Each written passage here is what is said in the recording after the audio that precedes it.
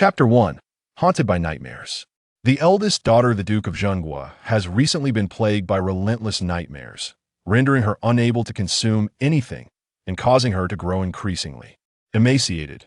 Physicians have come and gone in droves, and Taoist priests have been invited to perform numerous rituals at their residence. Yet all efforts have proven futile. Lady Meng Xiuzhen, the Duchess of Zhenghua, sits anxiously at her daughter's bedside, gazing at her gaunt and hollow cheeks with deep concern. She gently reassures her, "Weiner, it is merely a nightmare.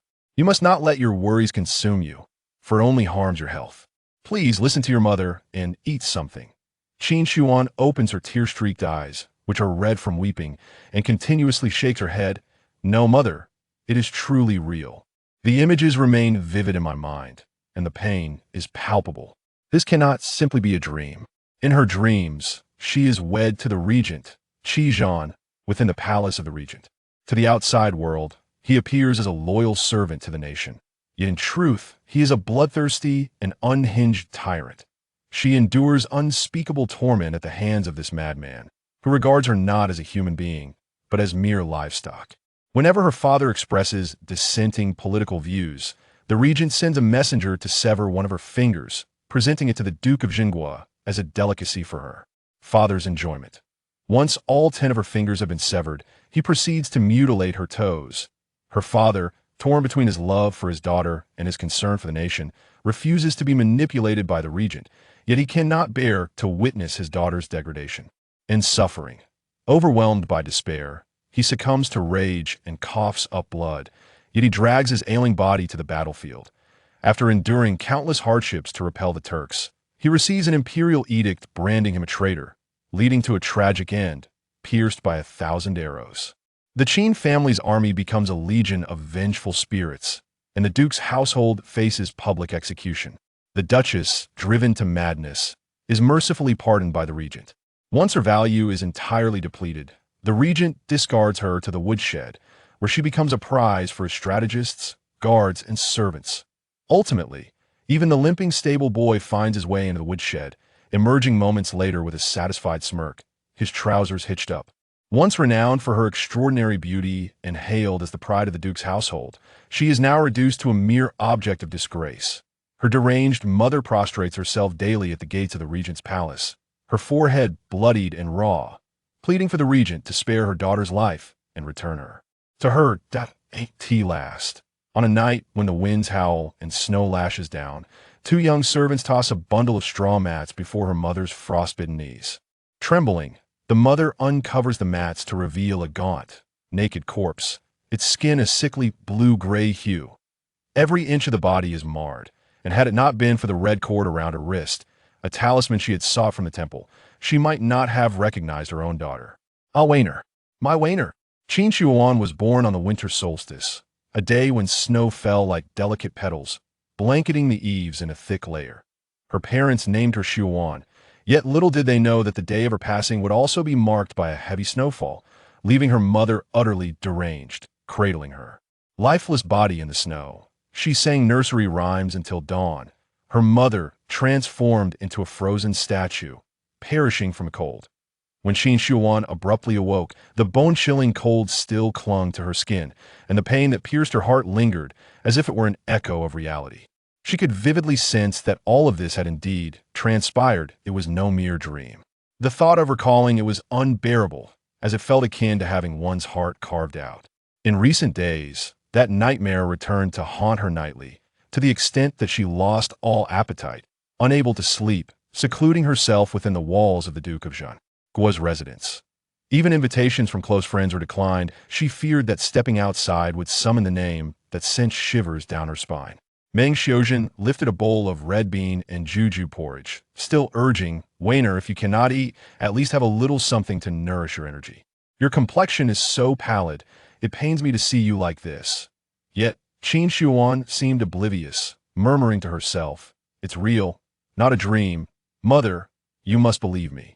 Witnessing her once dignified and graceful daughter reduced to a state of despair by nightmares, Meng Xiuzhen could not help but turn away, wiping away her tears in secret. She mused how absurd this dream was. What kind of person was the regent? Just last month, he had rejected a marriage bestowed by the Empress Dowager, and even the illustrious Princess Minghua could not capture his interest.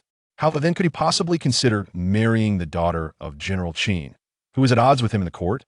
Moreover, even if the regent were willing, both he and his wife would never consent to their daughter marrying him. Thus, she and her husband dismissed the notion of this dream being real. Only that mischievous sister, who always looked up to her, believed Weiner's dream. As Meng Xiuzhen pondered, a distant sound of jingling accompanied by hurried footsteps reached her ears. Before the person even arrived, a bright voice called out, "Sister, sister, I brought you the new cherry blossom pastries from Qin Youning. I stood in line for ages. It was exhausting." Qin Youning dashed to the bedside, breathless, presenting an exquisite food box as if it were a treasure. Her fair and delicate face glistened with sweat, radiating a subtle sheen, while her almond-shaped eyes sparkled with pride, tinged with concern. The one who had been murmuring to herself finally turned her head, and upon seeing this innocent and vibrant face, Qin Zun's mood lightened considerably as she softly called, "Out, Yao Yao." Qin Youning nodded eagerly and quickly retrieved a piece of cherry blossom pastry from the box, offering it to Qin Zun's lips. "Sister, I've tasted it for you. It melts in your mouth, sweet but not cloying. You must try it." Fearing rejection, she added, "I waited under the sun for 2 hours to get this, without letting Baonyang and Tao Dao help at all." Meng Xiuzhen smiled and gently ruffled Qin Youning's hair. "You worked hard, Yao Yao." The bond between these sisters had always been close. Whenever Weiner felt downcast, no one else could lift her spirits. Only her sister could. True to form, a hint of a reluctant yet affectionate smile graced Qin Zun's lips as she, with great effort, took a bite of the cherry blossom pastry offered by Qin Youning. Seeing that her eldest daughter had consumed some food, Meng Xiuzhen felt a slight sense of relief. However, the subsequent words of Qin Youning sent a chill of fear through her heart. "Mother, sister, today I encountered Qi Zhan's sedan chair on the street. Thinking to teach that scoundrel a lesson, I discreetly wedged a stone into the wheel axle while no one was watching.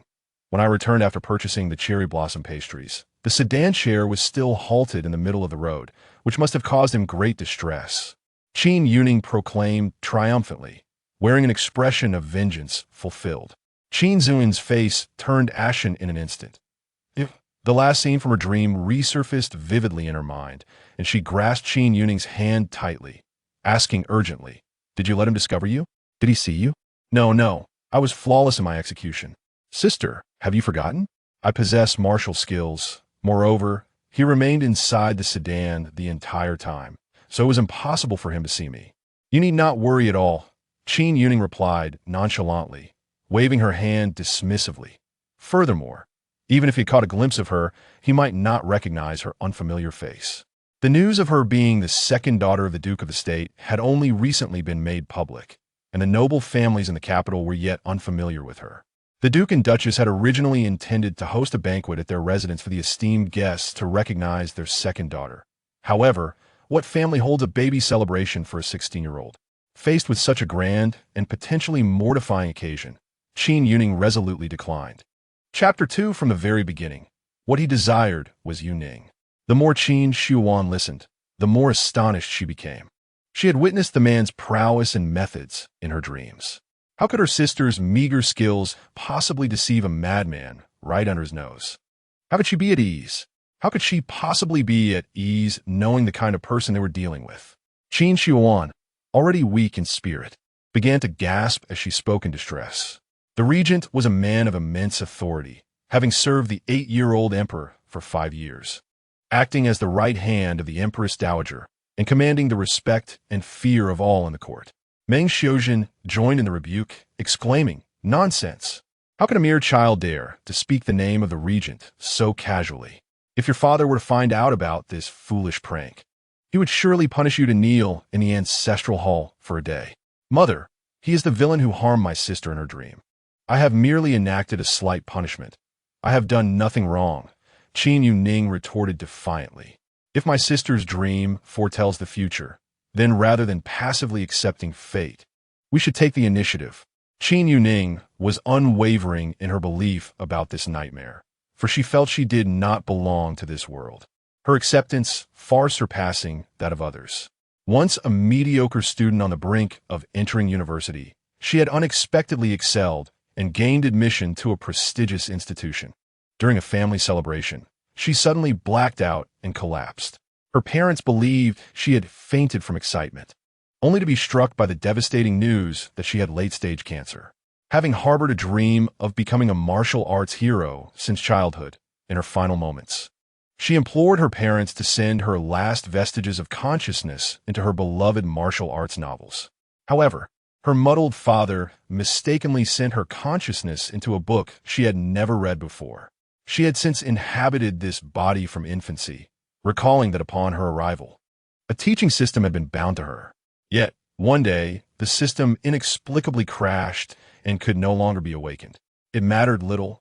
After all, this was merely the last flicker of her consciousness before her demise in reality.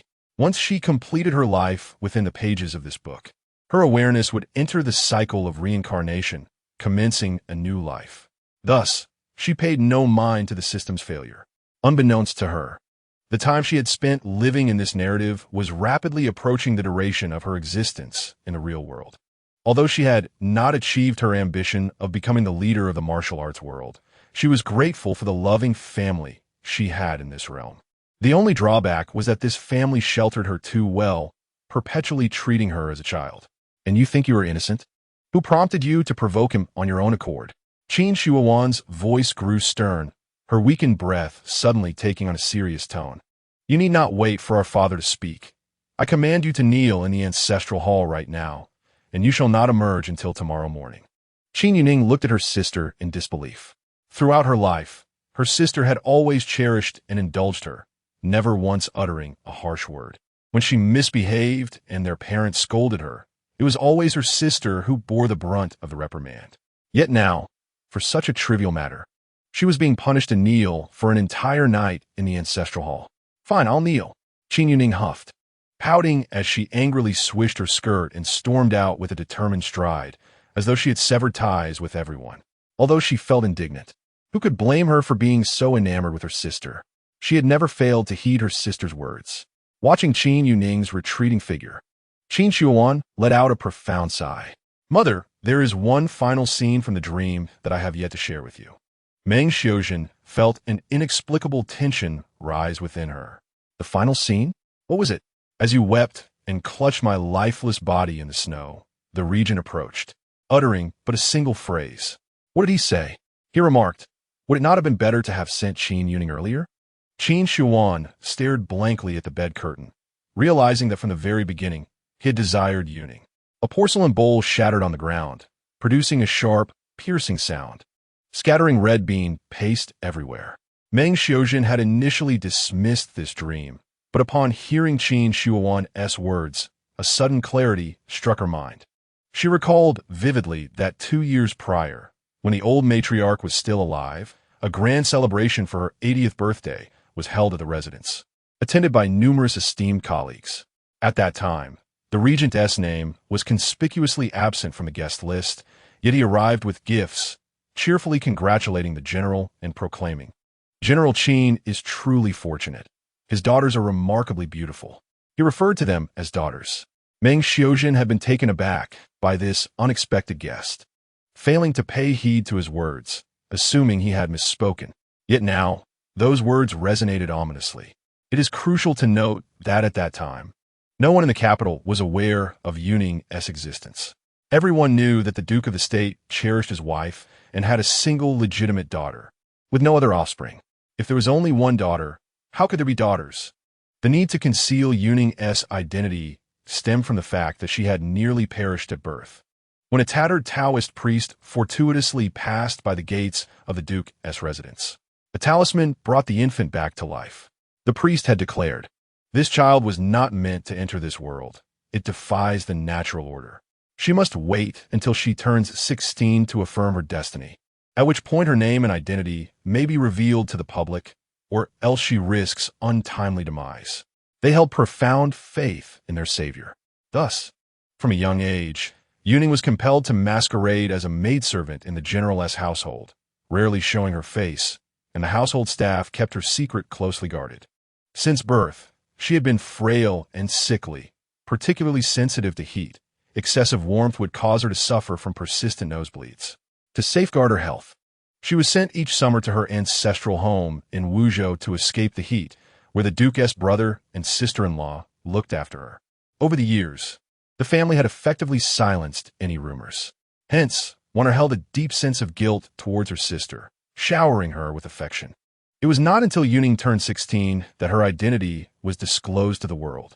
How had the regent known of her existence so early? And what intentions lay behind his words when combined with Wanner's statement?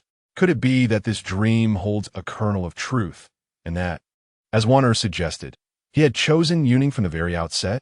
The more she pondered, the more Meng Xiuzhen trembled, murmuring to herself, "It cannot be true. How could it be? Tomorrow, I shall visit Puzhong Temple to light incense and pray to the Bodhisattva, assuring that both of you will be safe, and refrain from such wild imaginings." Yet Qin Youning smiled with newfound clarity, her tone resolute. "Mother, if it is fated, then I shall risk my life to protect Yao Yao. I only wish for you, and father, not to sacrifice yourselves for me." Meng Xiuzhen, choked with emotion, embraced Qin Youning, tears streaming down her face. "Mother sees you are lost in dreams, speaking nonsense. Tomorrow, I shall offer more incense money at the temple, praying for your and Yao Yao's safety. All will surely be well." Meng Xiuzhen, overwhelmed by despair, could hardly bear the thought of her two daughters facing adversity. How could she permit such circumstances to unfold? The season was now at the equinox, with the days characterized by gentle breezes and warm sunshine, while the nights grew increasingly cold. Qin Youning, her head drooping, felt drowsy despite her icy feet and weary knees. The encroaching fatigue proved insurmountable, and she succumbed to her exhaustion, collapsing into a soft, fluffy world akin to cotton candy. In her half-slumber, she nuzzled against it, a satisfied smile gracing her lips as she murmured, "You are the cotton candy of my heart." Qin Youning, standing nearby, shook her head in exasperation, for her sister often sang songs beyond her comprehension. She bent down to adjust the cushion, ensuring that not a single part of her sister's body touched the cold ground. Draping a soft blanket over her, she tenderly wiped the drool from Youning's mouth, her eyes filled with a gentle warmth. Chapter 3. In Life. Nothing is more elusive than peace and health. Her sister, with a heart so pure and simple, spent her days either dreaming of food or indulging in tales of adventure, her greatest aspiration being to roam the world as a heroine. Throughout their lives, Youning had brought her immeasurable joy and warmth, if dreams were indeed reality. As an elder sister, Xuan would unhesitatingly stand before her, shielding her from all harm. "Dear sister, I wish for you to find joy every day, living life to the fullest." With a soft touch, Qin Youning brushed the stray hairs from Youning's forehead, then turned to kneel solemnly before the ancestral tablets in the family shrine. "O ancestors of the Qin family, if fate decrees that we cannot escape calamity, I, Wanner, am willing to descend into the depths of hell, unrepentant in this life. I implore you to bless our household with prosperity and eternal peace. I shall forever remember your grace," she said, punctuating her words with 3 resounding bows, each imbued with a resolute determination. The following morning, before dawn had broken, Meng Xiuzhen hurriedly boarded a carriage en route to Puzhong Temple. Upon reaching the mountain's base, she discovered the path was blocked, flanked by layers of imperial guards. Inquiring further, she learned that the Empress Dowager had come to pray for the young emperor. It was well known in the capital that the Empress Dowager was a gentle soul devoted to fasting and prayer. The late emperor had passed away suddenly 5 years prior, leaving the young prince to ascend the throne at the tender age of 3. He was now merely 8 years old. All matters were entrusted to the regent, and it was evident that a widow and her children faced great challenges within the court. Meng Xiuzhen sighed softly. As a mother herself, she could empathize with the dowager's maternal love. She instructed the coachman to pull aside for a brief respite, intending to wait until the Empress Dowager's prayers were concluded and the path cleared before proceeding to the temple. After a short while, her maid, Fuzhu, lifted a corner of the curtain to peer outside and exclaimed, "Madam, it seems someone approaches us." Heeding her words, Meng Xiuzhen leaned closer to the curtain. Indeed, The guard stationed at a distance began to part, creating a path. From the throng emerged a figure clad in a deep purple brocade robe adorned with cloud patterns. Draped in a luxurious silver-black fox fur cloak. Tall and elegant, he exuded an innate nobility as he strolled leisurely towards them, the fallen leaves rustling beneath his feet. The man's visage grew increasingly distinct, akin to a painting unfurling amid serene mountains and tranquil pools. His brows and eyes were like ink, with the corners of his eyes slightly raised, exuding an innate charm laced with a hint of allure. It was none other than His Highness, the Regent.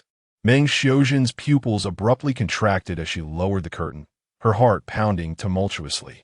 The sound of footsteps had come to a standstill outside the carriage, followed by the man's cool voice.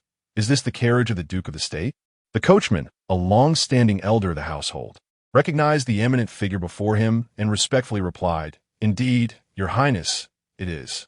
Meng Xiuzhen hesitated, knowing it was customary to disembark and pay her respects.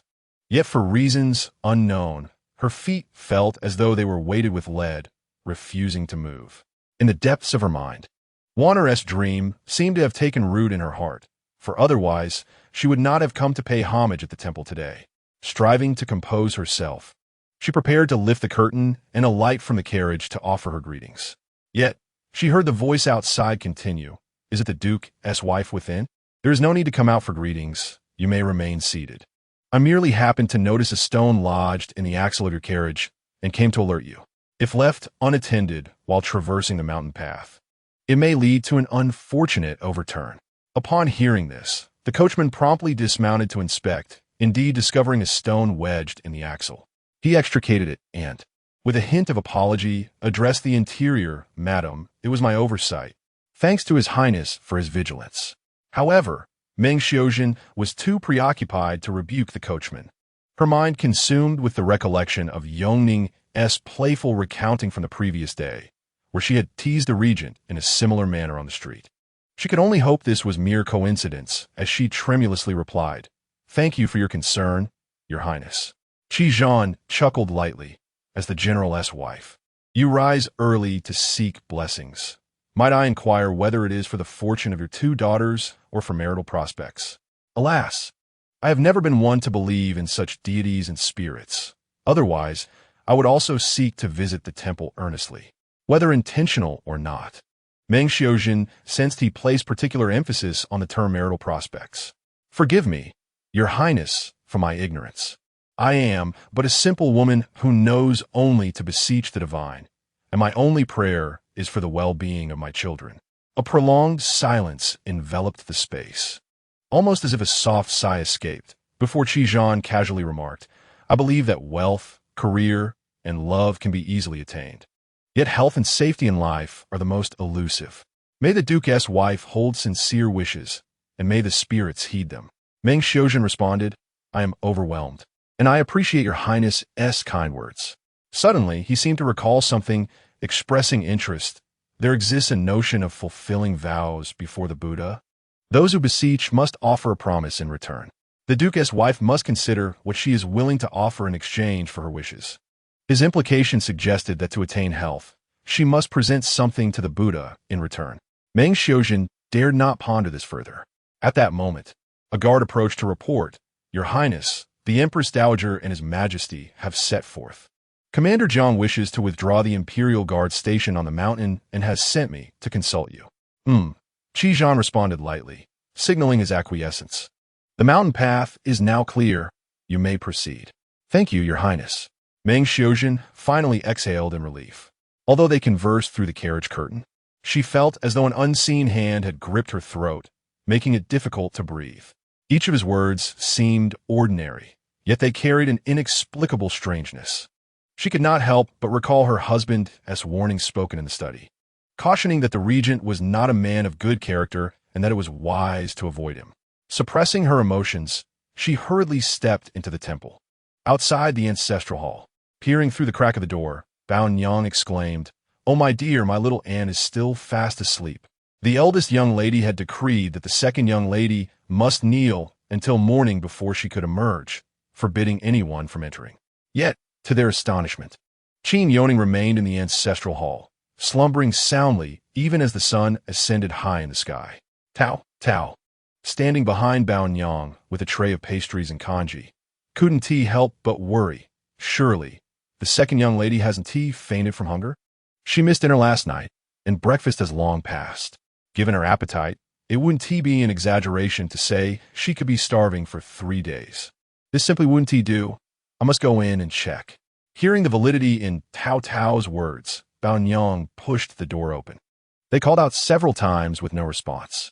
Approaching, they discovered that aside from a soft blanket shaped like a person on the floor, there was no sign of Qin Youning. Alarmed, they exchanged glances, wondering where the second young lady had vanished. Just then, a graceful figure flashed at the doorway. Hey, what are you two up to? Startled, Tao dropped the tray. Qin Youning, light as a feather, gracefully caught the tray on her toes. Not a morsel of food spilled. The young lady's delicate features beamed with a smile that seemed to beckon praise. Having accompanied Qin Youning for many years, both Tao and Bao Nyang instantly understood and began to applaud, exclaiming in unison, "The heroine is truly remarkable." Qin Youning, with a proud nod, responded, "Not too shabby. Everyone keep it down. Where have you been, second young lady? Are you hungry? You must eat something," they urged after their flattery, as Tao hurriedly presented the tray. Qin Youning rubbed her stomach, saying, "Don't mention it. I awoke hungry before dawn and snuck into the kitchen for a bite, but it wasn't enough. I ended up ordering 3 baskets of soup dumplings from Anxiang Pavilion and ate until I was stuffed. Now I feel a bit unwell." "Oh dear, my little aunt. Did I not warn you before? Eating too much when you're famished is harmful to your stomach," Bao Nyang chided, gently massaging Qin Youning's swollen belly. Qin Youning bit her lip, suppressing her guilt. In truth, she hadn't gone out to buy dumplings at all. She had been tailing the regent. Last night, while pretending to sleep, her sister's words had reached her ears clearly. Unable to set her mind at ease, she resolved to secretly observe the regent's actions and, by unfortunate coincidence, spotted her mother's carriage.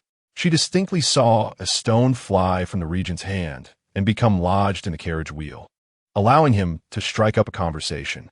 A chill ran down her spine. She wondered if his actions were a warning. Concealed among the trees, she felt an unsettling coldness directed at her. Only after witnessing her mother exit the temple safely did she return to the manor. Not long after, her mother arrived at the ancestral hall. Yao, I brought back a safety talisman for you and your sister from the temple, blessed by the old abbot. Wearing it will ensure peace and prosperity."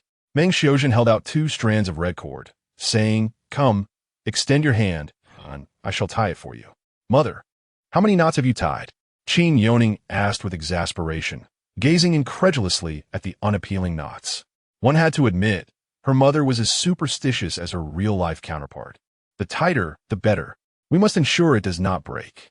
Meng Xiaojun gritted her teeth and tightened the final knot, then gently caressed Qin Youning's wrist. Unable to resist praising, "My dear Yao has such beautiful hands, as white as jade. Mother's hands are lovely too, especially when playing the guzheng. It is truly a sight to behold, and your father adores it." Qin Youning cupped Meng Xiaojun's hands and playfully kissed them, prompting a mock glare and a smile from Meng Xiaojun. "Go to your sister's room with your mother. You must persuade her to eat something. Mother's attempts have proven futile, so I must rely on you." "Fear not, mother, it is but a trivial matter." Upon entering Qin Youang's chamber, they found only remnants of a meal, indicating she had already dined well. Meng Xiaojun was overjoyed. "Wanner, you finally have an appetite. Thank the heavens. The Bodhisattva has indeed heard my prayers." She raised her hands in gratitude before producing a red string and offering it to Qin Youang. "Come, Wanner, extend your hand. Mother will tie this safety knot for you." The moment Qin Youang saw the red string, a flicker of surprise crossed her eyes, yet she complied and wore it. Just then, Qin Youang, having concluded the morning court session, hurried into the room. "Wanner, are you feeling better?" His face lit up upon hearing that his eldest daughter had finally decided to eat. "Father, mother, do not trouble yourselves. I am quite well now," Qin Youang reassured them. Then suddenly inquired, "By the way, father, I heard that every April a hunting event is held in the palace?" Qin Youning perked up, sensing that her sister was concealing something. Why would she inquire about a matter she typically showed no interest in? Qin Youning furrowed his brow in confusion. Indeed, but what does Wanner ask about this? Are you perhaps interested in the hunt? Usually, Wanner preferred pursuits such as poetry and flower arranging. Showing no inclination towards archery or hunting, it would be more fitting if Yao Yao were the one to ask. Sister, do you not recall? In previous years, father always received the first-class hunting trophy, bringing home numerous rewards, Qin Youning remarked. Qin Shuan merely smiled and replied, having been cooped up for too long. I thought I would inquire about the festivities. Since her marriage into the regent's household, her dreams had been filled with whispers of the hunt on her wedding day, leading her to speculate that this marriage was somehow linked to that event. If you wish for excitement, it is easily arranged, Qin Youning said. This year, you shall accompany Yao Yao to the hunt and witness how your father claims the top prize, securing rewards for both of you sisters. Qin Youning eagerly took hold of Qin Shuan's arm, nodding fervently. Yes, sister, come with me. I am quite familiar with the hunting grounds. In previous years, she had insisted on accompanying her father, but due to her status, she had to disguise herself as a servant by his side. This year, she could finally bring her sister along to join the ladies' seating area. Moreover, she could seize this opportunity to catch a glimpse of the regent. After Qingming, the Empress Dowager, accompanied by the young emperor, announced the date for the spring hunt. Flags fluttered in the breeze, and a gentle warmth enveloped the scene. Nobles, royal family members, and high-ranking officials brought their families to partake in the event. Qin Youning and Qin Shuan seated themselves among the ladies. This expansive sunshade pavilion was constructed specifically for the women, with seating arranged according to their family ranks. Qin Youning glanced around, recognizing no one. Her identity had remained concealed, and she had never attended any flower viewing or poetry gatherings in the past. Qin Shuan gently leaned closer to her ear and softly introduced. Seated not far from us is the Empress Dowager, along with Princess Minghua and several other noble ladies. Opposite us sits the daughter of Prime Minister Guan Mimian, flanked by her two close companions, the daughters of the Minister of Rights, Gu He and Gu Lian. Qin Youning stared blankly as her gaze flitted between the two. Are they twins? Indeed, Qin Shuan replied with a smile, then continued, however, you needn't concern yourself with distinguishing between them, as they have little regard for conversing with someone like me. Qin Youning, feeling indignant, inquired, why is that? A flicker of suspicion crossed her mind, wondering if her sister had been bullied by them, her gaze turning icy. Sensing her sister's rising ire, Qin Shuan quickly turned her face away, anxious that her sister might provoke trouble. In a hushed tone, she explained, currently, the court is divided into 3 factions. Prime Minister Guan Zhui supports Teng, Wang, Fu Jingyi, and the Ministry of Rights aligns with his faction. The second faction, she paused, is the regent, who backs the Empress Dowager and the Emperor, with the Ministry of Personnel, the Ministry of Revenue, and the Ministry of Justice all under his command. The remaining faction is akin to our father, who adheres to the doctrine of moderation, loyal solely to the great Liang and its people, without allegiance to any party. Thus, they look down upon us moderates, deeming us unworthy of their company. Qin Youning, feeling somewhat bewildered, finally summarized, isn't that akin to the sects of the Jianghu? Upon hearing this, Qin Shuan stifled a laugh, pondering for a moment before expressing her mild disagreement. There is indeed a resemblance. Yet the sects ultimately pursue a sense of righteousness, whereas the intrigues of the court are far more convoluted, leaving few loyal and pure-hearted individuals like our father. At the thought, she recalled the harrowing scene from her dreams, where her father was pierced by 1,000 arrows, a thick veil of sorrow gathering in her eyes. Noticing the shift in her sister's expression, Qin Youning immediately sensed her sister's somber thoughts. Determined to divert her sister's mind from the gloom, she glanced at the crossbow arrows held by a servant and, struck by an idea, leaned closer to Qin Shuan, asking, Sister, I remember you had a black and white rabbit when you were little, brought back by father. Today, shall I go catch another for you? Ah. Qin Shuan was still processing her sister's words when she saw Qin Youning already rising to her feet. She hopped down the wooden steps, seized the crossbow arrows from the servant, and dashed towards the horses prepared on the lawn, turning back to Qin Youning with a playful smile that sparkled in her eyes. In the Great Liang, the customs were liberal, and many women were adept in equestrian skills. Today, several noble ladies had boldly proclaimed their intent to compete with the men, galloping into the woods. Though Qin Youning had no initial intention of riding, donned in a trailing scholar's robe, she deftly tied up her skirt and mounted the horse.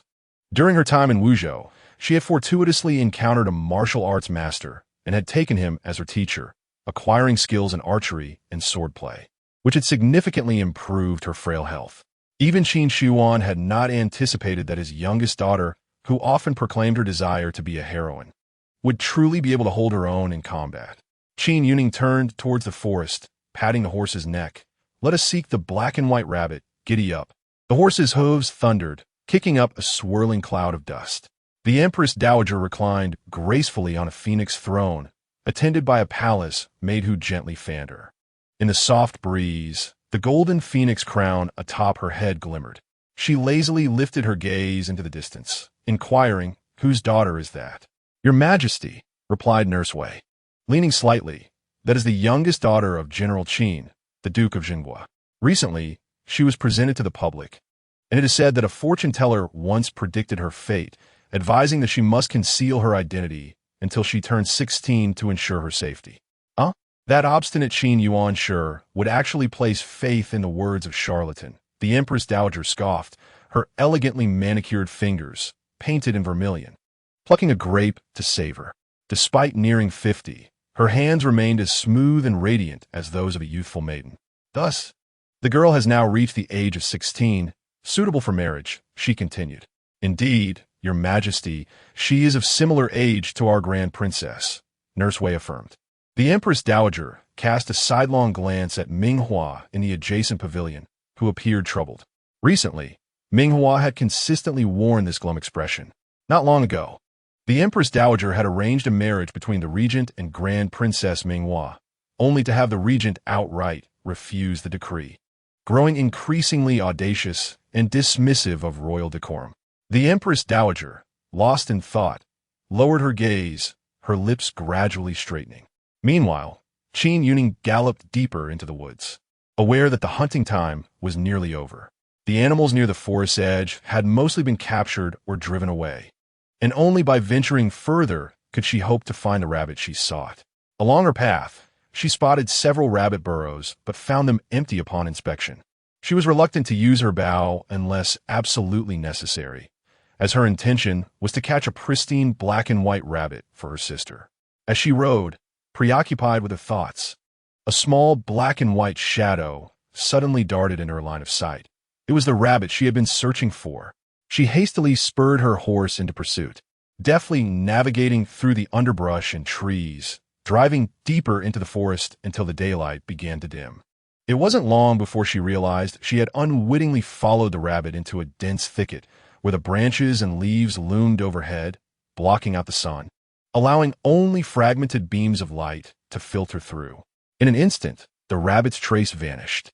Qin Youning reined in her horse and tethered it to a sturdy tree, deciding to rely on sound to search. Listening intently, a skill imparted by her master, she crouched low and advanced quietly, using her internal energy to muffle her footsteps. After searching fruitlessly for a while, she closed her eyes, striving to sense any signs of life amidst the rustling leaves. "Eureka!" A smile crept across her lips as she opened her eyes and turned southwest, only to find that the shadow amidst the trees was not a rabbit but a person. Concealed in the darkness, armed with a crossbow, an arrow drawn and poised.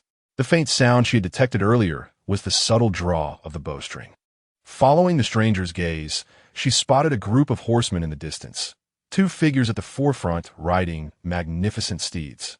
One, tall and resplendent, was none other than Regent Qizhan, while the other, a boy clad in a golden robe, was the young Emperor Fu Jingming, merely 8 years of age.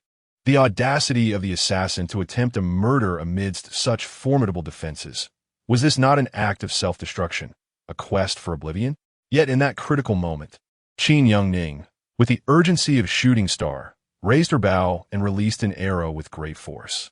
2 feathered arrows were shot almost simultaneously. Qin Youngning's arrow struck the one released by the assassin, sending it crashing to the ground. Although she was aware that the regent was surrounded by skilled warriors who would surely protect the young emperor, she could not gamble with the life of a child. The emperor was merely a young boy, and she could not stand idly by. However, this very act exposed her to the scrutiny of all present.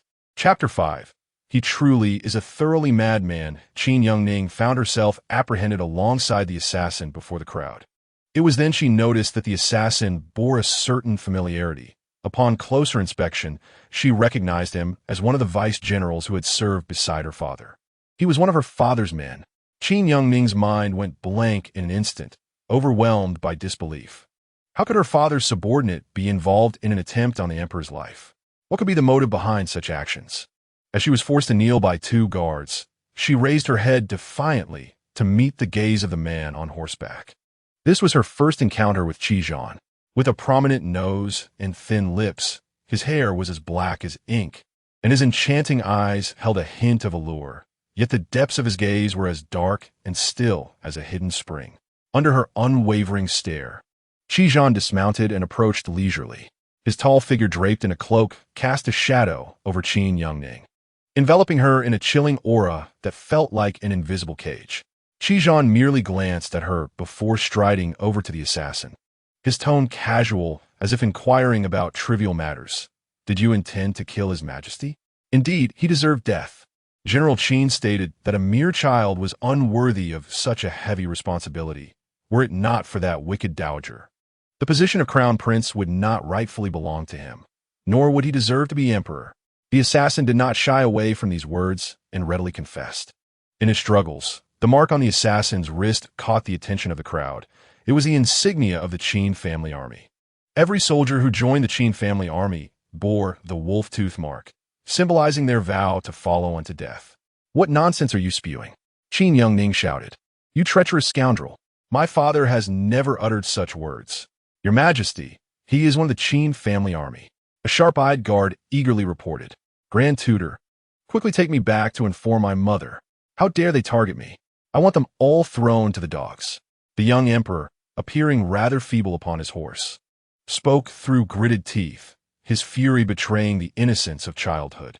Qizhan, however, seemed unfazed. He extended a hand, and a nearby guard immediately presented him with the two feathered arrows. His fingers, elegantly defined, brushed lightly over the sharp tips, and he lamented with a smile.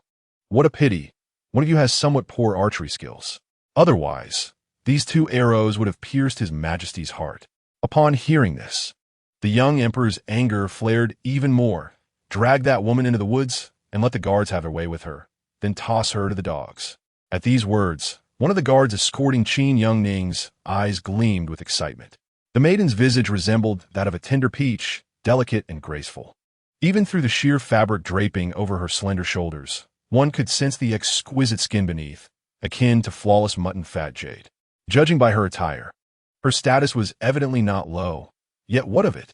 To dare to assassinate the crown prince was an unforgivable crime. If one were to toy with her, it could be seen as a small victory, for there were indeed advantages to being in the emperor's proximity. Qizhan lifted his phoenix-like eyes, their outer corners elegantly arched, his dark gaze discreetly sweeping over the expressions of the guards. Qin Youning retorted vehemently, Are you all blind? My arrow was clearly aimed at saving a life. Regret coursed through her veins. Had she known the young emperor possessed such a brutal and rebellious lineage, she would have preferred to end his life with a single shot. For allowing such a child to ascend the throne endangered the entire De Liang dynasty. Yet, this was merely a thought she harbored in her heart, for she ultimately had to consider her family. They were not mere figments of paper, but flesh and blood relatives. After enduring her anger for some time, Qin Youning had no choice but to relent. I am wronged, Your Majesty. I beseech you and the regent to discern the truth. This matter is fraught with oddities and requires thorough investigation before any conclusions are drawn. Oh, is that so? Qizhan leaned closer to Qin Youning, his raven-black lashes casting shadows upon her pale cheek, forming two delicate silhouettes. So, you did not wish to harm His Majesty? Qin Youning replied earnestly. That is indeed the case. I speak with integrity, and actions must be substantiated by evidence. She felt utterly foolish, having been caught in a predicament where she attempted to assassinate the reigning emperor while chasing after a rabbit. Qi Zhan examined the 2 arrows nestled in his palm and casually inquired, "Which arrow belongs to you?" Qin Youning pointed to the thicker one. "This one?" "A mere investigation will reveal that I aimed it towards." Before she could finish her sentence, the remaining syllables transformed into a gasp. In an alarming twist, Qi Zhan grasped her hand, forcefully plunging the arrow into his own chest with such vigor that the arrowhead embedded itself completely within his flesh. Qin Youning was struck with horror, desperately attempting to withdraw her hand, but Qi Zhan tightened his grip, pushing deeper and twisting the arrow, causing the wound to gush with crimson blood, staining his deep purple satin robe. Yet, his face bore no trace of pain. His eyes sparkled like constellations as he gazed at her, a smile of delight gracing his lips. "Your arrow, which was meant to slay his majesty, has now become irrefutable evidence against you." Qin Youning's hand was drenched in blood, trembling involuntarily, acutely aware of the warmth coursing through the life fluid. However, Qi Zhan seemed impervious to the pain, allowing the blood to flow freely. He was undeniably mad. The young emperor shouted in panic, "Quick, behead that woman!" Yet, the guards remained motionless, awaiting the regent's command. Qi Zhan decreed, "Take her back. I shall interrogate her slowly and determine her fate." "Yes," the guards replied in unison. "You." Qi Zhan directed a guard who had been gripping Qin Youning's shoulder, casting a glance at the assassin. "Dispose of him in the cave on the back mountain to feed the tigers." The guard hesitated, surprised that the anticipated reward had evaporated, now tasked with a difficult chore. Reluctantly, he responded, "Yes, Your Highness." He was aware that the regent had raised a pack of tigers in a cave on the back mountains, often feeding them with human prey. Consequently, the prince emulated the regent by keeping several hunting dogs within the palace. Typically, it was the regent's subordinates who were tasked with this grim duty, but now he was summoned instead, despite being an official of the emperor. Though doubts lingered, he felt powerless. After all, the regent wielded immense power, and the emperor was nearly subservient to him. The guard had no choice but to obey orders, while the bound assassin, upon hearing he was to be fed to the tigers, turned pale, a flicker of shame and resentment passing through his eyes. Yet he remained silent, lips sealed, until the guard led him away. The news of the emperor's assassination attempt reached the hunting grounds. The horn echoed through the skies, signaling the assembly of all those in the mountains to return at once. In an instant, anxiety gripped the gathering of families. Qin Shuoan felt a twitch in her right eyelid, nervously rising to scan her surroundings, twisting the handkerchief in her grasp. The Empress Dowager, supported by Nurse Wei, hurried to the tent to check on the startled emperor. Upon entering, she found Qi Zhan reclining on a couch, his garments slipped to his elbows, exposing a bare shoulder adorned with beautifully defined muscles marred by grotesque scars. The palace maids hurriedly lowered their heads, fearful of casting their eyes upon the disheveled regent. Once, a close mate of the Empress Dowager, envious of the regent's beauty, had donned a sheer garment and, while serving tea, intentionally gazed at him more than once. As a consequence, the regent had ordered her eyes to be gouged out and cast into a deep well, leaving the Empress Dowager furious, but unable to voice her anger. Observing the Empress Dowager's hand wave, the maids fled the tent in a panic. The young emperor rushed forward, grasping the corner of his mother's garment, tears welling in his eyes. "Mother, save me. Qin Youning, that traitor, seeks to kill me." The Grand Tutor has already uncovered the identities of 2 assassins, both linked to Qin Youning. The Empress Dowager yanked her garment free and scolded him sternly. "Jingming, what a sight you present, crying like a child. You exhibit not a trace of the imperial demeanor. I shall ensure justice is served, but for now, follow Nurse Wei and compose yourself. If you cry again, you shall not be fed tonight." Chapter 6. The Great Calamity of the Duke of the State. The Empress Dowager watched the emperor sobbing as he left with the nurse before turning back. She saw Qi Zhan grip the arrow shaft and, without hesitation, draw it out, blood gushing forth. He did not furrow his brow, merely remaining silent as he poured strong liquor over his wound, his familiarity with such pain revealing an unsettling numbness from countless previous ordeals. Qi Zhan's complexion was pale, beads of cold sweat forming on his forehead, yet he bore an enigmatic, morbid calmness. He glanced at the Empress Dowager with a smile, not rising to bow, but instead mockingly remarked, "Your Majesty gazes at me so intently. Could it be that you are envious of this youthful, robust physique? Surely, those male favorites I have sought for you have failed to satisfy, and perhaps I shall find you a few more strong as oxen to attend to your needs." The Empress Dowager, feeling a twinge of guilt, glanced outside the tent and reprimanded him. "You are being outrageous. The regent must refrain from such nonsense. This place is not the palace." She coughed lightly, attempting to mask her discomfort, and inquired, "The emperor's assassination attempt is a grave matter. Did he say the assassins were sent by Qin Youning? Where are the assassins now?" Qi, seemingly indifferent, casually donned his outer robe and replied dismissively, "They are dead." "Dead?" The Empress Dowager gasped in shock. Qin Youning was a man of unwavering integrity, neither yielding to her nor aligning himself with the emperor or Tang Wan. She was unaware of the myriad of schemes she had employed to draw him under her command, yet he remained steadfast, wholly devoted to the great Liang. With his command over an army of 100,000 and his considerable reputation, it was no wonder he instilled a sense of trepidation in others. If the assassin truly had ties to Qin Youning, she had finally grasped a means to exert control. However, how could Qi have simply killed him?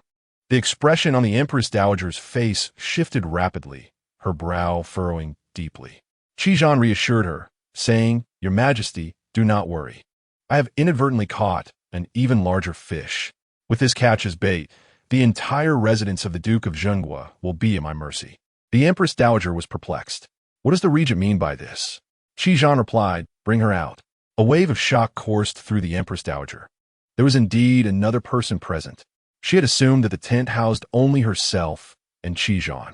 Just as those words left his mouth, Xianlin emerged from behind a screen, effortlessly guiding a young woman to the front of the couch. With a gentle release, she knelt upon the carpet. The Empress Dowager's delicate brows knitted together. Is this not Qin Yuning's young daughter? If she had overheard the conversation between herself and Qi, it could spell disaster for her if the information reached others. In that moment, the Empress Dowager's heart turned cold with murderous intent. "Your Majesty, is this girl who has caused my injury?" Qi continued. "Qin Youning has indeed raised an exceptional daughter. She has concealed her identity for years, yet possesses remarkable skills. Who would have thought that a mere girl could orchestrate an attempt on the emperor's life, dispatching 2 assassins? This risky gambit has truly caught me off guard." Qin Youning had a wad of cloth stuffed in her mouth, her hands bound behind her. She struggled desperately, her clear, glass-like eyes brimming with fury as she attempted to speak. She yearned to unleash a tirade of invectives upon Qi, but after several futile attempts, only nonsensical sounds escaped her lips. Frustrated, she resigned herself, wishing she could pierce him with her gaze. When Qi met her defiant stare, a subtle, enigmatic smile graced his lips. The Empress Dowager noticed the resentment and indignation in Qin Youning's eyes, yet as Qi had indicated, she was indeed a substantial catch. If the blame for the assassination fell upon her, it would grant her the leverage to manipulate the Duke of Zhenggua's residence at will. The Empress Dowager then raised her voice. "Where is Jiang Huai?" Upon hearing her call, Commander Jiang rushed in, kneeling in respect. "Your Majesty, Regent Wang, the Duke of Zhenghua, Qin Youning, has sent assassins to kill the emperor. The assailants have been apprehended. I command you to immediately search the Duke's residence and detain all individuals within, bringing them to the Dali Temple for trial." "Your subordinate obeys." Commander Jiang responded promptly, leading the Imperial Guards to carry out the order. Qin Youning could not contain her distress, letting out muffled cries as she strained against the ropes binding her wrists, which had turned red from her efforts, a stark contrast against her fair skin. Qi slowly turned the dark green signet ring on his thumb, his gaze briefly drifting to the marks on her wrist. He spoke in a calm tone. "If your Majesty has no further matters, I would appreciate a moment to change into a fresh brocade robe." And thus, he brazenly issued an order for her departure. The Empress Dowager's expression darkened considerably. Now that Qi held immense power, his words and actions grew increasingly audacious, devoid of any reverence toward her. Yet, she found herself compelled to rely on his influence and cunning to contend with that old wretch, Guanzhou. With a cold huff, she expressed her frustration, yet felt unable to unleash it, merely stating, "The regent has uttered words that should not have reached certain ears. I trust you will not forget to deal with her." Upon finishing her words, she cast a fierce glance at Qin Youning. Then, with a flourish of her resplendent gold and red phoenix robe, strode away. Qin Youning, preoccupied with the safety of the entire household, paid no heed to her own predicament. Thus, when Qizhan seized the burlap cloth from her mouth, she urgently exclaimed, "Qizhan, I have overheard the secret of the Empress Dowager's male favorites. Whether you choose to kill me or cut out my tongue is of no consequence. I will admit to being an assassin if you insist. My actions bear no connection to the Duke of Zhangguo's estate. If you dare harm even a hair on my family, I will haunt you as a vengeful spirit, tormenting you day and night, ensuring you know no peace." Qizhan listened in silence, the smile lingering on his lips, his voice low and tinged with a chilling undertone. "Very well, it just so happens that I am lonely at night. You may come and haunt me as you wish." As he spoke, an unexpectedly cold and sharp dagger pressed against Qin Youning's lower back. A wave of fear washed over her, prompting her to instinctively shut her eyes. Accompanied by the sound of the blade slicing through material, her wrists were suddenly freed from their binding, only to be seized again by Qizhan. Startled, Qin Youning watched as he grasped her hands, applying a milky gel to the red marks on her wrists. What new form of torment has this madman devised? Could it be a poison that would cause her to rot away? In her eyes, filled with a resolve to face death, Qizhan slowly withdrew the jade ribbon that had been securing his hair, causing the obsidian hairpin to clatter to the ground, his ink-black hair cascading down to his waist. Then, unexpectedly, he drew near, the mingling scents of blood and wine assaulting her senses, causing her heart to race. He once again restrained her hands behind her back, binding them anew with the silk ribbon, its touch cool and delicate, devoid of any pain. His nonchalant voice echoed in her ear, "Do not be hasty. Let me ponder how best to grant you a death that will bring me satisfaction." As he met her gaze, the darkness in his eyes seemed on the verge of overflowing. Qizhan's demeanor bore an enigmatic quality, infused with a sense of wild obsession, sending shivers down Qin Youning's spine. Subsequently, he commanded that she be taken away and placed in solitary confinement. Once she had departed, Qizhan's brow furrowed as he coldly reprimanded, "Xianling, next time you bind her, do not use hemp rope. Opt for fine silk instead." Xianling hesitated, recalling how previously Qizhan had deemed the hemp rope too soft and had ordered him to use thorns instead. Today it was simply a matter of not finding thorns, hence the use of hemp. The prince, known for his cold and ruthless demeanor, had unexpectedly softened, leaving Xianling with no choice but to comply. "Understood." After changing into clean garments, Qizhan inquired, "Has my tiger been sufficiently fed?" "Xianling, in response to your highness, both the assassin and the guard have been consumed by the tiger. Alas, it is still insufficient. We must feed it more." Qin Yuanshir's wife and child, after all, his arrows were intercepted mid-flight. Since the task remains unfulfilled, let them reunite as a family. Xianlin was not surprised. This was the nature of the prince he had followed for many years, one who never showed mercy. Chapter 7. Nightmares become reality in the span of a single night. Over 100 individuals from the Duke of the State's residence were imprisoned in the dungeons. The soldiers in the military camp were engulfed in unease and agitation. Whispers spread that Qin Yuanshir had plotted to assassinate the reigning emperor but had failed, with irrefutable evidence against him. The Empress Dowager was furious and refused to show leniency. Officials who had once been friendly with General Qin spoke in his defense, only to find themselves implicated in the same charges. In the court, no one dared to utter a word. The common folk chattered incessantly, most expressing sympathy for General Qin.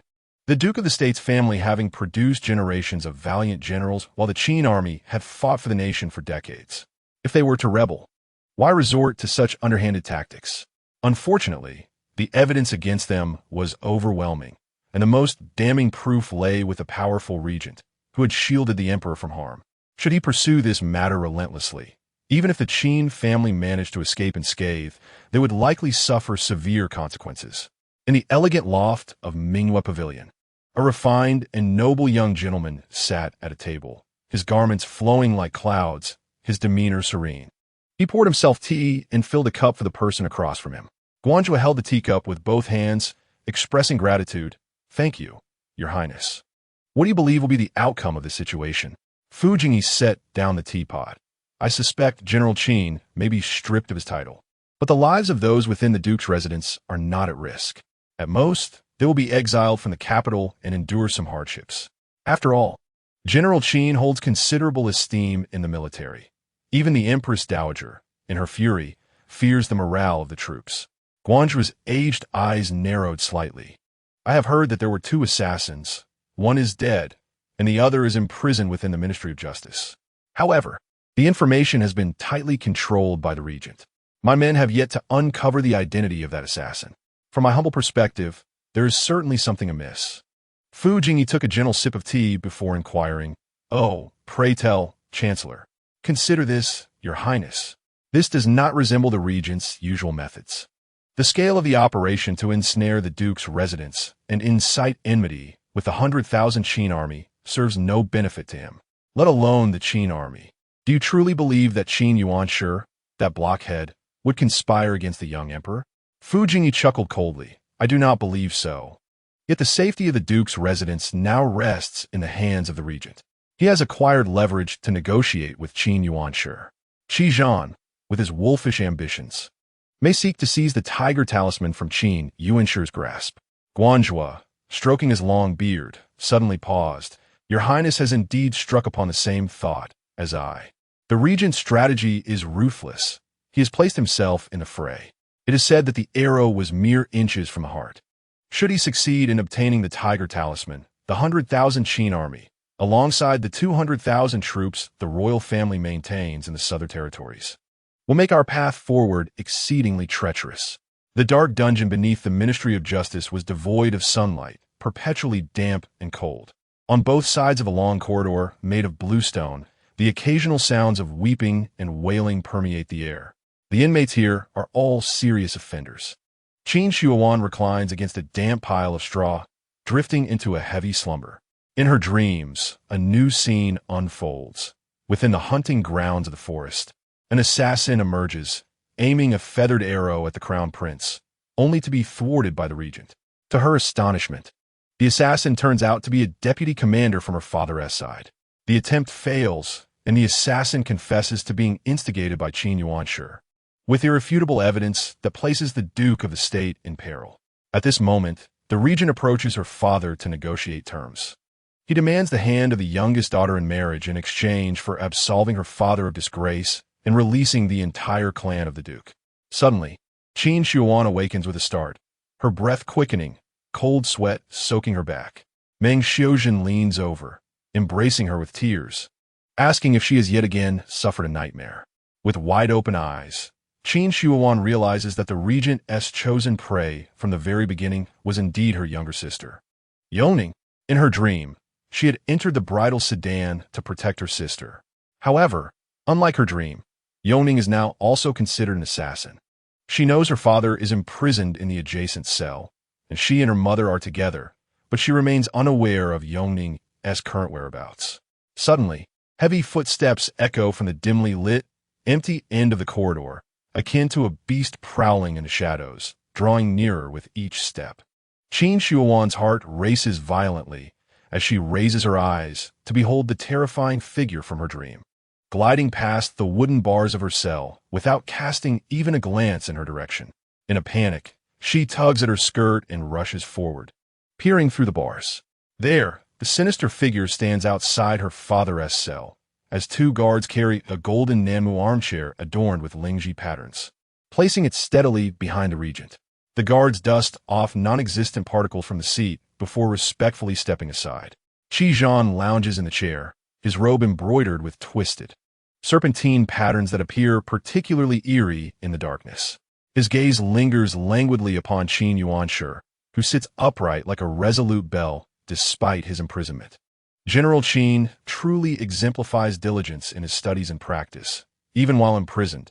It is indeed commendable, Qi remarks with a languid arch of his brow, his voice deep and drawling.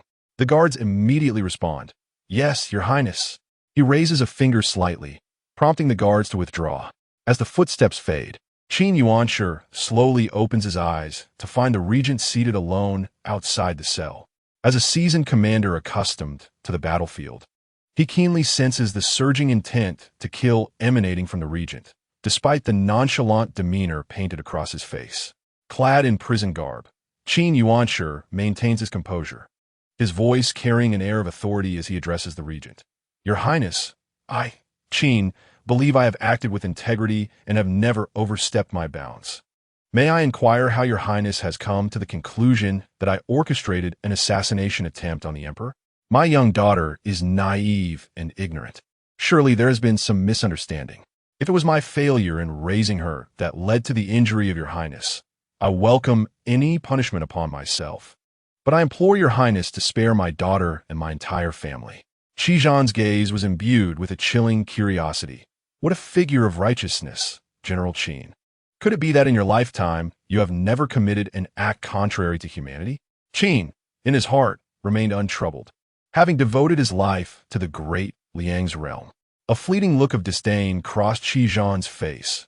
"Very well, let us discuss the matter at hand. If you wish for me to spare the lives of over 100 individuals from the Duke of the State, there may yet be a way, depending on your sincerity." General Qin. Qin Yuning's brow furrowed as he pondered for a moment before articulating a long-considered resolution. "Though I am but a mere commoner, I understand that great merit often invites peril. I am willing to relinquish the tiger talisman of the Qin army. To exchange the talisman for the peace of my family is my final card." However, Qi scoffed lightly, coldly retorting, "What use is a lifeless talisman? For many years, you have led your troops. Wherever your 100,000 soldiers' hearts reside, there is your true power. I have a far superior proposition." Qin Youning was taken aback. He was prepared to endure the pain of relinquishing his 10,000-strong army to prove his family's innocence. Yet he did not anticipate that the regent desired something beyond the talisman. He could not fathom what could possibly hold more significance for the regent. Qi spoke with a calm, yet earnest tone. "I am in need of a companion. Marry your youngest daughter to the regent's residence, to arrive in a bridal sedan 3 days hence. In exchange for her, I will ensure the tranquility of your entire household. What say you, General Qin?" His voice lingered in the air, imbued with an undeniable pressure. Qin Yuning's pupils trembled in shock, unable to regain his composure for a long while.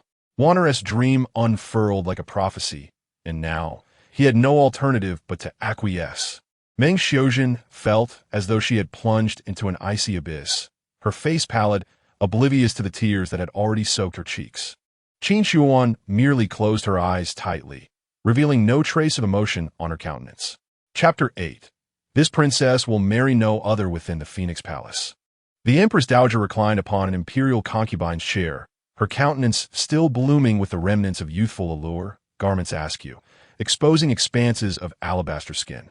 A closer inspection revealed the soft creases at her joints, hinting at her advancing years. Yet, the youthful paramour beside her seemed unfazed, tenderly caressing the revered figure with an air of infatuation.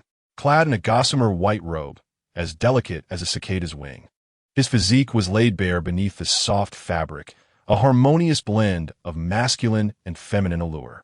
The snow fox and marten fur blanket, draped over the chair, exuded a peculiar scent, filling the room with a chaotic aura of passion.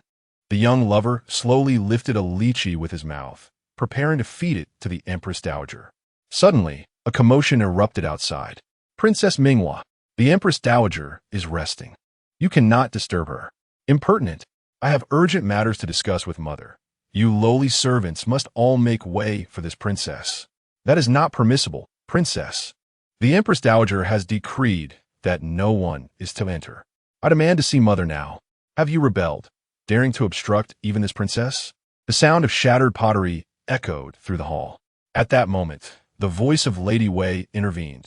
"Princess Minghua, the Empress Dowager is unwell today, suffering from a severe headache.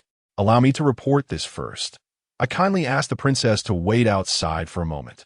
We cannot afford to jeopardize the Empress Dowager's health.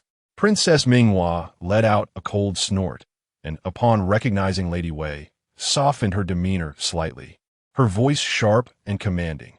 Hurry, if my beloved is taken from me. I assure you shall all suffer the consequences.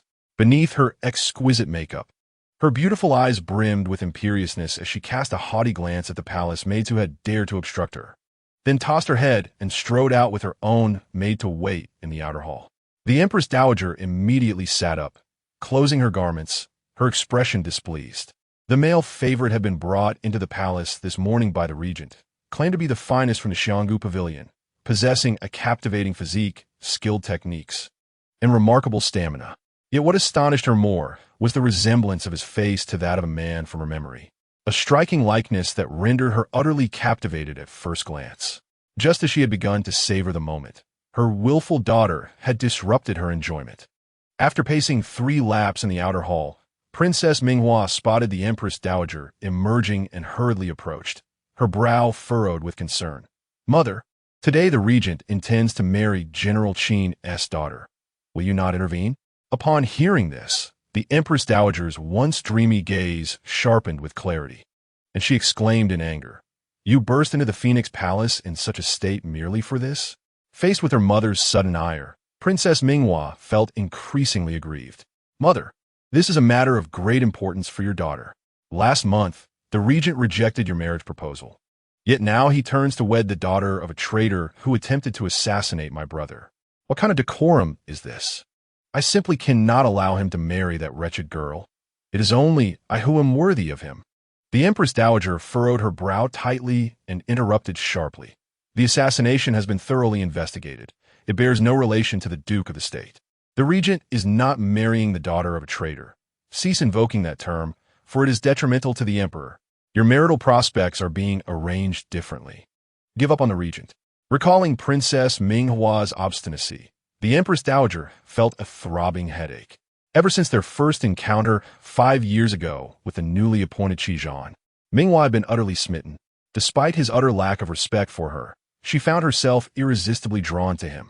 The proud princess, who would bake pastries and spend sleepless nights embroidering sachets, had her heartfelt gestures consistently rejected. As a mother, she recognized that this man was no suitable match, yet could not withstand her daughter's relentless pleas, who had knelt outside the palace for an entire day and night, begging to marry Qizhan. To her astonishment, her marriage decree was met with Qizhan severing it with his sword, and his cold words still echoed in her memory. Your Majesty, marrying me will not end well. I am destined for the gates of hell. Do you wish for your precious daughter to accompany me there? The Empress Dowager had then experienced a sudden realization. The regent had countless grievances on his hands, having spilled so much blood over the past 5 years. He was the very embodiment of a malevolent spirit. It was through his ruthless methods that he could contend with the likes of the prince and the chancellor. For this reason, the Empress Dowager felt a sense of relief, grateful that when she had taken Qizhan under her wing, she had administered the 7 Hearts powder to him, a potent poison requiring an antidote every 6 months, or else his heart would decay. Thus, she could keep the regent in check. Considering this, the Empress Dowager continued, "Listen to your mother. That young daughter of the Qin family will not last long once married. The regent is a man of intricate thoughts, and his depths are unfathomable. For 5 years, your mother has been unable to discern his true nature, let alone you, a mere child. My dear, you are already 16, and the regent is but 22. He is not as cunning as you believe. If you insist on marrying him, should you not wish for my support in this matter, I shall take Zhang Huai and seize the wedding myself." Impudent. The Empress Dowager raised her hand and struck the princess across the face, her eyes flashing with anger. "It seems I've been too lenient with you lately, allowing you to become increasingly audacious. Should the regent marry the daughter of Qin Youning, it would greatly solidify your brother's claim to the throne. Do you not understand how much Tang Wang desires the Qin army? As the eldest princess, you could enjoy a life of unparalleled nobility. Do not let fleeting romantic sentiments entangle you. The power and glory that you hold in your hands are of utmost importance." Minghua had always been a girl who aimed for the best, desiring everything she set her eyes upon. The Empress Dowager had initially admired her daughter's spirit, believing that in this world, one must strive to seize what they desire. Thus, she indulged her in every way.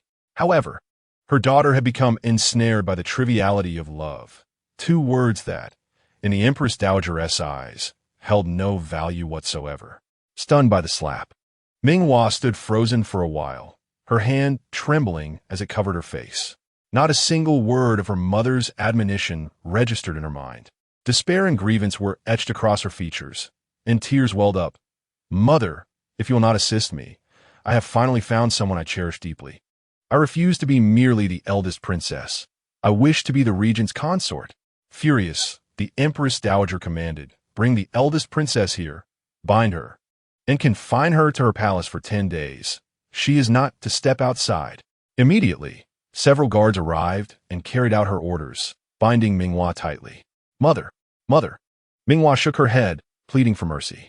If she were truly confined for 10 days, by the time she emerged, the marriage would have been finalized. The rice already cooked. Just the thought of the regent, whom she held in her heart, being with a base woman sent her heart into torment. Yet, no matter how much she cried and pleaded, her mother merely turned her head away, ignoring her. The eldest princess was taken back to her chamber by the guards, and as their footsteps faded, the Empress Dowager exhaled deeply, feeling weary. "Everyone, leave me be. My ears are tired. I desire solitude." Suddenly a long arm, as seductive as a serpent, crept up her shoulder, slipping beneath her garments. As fingertips grazed her softness, they tightened their grip, causing the Empress Dowager to catch her breath and involuntarily moan. "My lady, are you still hungry? I have come to satisfy you." The sultry voice slithered in her ear, rekindling the half-eaten lychee, delicately placing it back upon her lips. The Empress Dowager could not help but shiver, the intoxicating atmosphere lingering in the air. It must be said that the male companion sent by the regent, known as Fu Qiu, was precisely to her liking, rendering her captivated and unable to resist. Chapter 9. Such a spectacle surely promises great fortune in marriage. The capital has not seen such liveliness in a long while. The residence of the regent and the Duke of Zhenghua is separated by a bustling street. From the break of dawn, countless bridal gifts, encased in boxes of fragrant sandalwood and adorned with crimson cloth, flowed incessantly, one after another, like a torrent along the thoroughfare, entering the duke's abode in a steady stream. The path was festooned with lanterns and decorations, while the young servants from the regent's residence held red satin flower garlands, eager to transform the entire route of the wedding procession into a vibrant tapestry of matrimonial red. As the grand wedding entourage passed, jubilant matrons tossed silver coins and sweet confections from their floral baskets, and the townsfolk, gathered on either side of the road, cheered and scrambled, ever cautious not to disrupt the procession. It was indeed a curious spectacle. Just days prior, there were lamentations for General Qin's family misfortunes. Yet the regent now claimed the assassination was a mere misunderstanding, and in the blink of an eye, their enemies had become family. Whispers of disbelief circulated among the crowd. Alas, the intricacies of court affairs are beyond our comprehension. "We only need to ensure we have enough silver," one remarked, while another focused intently on collecting the scattered coins. One could not help but admire the regent's lavishness. He scattered silver with abandon, showing no signs of reluctance. The bridal gifts were nothing short of breathtaking, comprising rare treasures and exquisite curiosities in abundance. Even the deeds to numerous shops under the regent's name across the Liang were dispatched to the duke's mansion, with an emphasis on delivery to the princess's personal hands. To the uninformed, it might seem as though the regent was emptying his coffers to wed, a display that would likely surpass even royal unions. "Goodness, look at this display. The bride must surely be destined for a life of luxury," one remarked. However, a vendor selling pancakes interjected, "I'm not so sure. When I delivered pancakes to the duke's residence today, everyone inside looked grim, as though they were preparing for a funeral rather than a celebration." Deliver pancakes? With all the commotion at the duke's residence today, how could they possibly have time for that? The pancake vendor, beaming with pride, replied, "Ah, but you see, Miss Qin is a frequent patron of my stall, always craving my dried vegetable pancakes, and she commissioned me for a delivery today, offering to pay extra for my trouble. Fortune smiled upon me. for I even caught a glimpse of the second young miss dressed in a resplendent red wedding gown. A sight that could make a fish sink and a bird fall from the sky. Truly, a celestial beauty. The crowd expressed envious admiration, lamenting their inability to witness such a sight. Meanwhile, Qin Youning sat before her vanity, adorned in a gown of fiery red, the silk flowing like the dawn. Tao Tao and Bao Yang were assisting her in donning a golden phoenix crown, a gift sent by the regent the previous night. It was embedded with a ring of luminous pearls, weighing heavily upon Qin Youning's head, making it nearly impossible for her to hold her neck upright. She took a bite of pancake and exclaimed, "Perhaps I should forego wearing this. After all, whether I die beautifully or simply, it makes no difference to me." Surely, once deceased, she would not be able to bring this extravagant crown to the underworld, nor did she hold any desire to do so. Moreover, within the confines of this narrative, she existed merely as a wisp of consciousness. Death would simply usher her into the cycle of reality. Upon witnessing the carefree demeanor of the second miss, Bao Yang could not help but let out a deep sigh, her nose tinged with a bittersweet sensation. My poor second miss, after enduring so much, finally reaching the age of 16, free from the burden of anonymity as a maid, able to reclaim her identity. Yet now she must venture into that den of wolves, she lamented. Tao Tao, ever loyal, burst into tears alongside her, exclaiming, "Miss, even if it means death, I shall accompany you into the afterlife to continue serving you there." Bao Yang had been by Qin Youning's side since her birth, while Tao Tao had grown up alongside her, both being regarded by Qin Youning as family. They shared everything, including the knowledge of her sister's ominous dreams. Qin Youning, rolling her eyes, swallowed a mouthful of flatbread and retorted, "Why are you both crying? I'm not dead yet. Save your energy for when the time comes. You are too preoccupied with life and death, which is why you fear it so. Just look at those martial heroes roaming the world. One day they are upholding justice, and the next they might meet their end. Death simply leads to the next life, and who knows? Perhaps I shall be the leader of the martial world in my next incarnation." Reflecting on this, she felt a strange sense of relief. According to her sister's dreams, it was supposed to be her sister who suffered a tragic fate, yet unexpectedly, the regent chose her instead. This revelation eased her worries, for her sister was fragile and lacked martial prowess, unlike her.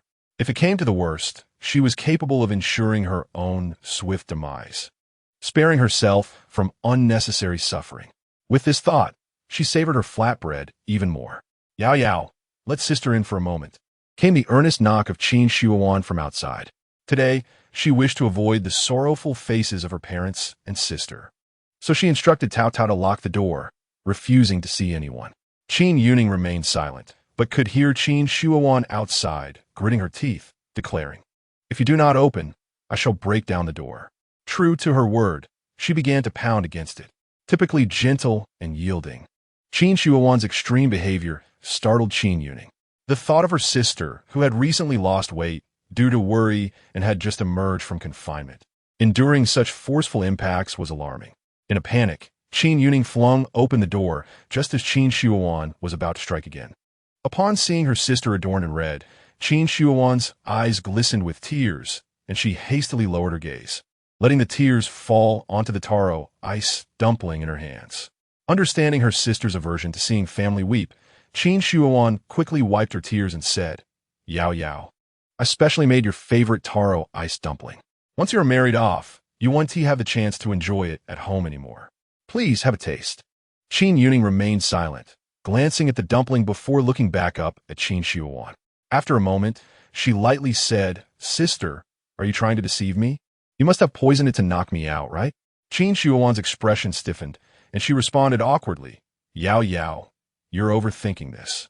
Before she could finish her sentence, Qin Youning, with a deft motion, struck her shoulder, causing her to immediately close her eyes and succumb to darkness, her body going limp. Tao Tao gasped, covering her mouth in astonishment. "Second miss, how could you knock the eldest miss unconscious? Come help quickly." Qin Youning called out with effort. 3 individuals laboriously lifted Qin Youning onto the bed, arranging her in a comfortable sleeping posture. Qin Youning gently tucked her in, patting her as one would a child. "Sister, sleep well. There shall be no more nightmares." The words spoken by her sister in the ancestral hall lingered in her memory. The moment she donned her wedding gown, she sensed that her sister would go to great lengths to ensure her marriage, resolutely refusing to allow the horrors of her dreams to befall her sister again. After savoring the last bite of her sesame cake, Qin Youning began to pack her belongings, ensuring that every useful item, from throwing darts to short blades and long whips, was included. One must not lose face in terms of momentum. The dignity of a daughter from the gate must not be compromised. Lastly, she packed her cherished collection of romantic tales. She could hardly believe that the romantic novels of ancient times were even more explicit than those of the modern era, with illustrations that were almost unbearable to behold, yet she found herself captivated by them. With several newly acquired volumes unread and only halfway through a tale of a Taoist and a female ghost, Qin Youning hoped to finish them all before her demise. Otherwise, she would depart with deep regrets. Tao Tao, if I haven't finished them by the time I die, remember to burn these for me, she reminded Tao Tao while organizing her things. Tao Tao shook her head. No, second miss. I shall accompany you on the road to the Yellow Springs. Qin Youning dismissed her. Then burn them for me, Bao Niang. Bao Niang replied. No, second miss. This old servant must accompany you as well. Qin Youning, now incensed, declared, Fine, I shall burn them now, and have Yama keep them for me. Ultimately, Qin Youning could not bring herself to incinerate her beloved novels.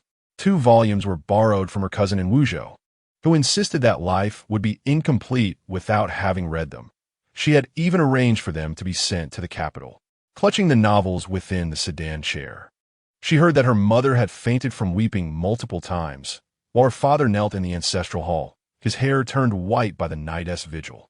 The household affairs were managed by several long-serving stewards. Qin Youning dispatched Bao Niang to present each steward with a luminous pearl, which she had removed from her phoenix crown.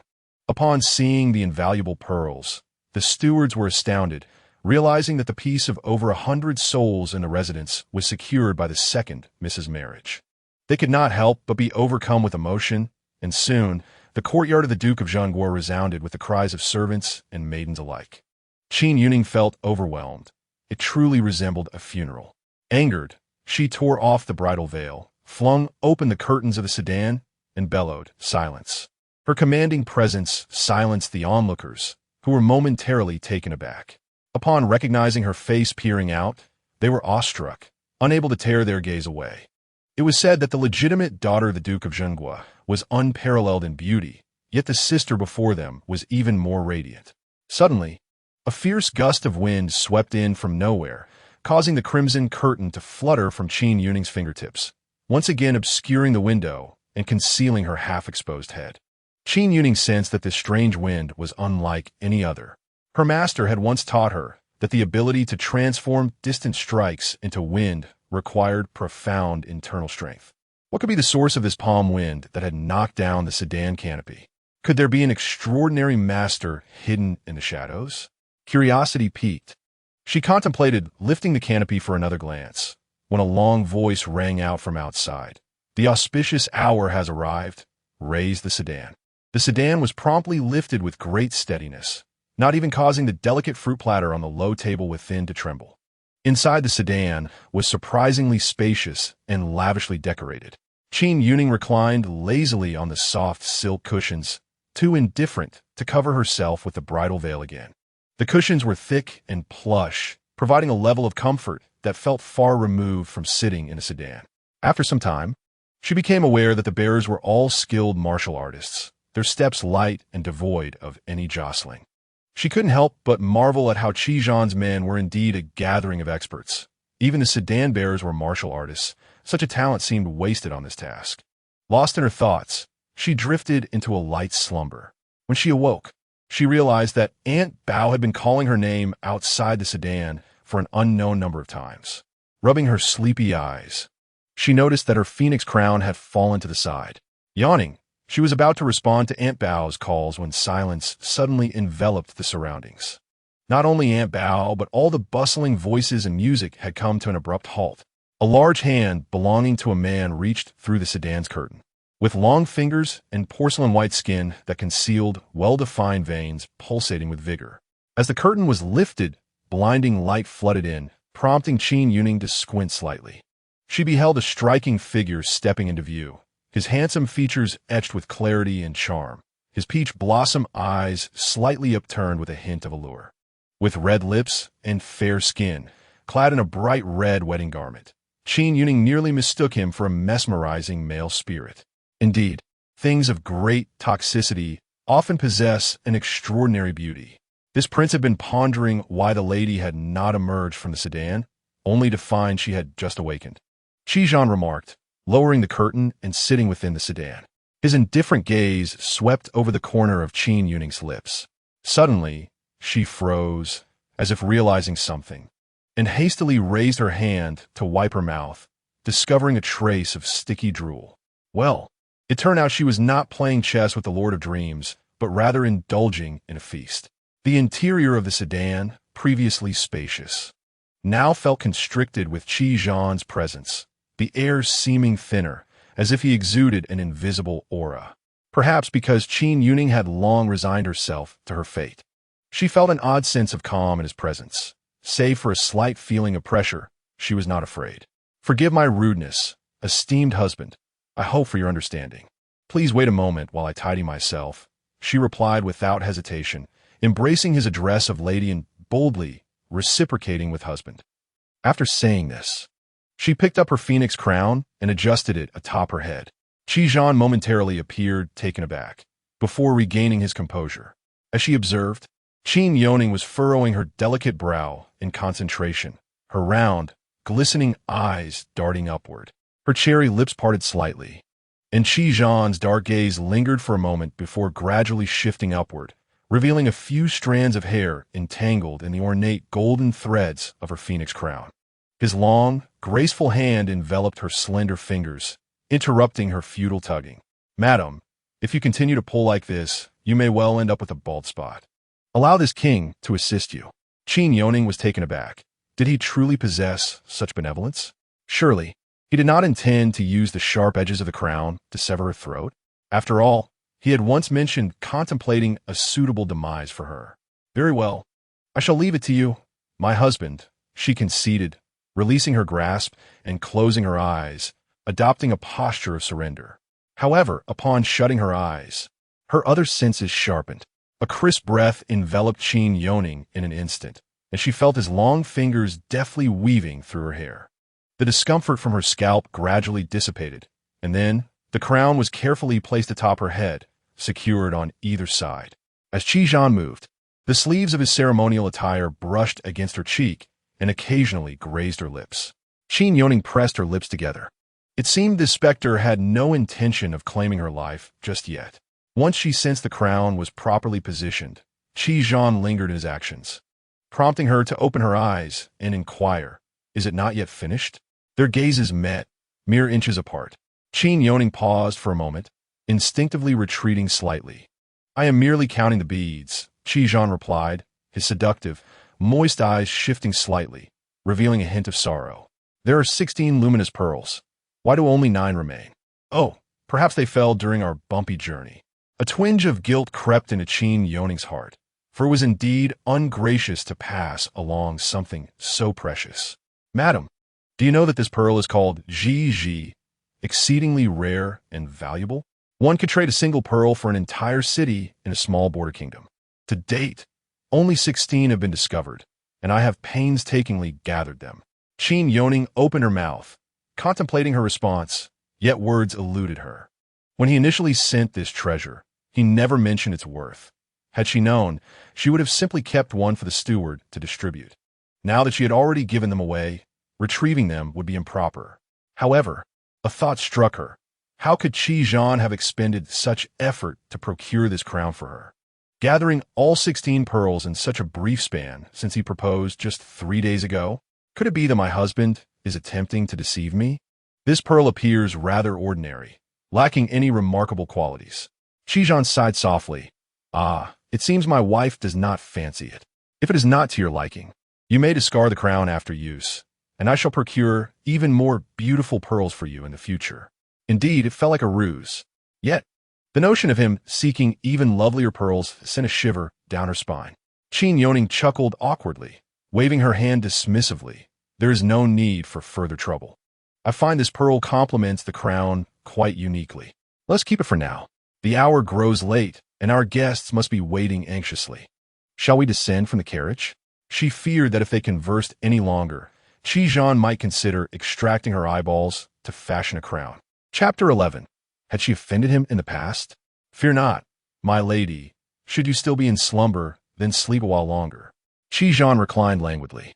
Just as this prince began to feel a tinge of fatigue, taking advantage of the lady's moment of respite. Having uttered these words, he closed his eyes with serene contentment. Leaning against the palanquin-s wall, becoming utterly still, resembling a languorous jade statue. As he breathed softly, his countenance appeared to have lost some of its sharpness. Qin Youning was taken aback. What manner of performance was this? Suddenly, she recalled a tabby cat her cousin owned, which would never consume a mouse immediately after catching it. Instead, it would toy with the unfortunate creature until it succumbed, often feigning slumber when the mouse relaxed, only to pounce the moment the mouse dared to escape, mistakenly believing it had found a chance for freedom. How wicked! Qin Youning shot him a glare, but had no choice but to wait in silence. After the passage of half an incense stick's worth of time, Baonyang and Tao Tao, anxiously awaiting by the joyous palanquin, grew restless, unable to discern any sounds from within, yet hesitant to peek inside. The guards and servants of the regent remained stoically at their posts, devoid of expression. Could it be that the second miss was in some sort of trouble inside? Tao Tao, filled with trepidation, whispered to Baonyang, suggesting, "Shall I find a pretext to inquire? Perhaps about the young lady's hunger?" "I'm not hungry." Startled, Tao Tao and Baonyang froze. Qin Youning's head emerged from the palanquin-s curtain, 2 pieces of pink victory cake in her hands. In a hushed voice, she offered, "Are you both hungry? Here, take these." Baonyang received the cakes incredulously. Whispering in astonishment, where did the second miss obtain these cakes?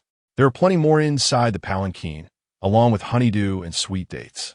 Would you like some? I can fetch more for you. It was the first time Baonyang had heard of food being prepared for the bride within the joyous palanquin. Yet she had no time to ponder this, urgently shaking her head in refusal before quietly asking, "What of His Highness the Regent?" Qin Youning rolled her eyes. "He is asleep." Indeed, he truly was asleep. She had stealthily leaned in to check Qi breathing with her fingertips. A martial artist could easily discern whether one was genuinely asleep or merely pretending.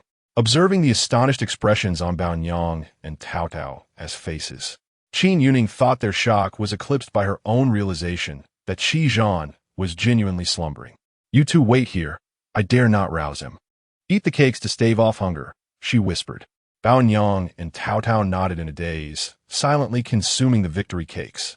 Qin Youning had already savored one, and the flavor was nothing short of extraordinary, surpassing even the most renowned confectionery in the capital, Gue Xiangyuan. Just as she was about to inquire if they found the cakes delectable, a large hand, callous yet gentle, seized her arm, pulling her back. The force was not overwhelming, yet it caused her to lose her balance, only to be securely supported by that very hand moments later. Qin Youning lifted her gaze, only to be met by a large, crimson bridal veil that obscured her vision completely. This prince has yet to lift this veil. How can the bride repeatedly expose herself to the gaze of outsiders? Qi voice was slightly hoarse, laced with a hint of drowsiness, clearly having just awakened. Yet beneath that weariness lingered a subtle undercurrent of irritation. Suddenly, Qin Youning recalled the sinister wind preceding the sedan chair. It was, after all, his doing. She initially thought that Qi awaited her at the regent's residence, and that he had not accompanied the bridal procession. To her surprise, he had been lurking in the shadows, perhaps fearing she might flee at the last moment. Unable to see Qi current expression, Qin Youning stubbornly remarked that they were merely items of modesty and discretion. A woman should not casually reveal herself during marriage. Was it truly beneath her dignity? As her words echoed, silence enveloped the sedan. The faintest sound of a falling needle could be heard. Qin Youning silently lamented that her unrestrained tongue might have provoked this malevolent spirit.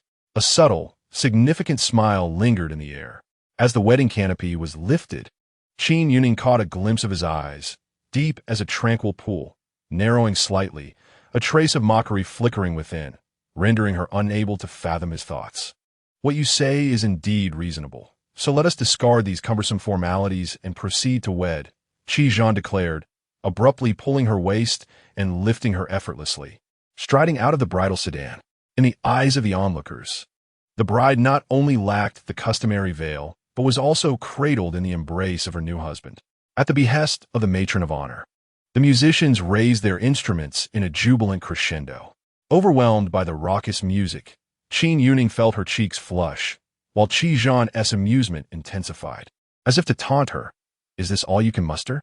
Unable to withstand such provocation, Qin Youning, in a moment of defiance, wrapped her arms around his neck, urging, "Husband, mind your steps, do not let me fall."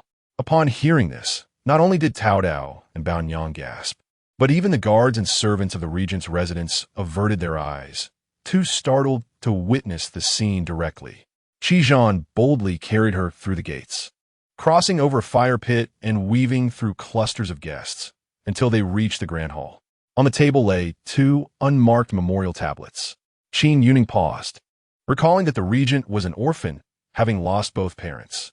He had arrived in the capital at 17 to partake in the imperial examination, catching the attention of the then Empress Dowager.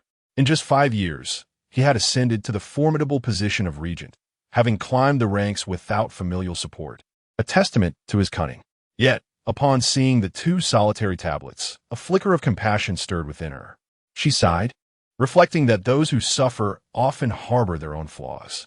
While Qin Youning was lost in thought, Qi Zhan had already placed 2 cups of tea before the tablets and lit 3 sticks of incense. The curling smoke from the tea intertwined with the fragrant incense, rising and dispersing into the air, when suddenly he scoffed softly.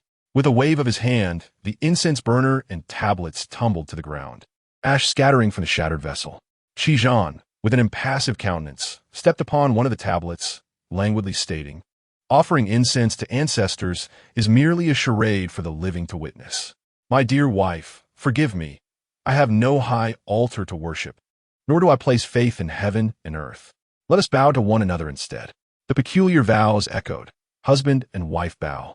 Husband and wife bow twice. Husband and wife bow thrice. His gaze was laced with a venomous intensity, a nearly obsessive fervor that sent a chill down Qin Youning's spine. Upon rising from the 3rd bow, an unsettling illusion gripped her. It was as if this malevolent spirit was destined to ensnare her through all lifetimes, relentless and unyielding. Only after being ushered into the bridal chamber did she finally gain a moment to breathe, while Qi Zhan retreated to the outer hall to entertain the guests. Qin Youning sat alone on her bed, perplexed and deep in thought. During the couple's formal greeting, she had distinctly perceived a flicker of dark fire in Qi Zhan's gaze, as if he harbored boundless resentment towards her. Had she ever offended this regent in the past? Surely not. She had never encountered this powerful official prior to her sister's nightmare. Could it possibly be due to that small stone in the axle? Unlikely.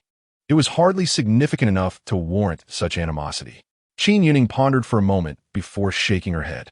Feeling agitated, she scratched her head a few times, deciding that she would simply wait for him to enter the room to clarify matters, as it would at least allow her to die with her eyes closed. Enough of this, she thought, pulling out a book concealed in her bosom to read before her demise. Chapter 12. Let us marry. Early within the regent's residence stood a moon-viewing pavilion, where Qi Zhan stood in the 5-story corridor, gazing down at the bustling guests in the courtyard. Suddenly, Xianling appeared behind him like a flash of lightning. "Your Highness, we have acquired 20 stones of gunpowder from the Hu people, which are currently en route to Qianzhou. According to our informants, the Tang Wang is secretly recruiting troops in Qianzhou." Qi Zhan took the secret letter Xianling presented to him and revealed a chilling smile. Fu Jingyi truly cannot contain himself, who said that marrying the daughter of Qin Yuan would signify an alliance with the Qin family's army. Perhaps I merely wish for my father-in-law to meet a tragic end, one filled with sorrow and indignation. His nonchalant tone appeared jestful, yet the final words carried a cold and cruel ferocity. Xianling, however, was somewhat puzzled, having served His Highness for many years. He knew that Qi Zhan was ruthless and never one to beat around the bush. If marrying the daughter of Qin Yuan was merely a means to torment him, It would hardly bode well for the new princess. Previously, when reprimanded for binding someone with hemp rope, Qin had chosen a secluded and elegant chamber in the Dali temple to confine Qin Yuan's youngest daughter, ensuring she was well fed and cared for. Upon her release, he had even remarked, "I never expected the food in Dali temple to be so good. Is everyone else's cell like mine?" Xianling swallowed hard and replied coldly, "Certainly not. The cells are overcrowded, while the others sleep on damp straw and lack blankets." Upon hearing this, the once vibrant and lively expression on Qi's face instantly fell. Xianling could not escape Qi's discerning gaze. "Speak your mind," Qi commanded, using his internal energy to reduce the secret letter to ashes. After a moment's hesitation, Xianling ventured, "Your Highness, is it appropriate to place the princess in your chambers? After all, she is aware of the plot against the Duke of the State, and being skilled in martial arts, I am concerned she may harbor ill intentions towards you. If she possesses the ability to kill me, I would indeed be intrigued, yet I fear she lacks such capability. Her internal energy feels soft and weak. If you were to confront her, how many moves would it take to subdue her?" Xianling confidently replied, "Half a move." It then dawned on him that he was unwarrantedly anxious. His Highness's martial prowess far surpassed his own, and someone he could subdue in half a move posed no threat to Qi. Yet, to his surprise, Qi continued, "Indeed, the princess's skills are too feeble. Starting tomorrow, you are tasked with teaching her martial arts. Within a month, she must be able to withstand 10 moves from you." Xianling was left speechless. "Qi, if one day the princess can exchange 10 moves with me, she will be free from your tutelage." Xianling, even at his utmost effort, he could only manage 7 or 8 moves against his Highness. Is his Highness tormenting the princess or him? "Qi, have you lost your tongue?" Xianling lamented inwardly. "I obey your command." Qi slowly turned the dark green ring on his finger and inquired, "Is the Empress Dowager still satisfied with Fu Qiu?" "Your Highness, Fu Qiu was summoned to the Empress Dowager's chambers early this morning for her favor and has not yet emerged. Truly, it is a ravenous indulgence in broad daylight." Qi's gaze darkened, filled with scorn. It was not in vain that he had nurtured Fu Qiu for so long. He recalled to remind him to remain patient and serve well. Indeed, Xianling complied, sometimes finding it utterly perplexing that the methods Fu Qiu employed to please women were imparted to him directly by his Highness. Yet, the past of his Highness was beyond his knowledge, and he dared not inquire. He could hardly imagine his Highness bowing to anyone, learning the arts of pleasing women. After Xianling departed, Qi paid no heed to the merriment and clinking of cups among the civil and military officials, leaving the reception of guests to the steward. He made his way to his chambers, intent on discovering what his seemingly troublesome princess was doing at that moment. Surely, she would not be idly awaiting his nuptial wine by the bedside. Just before he reached the door of his quarters, he heard a heart-wrenching wail emanating from within. Qi came to an abrupt halt, a tempest of obscure emotions swirling in his eyes. Baonyang and Tao Tao stood outside with the palace maidservants, their heads bowed in fear as they sensed the tension.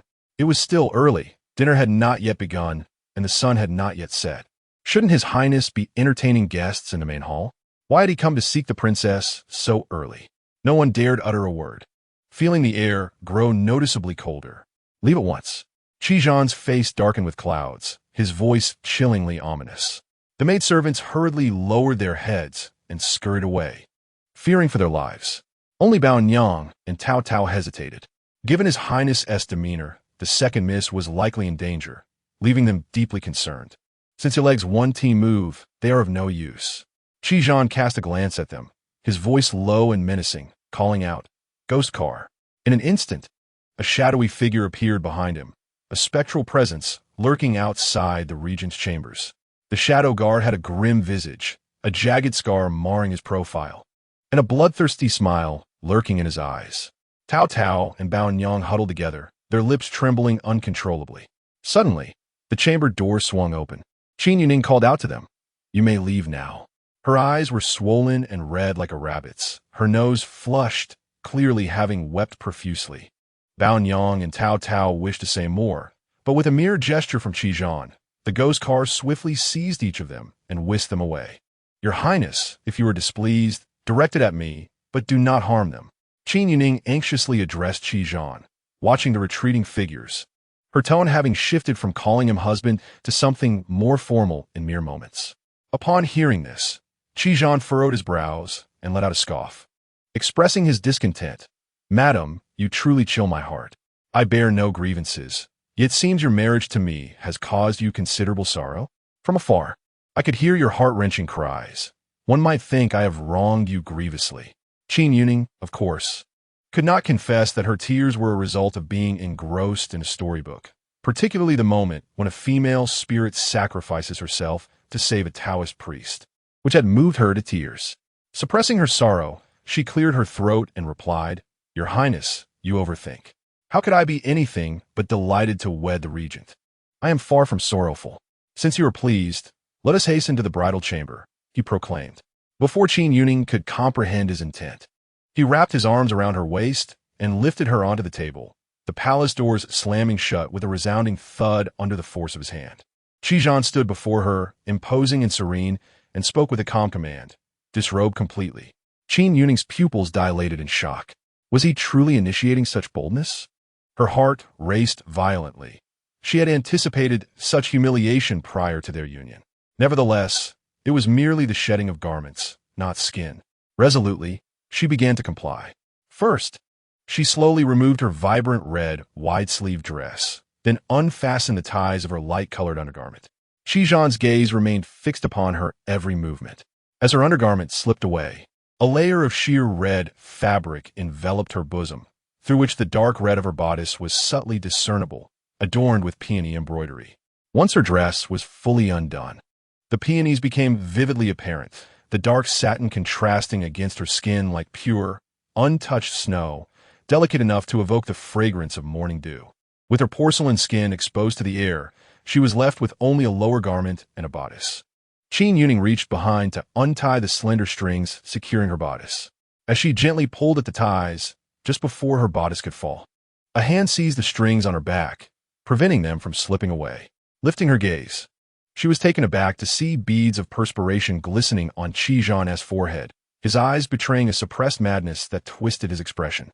Suddenly, compelled by an inexplicable force, she posed the question that had lingered in her mind. "Have I ever offended your highness in the past?" Chapter 13. "You once uttered you would marry me." Qi Zhan's voice was low and contemplative. "Are you referring to the time you placed stones in my sedan's wheel axle?" Qin Youning gasped. "You truly know it was I." Shaking her head, she continued, "That does not count. I meant to inquire whether I had offended you long before that. Have I perhaps owed you a debt that remains unpaid?" His gaze during the wedding had been so complex, as if she had owed him something significant. Qi Zhan's eyes inadvertently swept over the delicate flower before him, a bud nurtured to perfection, with shoulders sculpted, a slender waist, and lips as red as lotus petals. Her almond-shaped eyes shimmering with moisture. Concealed beneath her bodice was a figure both enchanting and alluring, and a mere glance would reveal the pale skin barely hidden by the red fabric. He recalled their first encounter, when she had been a soft, round cherub, akin to the male and female deities adorning the doors of households during the new year, remarkably resembling the girl with two buns atop her head. As Qi Zhan's Adam's apple bobbed up and down, he hastily tied the strings of her bodice before the remnants of his rationality were consumed by an insatiable fire. It was not merely an offense. He felt profoundly deceived, having once been told, in a sweet and innocent tone, that she would marry him when they grew up, only for her to turn away, unable to recall even his name. When Qi Zhan uttered these words, he did not refer to himself as this king. Even his typically icy and haughty voice had taken on a hoarse quality, imbued with a hint of grievance and bitterness. Qin Youning was taken aback. Had she ever made such absurd promises to anyone? In her 16 years of existence in this world, she had never even possessed a childhood sweetheart, attending only girls' schools, and thus could not possibly owe any romantic debts. Was it possible that the regent had mistakenly attributed a romantic ledger to her? If so, she would be unjustly shouldering the blame for some unscrupulous woman. "Is that truly what you said?" Qin Youning pointed at herself, incredulity etched on her features. "Your Highness, did you ever recognize me? Do you know my name?" Qi Zhan parted his lips, a self-mocking smile escaping him. "Indeed, it appears I have been utterly forgotten. It was said that women from Wuzhou were notoriously heartless. Who would have thought that even a little girl could weave such elaborate lies? How could one so easily forget those they cherished? Look, Qi unfastened his clothing, revealing a secret that he had never shown before. Qin Youning could not suppress her gulp. The 8-pack abs were undeniably striking, exuding vigor with just a glance.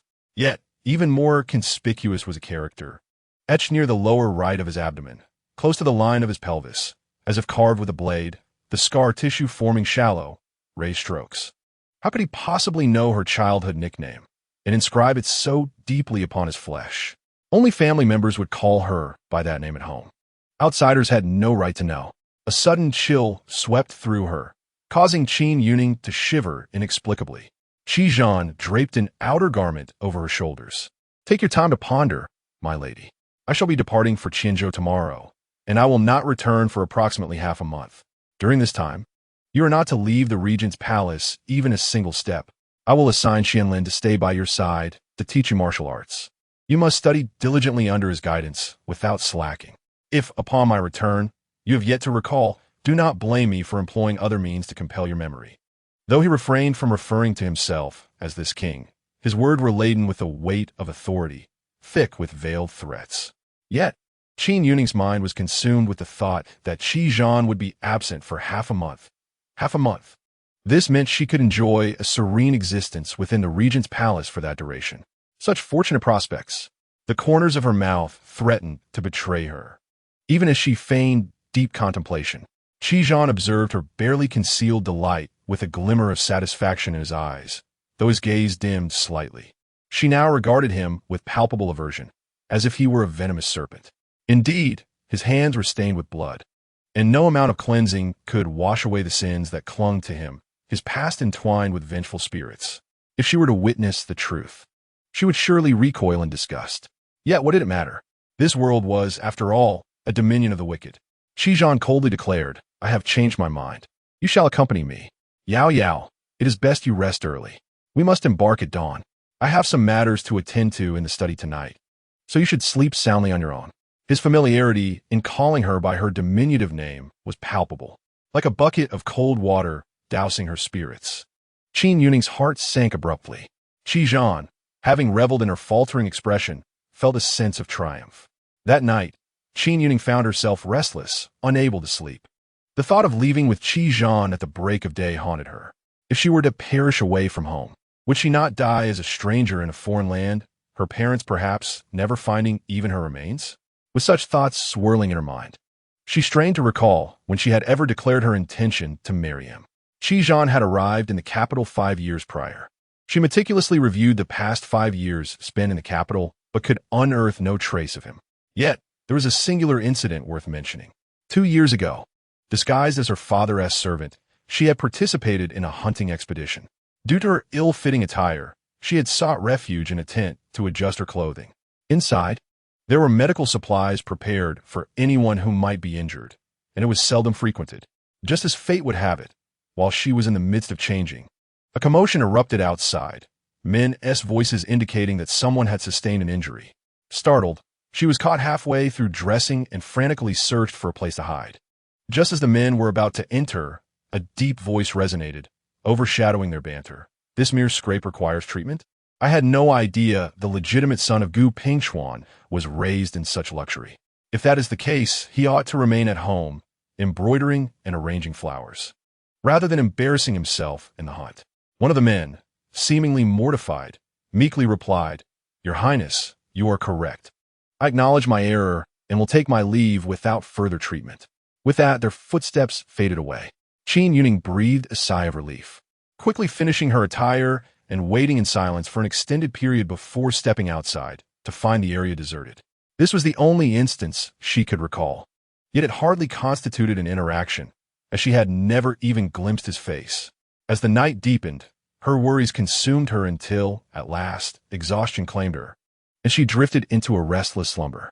In her dreams, a bothersome insect seemed to crawl across her cheek, rousing her annoyance. With a soft grunt of discontent, the creature finally landed at the corner of her lips, its delicate wings brushing against her mouth before it took flight. This triggered a sequence of nightmares. In her dream, She pursued the elusive insect, which grew larger as she drew closer. Terrified, she drew a bow and shot the enormous creature down. To her shock, it plummeted into a muddy pit, transforming into Qin Youning as it fell. He emerged, bloodied and caked in mud, struggling from a mire with an arrow lodged in his chest. As he extended his hand, he pulled out the arrow, along with his still-beating heart, vibrant and pulsating, connected by sinews. With a sinister smile, Qin Youning offered her the quivering heart, saying, "Yao Yao, eat it while it's warm." "I shall not," Qin Youning gasped, jolted awake in terror. She had been infected by her sister, beginning to experience nightmares. But this particular dream was far more bizarre than her sister's. She found her forehead slick with beads of cold sweat. Raising her gaze, she noticed more drops of cold sweat forming. It was nearly noon. The sunlight streamed through the window, dazzling in its brilliance. Qin Youning had requested her company for an early departure, yet she had somehow slept until midday. "Has the princess awakened?" A male voice called from outside. Qin Youning recognized it as Qianlin, Qin Younings's personal guard, the very one who had confined her in the Dali Temple. She responded softly. With the sound of several claps, the maids of the Wangfu entered in an orderly fashion, assisting her in rising, dressing, grooming, and adorning herself. Qianlin, displaying proper decorum, stood outside the door, facing away from the inner chamber, and stated with solemnity, "From today onward, I shall instruct the princess in martial arts. I have never been lenient with my students, and I hope the princess can set aside the distinctions of master and servant. Since the princess has overslept until the sun is high in the sky, she shall be punished. I will allow only half a stick of incense's worth of time for her to prepare. After that, she must squat in horse stance for an hour." Qin Youning, perplexed, asked, "Didn't His Highness say that I was to accompany him to Qianzhou today?" Qianlin replied, "His Highness completed his official duties last night in the study and departed before dawn, never mentioning that he would take the princess along. It turned out he had deliberately deceived her to prevent her from feeling prematurely joyful." Enraged, Qin Youning huffed, despite lacking a beard. She inquired further, "Well, my two handmaids?" Qianlin responded, "They are currently learning the rules from the matron in charge of the Wangfu. You need not worry. You shall see them shortly." Chapter 14. The invitation of Princess Minghua. Qin Youning had not anticipated that she would reunite with Baonyang and Tao Dao under such circumstances. She stood in the open grass of the Wangfu's garden, practicing her horse stance. In the distance, Baonyang and Tao Dao stood upright, each balancing 3 large bowls atop their heads, wearing expressions of distress, while an elderly matron circled them, wielding a ruler. Qin Youning sniffled, casting a glance at the stoic Qianlin, her eyes conveying the sentiment, "I apologize, but your mistress is in dire straits as well." The two mistresses exchanged glances, both sharing the plight of their misfortunes. The afternoon sun blazed fiercely, causing Qin Youning's cheeks to flush, with sweat droplets from her nose mingling with the earth below. Her legs trembled imperceptibly, and she silently vowed never to oversleep again. Unable to bear the sight any longer, Tao Tao, risking the wrath of the matron, called out to Qianlin, "At least find a shaded spot for the horse stance. If my lady continues to bake in this sun, her delicate skin will turn as dark as yours." Qianlin was momentarily taken aback, feeling unjustly wounded. He glanced down at his own skin, which, from years of training in the sun, had developed a slightly tan complexion, though not as dark as coal. Qin Youning was touched, believing Tao Dao would receive a few lashes for her boldness, but to her surprise, the matron praised, "Not bad, not bad. You shouted so loudly. And the bowls didn't even wobble. You're improving." After contemplating for a moment, Qianlin led Qin Youning to a shaded area to continue her practice. He feared that when His Highness returned from Qianzhou in half a month, only to find the princess had darkened several shades, he would be turned into minced meat. His Highness had ventured to Qianzhou, a perilous journey, yet had left him and 3 other personal shadow guards at the Wangfu with the sole instruction to protect the princess.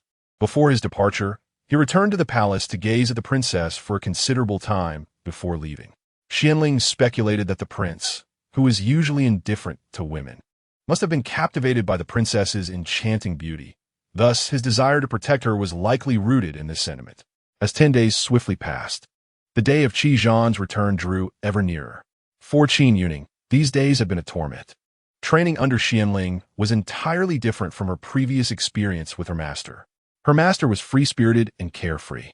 Teaching her the techniques, she was eager to learn while neglecting those she found uninteresting. A little progress would earn her ample praise, igniting her enthusiasm. However, Qianling was quite the opposite. In 10 days, not a single compliment had graced her ears.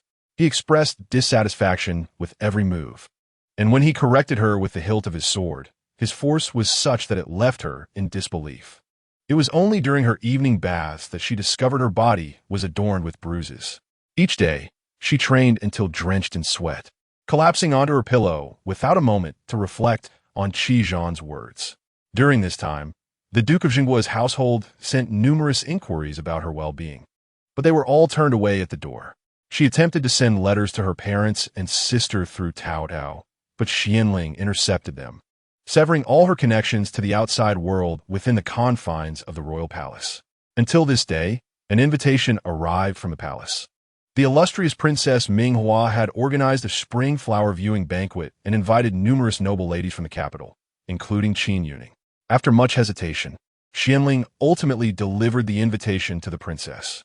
The prince had previously instructed that the princess should not leave the palace nor engage with the Duke of Jingguo's household. Yet he had not specified how to handle a summons from the palace. Troubled by this dilemma, Qianling summoned the 3 shadow guards, Zhuke, Guoche, and Jin, who had been concealed in the shadows for a discussion. The 4 of them sat atop the palace roof. Qianling, sword in hand, pondered what should be done. The invitation from the palace could not be ignored, as Princess Minghua was notoriously willful and domineering. Guoche rolled his eyes in disdain. What significance does the princess hold? When has the prince ever regarded her? She should not be attended. Ji Yuan replied with a serious gaze. Nevertheless, she is the biological daughter of the Empress Dowager and the sister of the current emperor. The prince serves the Empress Dowager. If the princess does not attend, it will be tantamount to slapping the Empress Dowager's face. Zhuke lazily interjected. Enough of your male deliberations. From a woman's intuition, I wager the princess does not wish to go. Who doesn't know that Princess Minghua has her heart set on our prince and is seeking the Empress Dowager's blessing for marriage? For the princess to attend the banquet would only serve to vex herself. Yet it seems this invitation cannot be declined. Just then, the door to the princess's chamber creaked open. Master Qian, where are you? The 3 men turned in unison towards Qianling, whose face flushed red. He was baffled as to how the princess began to call him master. Despite his attempts to correct her, it had become a habit. Zhuke poked him with a finger. Hey, we're calling you, you blockhead. Hurry up. Realizing the urgency, Qianling quickly leapt down. What is it, princess? Prepare yourself. Tomorrow you shall accompany me to the palace for the banquet. Qin Youning clutched the invitation with a tinge of excitement. If the princess had invited the esteemed young ladies of the capital, her sister would surely be among them. Tomorrow, at the banquet, she would finally have the chance to see her sister. On the rooftop, the ghostly chariot and Ji Yuan simultaneously turned to face Zhuke. Zhu Qiue's face flushed, and she coughed awkwardly, remarking that a woman's intuition is not always accurate, especially since the princess was still quite young and hardly counted as a woman. Within the Linglang Palace, maids hurriedly moved about, carrying basins and cleaning, hastily preparing for the flower-viewing banquet set for the morrow. Princess Minghua, having endured 10 days of confinement, was in a foul mood. Upon her release, she vented her frustrations by forcefully slamming a maid's head against the stone steps over a trivial matter, causing blood to splatter onto the nearby iris flowers, staining one of the petals crimson. Suddenly, her eyes brightened. It was indeed a splendid season for flower viewing. She resolved to host an extravagant flower banquet, which would also provide an opportunity to admire the regent's wife. The maids, secretly apprehensive, feared for the safety of the regent's wife attending the banquet. At that moment, a young servant, limping, hurried into the inner hall of Linglang Palace. His slender frame hunched in submission as he knelt before Princess Minghua, cautiously bowing his head. Your Highness, Princess Minghua, he addressed her, turning to glance at the kneeling servant. Princess Minghua wrinkled her nose in disdain, covering her nostrils with her fan. Had it not been for the painstaking effort to secure an informant within the regent's manor, She would never have allowed such a lowly and filthy servant to enter her palace. "Have you ascertained the matter I instructed you to investigate?" she demanded. The servant nodded repeatedly, eager to take credit. "Your Highness, I have observed that the vermilion mark on the regent's wife's wrist remains intact, indicating that on their wedding night, the regent did not consummate the marriage with her. He had clandestinely positioned himself in a corner for several days and had fortuitously caught a glimpse of the fair arm adorned with the crimson mark when her sleeve slipped during a martial arts practice. The sight of that alluring red made him swallow hard, suppressing the inappropriate thoughts that threatened to surface. This revelation delighted Princess Minghua immensely. Her expression brightened. "You previously mentioned that the regent stayed in the study on their wedding night, and I had my doubts. It appears that the regent indeed did not touch that wretched woman. I wonder how long it will be before he returns to the capital. It has been far too long since I last laid eyes on him." The servant hastily responded, "Your Highness, I have learned that he has been away for half a month and is expected to return shortly." Princess Minghua lifted her hand slightly, dabbing a bit of lip color on her lips, which turned a vivid red, intensifying the joy on her face. "You are quite clever to inquire about the regent's return. Here is your reward." Her personal maid immediately produced a gold ingot, tossing it before the servant. The young servant, elated, snatched up the gold and tucked it into his garments, bowing fervently. "Thank you, Your Highness, for your generosity." After the servant limped away, Princess Minghua cast a scornful glance at the spot where he had knelt and commanded her maid, "Hung Yin, dispose of that rug. Throw it far away. It reeks of sourness. It is truly unlucky. You were tasked with finding an informant and ended up with a filthy, limping servant." Hong Yin knelt, acknowledging her fault. "Your Highness, please forgive me. The servants of the regent's manor are quite disciplined, and every mouth is tightly sealed. It took considerable effort to find this limping wretch. Never mind. Where is the medicine you prepared?" Hong Yin pulled out a brown porcelain bottle from her sleeve and presented it. "Your Highness, here it is." Princess Minghua accepted the bottle, delicately rubbing it in her hands, a smug smile curling at the corners of her lips. "This poison, known as Two Hearts Perish, is only effective when administered to an untouched maiden. Should she engage in intimacy with a man after being poisoned, both would succumb to its lethal grasp." Princess Minghua felt a surge of satisfaction knowing that Qi Zhan showed no interest in that wretched woman. Yet, there remained the possibility that the woman might attempt to seduce him. Hong Yin, aware of the poison's effects, hesitantly inquired, "Your Highness, if this poison is successful, then would not His Highness the Regent also?" She dared not finish her sentence. Princess Minghua snorted lightly. "The man I have my eye on is far from inept or common. I learned of this poison through him. He used Two Hearts Perish to eliminate a thorn in his mother's side. I have heard from my mother that Qi Zhan is a master of poison, capable of identifying hundreds of them. If that wretched woman dares to approach him, she may find her neck broken in an instant." She seemed to envision this scene, laughing gaily, with her history of attempting to assassinate the emperor, and now having ingested such a poison. What do you suppose the regent will think of her? Hong Yin suddenly understood. "Your Highness, what a brilliant scheme of discord. There will be no need for you to take action. The regent will ensure that woman meets a grave fate." Princess Minghua smiled slightly. "Ongyan, fetch my beloved golden butterfly hairpin and the red jade drop necklace gifted from the western regions. Tomorrow, I shall adorn myself splendidly to receive the regent's consort." Hong Yin complimented. "It is said that she has lived as a maid in the Duke of the State's residence for many years, occasionally sent back to her humble hometown, and has likely become quite a sight to behold in her impoverished state.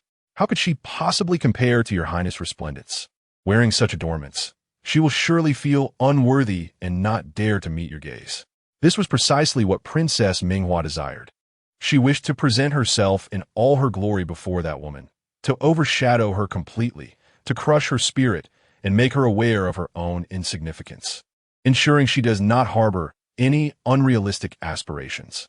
For any such aspirations, there would be only one path: death. Princess Minghua tightened her grip on the brown porcelain bottle, a glint of ruthlessness flashing in her eyes. On the day of the flower appreciation banquet, Qin Youning rose earlier than usual. In truth, she had been so excited that she had not slept a wink all night. It had been over 10 days since she last saw her sister, and on the day of her wedding, she had been knocked unconscious, leaving her without a single opportunity for an apology. Today, she would finally have the chance to meet her sister again. Qin Youning urged Cao Dao to hasten in styling her hair, as she was eager to enter the palace. Cao Dao, having excelled in her duties, had been allowed to return to serve her, while the elderly Bao Yang continued to tremble under the weight of her large hairpiece. Seeing her mistress so impatient, Cao Cao and the other maids in the Wang residence hurriedly styled her hair into a slightly tilted cloud bun, simply adorned with a cherry blossom hairpin that complemented the day's flower appreciation banquet.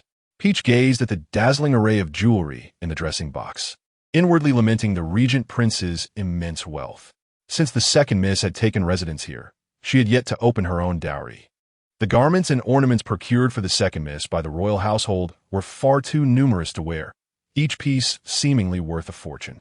Reflecting upon the cherry blossom hairpin adorning her head, Qin Youning casually pointed to a pale pink flowing silk dress. To her surprise, the ensemble she had hastily assembled radiated an unexpected freshness and allure. As Zhu Ke entered the hall, she momentarily lost her composure. Realizing why Xianlin had quietly suggested that the prince might be captivated by the beauty of this princess. Even as a woman, she felt her heart skip a beat. Until now, she had only observed from a distance, and this was her first close encounter with the princess. With bright eyes and pearly teeth, a rosy complexion illuminated by an enchanting aura, the princess's subtle smile revealed two faint dimples, barely perceptible yet utterly captivating. "Who might you be, dear sister?" Qin Youning stared in admiration at the woman before her, clad in a dark ensemble and wielding a long whip. So impressive, so valiant. A true heroine. Zhu Ke felt a flush creep to her ears under Qin Youning's eager gaze. Feeling a bit bashful, she lowered her head slightly and knelt in respect. "Your Highness, I am Zhu Ke, and shadow guard under the regent prince. Given that it is inappropriate for men to attend noble women's banquets, I am here to accompany you today." "Excellent, excellent," Qin Youning exclaimed, her hands rubbing together in excitement as she stepped forward to help Zhu Ke rise. Unable to resist, she reached out to touch Zhu Qiue's turquoise whip, her eyes lingering on it in fascination. "I've never encountered a heroine skilled with a whip before. I suddenly wish to switch masters. If time had permitted, Qin Youning would have insisted on displaying some whip techniques before Zhu Ke." Amidst Qin Youning's repeated calls of sister, Zhu Ke felt herself nearly losing her sense of self. Unable to contain her embarrassment, she spoke up. "Your Highness, I'm already 31. Had I a child, they could be buying soy sauce by now. It would be better for you to refrain from calling me sister." Qin Youning quickly grasped the implication in Zhu Qiue's words regarding a potential child, pausing momentarily before softly saying, "I'm sorry." Zhu Ke was taken aback, realizing her words had unintentionally evoked guilt. "Oh, it's all in the past. Let it be. If the princess wishes to call me sister, then so be it." As they engaged in lively conversation, they soon arrived at their destination. The palace's regulations were strict. Not only did the invitation require verification by the guards, but there were also limitations on companions. Each noblewoman was permitted to bring only one maid into the palace, which meant Peach had to remain in the sedan chair. Peach cast a worried glance at Qin Youning. "Second miss, you have never entered the palace before. I wonder if you will inadvertently breach etiquette and face reproach." Zhu Ke, now dressed in maidservant attire, nodded reassuringly at Peach. "Do not worry. Your young lady is under my watch, and nothing will go amiss."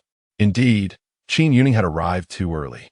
Once she and Zhu Ke stepped into the dazzling palace, they found the courtyard devoid of any esteemed guests, save for the palace maids. The surroundings were adorned with blooming flowers, exuding delightful fragrances, while birds chirped merrily in the lush trees. Just as Qin Youning prepared to explore further, a palace maid approached and respectfully announced, "Regent Prince's consort. The esteemed Princess Minghua requests your presence." Qin Youning nodded politely and followed the maid into the hall. On the table rested an incense burner, from which tendrils of fragrant smoke wafted gracefully into the air. Amidst the aromatic haze, a woman draped in an opulent golden brocade robe languidly reclined upon a chair. Adorned with exquisite jewelry crafted from precious gems and pearls, each piece glimmering with resplendent brilliance, exuding an air of unmatched nobility. Qin Youning, slightly choked by the scent, coughed delicately and, recalling the gesture her sister had once taught her, knelt in reverence, exclaiming, I pay my respects to Her Highness, the Crown Princess. Zhu Ke, taken aback, followed suit and knelt beside her. Chapter 16. It is your turn to be disciplined. Princess Minghua languidly admired and toyed with her newly applied, rose-hued lip tint. After a considerable pause, she cast a sidelong glance at the figures kneeling before her. While she had an affinity for the color pink, the sight of the kneeling forms clad in it was rather displeasing, particularly accentuated by the graceful curves outlined by their skirts. With a voice imbued with charm, Princess Minghua commanded, "Regent Duchess, you may rise." Zhu Ke and Qin Youning silently stood up, yet discontent simmered within Zhu Ke. As a shadow guard, she had always regarded the regent alone as her master, and the Duchess, being the rightful wife of the regent, hardly warranted such deference. The prolonged kneeling seemed a deliberate attempt by the princess to assert her superiority, evidently a lesson for the Duchess, who appeared oblivious to the hierarchies of the court. Zhu Ke cast a glance at Qin Youning's tranquil demeanor, noting her lack of anger. Zhu Ke yearned to inform her that Princess Minghua held no regard for her, that provoking her could lead to significant repercussions, easily resolved with a mere flick of the princess's sleeve, for the princess was known to be completely obedient to the Duchess. However, Qin Youning remained unaware of Zhu Chue's thoughts. She was unfamiliar with any noble women in the capital apart from her sister, thus deciding that silence was her best course of action. The moment Princess Minghua observed Qin Youning rise, an abrupt silence enveloped her. She fixed her gaze on Qin Youning's upturned face, a tempest of jealousy roiling within her chest. She had assumed Qin Youning to be a rough and unsophisticated country girl, yet was surprised to find her beauty surpassed that of her sister. Princess Minghua tightly gripped the porcelain cup on the table, her expression betraying disdain. "So, this is the little daughter that General Qin has concealed for many years. I had anticipated a breathtaking beauty, especially since I've heard tales of her astonishing appearance on her wedding day, praised throughout the capital, with folk songs celebrating the Duchess's beauty. However, upon this meeting, she proves to be rather ordinary, hardly comparable to your sister." Princess Minghua's remarks were intended to sow discord between the sisters. Yet, upon hearing the mention of her sister, Qin Youning's eyes sparkled with admiration. "I thank your highness for the compliment. My sister is indeed gentle and lovely. Regardless of age, she would forever be devoted to her sister, her most ardent supporter." Princess Minghua's response only fueled her ire further. She rose and sauntered closer to Qin Youning, her eyes reflecting scorn. "Everyone spoke of Qin Shuan's extraordinary talent, renowned as a gifted lady of the capital, yet it appeared you were rather overlooked by your parents. I have heard you possess no skills in music, chess, calligraphy, or painting." Qin Youning silently urged herself that silence is golden, and that tonight, silence would be her sanctuary. However, upon hearing those deliberately provocative words, she suddenly felt a surge of defiance. Why should she endure? If she could dare to marry that vile spirit, would she truly fear a mere princess? Qin Youning lifted her gaze to the Princess Minghua, her smile enchanting. "I may not play the zither, but I can certainly blow the swana. Surely, your highness is familiar with the swana? It is played at funerals, yet I find it particularly melodious and full of vigor. As for chess, I am not adept, but I excel in a game called leaf play, which is akin to card games. I doubt the princess has ever heard of it. Like chess, it is a game of chance. When it comes to painting and calligraphy, I am quite proficient. I have perused numerous stories and possess 2 exquisite collections." After this eloquent declaration, Princess Minghua's complexion shifted to a pallid hue. Just as Princess Minghua was about to unleash her wrath, Hong Yin approached with 2 jade bowls of honey red bean tang yuan. "Your highness, this is the freshly prepared delicacy from the imperial kitchen. As the other esteemed guests have yet to arrive, this humble servant feared that you and the regent's wife might go hungry, so I brought these for your sustenance. Your thoughtfulness is commendable." Princess Minghua tempered her demeanor, graciously accepting the small bowl from Hong Yin and offering praise. Her gaze then shifted to the other bowl on the tray. "The regent's wife must be weary after speaking so much. Do try the offerings of the imperial kitchen." Having rushed out in the morning without breakfast, Qin Youning felt a pang of hunger. When Hong Yin presented her with the second bowl, she accepted it without hesitation. The soft, sweet delicacy was indeed her favorite, and, as the fragrance of red beans wafted from the bowl, She complied with Princess Minghua's suggestion to sit down and savor it. However, just as she scooped up a few glutinous rice balls, Zhu Chui's hand pressed down upon hers. "Have you forgotten, Your Highness? The physician has advised against consuming glutinous rice due to your recent digestive issues." Instantly alert, Qin Youning halted her actions. Was Princess Minghua truly attempting to harm her upon their first meeting? Princess Minghua's piercing gaze bore into her. "Is this how you discipline your servants, Your Highness? When it comes to affairs of the household, does it fall to a mere servant to intervene? With such limited capabilities, I wonder if the regent can entrust you with the vast responsibilities of this estate. Oh dear, I almost forgot. You have secretly served as a maid for many years. It is understandable that you struggle to adapt to your role as a mistress. Allow me to instruct you on how to manage an insolent servant." Princess Minghua called out. "Bring forth the attendants." Immediately, several fearsome matrons entered the hall. "Your Highness, please give your orders. Seize this disrespectful maid and administer 10 slaps." As Qin Youning rose to protest, Zhu Ke outshone her with an assertive gesture, lifting her own maid's skirt and brandishing a feathered whip. The fierce crack of the whip sliced through the air, mere inches from the faces of the matrons, the whip's tail crashing against the intricately carved stone pillar with a resounding crack. "I am an undercover shadow guard under the regent. Who are you to discipline me?" "Wow, how impressive." Qin Youning silently cheered in admiration. The matrons, already frightened by the whip's fierce gust, collapsed in terror upon the ground. Upon the utterance of these words, Princess Minghua's countenance underwent a dramatic transformation. She was acutely aware that Qi Zhan was accompanied by 4 personal shadow guards, whose loyalty surpassed even that of the Death Warriors. Each of them possessed extraordinary martial prowess, yet aside from Xianlin, the other 3 remained shrouded in secrecy, their faces unfamiliar to her. Never did she anticipate that Qi Zhan would assign his personal shadow guards to safeguard this newly wedded princess. And even more astonishing was the revelation that one of these shadow guards was a woman. A tumult of shock and jealousy surged within Princess Minghua, drowning her in a tide that obliterated her previously imperious demeanor. She could not dare to provoke the shadow guards of the regent. After a moment's pause, Princess Minghua redirected her ire towards the maids, when an unseemly Saiyu present sprawled upon the ground. "Begone from my presence." Shifting her tone, she continued, "Since they are His Highness the Regent's people, I shall not concern myself further." With that, Zhu Ke sheathed her feathered whip and retreated behind Qin Youning. Qin Youning gazed in astonishment. The regent's name bore such weight that even Princess Minghua's subordinates trembled in fear. Perhaps she too could invoke such a name to her advantage? The uproar subsided as swiftly as it had arisen, and Princess Minghua, as if nothing had transpired, declared, "Since the princess consort refuses to indulge in this honey red bean tang yuan, remove at once." Qin Youning watched in dismay as the fragrant delicacy was whisked away.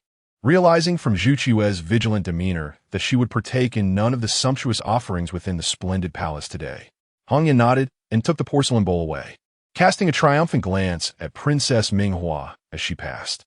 In truth, the peril did not lie within the bowl of red bean tang yuan, but rather in the incense burning within the hall. They had already consumed the antidote and would not fall victim to the fragrant poison. Meanwhile, Qin Youning, having lingered in the hall for so long, had likely absorbed the toxin into her very lungs. As for the shadow guard, if she were not a maiden of purity, she might consider herself fortunate to have escaped calamity. Should she still be untouched, it would be her misfortune. Chapter 17. The Prince's Wrath. Swiftly escort the princess consort home. A palace maid entered to report, "Your Highness, the princess, all guests have arrived and await you in the courtyard." Casting aside her disappointment over the lost delicacies, Qin Youning eagerly followed Princess Minghua to the banquet set in the garden. Numerous female guests had gathered for the flower-viewing feast, engaging in poetic exchanges, chasing butterflies, and sharing laughter in lively clusters. Upon sighting Princess Minghua, they all bowed respectfully in greeting. Qin Youning surveyed the scene earnestly, but found no sign of her sister. A flicker of disappointment crossed her eyes as she pondered whether her sister had been delayed on the road and hoped she would arrive soon. Just as she was lost in thought, a melodious voice pierced through the air. "I pay my respects to Your Highness the Princess. It has been many days. You have become even more radiant." A woman clad in a flowing aquamarine silk gown glided gracefully through the throng, her keen gaze fixated on the necklace adorning Princess Minghua's neck. Might that exquisite necklace around your neck be the red jade droplet from the Western Territories? It is said that such rare stones can only be found at the towering peaks of the Western lands, making them exceedingly hard to come by. Truly, only someone of your esteemed status could rightfully wear such a rare gem. Her eyes sparkled with delight, the flattery evident in her tone.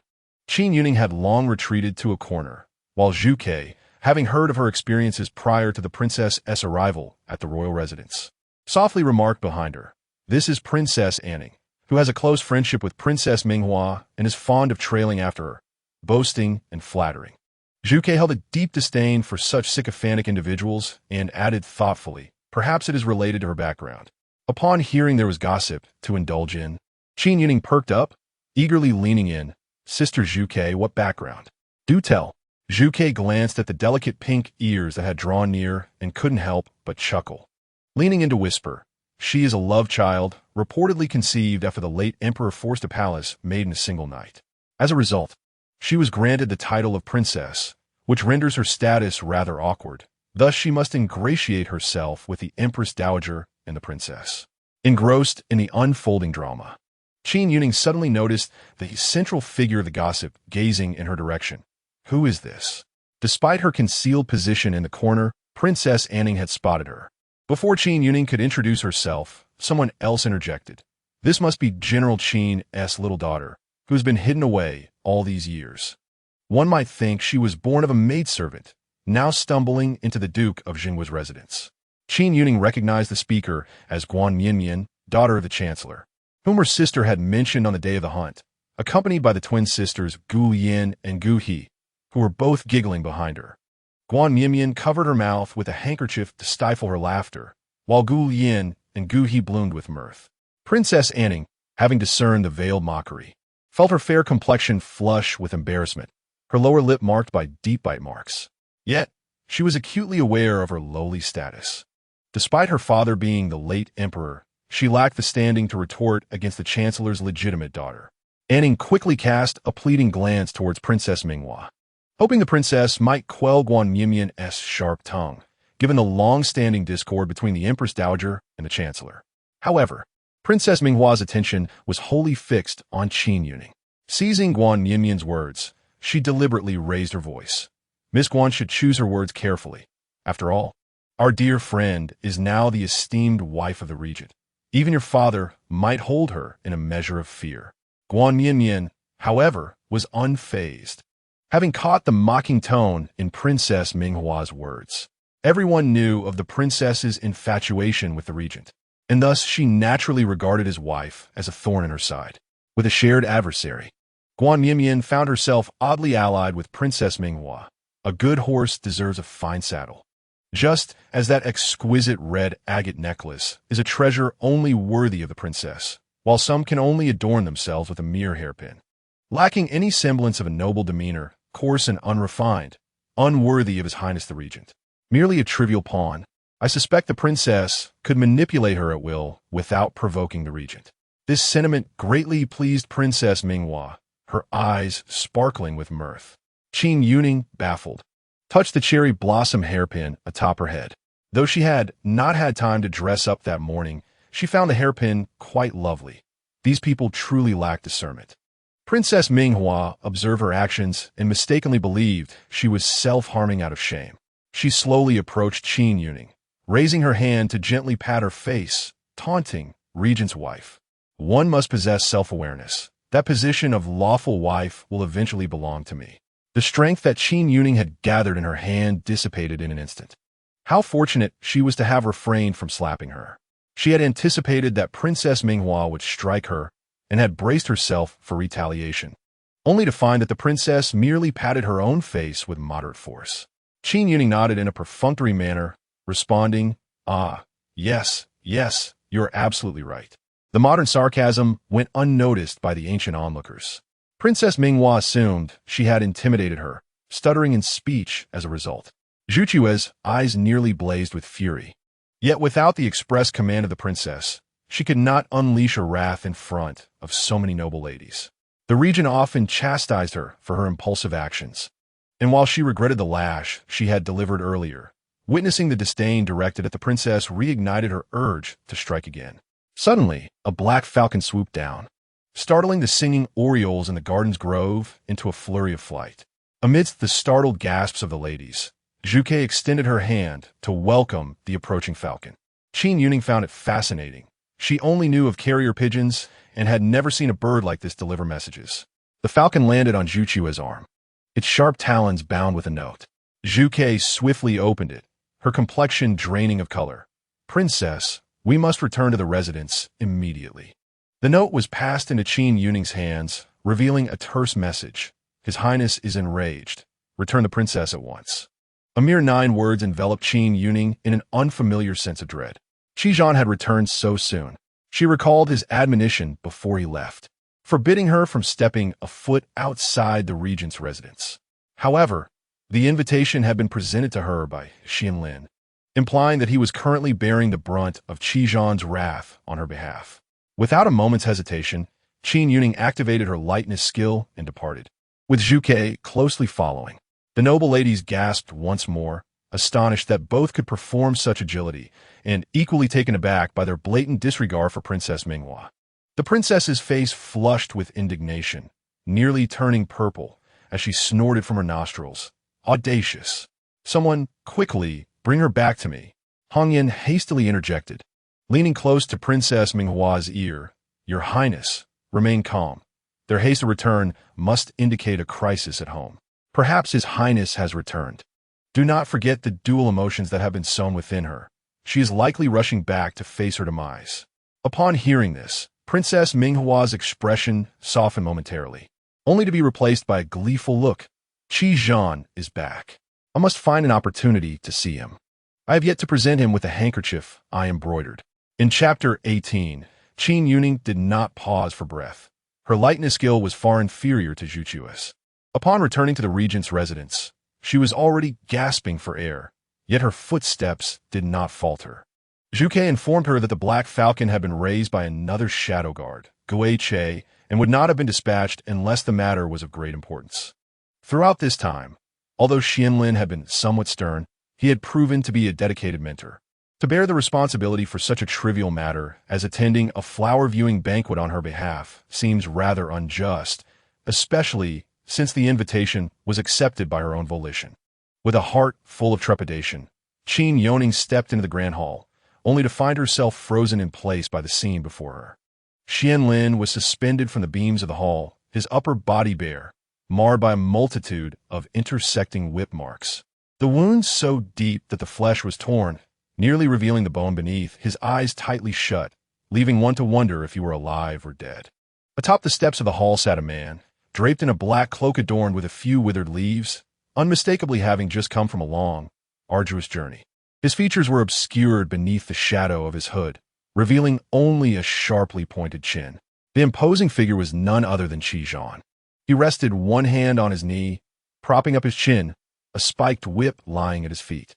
Upon hearing the footsteps, he slowly lifted his gaze, a faint smile gracing his lips as he addressed Qin Youning with a gentleness that belied the gravity of the situation. "Yao Yao, did you enjoy your time at the palace banquet?" She had barely settled in, and yet here she was, returning in haste, not even catching a glimpse of her sister. Qin Youning rushed forward, glancing up at Xianlin's ghastly state. She had anticipated Qizhan's severe punishment for Xianlin, but never did she foresee such cruelty towards his most loyal subordinate. Gritting her teeth, she implored, "Qizhan, release him. Whether you choose to dismember him or break my legs is yours to decide." Zhuge knelt suddenly, his forehead striking the ground in desperation, his voice trembling. "Your Highness, being summoned to the palace is not akin to a mere bureaucratic affair. I believed it inappropriate to refuse. Hence, I suggested accompanying the princess into the palace. This was entirely my decision and has nothing to do with Xianlin. I beseech you to spare him." Qizhan chuckled softly, yet before Xianlin lost consciousness, he declared that it was he who instructed you to accompany the princess into the palace. Thus, it is unrelated to you. It appears that you all have taken it upon yourselves to act as my advisors.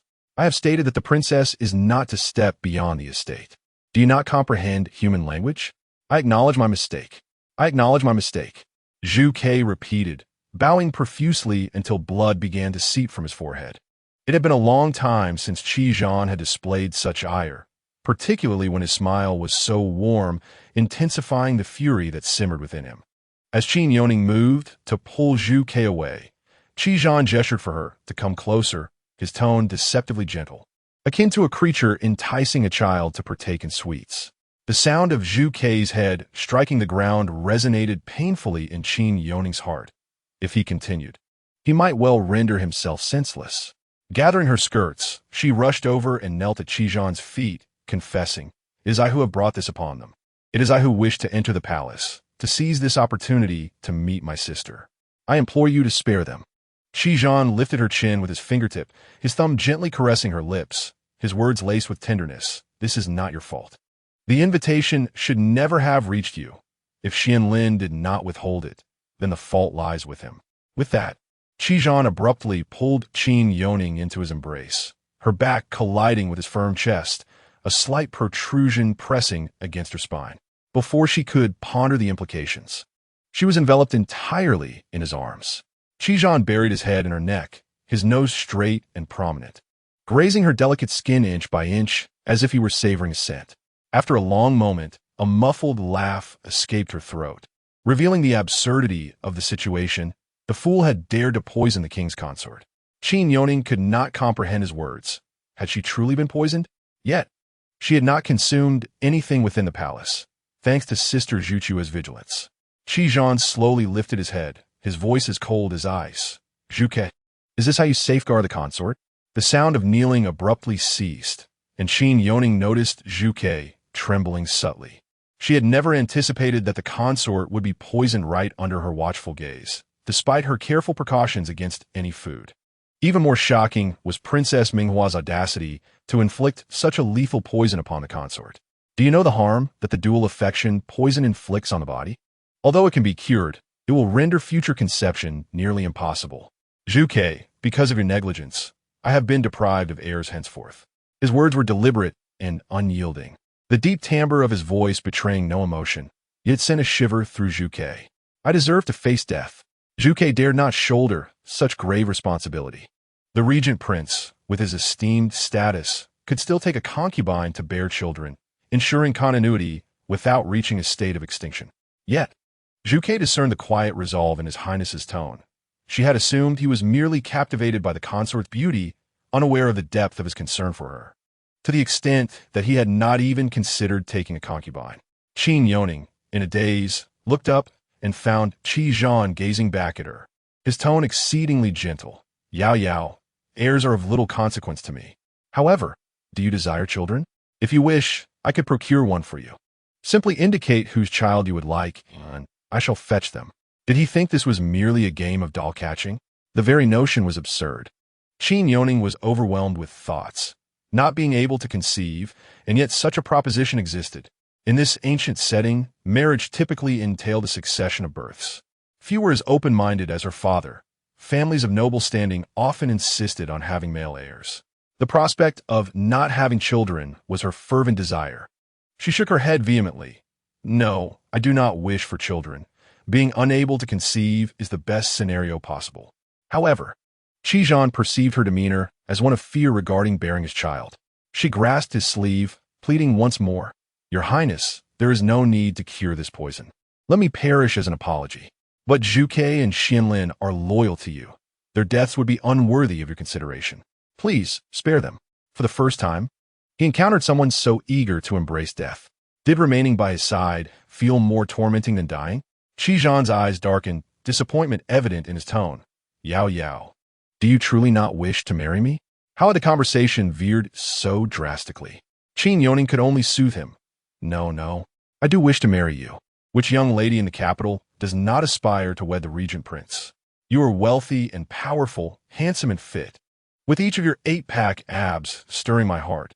It is utterly tempting. The latter part of her flattery was genuine, for it must be said, he was indeed strikingly handsome, surpassing even the male celebrities she had admired in her previous life. Zhu Ke, trembling with fear, discreetly shook her shoulders. Did the princess truly seek death? Everyone in the regent's palace was acutely aware that His Highness despised being touched. Yet, the princess audaciously expressed her desire to caress His Highness's abdominal muscles. Zhu Ke harbored a vague concern that the next unfortunate soul to dangle by Xuanlin's side would be the pitiful little princess. Unexpectedly, a chuckle emanated from the upper seat. Low and muffled, devoid of any trace of anger, reminiscent of someone in a tea house enjoying a humorous tale, letting out a subtle laugh through their nose. "Oh, benevolent and dashing regent, spare them, for I am already poisoned and my days are numbered. Let me bear your wrath alone, I implore you." Qin Youning earnestly clasped her fists. Having accompanied His Highness for many years, Zhu Ke possessed a keen sense of perception. She had never witnessed His Highness so easily appeased. A mere word from the princess visibly alleviated the hostility surrounding him. In Chapter 19, why had she never considered enticing Qizhan? At the mention, Qizhan fell into silence for a moment. He plucked a withered leaf clinging to him, deftly twisting his wrist, transforming the leaf into a blade akin to a hidden weapon, which accurately severed the thick rope binding Xianlin. Qizhan languidly commanded, "Take him away. Should there be a next time, I will show no mercy." Zhu Ke swiftly cracked her whip, securely catching Xianlin's falling form, expressing her gratitude. "Thank you, Your Highness, for your mercy, and thank you, Princess, for your intercession." However, Qin Youning felt a pang of discomfort. It was just moments ago that they had been chattering cheerfully in the carriage. Yet now, out of fear of Qizhan, Zhu Ke's tone had shifted to one of distant reverence. She gazed longingly and anxiously at Zhu Ke, who was stumbling backward while supporting Xianlin. "Do you know how the poison of mutual affection leads to demise?" Qizhan's gentle voice whispered in her ear, pulling Qin Youning back to reality, only to realize she was still nestled in his embrace. Qin Youning shook her head, pondering whether it was truly the kind of poison that would cause blood to flow from all 7 orifices after 7 steps. If so, she had long surpassed that number of steps. As she shook her head, her gaze held a blend of innocence and earnest contemplation. Qizhan could not resist reaching out to caress her hair, gently ruffling it. This gesture left Qin Youning momentarily dazed, and she finally noticed the crimson veins lacing beneath the shadow of his hood, mingled with profound weariness, as if he had not rested properly for days. Qin Youning recalled his earlier proclamation of leaving for over half a month, yet he returned with remarkable haste, as if he had expedited his affairs. Qizhan lowered his gaze, faint dark circles adorning his eyes, having gone 3 days and nights without sleep, racing back from Qianzhou, leaving behind the retinue that had originally accompanied him, who were still en route. He had returned to the palace alone. Qianzhou was renowned for its delightful bean cakes, soft and sweet, yet they hardened if left too long. He remembered her childhood fondness for such glutinous treats, and he had wrapped the bean cakes in oil paper, pressing them against his chest as he hurried along, scarcely finding time to tend to the sword wound inflicted upon him during the ambush. Yet unexpectedly, there was no trace of her within the residence. The suffocating sensation of a heart skipping a beat seemed to transport him back to that rain-soaked night many years ago. A gaunt youth frantically dug at a mound of earth, heedless of his broken and bleeding nails, as his desperation seeped into the blood-stained soil. His hoarse voice resembled that of an abandoned, whimpering creature, repeatedly calling out, "Xiao Yao, Xiao Yao." Qizhan withdrew his thoughts, his eyes darkened by ominous clouds. He sought to sever her ties to this world, ensuring she would remain obediently by his side. Moreover, every member of the Qin family was destined to perish. They all deserved death. Except for Qin Youning. She was not merely Qin Youning, but his Xiao Yao. His mercy was minuscule, sufficient only to forgive her. Qin Youning, waiting in vain for Qizhan's response, feared he intended to watch her succumb to poison in silence. As she prepared to close her eyes and await death's arrival, Qizhan suddenly lifted her. Reminiscent of the day, he carried her from the bridal sedan. He brought her to the Guanyue Pavilion, the highest tower in the regent's residence. Qin Youning had heard Xianling speak of this place while training. It served as a sanctuary for the prince, a retreat where he would recuperate when weary, and none were permitted to intrude without summons. The pavilion consisted of 9 stories, the highest of which supposedly offered splendid views of the stars. Or so Xianling had claimed. Qin Youning harbored immense curiosity regarding this structure. Who would construct such a lofty edifice solely for repose. Each of its 9 levels perhaps concealed remarkable treasures. Qin ascended the stairs with her in his arms, entering the 2nd floor. The corridor was adorned with draping curtains, and as the gentle breeze stirred, mist and vapor swirled around them. The sound of cascading water drew closer to their ears, and Qin Youning looked up in astonishment to discover a vast hot spring pool. Nestled within the 2nd story, the pool continuously circulated crystal-clear spring water, a feat that hinted at considerable expenditure. In contrast, the Duke of Zhen's residence appeared rather modest. How much wealth had this treacherous minister extracted from the national treasury and the common people? Qin Youning couldn't help but silently marvel. Suddenly feeling a tickle at her feet, she realized Qin was helping her remove her shoes. Looking down at the pool, she suddenly understood. Your Highness, I comprehend now. The poison on me will manifest and lead to my demise upon contact with water, correct? You need not trouble yourself. I shall handle it myself. With that, Qin Youning hopped down, dutifully removing her other shoe. Pinching her nose, she prepared to leap, but Qin's words halted her. This poison is unrelated to water. Does His Highness intend for me to drown in this pool directly? Is he unwilling to even wait for the poison to take effect?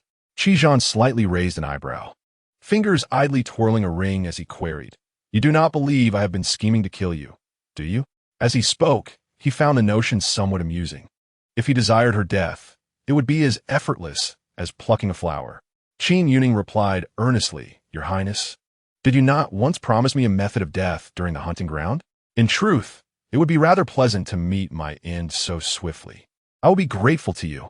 At the very least, it would spare me the agonizing torment that my sister endured in her dreams, and I would not have to suffer the fate of having my fingers severed and presented as a dish for my father at the Duke's residence. Leaving behind a complete corpse would be the greatest solace for my family. Qin's gaze bore a playful glimmer, concealing an unknown tenderness within his teasing demeanor. He advanced step by step, nearly cornering Qin Youning to the very edge of the pool. Then, as you wish.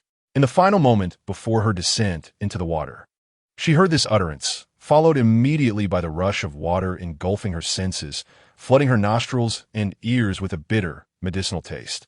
Instinctively, she flailed her feet in a desperate attempt to touch the bottom, but to her astonishment, the pool was far deeper than she had anticipated, indeed capable of drowning a person. As her body lost its balance and sank deeper into the water, the warm liquid enveloped her entirely. Yet the last vestiges of her instinctual will to survive remained in a futile struggle. In the modern world, she had spent most of her days confined to a hospital bed, awakening each morning to the unending cycle of intravenous drips, her body ravaged by the relentless torment of chemotherapy, to the point that when death loomed near, she felt a sense of resignation. Yet now, this place represented a new chapter in her life. Regardless of how noble her words had once sounded, when faced with the true specter death, the grip of despair tightened around her throat, igniting a multitude of unfulfilled desires. For instance, she had yet to become a legendary heroine, to savor the culinary delights of the world, or to bid a proper farewell to her family in this realm. A bold thought suddenly crossed her mind. Why had she never considered seducing Qin, where she could strike when he was consumed by desire? The man in bed would be the easiest to eliminate. Had the novels and tales she read been mere drivel, the male protagonists therein were as easily ensnared as fish. How would she know unless she tried? Qin Youning chided herself for her foolishness. If given another chance, she should indeed take a risk. As a splash erupted from the water's surface, an arm encircled her waist. When Qin Youning's face broke free from the water and met Qin's gaze, it was as if the clouds had parted to reveal the sun. She had truly been granted a second chance. Suddenly, she realized something profoundly significant. Qin could not bear to let her perish. This revelation sent a thrill of excitement coursing through her. The water in her trachea caused Qin Youning to cough violently, droplets cascading from her long, curled lashes, which Qin gently wiped away. Her dark hair was a chaotic halo, floating atop the water's surface, swaying with the ripples, while the ornamental hairpin that had adorned her bun had long since sunk to the pool's depths. Qin's gaze fell upon her, and his throat tightened abruptly. Those clear, lively eyes glimmered with tears born from her coughing fit, The corners reddened like a blush blooming across her cheeks. What was the taste of drowning? Did she wish to experience it again? No, no, that would not be necessary. Qin Youning quickly wrapped her arms around him. Upon reflection, it appeared that Zhan held a peculiar regard for her, and she resolved to implement a new strategy. As Qin Youning embraced him, Zhan instinctively tightened his hold around her waist. She pressed herself more forcefully against him, their bodies fitting tightly together, as if not even a drop of water could slip between them. Qin Youning clung to Zhan's shoulder, sensing something pressing against her from within his chest. After calming her cough and catching her breath, she instinctively blurted out, "Your Highness, what do you have hidden here?" Zhan paused momentarily, then recalled the special bean cake he had brought back for her taste. In his eagerness to jump down and save her, he had completely forgotten about it. Observing the current situation, he couldn't help but chuckle softly. "A specialty from Qianzhou. I intended for my princess to try it. But it seems the waterlogged bean cake may now be unpalatable." His eyes curved, reflecting the shimmering water in their depths. Qin Youning realized this was the first time he had displayed such genuine mirth, devoid of any ulterior motives. Perhaps it was the acknowledgement of Zhan's unique affection for her, or perhaps it was because of this smile that Qin Youning finally dared to do what she had longed to do. She boldly reached into his clothing, her fingers brushing against his well-defined muscles as she retrieved the damp package wrapped in leather. "Aha, Yvette touched muscle," she exclaimed, noticing a brief pause in the smile at the corner of Zhan's lips as his chest heaved noticeably. With both hands, Qin Youning unwrapped the leather paper. Cradled by Zhan, untroubled by the prospect of sinking into the water, the bean cake had transformed into a soft, mushy form, the red bean filling spilling out from the water-soaked treat. Under Zhan's astonished gaze, she picked up a piece and placed it in her mouth, her lips moving as she mumbled, "It's still quite delicious. Would you care to try, Your Highness?" The misty water enveloped Zhan's features, tinting his lips with a rosy hue, and he responded with a low hum of agreement. Just as he prepared to let her feed him, Qin Youning suddenly leaned in to seal his lips with hers. The bold, reckless thought that had crossed her mind in her near-death moment was now being enacted. The sweet, rich aroma of the red bean paste mingled with her cherry blossom fragrance as it filled his mouth. She was determined to test a new tactic, curious if she could ensnare this man. Zhan initially froze, as if struck by a spell, too apprehensive to move, fearing that any slight motion would disrupt the kiss. However, as Qin Youning repeatedly explored how to entwine her tongue with his, failing time and again, Zhan could no longer restrain himself and began to respond fervently. Engulfing her every breath in a fervent embrace, their mingled breaths tinged with suppressed madness and possessiveness. His large hands, gripping her waist, trembled slightly, restless and yearning to explore further, yet he held himself back. Qin Youning, dazed by the kiss, felt a wave of suffocation wash over her. Yet she did not forget to tug at Zhan's clothing. Zhan was exceedingly cooperative, matching her erratic kisses while allowing her to fumble with him. In no time, his upper body was completely bare to her touch. His taut muscles were exceptionally warm, marked with a variety of scars, most hidden beneath the water surface. Yet a noticeable arrow wound was faintly visible on his chest. She caught sight of 2 new sword wounds on his upper arm and attempted to reach out to touch them, but her hand was captured by Zhan's grip. She hesitated for a moment. "Your wound is submerged in water, and blood is seeping out." Zhan replied tersely, "I won't die." His chest heaved violently, and his Adam's apple bobbed up and down. In truth, he was on the brink of death, struggling to breathe. He regretted, deeply, that on their wedding night, he had momentarily softened upon seeing her tear-stained, red eyes, and had let her go. At this moment, Qin Youning, unbeknownst to him, was left with only a thin layer of fabric covering her delicate form, her lips biting down as she murmured, "Your Highness, we have yet to consummate our marriage." The very mention of consummation froze Zhan in place. Reason finally returned to him.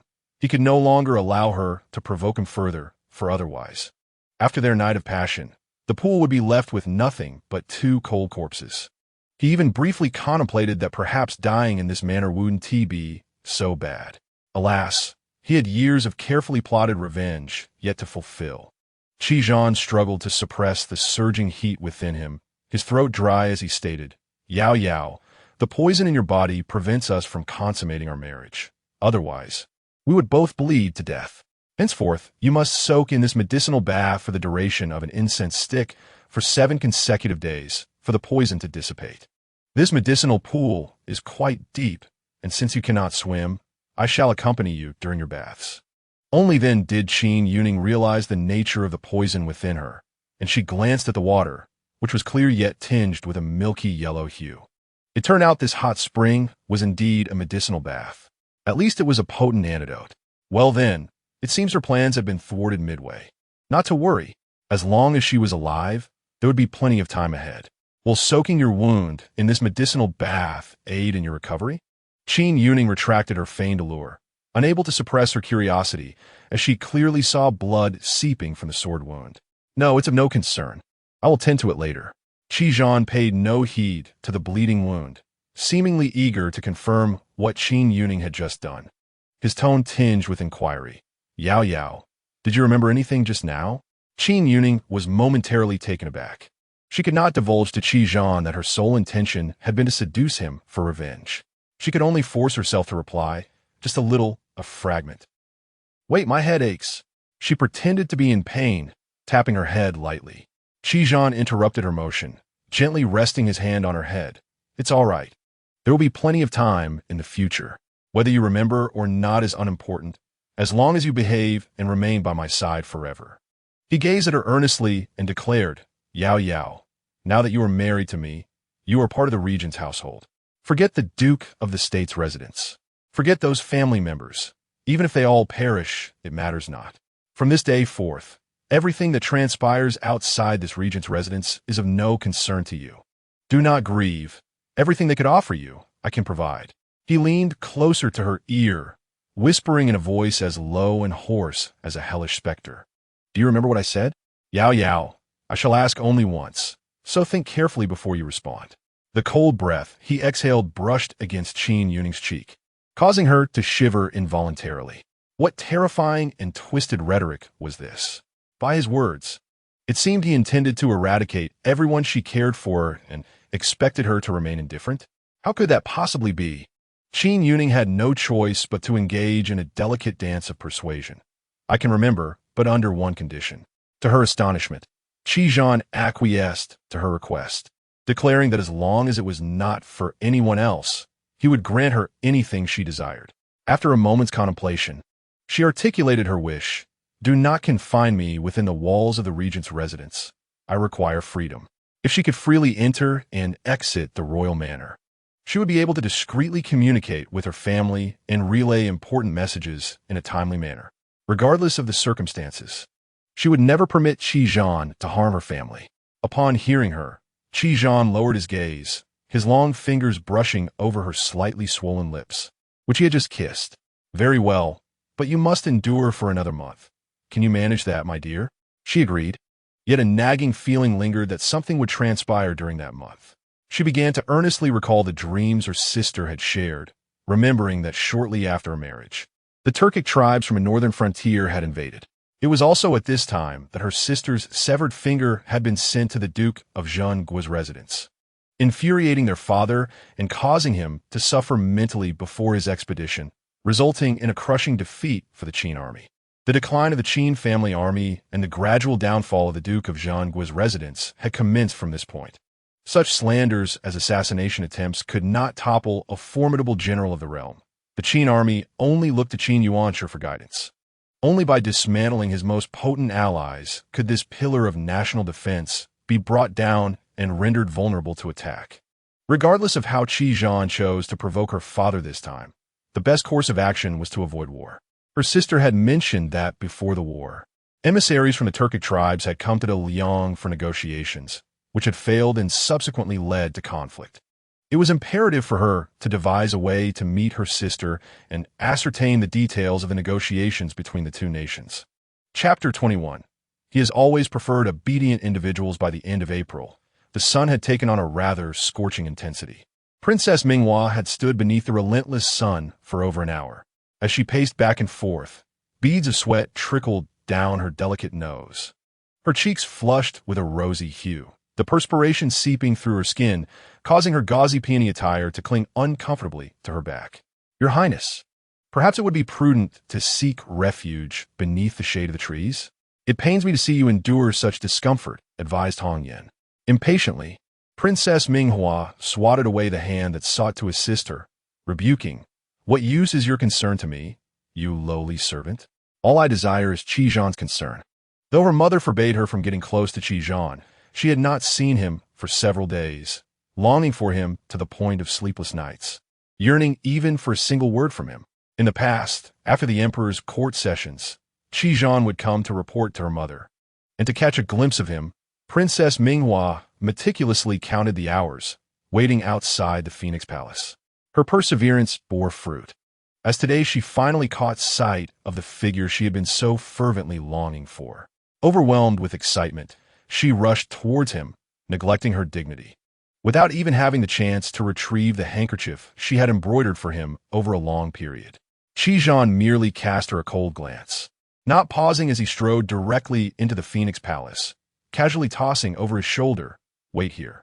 Whether it was merely a figment of Princess Minghua's imagination, Qizhan's tone appeared even more frigid and disdainful than usual, offering not even a glance of acknowledgement. However, he instructed her to wait, indicating that he would seek her out after reporting to the Empress Dowager. Realizing this, Princess Minghua was filled with immense joy. Therefore, she remained steadfast in her position, determined to demonstrate her obedience by waiting for him. Even under the scorching sun, drenched in sweat, she did not budge an inch. She understood that Qizhan preferred those who were compliant. Yet, as she anxiously awaited her beloved, it was not him who arrived, but Prince Tong. Having heard of the flower banquet hosted by the imperial sister a few days prior, he assumed that the flowers in Linlang Palace had yet to be fully appreciated, and thus he came to admire them outside the Empress Dowager's Luanfeng Palace today. Fu Jingyi approached, elegantly waving his ink-painted fan. Adorned in a white jade robe that accentuated his gentle grace, his face as delicate as jade. In terms of both talent and appearance, Fu Jingyi was undoubtedly one of the most distinguished princes, yet in the eyes of Princess Minghua, he fell short compared to Qizhan. If Fu Jingyi's visage resembled exquisite jade, then Qizhan was akin to the solitary moon in the sky, unparalleled and extraordinary. The mere thought of his alliance with the cunning prime minister, who harbored ambitions for the throne, brought her distress regarding her own circumstances. Princess Minghua said sharply, "Your Highness, this is a sacred place of the harem. How can you, as a man, enter and exit at will? I advise you to leave quickly before the Empress Dowager discovers your presence. Otherwise, if my mother pursues the matter, there will be no one to protect you." Fu Jingyi's eyes glinted with derision as he responded disdainfully, "Imperial sister, tread carefully. I am of the Emperor's direct lineage. This great Liang ultimately bears the surname Fu, not that of the Empress Dowager.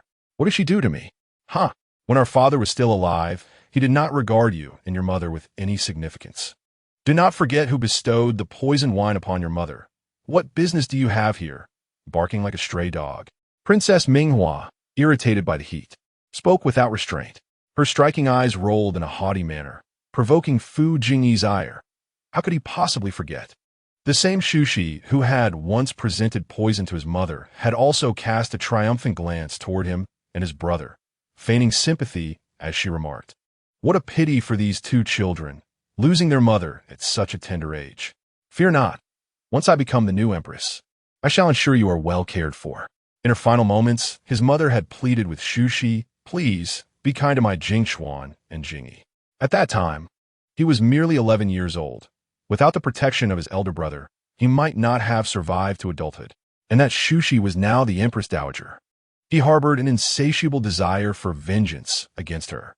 Had it not been for that woman, his mother would have been a revered empress, and his elder brother, the rightful heir, now the emperor. This woman not only caused his mother's demise, but also secretly bribed maidservants to poison his brother, leaving him in a persistent state of illness, bedridden to this day. As the saying goes, strike the snake at its weakest point.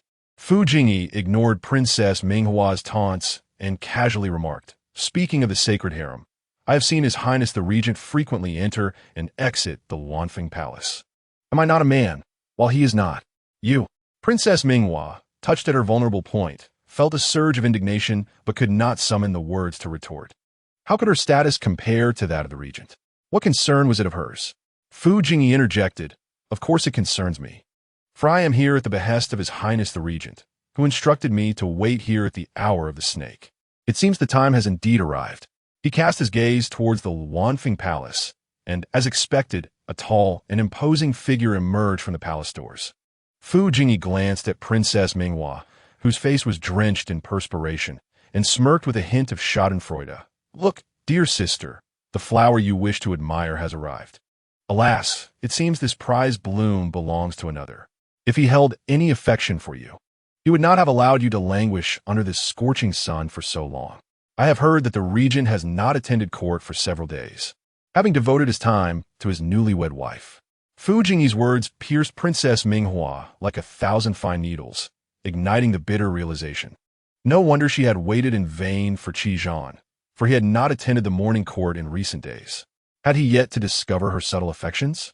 Why was he so preoccupied with that wretched woman that he neglected his duties? As Qi Zhan approached, all her unspoken words crystallized into a single phrase. "Your Highness the Regent, it has been a long time." Had it not been for Fu Jingyi's presence, Princess Minghua would have poured forth her feelings of longing. After a moment of hesitation, she presented a handkerchief from her bosom, shyly extending it towards Qi Zhan.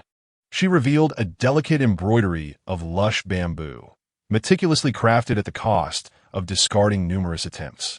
Her fingers bore the marks of her labor, as she hoped he would appreciate her effort. Qi Zhan had no fondness for flowers, but held a deep admiration for bamboo. During her solitary visit to his estate, she had inquired about his preference, to which he had coldly replied, "No particular reason.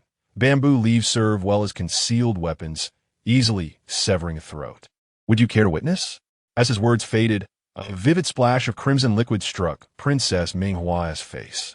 She turned to witness her loyal guard, who had served her for years, collapsing in a pool of blood, a bamboo leaf protruding from his throat. Yet, she felt no anger, only an intensified admiration for Qi Zhan.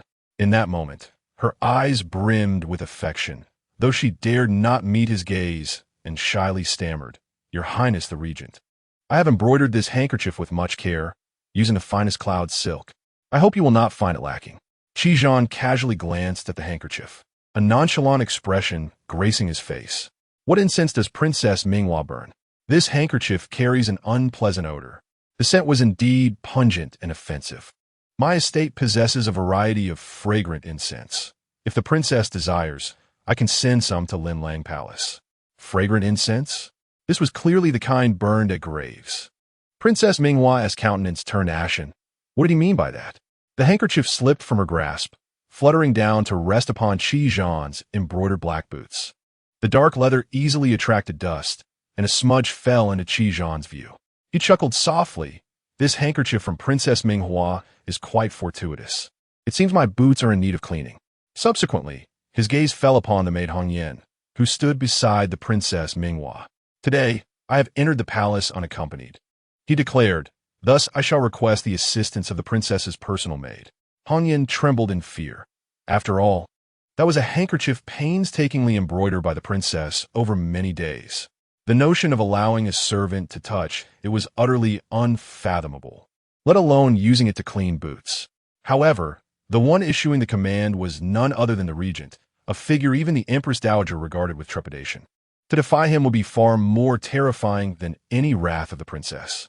In a state of panic, Hong Yin knelt on the ground, hastily picking up the handkerchief and bowing her head to commence the task, resembling a frightened mouse under the piercing gaze of Princess Minghua, too afraid to meet her eyes.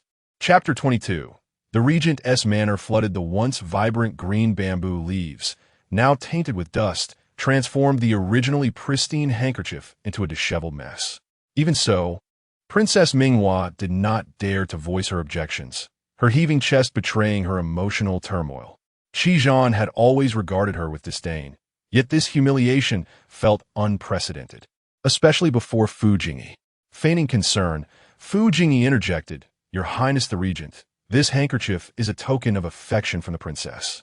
Using it to wipe boots seems rather disrespectful. A handkerchief is a personal belonging of a lady. Offering it to a man signifies a lifelong commitment and harbors unspoken longing. Surely, your highness can perceive this? Even a simpleton like myself can discern its significance. As he fanned himself with a folding fan, a faint smile played on his lips. Princess Minghua's anger flared, her eyes narrowing in fury. She could see the unmasked mockery and feigned pity in Fu Jingyi's gaze. In a fit of rage, she kicked Hung Yin to the ground and snatched the handkerchief from her grasp, casting a glance towards Qi Zhan that was both resentful and pained, tears brimming in her eyes. Your Highness the Regent, why? Qi Zhan, however, coldly interrupted her. I had thought that as the cherished jewel of the Empress Dowager, Princess Minghua would refrain from such sordid attempts at seduction. If I were a solitary man, perhaps it would be acceptable. But now, having recently wed, my wife resides contentedly as the mistress of the regent's manor. Surely, Princess Minghua does not wish to be considered a concubine? I shall return and seek my wife's opinion on your entrance into the household. Fu Jingyi could not suppress a laugh, stifling it behind his fan. Despite their enmity in the court, he found a peculiar delight in the moment. At this declaration, tears cascaded down Princess Minghua's cheeks. Your Highness the Regent, how could I, a dignified princess of the realm, possibly be inferior to that wretched woman? Qi Zhan lowered his head, a cruel smile gracing his lips. Let me be done. I find you utterly lacking in merit beyond your title, to the point of making me feel. He turned towards her, slowly uttering the words, nauseated. As if struck by a thunderbolt, Princess Minghua staggered backward, nearly losing her balance. The palace maids rushed to steady her. Be careful, Your Highness. Get away. All of you. Leave. Princess Minghua waved them off, her voice hoarse with fury. Qi Zhan, you shall wait. One day, I will make you bow before me. With reddened eyes, she turned and fled, feeling that each passing second in this place was an additional ounce of humiliation. Observing the weeping figure of Princess Minghua as she disappeared into the distance, Fu Jingyi shook his head with a rueful smile. Does His Highness the Regent truly lack compassion? One wonders if the royal consort shares a fate akin to that of the princess. Qi Zhan shot him a sidelong glance. Tung Wang, this matter is of no concern to you. As he spoke, he retrieved a sealed letter from his breast pocket, adding, what you ought to be concerned about is whether your subordinates carry out their duties with utmost precision. Otherwise, should they falter, it would bode ill for you. Fu Jingyi's expression momentarily froze. That letter contained correspondence regarding his clandestine dealings with the Turkic royal family. He had assumed Qi Zhan had summoned him to discuss his secret arms procurement in Qianzhou.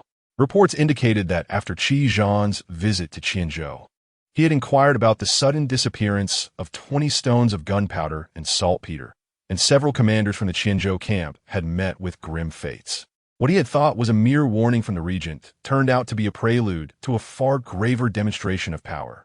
Qi Zhan observed the barely concealed panic on Tung Wang's face and approached him leisurely, saying, as the third prince of the late emperor, and now the Tung Wang of Dalian, yet secretly colluding with the Turkic tribes to threaten our dynasty. Who would believe such a tale? Alas, the contents of this letter bear your unmistakable signature. Fu Jingyi snapped his folding fan shut, his gaze fixed on Qi Zhan. What are your intentions? His alliance with the Turkic tribes was a desperate measure. Had he possessed the military strength to seize the throne, he would never have sought aid from foreign hands. He had been secretly amassing troops and armaments, waiting for the day he could conspire with the Turkic to secure his ascension to the throne, promising to cede 3 provinces to the Turkic Khan upon success. Qi Zhan chuckled softly, a sound that seemed to emanate from the depths of hell, sending chills through Fu Jingyi. Why the alarm? I too eagerly anticipate the Turkic forces laying siege to the city. Just envisioning such a grand spectacle stirs the soul. If the Qin army were to fall into the hands of the Turkic, their fate would surely be one of torment. Would it not, Tung Wang? With a flick of his fingers, the letter was reduced to dust. Had he lost his senses? Did he truly wish for the complete annihilation of the Qin army? Fu Jingyi found himself at a loss for words. Was not the regent's marriage to the daughter of Qin Youning motivated by the desire for military power? Anxious thoughts flooded his mind. This battle must be fought, but certainly not now. The Turkic envoy was already en route to Dalian, and his forces were not yet sufficiently prepared to assert dominance in the capital. The timing was not ripe. The Turkic had come under the pretext of negotiation. Yet the regent's intentions appeared to lean toward war. Upon exiting the palace, Fu Jingyi hurried to the chancellor's residence. "Chancellor, can you discern what scheme Qi Zhan is concocting? He has just dismantled our military plans in Qianzhou, yet now advocates for war. I believe this man harbors deep cunning. He may be testing whether the prince possesses any remaining military strength. The prince must not fall into his trap. This battle cannot be fought." Guanzhu's wrinkles were etched deeply, yet his gaze was sharp as an eagle's. "It is only natural that I, the prince, have long since reached an agreement with the Turkic chieftain, Uchi Khan. My purpose for coming here is to promote peace." As Fu Jingyi's tone elongated, his eyes glinted with cunning. The Turkic envoys were likely to seek the hand of the enchanting lady, the jewel of the court. If Princess Minghua were to marry for peace, it would indeed be a splendid affair. Guanzhu sighed deeply, yet a twinge of unease lingered. "I fear that the regent may have ulterior motives." Before he could finish his thought, a guard rushed into the study, cupping his fists in respect, his tone urgent. "Chancellor, thick smoke is billowing from the west. Upon further inspection, it appears that His Highness the Regent's residence is ablaze." Fu Jingyi and Guanzhu simultaneously lifted their gazes, and indeed, a great cloud of black smoke was rising from the regent's residence, embers carried away by the wind swirling chaotically. "The water has overflowed. Quickly extinguish the flames." "Where's the princess? Has anyone seen the princess? Hurry, find the princess." Despite the usual training of the staff within the regent's residence, chaos ensued in the face of such calamity. Qin Youning mingled among the crowd of rescuers, her face smeared with soot. Garb in a servant's attire she had prepared in advance, her expression frantic as she shouted, "Quickly, save the princess. The water has overflowed. The water has overflowed." As she cried out, she picked up fallen timber from the ground and tossed it into the flames, hoping to intensify the fire. Qi Zhan had kept a watchful eye on her, having given her medicinal bath for several days, never leaving her side, as if he were chaining her. Today, seizing the opportunity while he attended the morning court, she devised this rather foolish plan. To avoid unnecessary harm, she had deliberately chosen a secluded courtyard and sent away the servants within. Now, amidst the throng of confusion, she had to meet her sister before Qi Zhan returned. Thankfully, the regent's residence and the Duke of Zhengguo's residence were merely separated by a bustling street. As Qin Youning reached halfway, she spotted a carriage hastily passing by the Duke's residence. Was that not her sister's carriage? Overjoyed, Qin Youning leapt into the carriage through the window. An unexpected male servant intruded, startling Qin Shuan and her maid, Chuanri, whose faces paled in terror, their previously wan expressions now even more ashen. "Shu, it's me, sister." Qin Youning quickly covered their mouths, interrupting their near scream. "Oh!" Seeing her sister's soot-streaked and disheveled appearance, Qin Shuan's eyes reddened, yet relief washed over her heart. She had rushed to the Duke's residence upon witnessing the fire at the regent's estate, fearing for her sister's safety. In the face of her long-lost sister, Qin Shuan hurriedly checked her sister's limbs, relieved to find that all were intact. The weight of anxiety that had hung over her suddenly lifted, and Qin Shuan could no longer contain her emotions, embracing her sister and weeping softly. But now is not the time for tears. Chapter 23. To think that His Highness would have a soft spot. Qin Youning took her soiled sleeve and hastily wiped her sister's tears, speaking rapidly. "Sister, I have only the time it takes to brew a cup of tea. You must recall your dream at once. Is it true that our father is set to go to war next month?" Qin Shuan felt a twinge of anxiety in response to her sister's urgent gaze and nodded slightly. "Sister, do you remember why the Turkic envoy's negotiations failed?" she asked. Since they sent an envoy, their intention must have been to seek peace. Something must have transpired after their arrival in the capital that led to the outbreak of war. This detail, previously overlooked in Qin Shuan's dreams, now caught her off guard as her sister suddenly inquired. After a moment of contemplation, she replied, "I vaguely recall that the envoy requested a marriage alliance with Princess Minghua, and the Empress Dowager consented.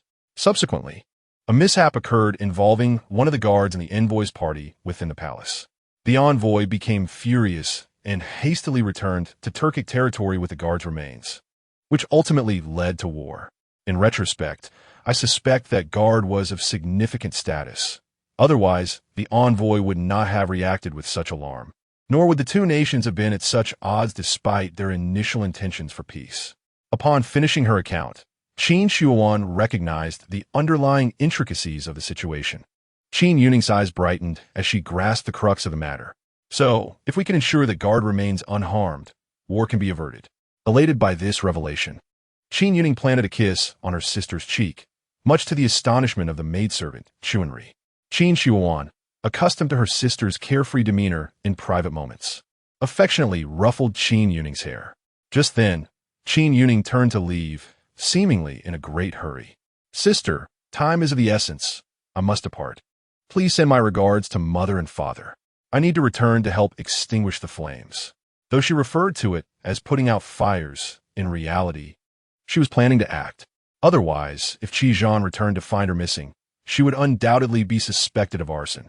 Qin Youning hesitated to reveal the truth, that since her marriage to the regent, their mother had been bedridden, weeping daily, while their father tirelessly trained in the military, neglecting his health as if trying to numb himself. Thus, it fell upon her to rush to the scene of the fire today. Ultimately, she could only call after Qin Youning, "Be careful, Yao Yao, and don't let the flames reach you." Qin Youning turned back, her face smudged with soot. Yet her smile was radiant, her dimples appearing as she reassured, "Don't worry, sister. Take care of mother and father. You hurry back." In the regent's residence, there was a small dog hole in the wall of the firewood storage. Qin Youning had discovered it while wandering around the estate. It provided her with the perfect opportunity to sneak out. Just as she was about to dash towards the hole, she noticed a small servant emerging from it, limping away in a hurry. She quickly pressed herself against the wall at the corner, observing the servant's anxious demeanor as he hobbled off in the opposite direction. What could he be doing if he isn't attending to the fire? Qin Youning wondered, her suspicion piqued. However, there was no time for further contemplation, and she swiftly crawled back through the dog hole. Tao Dao had already followed her instructions and was waiting in the firewood storage with a skirt ready. Fortunately, the location of the fire was distant from the storage, and the flames had yet to spread. All the household's personnel were concentrated at the most critical point of the fire. Thus, Qin Youning adeptly changed into the skirt and, with Tao Tao in tow, prepared to head towards the crowd. Suddenly, Aunt Bao rushed in, clutching a bucket with urgency. "Miss, something terrible has happened. It's bad." A jolt of alarm surged through Qin Youning's heart. Had Qi discovered her deliberate act of arson?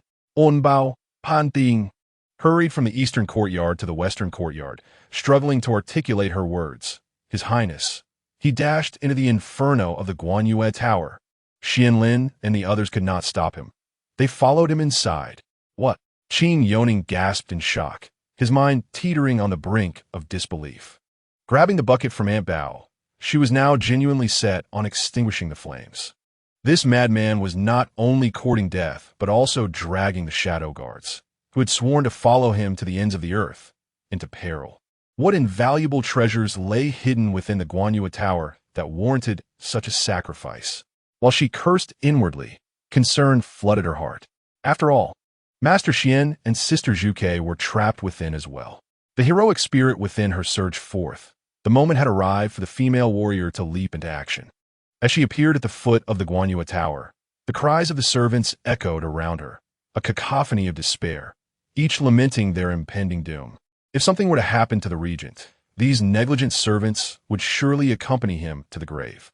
Suddenly, from among the crowd of water-dousing individuals, a sharp-eyed matron shouted, "Princess! The princess is here." Who was the fool who claimed the princess was inside the Guanyue Tower? "Hurry, call His Highness out. Your Highness, stop searching. The princess is outside." The shouts rose and fell like waves. Qin Youning stood bewildered. Qi had entered to rescue her? Without hesitation, she joined the throng, calling out, "Qi, I'm here."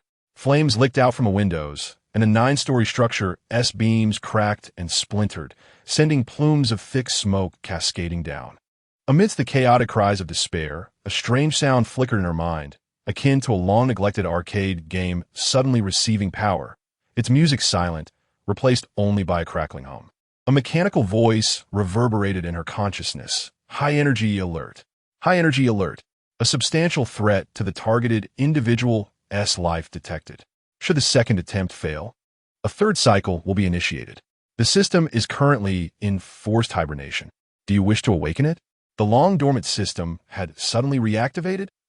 Before Qin Youning could fully comprehend the system's message, her mind was flooded with fragmented, terrifying memories, indistinct and muffled, accompanied by distant screams that gnawed at her consciousness.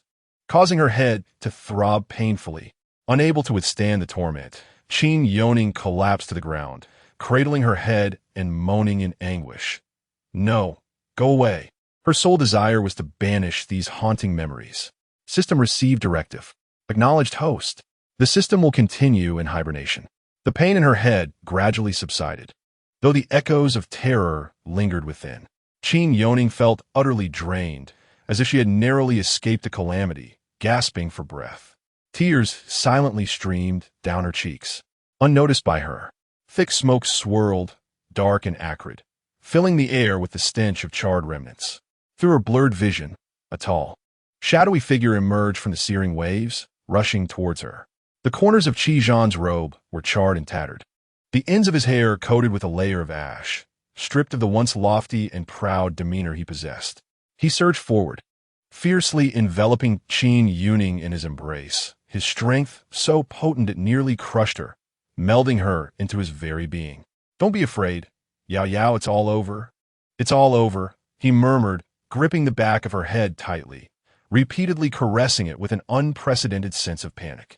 Unbeknownst to him, the one truly gripped by fear was himself. Qin Youning remained ensnared in the throes of the intense pain that had just assailed her, oblivious to the trembling of the man holding her. The servants had never witnessed such a disordered display from the prince, the once untouchable demon of death, now revealing a visage of fear.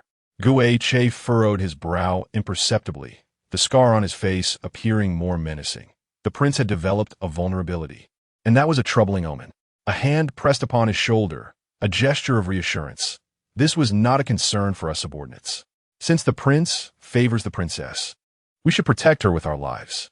After Xian Ling spoke, he cleared his throat a few times, his injuries from earlier still mending.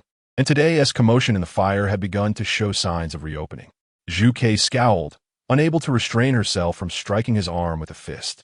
Protecting with our lives does not mean you shielding me. I could have dodged that beam myself. Who asked you to take the hit for me? Xian Ling grimaced in pain and coughed lightly. Zhu Kei, alarmed, steadied his arm and leaned in to inquire, "Did you hurt your wound?" With her face so close, Xian Ling's ears flushed crimson, and he discreetly withdrew his hand, shaking his head. "No," he replied curtly before turning to leave. Gui Che rolled his eyes coldly, trailing behind Xian Ling in a hushed tone. "Keep it under wraps. It's too conspicuous." Zhu Kei stood speechless, turning to Jiu Yuan. "What is wrong with that lad? Am I a plague? He runs at the slightest touch." Jiu Yuan could only smile in resignation, saying nothing. Chapter 24. What does it mean to like? Qin Youning sat within the hall, still somewhat dazed. The long-absent system reappeared, yet it was laden with overwhelming terror and pain, leaving her feeling somewhat at a loss. She recalled that the consciousness implantation project within the narrative had matured considerably by her time. According to the wishes of the deceased, the final remnants of their consciousness would enter the desired narrative upon death, experiencing the entirety alongside a binding system to provide answers and guidance. Having lived in this narrative for 16 years, she had long adapted to life here. Thus, the system was of little consequence to her, to the point that she had not noticed its prolonged absence. Yet today, the system mentioned the targeted individuals, but her father had enrolled her in an experiential project, not a conquest one. Regardless of the circumstances leading to her demise within the narrative, as long as her consciousness completed the experience, she would enter the cycle of rebirth in reality. A sense of unease began to stir within her. Had her father carelessly selected the wrong book for her? Surely he had not misjudged the category of the project. The Conquest Project was aimed at criminals. After execution, the final remnants of a condemned criminal's consciousness would be implanted in a narrative, and they must complete the conquest to have a chance of escaping the narrative and entering reincarnation. Otherwise, consciousness may become ensnared within the confines of books. spiraling into an endless loop from which it can never escape, akin to being trapped in an interminable cage, eternally unable to attain liberation. What thoughts occupy your mind? Suddenly, Qin Youning felt a refreshing chill upon her face. It was Qi Zhan, meticulously wiping the soot from her skin with a wrung cloth. His expression was focused, and his touch gentle, with his elongated breaths brushing against Qin Youning's nose. She inexplicably felt an itch at the tip of her nose, unable to suppress the urge to sneeze. Yet, upon catching a glimpse of Qi Zhan's strikingly handsome face mere inches away, she inhaled sharply and forced the sneeze back. Qin Youning rubbed her nose and muttered, "I was pondering why His Highness seemed so anxious." Qi Zhan lightly dabbed her nose and, seemingly casually, remarked, "Because I thought the fire was set by you." He discovered it. Her heart raced unexpectedly. Qin Youning immediately laughed nervously. "Your Highness is jesting. Do you think I have nothing better to do than to start a fire to end my own life? Moreover, if I truly wish to perish, there are far more comfortable methods available. Why would I choose a convoluted path that only brings me suffering?" Qi Zhan's expression grew as frigid as if encased in frost. For the first time, he uttered her full name, his voice chilling, inducing a sense of inexplicable fear within Qin Youning. "Remember this, from the moment we wed. Your life and death are in my hands. I alone can decree an end. Without my consent, you cannot place yourself in peril. Otherwise, even if you become a ghost, you must return to me." Typically, Qi Zhan spoke to her with a gentle tone, often adorned with a playful smile. This sudden shift to a harsh and menacing tone left Qin Youning momentarily stunned. "Is it truly so? Your Highness, is my life of such significance to you? Could it be that you harbor feelings for me?" Her sparkling eyes fixed intently on Qi Zhan. After much contemplation, Qin Youning arrived at this singular conclusion. Despite her inability to recall any prior interactions between them, Qi Zhan's hand, which had been methodically wiping her face, paused as he appeared momentarily taken aback by her inquiry, his deep black eyes revealing a hint of confusion. Feelings? He had never contemplated what sort of emotion he harbored for her. Qi Zhan was aware that he had never shed tears in his life. He even questioned the significance of such a thing. Yet surprisingly, he had wept for her twice. Once when he believed she had perished, and again upon realizing she had truly forgotten him. He pondered, "What does it mean to like someone? You don't even know that? How amusing, considering you are a few years my senior." Qin Youning casually picked up a piece of plum blossom cake from the table and held it before him. "This cake, Your Highness, is your favorite, isn't it?" Qi Zhan shook his head. Qin Youning, puzzled, responded, "If you don't like it, why have your servants placed it in your chambers? Moreover, it is set on every table, replaced with fresh ones the next day. I thought it was quite extravagant." Qi Zhan replied, "Because you enjoy it. Momily mentioned that you adore the plum blossom cake made by the kitchen staff, and you request it daily. Thus, I ordered that it be prepared in every room, so you can indulge wherever you go." Qin Youning raised an eyebrow. "So, in essence, you're merely fattening me up?" She said, "All right. If you do not enjoy eating plum blossom cake, there must be something else you like, right?" "No." "Books you enjoy reading?" "None." "Instruments you like listening to?" "No." "Then what do you enjoy doing?" "Killing." "Well, it seems we have nothing to discuss." The twisted logic of a madman rendered her unable to explain the concept of liking anything. Qin Youning spread her hands, concluding, "It appears, Your Highness, that you will never comprehend these two words in your lifetime." Observing the deepening confusion in his icy gaze, it was rather amusing to see such a countenance on a powerful minister who stirred the winds of the court. Unable to restrain herself, Qin Youning unabashedly mocked him. "Qi Zhan, I thought you were particularly clever, but it seems you are quite lacking." When Xianling stepped into the hall, he overheard this remark, nearly stumbling over the threshold with his steady stride. Yet, upon glancing at the princess' face, he discerned no trace of anger. In fact, he noticed the prince seemed somewhat lost in thought, fixated on the dimples at the corners of the princess's mouth. It was only when Xianling's footsteps grew closer that the prince became aware, lazily lifting his gaze to meet him.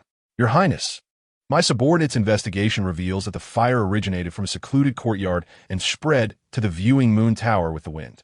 The fire has been extinguished. Should we send craftsmen to the palace for repairs?" Listening to Xianling's report, Qin Youning raised her hand slightly from the table, offering a casual greeting. It had been several days since she last saw him, as she had heard he was recuperating from an injury. Xianling, puzzled by Qin Youning's gesture, respectfully bowed and addressed her, Princess. No need for such formality, Master Xian. Xianling was momentarily taken aback, casting a furtive glance at the prince's face, which had indeed darkened several shades. Master Xian? Qi Zhan narrowed his eyes, savoring the three words as if they were a delicacy. Xianling felt a cold sweat break out on his back. Please, Princess, my injuries are not fully healed. I cannot endure another beating. Isn't it you who sent him to teach me martial arts? The one who teaches me, of course, is my master. However, since I already have a master, to avoid confusion, I can only refer to him as Master Xian. Are you referring to that old man you Xiaoyao? Qi Zhan remarked blandly. Qin Youning was taken aback, exclaiming, You know my master? But he is not an old man. His hair is merely white now. I forbid you to speak of my master in such a manner. Seeing Qin Youning's protective demeanor, Qi Zhan found it somewhat absurd, a cold smile gracing his lips, though his eyes held no warmth. Not only do I know him, but I nearly killed him. As Qin Youning stared at him in shock, Qi Zhan enunciated each word clearly. I forgot to mention, he is also my master. However, if you encounter him in the future, do ensure he runs quickly. If he falls into my hands, it would be the end for him. Qin Youning opened her mouth, but no words came forth. What kind of madman desires to kill so many? Suddenly, as if struck by an idea, Qi Zhan took Qin Youning's hand and rose, addressing Xianling. Delay the repairs of the viewing moon tower for now. Come, Yao Yao, follow me. I will show you something intriguing. Chapter 25. I want to hear the peach blossoms bloom. The viewing moon tower was no longer the exquisite structure it once was, but had transformed into a somber, dilapidated edifice. The ground was heaped with ashes, forming small mountains. Qi Zhan leisurely held her hand, meandering around the ashes. Qin Youning, perplexed by his intentions, could only allow his large hand to envelop hers. The heat emanating from his palm was searing, causing her clenched fist to perspire. And despite her repeated attempts to free herself to wipe away the sweat, she remained unsuccessful. Found it, Qi Zhan suddenly declared. Qin Youning turned her curious gaze towards him, observing as he peeled away a layer of debris to reveal a dark green box. Remarkably, despite the immense fire, the box remained unscathed. Qi Zhan bent down to unlock the clasp, and Qin Youning crouched beside him, intrigued. Upon lifting the lid, she was taken aback. The contents appeared to be a chaotic assortment of disarrayed items. Was this the reason Qi Zhan had chosen a fireproof, impact-resistant chest for such trifles? In reality, the items had once been meticulously organized by Qi Zhan, only to be disordered during the fall. Yet he could identify each object at a glance. For instance, he picked up a wooden stick stained with a light red hue, his fingers curling slightly around it. Do you remember, Yao Yao? You used to take the stick from your candied hawthorn to write in the dirt. Do you know why I kept this one? Because you wrote my name with it. Qi Zhan's gaze grew distant, as if lost in a profound recollection. You once adored styling your hair in double buns, each adorned with a ribbon. But your exuberance for running would always leave them in disarray. Eventually, I learned to style them for you. This ribbon was a gift you bestowed upon me after you removed it. Back then, he had no decent hair accessories, looking more disheveled than a beggar. As he spoke, he found another ribbon of pale yellow in his hand. He recalled how her hair was embellished with two small glass beads, dancing in the air as she ran, radiating like two flickering sparks. This tooth, a baby tooth you lost at 8, was once discarded in a ditch. I retrieved it. How could something so precious rest in such filth? He cradled the minuscule white tooth in his palm. Next, he produced a large porcelain jar from a box. Inside is that tabby cat you despised. You once remarked how its gaze was unsettling. Yet, when you learned it had perished in the snow one winter, you wept for an entire day. I preserved its body by boiling it in honey, filling its cavity with ash, and coating it with beeswax. It remains intact to this day. Would you like to see it? A fervent smile graced Qi Zhan's lips as he extended the porcelain jar towards her. Qin Youning's expression darkened as Qi Zhan's narrative grew increasingly macabre. Upon seeing the jar draw near, she instinctively recoiled. No, I don't want to see it. What on earth was happening? The more she listened, the more unsettling it became. What kind of person would retain such morbid relics of the deceased? Furthermore, she had no recollection of any of these events. Her intense reaction seemed to amuse Qi, his eyes gleaming with a disturbing fervor. Yao Yao, dear, just take a glance.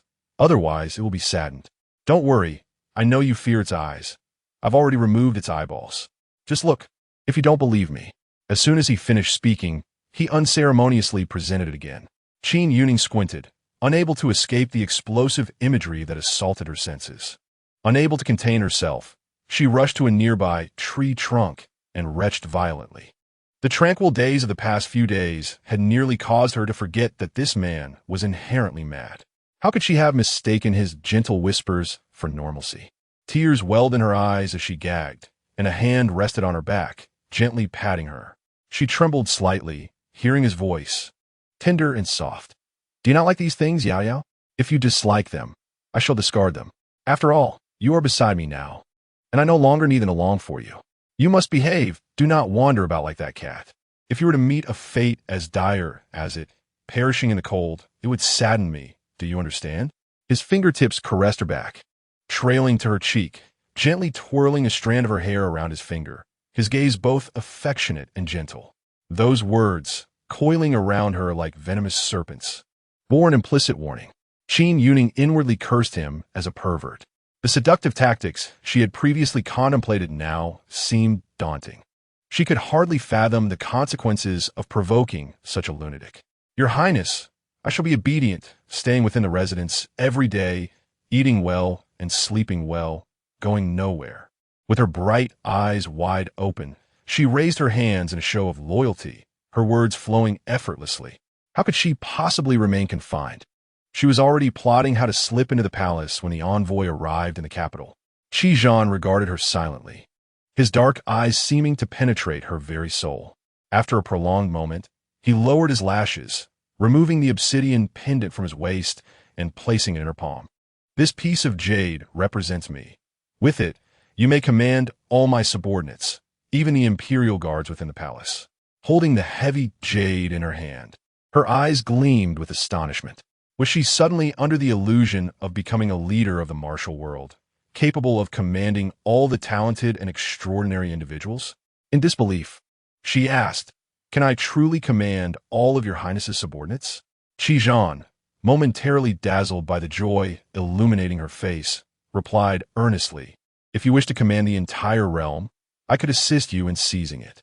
As Qin Youning was about to unceremoniously shove the jade into her pocket, the audacity of his words nearly caused her to drop it. Your Highness, there is no need for such courtesy. You are indeed humorous. She laughed, despite his madness. His generosity made her appear somewhat stingy, given her lineage as a general's daughter. After all, their families were well matched. Lowering her gaze, she searched for something to offer in return, only to realize she had nothing of value to give. Surely, she wouldn't remove her hairpin or earrings to gift him. He would have no use for them. Finally, she retrieved a handkerchief from her waist, just as Qi assumed she intended to present it to him. He watched in surprise as Qin Youning wiped the corner of her mouth, where saliva had dribbled during her retching, and sheepishly said, I am truly ashamed. I have nothing to offer your Highness. Since you do not have anything you desire, how about I sing a song for you? Qi's interest piqued, and he raised an eyebrow, asking, May I choose a song I wish to hear? Qin Youning, very well, esteemed guest, please speak. 16 years in this place have not been in vain. I can effortlessly recite the popular melodies of the Great Liang, such as Butterfly Lovers, Green Grass and Blue Sky, and Je Gu Tian. Yet, unexpectedly, Qi requested, I wish to hear Peach Blossoms Blooming. Qin Youning, certainly, your Highness. Wait, what did he say? Her pupils quivered, doubting the integrity of her own hearing. In her astonished gaze, Qi repeated, Peach Blossoms Blooming. Have you forgotten how to sing it? You once sang this song for me. Only then did Qin Youning exhale deeply, realizing it was merely a reflection of her former self, lost to memory. Her past self had indeed possessed a remarkable flair for performance. Nevertheless, her present self was no less capable. Composing herself, Qin Youning waved a handkerchief as a prop. infusing her emotions into the song. I await your return here, longing for you to see the peach blossoms bloom. Her youthful voice was crisp and melodious, drawing Qizhan's thoughts back to the sweltering heat of midsummer. Yet, only Qin Youning knew that not a single note she sang was in tune. Forcing herself to finish, she nervously inquired, "What do you think, Your Highness? Is it pleasant to hear?" She thought to herself that Qizhan likely had no knowledge of the song's true melody, and he could only feign praise. Chapter 26. He stole her bebe. But he unexpectedly retorted, "It sounds terrible." In the next moment, the handkerchief was snatched from her grasp by his well-defined fingers. "I shall pretend I have not heard this song. Consider this handkerchief a token of exchange." How infuriating! He had chosen the song. It was one thing to take her song for free, but now he had also stolen her a bebe. 5 years prior, Qin Youning experienced nights filled with inexplicable screams and tears, waking in a sweat. Eventually, she discovered that her slumber was most profound when her face was pressed against coarse linen. Nothing soft or delicate would suffice. Only the rough texture of burlap worked. Thus, she had specially requested Bao Nyang to craft her a piece, which she fashioned into a handkerchief that she kept tied to her waist. This handkerchief had been her companion for 5 long years. Suppressing her anger, Qin Youning bit her lip, contemplating whether to reclaim it. But then she reasoned that trading an old handkerchief for a commanding piece of dark jade seemed a fair exchange. Qizhan's fingertip grazed the burlap handkerchief, his gaze lingering on the pink embroidery. With a slight smirk, he remarked, "The stitches are poorly concealed, and the embroidery appears rather clumsy. This fox resembles a pig, though it possesses a certain charm." Qin Youning retorted, "Your Highness, have you ever seen a pink fox? I intended to embroider a pig." It was intolerable. Not only had he taken her a bebe, but he had also criticized her embroidery skills. Unable to contain herself, she insisted, "What you disdain is clearly Peppa Pig. As for your lack of appreciation, I would rather have my words back."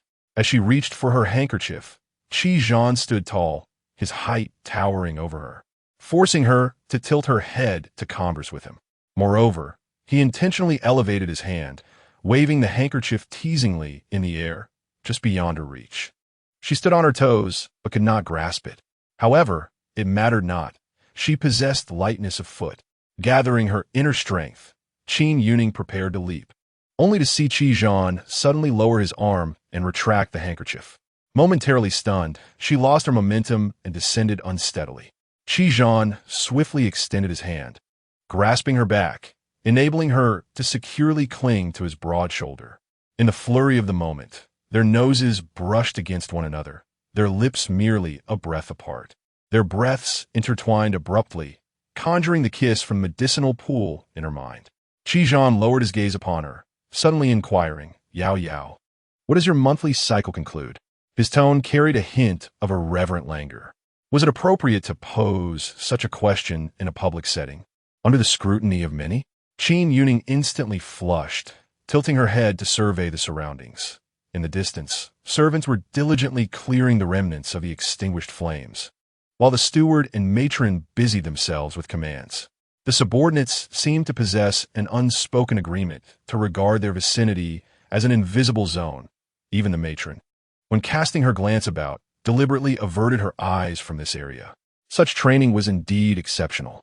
Nevertheless, to broach such an intimate matter in this context was exceedingly impolite. With her face resembling a ripe apple, Qin Youning huffed, attempting to free herself from his grasp, retorting, "I just arrived.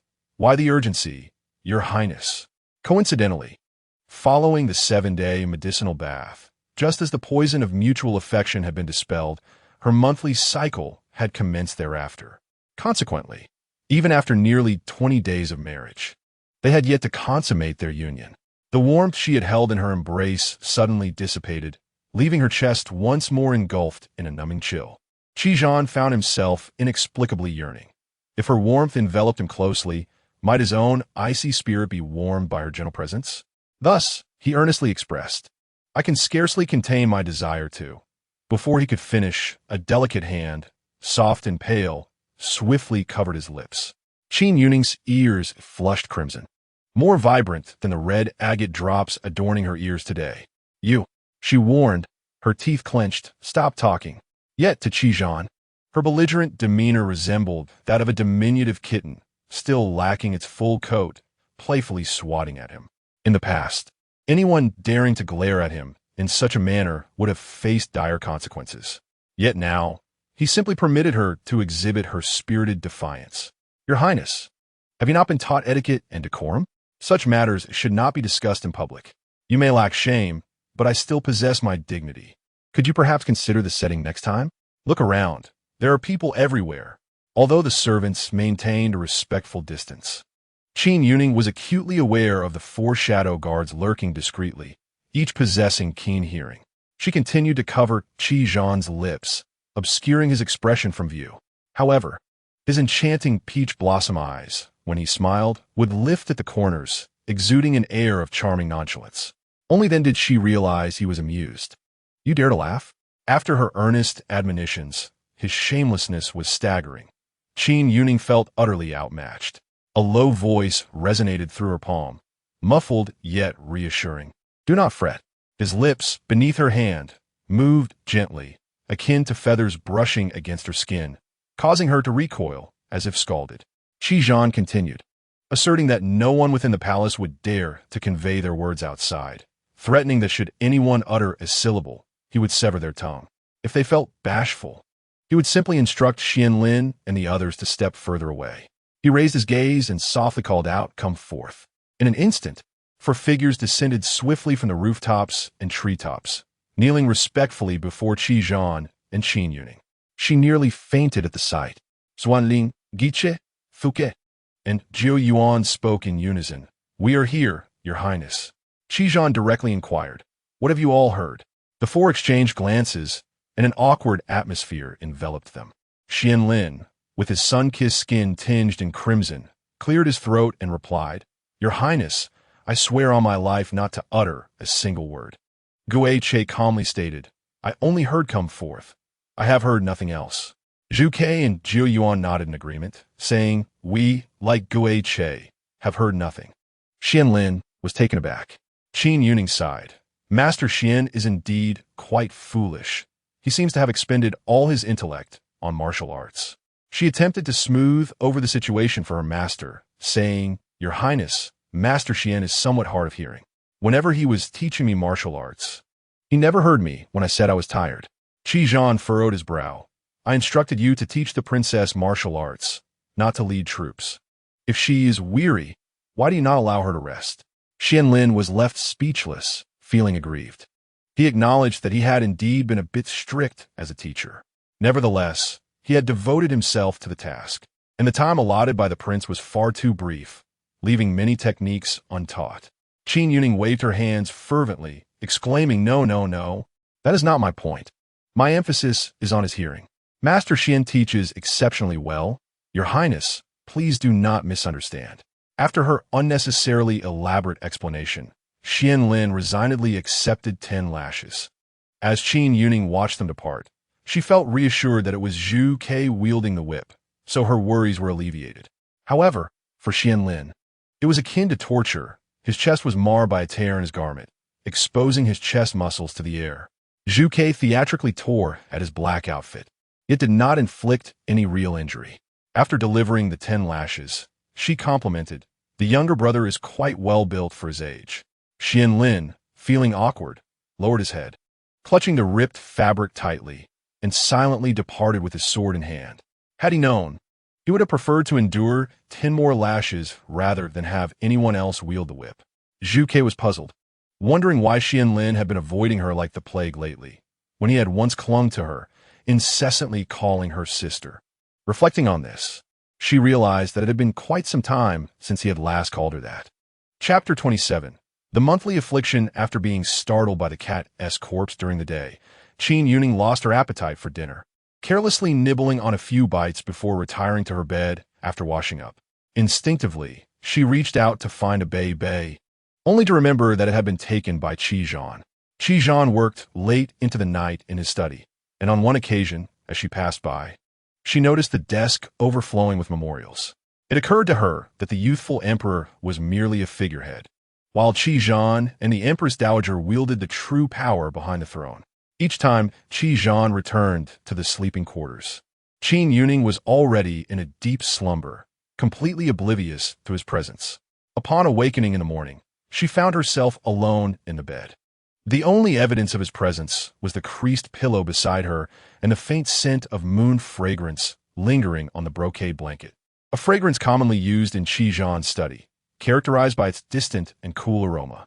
Qin Youning, accustomed to the scent of cardamom, was momentarily captivated by the moon fragrance that clung to Qi Zhan.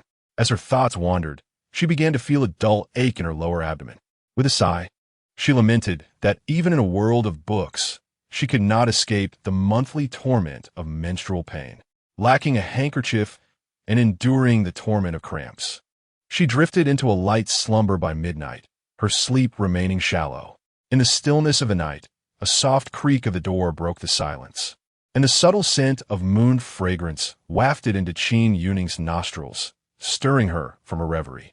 Her delicate eyelashes fluttered slightly, but did not evade Qi Zhan's gaze. "Did I wake you?" he inquired softly, as she felt the bed beside her gently dip. His voice was so soft it resembled the whisper of a feather landing. She was not fully awake. The sound had been so faint that she nearly wondered if she had imagined it. Instinctively, Qin Youning groaned, clutching her abdomen. "It hurts." "Tao Tao, bring me a hot water bag." The rosy hue of her cheeks faded to a pallor due to the pain, her breath coming in short gasps. Qi Zhan raised an eyebrow, questioning the need for a hot water bag now that the weather had warmed. He lifted the blanket, his gaze settling on her curled-up form, pressing her hand tightly against her abdomen. Suddenly, comprehension dawned upon him. He raised his hand, channeling warmth into a flow that enveloped Qin Youning from behind, his heated palm resting against her lower abdomen. Feeling the warmth, her tense body began to relax, sensing that she had not yet fully awakened. Qi Zhan nestled into the crook of her neck, murmuring softly, "It won't hurt anymore. I will keep you warm." He gazed at her serene, sleeping visage, listening as her gentle whimpers gradually faded, her breathing becoming languid. In the flickering candlelight, a small moth flitted in, only to meet its demise in the flame, disintegrating into ashes with a crisp crackle. The faint scent of charred remnants reached Qi Zhan's nostrils, bringing a semblance of clarity to his gaze. Subsequently, he closed his eyes, burying his face in the silky strands of her hair, inhaling her scent, for it was the only fragrance that could lull him into restful slumber. The following day, Qin Youning unusually awoke early. The pain in her lower abdomen had subsided in the early hours, allowing her to sleep soundly. As she lay in bed, she marveled at her fortune. This time, the menstrual discomfort had only troubled her briefly, unlike previous instances when it had persisted throughout the entire night. Refreshed, she propped herself up with the blanket. Despite rising earlier than usual, there was still no sign of Qi Zhan beside her. Day by day, he remained elusive. Perhaps it was for the best. In his absence, she could focus on preparing thoroughly for her entry into the palace. Since Qi Zhan's last bout of anger, the shadow guards had been particularly vigilant, even restricting Tao Tao and Bao Nyang from leaving the estate. "Miss Heir, I have heard that in 3 days, the emissaries from Turkestan shall arrive at the capital. The Empress Dowager intends to host a grand banquet to welcome them, and all officials of the 3rd rank and above are required to bring their families to the palace for the occasion." Recently, Miss Bao has been cooped up in the residence, idling away her time and mingling with 2 elderly maids who are fond of gossip and inquiry. Though she cannot leave the manor, she has become privy to the latest news from outside, swifter than anyone else. Upon hearing this, Tao Tao paused mid-comb, furrowing her brow. Why has His Highness, the Regent, never mentioned this to Miss Heir?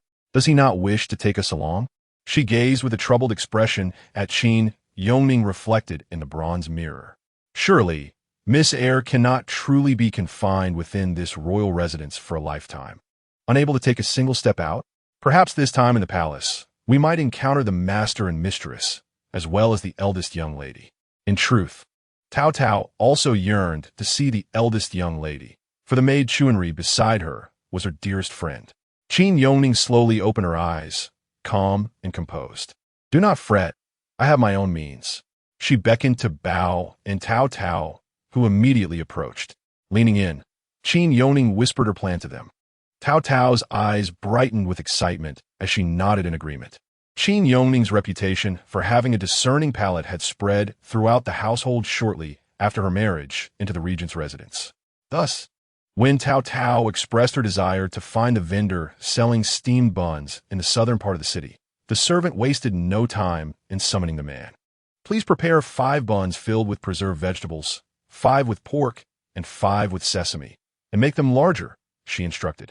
The money for the buns is included, and any excess is your reward for running this errand.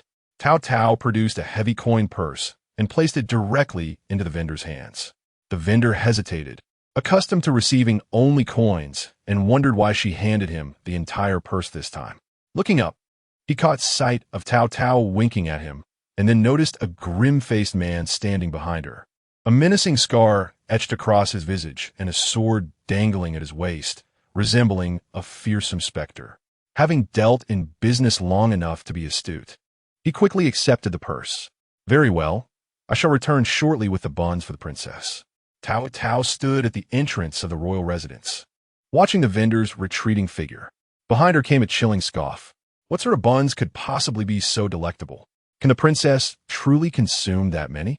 Initially intimidated by him, feeling he resembled a specter of death, her courage had grown over time. She turned to glare at him. Sour grapes, are we? Our young lady is compassionate. She always thinks of us servants when there's something delicious, unlike your masters who are quick to resort to violence. You dare to speak again? The cold sheath of a sword pressed against Cao Cao's neck. Her legs trembled slightly as she swallowed hard. I do not mean it, Sir Ghost. I misspoke. I beg for your forgiveness. This tactic was taught by Miss Eyre. A wise person knows when to yield and when to back down. The spectre, taken aback, withdrew his sword with a disdainful snort, furrowing his brow as if it could crush a fly. His role was to ensure the princess remained within the confines of the palace. But he dared not harm her attendants. After all, the regent's concern for the princess was evident to all. If any other maid in the manor dared to speak to him in such a manner, the blade resting at his throat would not merely be a scabbard, but a drawn sword. Thus, it is said that having a vulnerability is most undesirable for His Highness, rendering him hesitant and timid.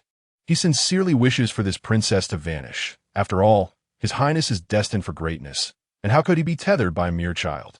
Moreover, a fool of a child at that, who has yet to master the 9 moves of the willow fluff swordplay even after all this time. Watching her from the rooftop made him roll his eyes in exasperation, a surge of frustration igniting within him. How fortunate that Qianlin is patient and earnest. Had he been the one to teach her, he might have been compelled to end her life with a single stroke. Chapter 28. What a mouth. Achoo. Qin Youning sniffled.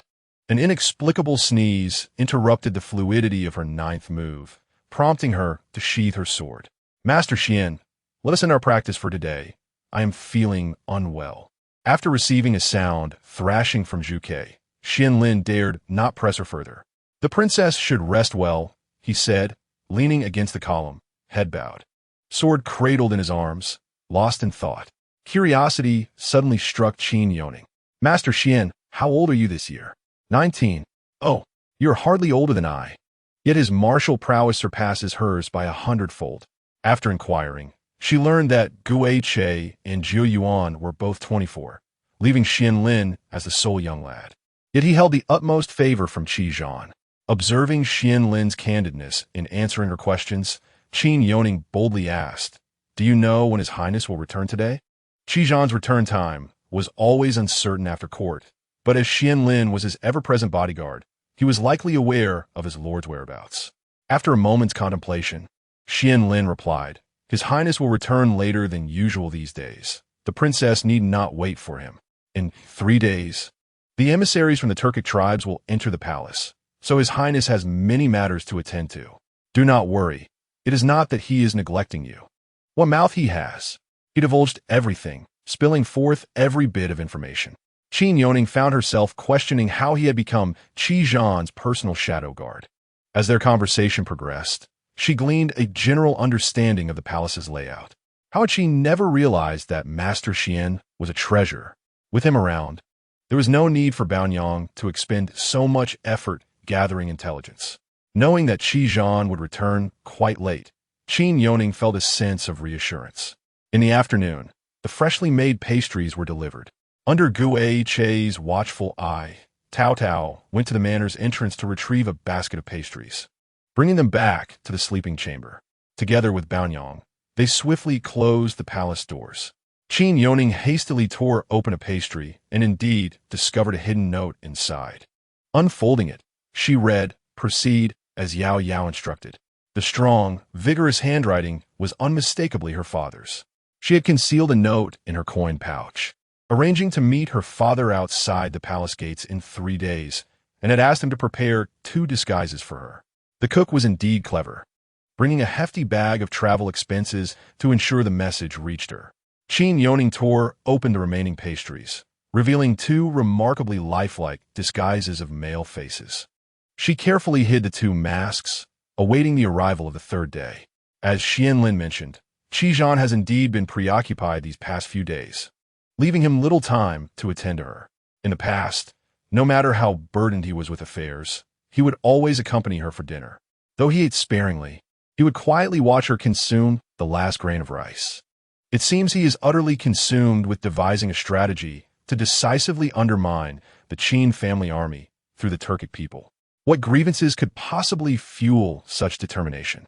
Qin Youning sighed, applying the final corner of the dough mask onto her face. A rather unremarkable servant appeared in the bronze mirror, yet he possessed a certain integrity.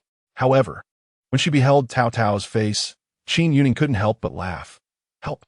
Tao Tao, why do you look so greasy, ha?" Tao Tao pouted. "Second miss, what does greasy mean? Are you saying my face is oily? It resembles that of a lecherous scoundrel." "Second miss," Tao Tao exclaimed, jumping up, her expression becoming even more grotesque. Qin Youning quickly pressed her down. "Shoo, keep your voice down." Having completed her preparations, Qin Youning loudly declared her discomfort and insisted on resting in her room, forbidding anyone from disturbing her. Baonyang pretended to carry a bowl of medicinal concoction back to her room and close the door.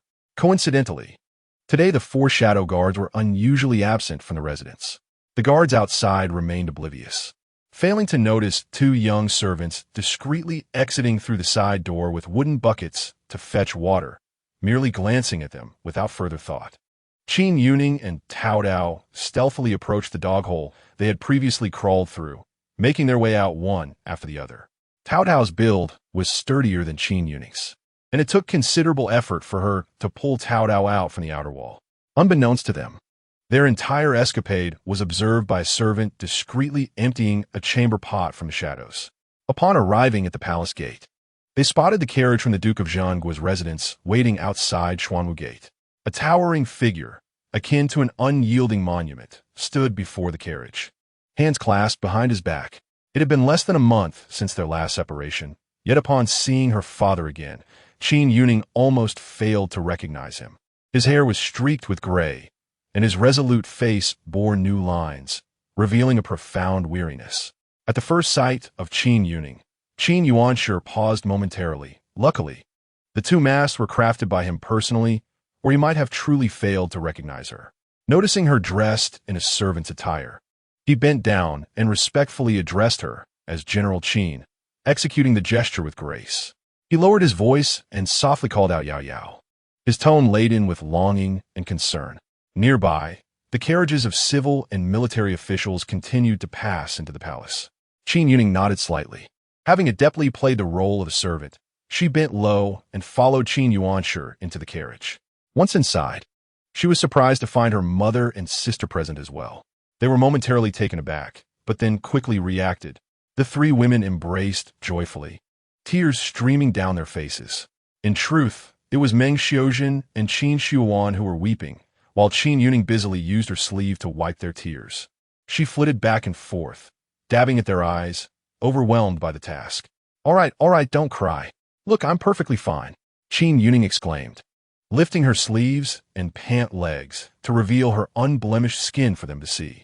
Qin Yuanshi promptly turned away, solemnly shielding his eyes with his sleeve. He felt a sense of helplessness regarding his youngest daughter, who was utterly oblivious to the decorum of modesty, yet his heart was instantly reassured.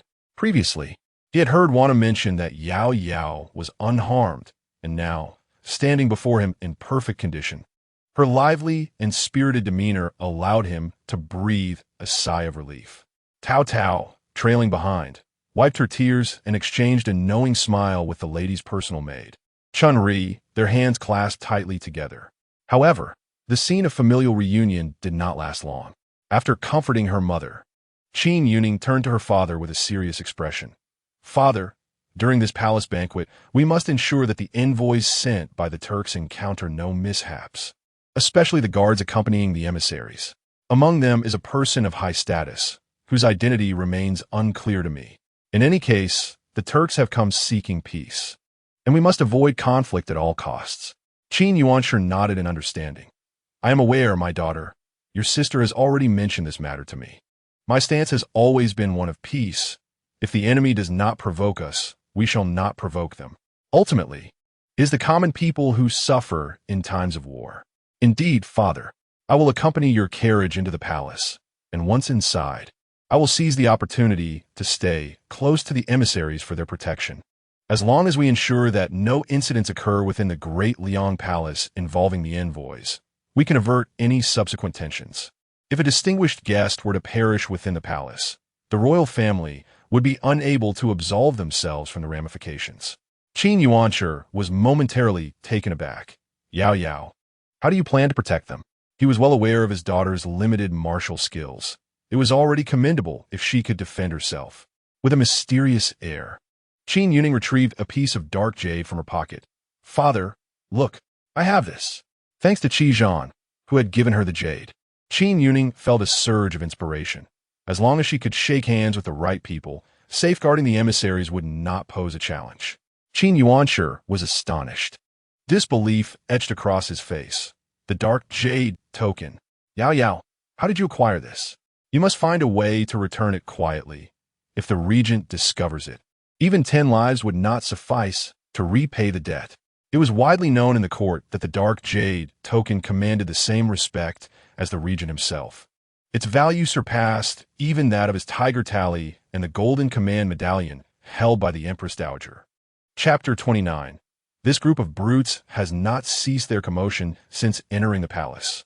The dark jade token could not only command the regent's subordinates and the palace guards, but could even mobilize the 200,000 troops stationed in the southern barbarians' territory. If it fell into the wrong hands, it could potentially undermine imperial authority. Qin Youning nonchalantly tucked the jade back in her pocket. "It was given to me by Qi Zhan himself. Yao Yao, do not deceive your father. From childhood, you have always been mischievous and enjoyed teasing others, but the regent is not like anyone else. He is not someone you can provoke. Should he take offense, even your father would be powerless to save you. Yao Yao, dear, heed your father's words. Secretly return the jade. Do not let your mother worry." Meng Xiuzhen joined in, tears brimming in her eyes. Suddenly, a resolute voice interjected. "Father, mother, our Yao Yao has grown up. She is no longer just a mischievous child." Qin Shuowan's calm and steadfast gaze met Qin Youning's eyes. "Sister believes in you." She comprehended more than anyone else that her sister undertook all these actions to safeguard the Duke's residence and protect their home, for she felt the same way. "Do as you wish, even if it means risking your life. I am no longer afraid of nightmares," she reassured. "You are braver than I." A swell of pride surged within Qin Youning at being trusted. After a moment's contemplation, she solemnly nodded. Indeed, once the carriage entered the palace, Qin Youning discreetly alighted with Cao Cao. Initially, she had not intended to bring Cao Cao into the palace, but Cao Cao's longing for the spring days compelled her to do so. She had hoped to let her continue with their father's party, yet Cao Cao insisted on accompanying her. With no other option, Qin Youning reluctantly accepted Cao Cao as her little shadow. They navigated the winding paths until they located the Naiwudian, following the directions provided by Xianlin. After swiftly incapacitating 2 young eunuchs behind the bushes, they donned their garments. Silently blending into the ranks of eunuchs, they overheard the sharp, piercing voice of the head eunuch. "Today, everyone must be on high alert. This banquet is of great significance, especially with the esteemed envoys from Turkic lands. Remember to serve them with utmost caution.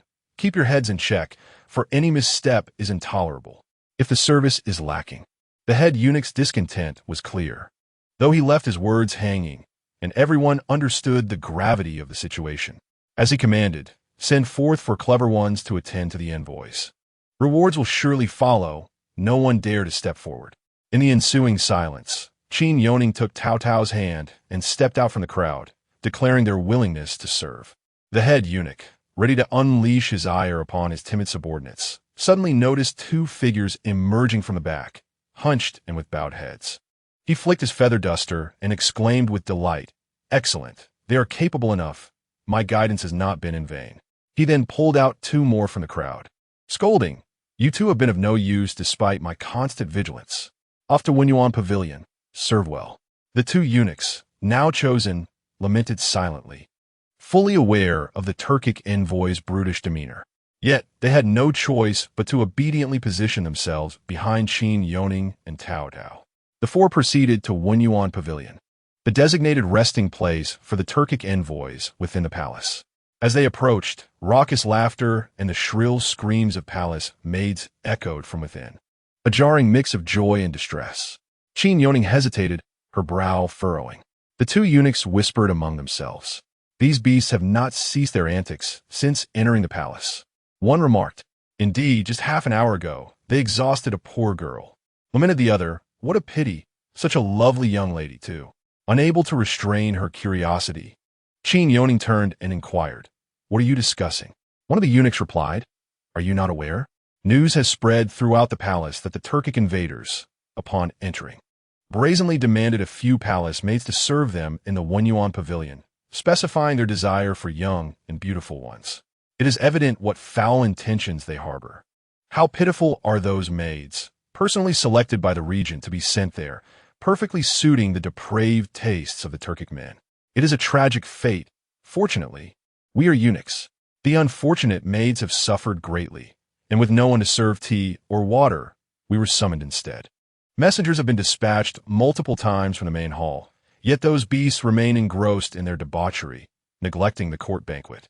Qin Youning's gaze darkened. Upon stepping into the Yuan Pavilion, she encountered a young woman lying naked and covered in wounds at the threshold, desperately reaching for Qin Youning's feet. Her voice barely a whisper, "Save me." Beside her, Cao Cao was already as pale as a ghost. Qin Youning took a deep breath, her fist clenched tightly within her sleeve, nails digging painfully into her palm.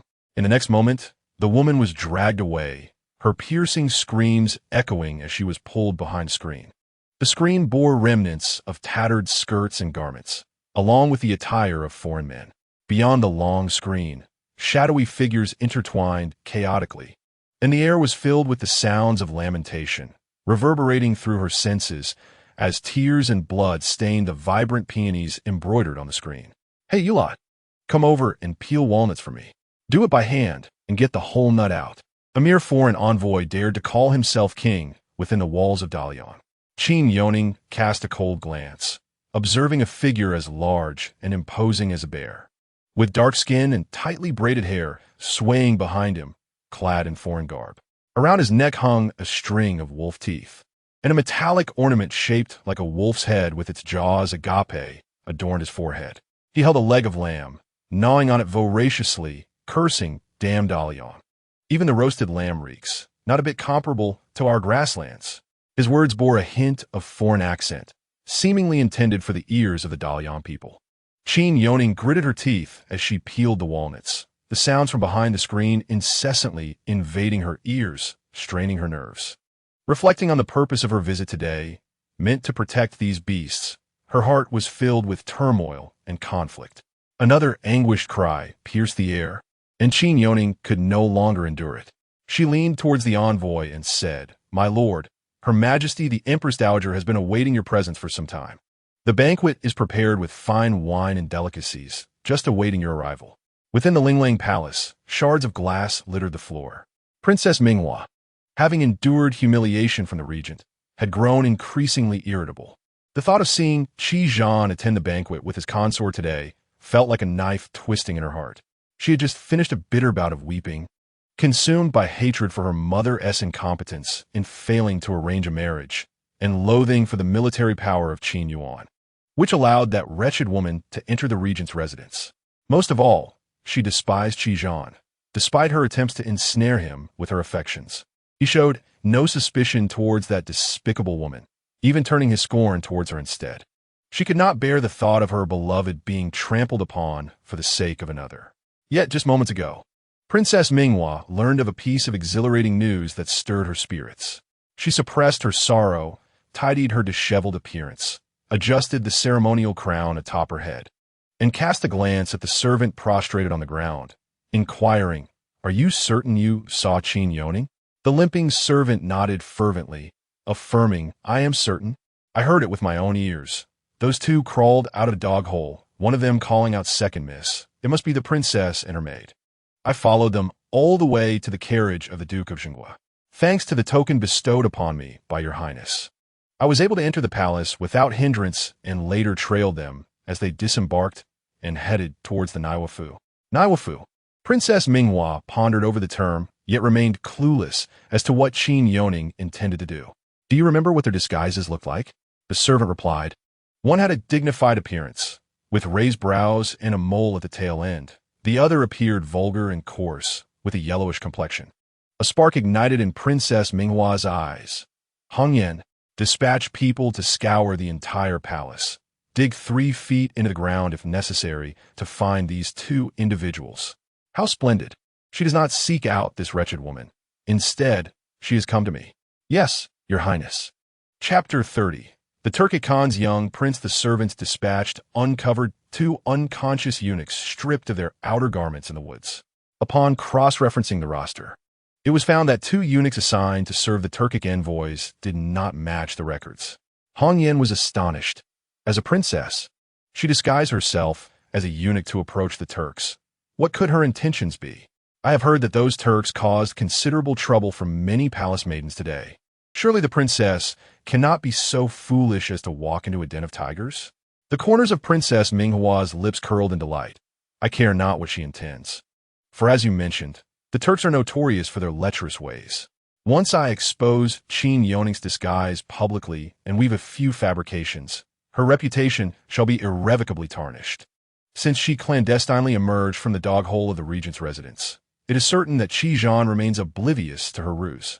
A man of his stature, who cannot abide even the slightest grain of sand in his eye, could never accept a filthy and despicable woman. Princess Minghua's cold smile betrayed her malicious intent. Qin Youning.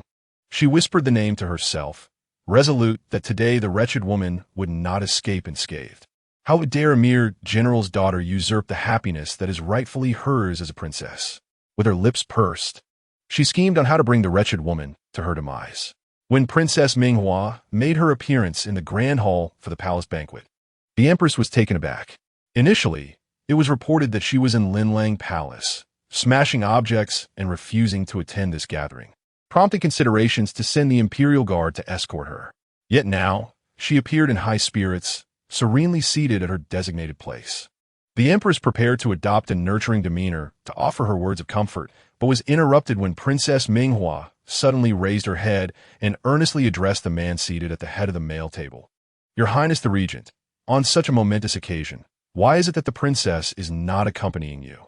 During the last flower appreciation banquet, the princess left in haste, and I found myself in delightful conversation with her, missing her dearly. As soon as these words escaped my lips, they captured the attention of everyone present. Currently, the power in the court rests solely with the regent, and although the Empress Dowager holds authority in the shadows, his position is one of great prominence, further solidified by his alliance with the Duke of the nation. The admiration that Princess Minghua holds for the regent is no secret among the court, and her public inquiry about the regent's wife piqued the interest of onlookers. The man sat languidly at the table, yet exuded an aura of formidable pressure. Qi Zhan raised an eyebrow, his expression sharp and piercing as he met Princess Minghua's gaze. The regent's wife is suffering from a chill and should not be seen in public, lest her condition worsens and her ailment spreads to others, he stated indifferently. Princess Minghua's face reflected disappointment. Oh, how unfortunate! During our last encounter, the regent's wife departed so abruptly, without even a word of farewell. I feared my hospitality at the flower banquet had displeased her, and I had hoped to take this opportunity to apologize. She has no reason to be displeased. After all, Princess, Your esteemed status does not necessitate extending apologies to others, Qi replied coolly. To outsiders, it appeared as though the regent was indifferent to whether his wife had felt wronged by the princess. At this juncture, Princess Anning interjected. The princess truly possesses a commendable temperament. Surely, it is the regent's wife who ought to apologize. She left the banquet without any warning, failing to pay her respects to the princess, and even took flight, startling us all. One wonders how the Qin family has raised her, so lacking in decorum. Or perhaps she believes that marrying into the regent's household has elevated her status, rendering her oblivious to propriety. At these words, Qin Youning could no longer remain silent. She typically refrained from disputes, but felt compelled to respond. Princess Anning, your words are misguided. My sister may act impulsively, yet she has always held respect for the elderly and the wise. I am certain there was a reason for her hasty departure. A soft scoff escaped her lips as Qin Youning glanced up, spotting Guan Yinyan, adorned in a striking red gown. Indeed reckless. I witnessed her behaving like a country girl during the hunting day, unrefined and unprepared. She rode in haste, skirt lifted, rushing towards the woods, her intentions unclear. Her disdain was palpable, seemingly casual, yet intentionally provocative. It is well known that the regent's marriage to this wife was a strategic alliance with the Duke of the nation, a situation not favorable for Minister Guan. Mianmian's insinuations sought to draw attention to the recent assassination attempt on the emperor. Guanzhou reprimanded gently, Mianmian, refrain from speaking out of turn. Regardless of her shortcomings, it is not your place to comment on the regent's wife. Although it appeared to be a rebuke, it subtly validated her remarks. Qin Youning clenched his fists beneath the table, the dishes trembling slightly. He looked up at the regent, who seemed oblivious, leisurely sipping his wine, as though the discussions were about someone completely unrelated to him. How unfortunate for his beloved to be wed to such a cold-hearted and unfeeling man. The crowd, influenced by the indifferent demeanor of the regent, began to carelessly criticize the princess. At this moment, Princess Minghua was unable to contain her excitement, eagerly anticipating the arrival of the Turkic envoy. However, despite the Empress Dowager's repeated urgings, the returning servants only spoke in vague terms, stating that the Turkic envoys were still occupied with other matters and would arrive later. This left the officials of the Great Liang languishing at the banquet. After several such delays, the Empress Dowager finally lost her temper, slamming her cup onto the table. Do not think for a moment that I am unaware of their machinations.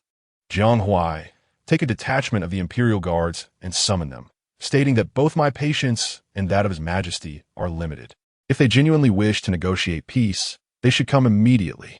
Jiang Huai, the commander of the Imperial Guards, received the order and promptly assembled a squad to set out. As he turned, his gaze momentarily met that of the regent. Qi's dark eyes were calm, yet contained a barely perceptible glimmer, exuding an innate aura of authority that sent shivers down Jiang Huai's spine. He had just received a covert order from the regent to eliminate the young Khan brought by the Turkic envoy. This young Khan was disguised as a guard within the delegation, characterized by his left-handedness and a pair of amber-colored eyes. His unique constitution rendered him immune to all poisons, and the poison administered by the palace made sent by the regent had proved ineffective. Jiang Huai understood that this command signified that he had been discarded as a pawn by the regent. Tasked with assassination, he was simultaneously expected to take the blame. Within the One Yuan pavilion, Nurba kicked Qin Youning to the ground, exclaiming, "A mere dog servant dares to instruct me?" Another lifeless body of a palace maid was removed from behind the screen. Tao Dao rushed over to assist Qin Youning, her hands trembling increasingly, her complexion pale to the point of tears. Qin Youning gently squeezed her hand as a gesture of comfort. At that moment, the Empress Dowager's envoy arrived to urge them once more, bowing deeply. "Esteemed envoy, the banquet has been prepared for quite some time. Her Majesty the Empress Dowager requests your presence. All the officials are waiting." Nurba scoffed disdainfully. "What is the hurry? Let them wait a little longer. Can't you see my guard is still occupied?" Qin Youning's expression sharpened. The other guards had already donned their attire, leaving only one last guard behind the screen. The lengthy delay indicated that this individual must possess a significant identity. The door was suddenly kicked open, and Jiang Huai outside heard Nurba's words clearly. Raising his sword, he declared, Esteemed envoy, you have offended. The patience of Her Majesty the Empress Dowager and His Majesty is limited, and I hope you will grant us some face. Otherwise, I shall have no choice but to escort you to the hall personally. From behind the screen came a menacing voice, panting heavily. Who dares to speak so boldly? As a woman's body slumped weakly against the screen, a tall figure stepped forth, clad in nothing more than a bearskin wrapped around his waist. His bronze skin glistening with sweat. His amber eyes gleamed like a venomous rattlesnake in the desert. Nerba coughed lightly, cautiously reminding the young Khan to be mindful of his tone, lest his identity be revealed. The young Khan had come secretly, having told the great River Khan that he was weary of the women of the steppes and yearned to experience the pleasures of the women of the Central Plains. Unable to withstand the threats of the young Khan, Nerba reluctantly allowed him to masquerade as a guard and accompany them. Initially, the negotiations with De Liang favored the Turks, and their audacity stemmed from De Liang's trepidation. The geographical advantage of the northern frontier lay with the Turks, and should a conflict arise, De Liang might struggle to defend its borders. However, should the identity of the young Khan be revealed, it would be tantamount to exposing a vital weakness. If he were captured by De Liang and held as a hostage, he would undoubtedly face severe repercussions upon his return to the Great Khan. Chapter 31. A scene frozen in time. Sang Look cast a sidelong glance at Nerba, his displeasure evident as he scoffed impatiently. How tedious! The women of the Central Plains are easily bored. Only the women of the steppes possess true vigor. My esteemed envoy, let's proceed to the feast. His address was laced with a dismissive arrogance. Nerba retorted sharply at Jiang Huai. Go back and inform your empress that we are on our way, and tell her that without a modicum of patience, she shall never accomplish anything. Truly, she is an ineffectual woman. How could De Liang allow a mere woman to govern? It is only a matter of time before you meet your demise. Jiang Huai tightened his grip on his sword but did not advance. Having noticed that the naked man was tying his clothes with his left hand, the man displayed no modesty, boldly dressing before the assembly.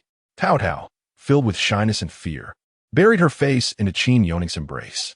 Qin Youning comforted Tao Tao, only to hear Jiang Huai coldly reply, Esteemed envoy, perhaps you should reserve such words for the empress. I have another matter to attend to. In a swift motion, a gust of sword wind surged towards the figure dressing. Nerba's expression turned to one of alarm, and the other Turkish guards rushed forward in unison. Sang Lu, however, was no novice. He deftly evaded the attack, quickly completing his attire. His amber eyes glinted with a menacing intensity, reminiscent of a serpent poised to strike its prey. How audacious! Have you lost your senses to dare engage with the Turkish envoy? I shall report this to the Great Khan.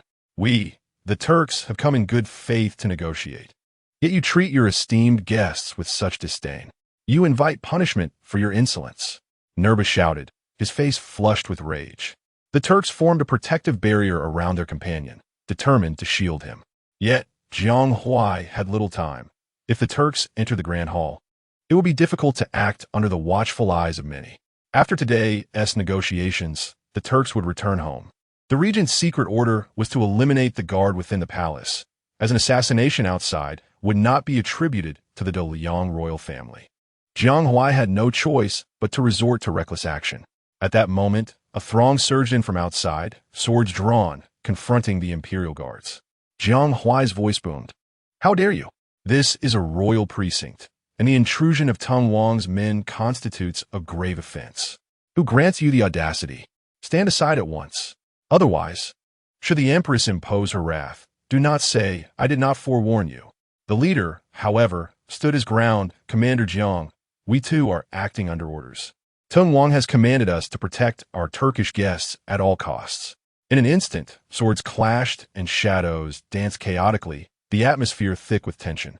The elite dispatched by the Teng Wang were met with formidable guards from the Turkic realm, whose skills were both intricate and powerful, rendering the palace's carefully selected imperial troops evenly matched. Two young eunuchs, paralyzed by fear, stumbled in their haste to summon help from the Grand Hall. Yet, as they burst through the door, a ghostly figure descended from the roof, its sword flashing with the swiftness of lightning. In a mere heartbeat, the gleaming blade swept past, and the two eunuchs were left lifeless upon the ground. The specter, known as Gui Che, raised its keen eagle eyes, a cold, bloodthirsty smirk curling beneath its mask. 3 additional shadowy figures emerged behind him, joining the fray. Previously composed, Sang Li's expression flickered with unease. The 4 masked figures clearly possessed strength far surpassing that of the imperial troops. The Turkic warriors under his command were not guaranteed to be their equals. Qin Youning instantly recognized these 4 individuals. She could hardly fathom that Qi Zhan had audaciously sent 4 shadow guards into the palace to assist Jiang Huai in the assassination, which explained the absence of Xianling and others earlier that day, as Gui Che and Zhou Yuan pushed back a contingent of Tengwang soldiers. Xianling's sword and Zhu Chue's whip sliced through the throng, each strike narrowly missing Sang Li's vital points, and the Turkic guards surrounding him began to falter. A sense of urgency gripped Qin Youning. She dashed forward, seizing a guard sword and placing it before Sang Lu, enduring a fierce lash from Zhu Chue's whip. The pain caused her to stifle a groan as she swiftly retrieved the Xianyu token from her bosom, commanding, "Cease this at once." Xianling's sword halted perilously close to Sang Li's heart. Astonishment etched across his face. He had nearly pierced the man's chest. In that moment, all Imperial troops and the 4 shadow guards froze, as if a pause button had been pressed. The once cacophonous battlefield fell eerily silent, the sound of a pin dropping audible in the stillness. Xianling was the first to react, sheathing his sword and kneeling before the Xianyu token. Jiang Huai, equally astonished, led the Imperial troops to kneel in unison. Qin Youning tightened her grip on the token, incredulous at its immense power. Gui Che knelt with his head bowed, casting a sidelong glance, whispering in disbelief, "Am I mistaken? Is it truly the Xianyu? How could it be in the hands of a eunuch? Undoubtedly, he could not be wrong." Xianling, kneeling, shared his astonishment. None had anticipated that an inconspicuous eunuch in the corner would possess the rare Xianyu token, the only one of its kind in existence. Despite the oddity, the sight of the token commanded the same reverence as the presence of the regent himself. This was a decree spoken by the regent, and they were compelled to obey. Having narrowly escaped peril, Sang Lu fixated on the slender figure standing before him. A man of discerning taste, he could discern what others might overlook. Beneath the eunuch's robe lay a delicate and alluring form. His keen senses, likened to the renowned wolf's nose of the steppes, caught a faint, elusive fragrance lingering in the air, which he inhaled deeply, savoring its subtle allure. He recalled how, just moments ago, this figure resolutely stood before him, bravely intercepting a whip strike. He was well aware of the whip wielder's prowess. Yet this woman merely let out a muffled grunt, refusing to yield even an inch. Her seemingly delicate frame exuded a fearlessness akin to that of a Turkic warrior. Intriguing. A glimmer of curiosity flickered in Sang Li's eyes, as if he were delving into uncharted territory. Noticing this, Nurba, disregarding the origins of this eunuch, bellowed in a coarse voice, "What are you all frozen for? Kill these rabid dogs kneeling on the ground. How dare you? Do you think you wild boars can rampage here in the territory of Daliang?" Qin Youning interjected sharply. Nurba's eyes instantly flared with rage, for he was indeed somewhat portly, and it was not uncommon for fearless children in the grasslands to refer to him as a pig behind his back. In response to his furious glare, Qin Youning coldly retorted, "I advise you to know when to back down. Negotiation is the will of your Khan. If you continue to flaunt your power here, you risk undermining the alliance between our 2 nations, which may not bode well for you." As she spoke, she cast a cryptic glance at Sang Lu, threatening Nurba, "I believe you would not wish for your guards to enter the palace upright and leave horizontally, would you? How will you explain this to your Khan?" Nurba's gaze immediately became evasive, his face betraying a panic at having his secret uncovered. First, there was a group intent on killing the young Khan, and now this eunuch's insinuating words. This was dire. Perhaps the young Khan's identity had been exposed. Maintaining his composure, Nurba realized that since the eunuch had produced an unknown token to save them, it indicated that they were still safe for the moment. "I shall confront the Empress Dowager of Daliang to ascertain her intentions. You lot, wait for it. Should you ruin the alliance between our nations, anticipate your Empress Dowager to have you all executed." Nurba spat at the group kneeling before him, filled with a desire to see them torn to shreds. Particularly, as he passed by Xianling, he stepped heavily on his hand. This person had nearly killed their young Khan moments ago. Xianling, however, remained utterly unmoved. not even flinching. Qin Youning, alarmed, commanded, "Stop right there." Chapter 32. She is the woman of the regent of the Liangsang. Lu turned back with keen interest, curious about her next move. "You, come here, place your hands on the ground." Qin Youning furiously pointed at Nerba, feeling humiliated by a eunuch pointing a finger at him. Nerba was incensed, wanting to draw his blade. Yet, mindful of the eunuch's authority over the crowd, he retorted gruffly, "How dare you speak to me in such a tone?" Ultimately, the eunuch was relying solely on a token. But then, a voice emerged from behind, the young Khan. Sanglu spoke in the language of the grasslands. "Do as she says." Though Qin Youning did not comprehend, she watched in disbelief as the hefty figure obediently squatted down, placing his hands on the ground. "You." She then pointed at Xianling, commanding, "Step back." Xianling hesitated, momentarily perplexed by the eunuch's intentions, having just felt his fingers being stepped on, slightly bruised. Was she suggesting he seek revenge? Qin Youning raised the Xianyu token, instructing Xianling, "Step harder. Breaking it would be even better."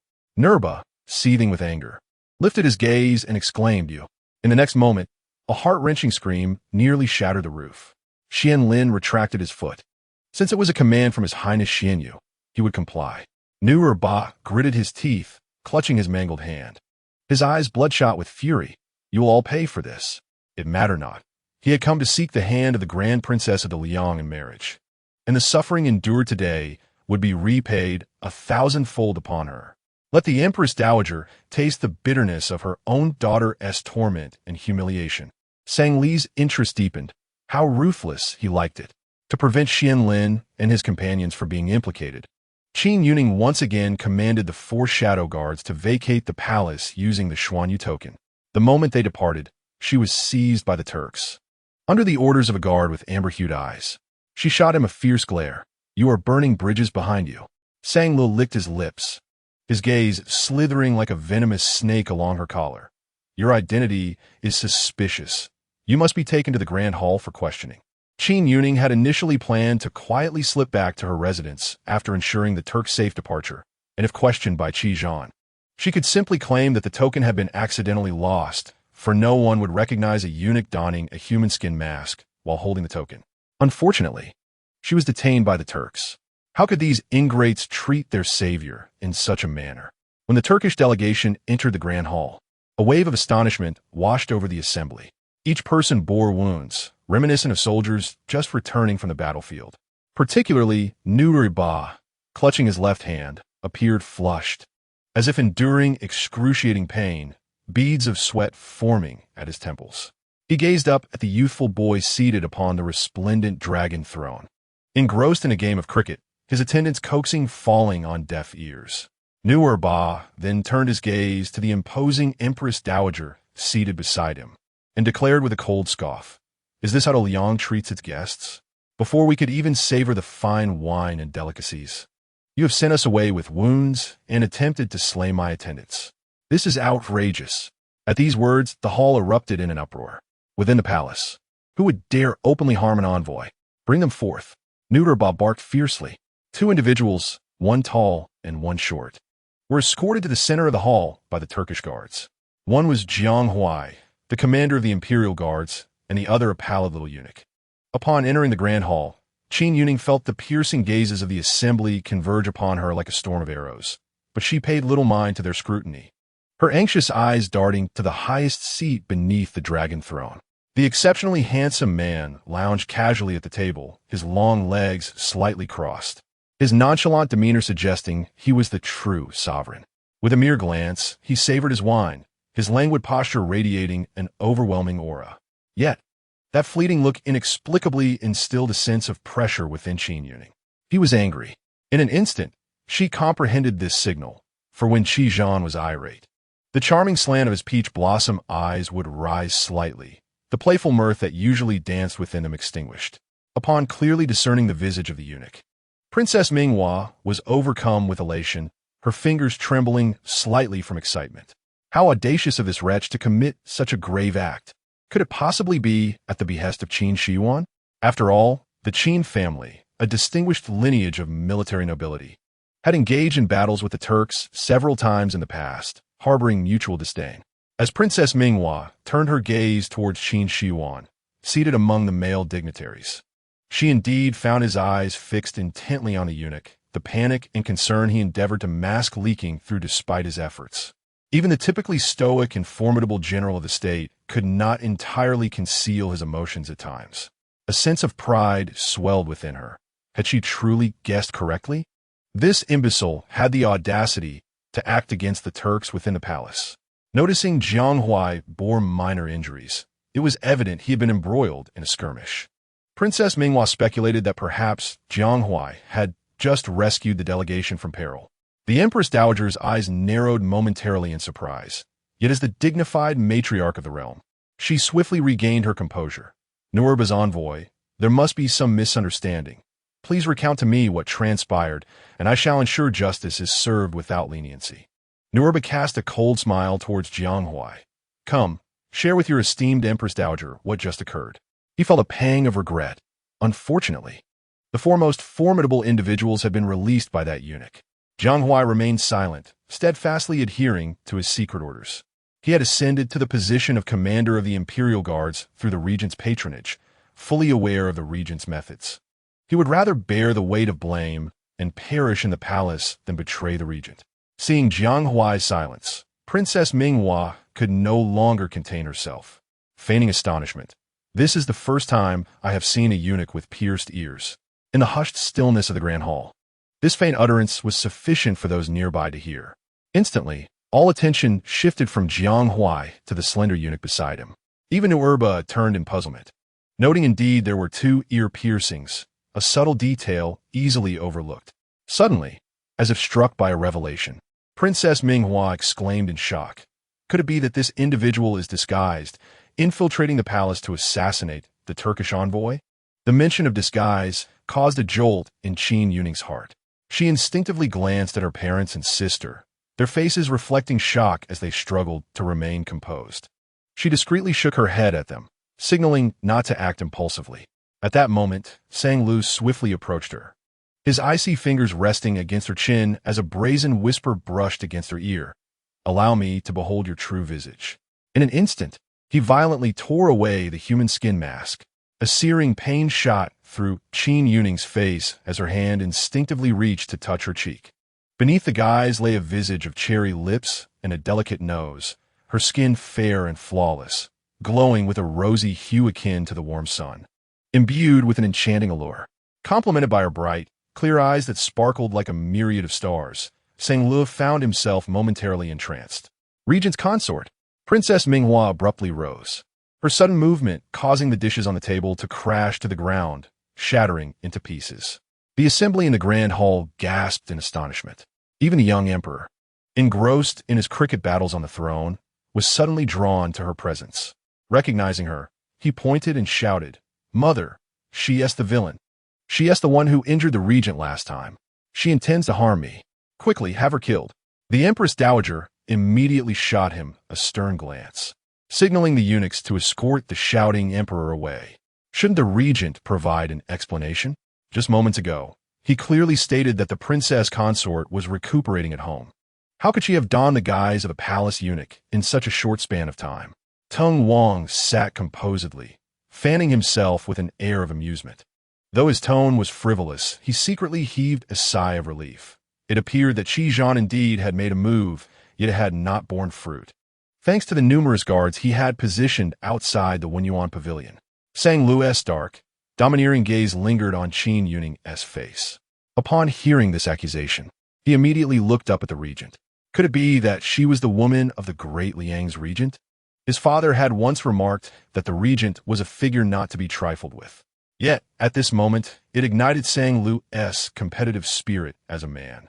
He had finally set his sights on a woman from the Central Plains, only to discover she was associated with the very man his father had warned him to avoid. He refused to believe that a woman, like a garment, could be so easily claimed. What did it matter if he pursued her? Chapter 33. I am here to rescue the Turkic delegation. Qi Zhan's pitch-black eyes betrayed no emotion as he leisurely set down the jade cup. Fixing his gaze intently on Qin Youning. "I too would appreciate an explanation from the princess consort," he stated. Qin Youning met his gaze, her heart racing. The prime minister, stroking his beard, chuckled. Husband and wife are like birds of feather. It is rather callous of the regent to distance himself so thoroughly at this juncture. Princess consort, at such a moment, are you still unwilling to confess the truth? I doubt a young girl like you possesses such boldness. You must surely be acting under someone's orders to harm the Turkic delegation, right? What nonsense are you spouting, you old fool? It became evident that this old man was the arch-rival of Qin Youning, subtly attempting to entangle her in the regent's downfall. Qin Youning shot a scornful glance at the wrinkled prime minister. Shouldn't you ascertain the facts before speaking? I am here to rescue the Turkic delegation. Princess Minghua was momentarily taken aback and then chuckled. You? Pray tell, how did you come to know that the Turkic delegation would be in peril? Are you some sort of clairvoyant? Why did you not allow the regent to send assistance? Her barrage of questions clearly expressed disbelief. Qin Youning found herself at a loss for words. She had learned of this from her sister Estreem, a claim that few would believe. Nerba, unable to grasp the intricate relationships at play, interjected, "Stop dancing around the issue. This false eunuch is not the true assassin. He is." With that, he unceremoniously pushed Jiang Huai forward. Upon hearing this, Princess Minghua was stunned for a few seconds. What? Impossible. General Jiang, who commanded the Imperial Guard protecting the palace, had not attended the banquet, and here was the princess consort, stealthily disguised with a human skin mask, approaching your Turkic people. She then turned her gaze to Qijan. Your Highness, it seems you were unaware that the princess consort has disguised herself and entered the palace without your knowledge, sneaking out behind her husband's back. Could it be that she deliberately elongated her tone, as if to elevate the collective confusion to its zenith? With whom could she possibly be entangled in an affair? Qin Youning, having endured in silence, finally reached his limit and slammed his hand on the table, rising abruptly. Without evidence, Princess Minghua, tread carefully. Do not slander my daughter as purity with unfounded accusations. Yet, it was evident that Princess Minghua's words piqued the interest of the assembly even more. Observing the regent's utterly indifferent demeanor only emboldened the crowd's fervor. Minister Guan interjected with a sardonic remark. General Qin, do not blame this old man for being meddlesome. Your daughter indeed exhibits a lack of decorum. I have heard that during her wedding, she lifted the bridal canopy and revealed herself, much to the astonishment of the populace. Such behavior hardly befits a lady of noble birth. Princess Minghua's suspicions are not without merit. Otherwise, how could one explain her actions today? Esteemed envoy, if the regent's consort truly has clandestine dealings with your Turkic kin, you need not conceal it. We of Dalian cannot tolerate a woman of questionable virtue. Can we? Your Highness? Minister Guan's words implied that the matter was as good as settled. He seemed eager for the regent and General Qin's daughter to part ways, using this incident to undermine their union.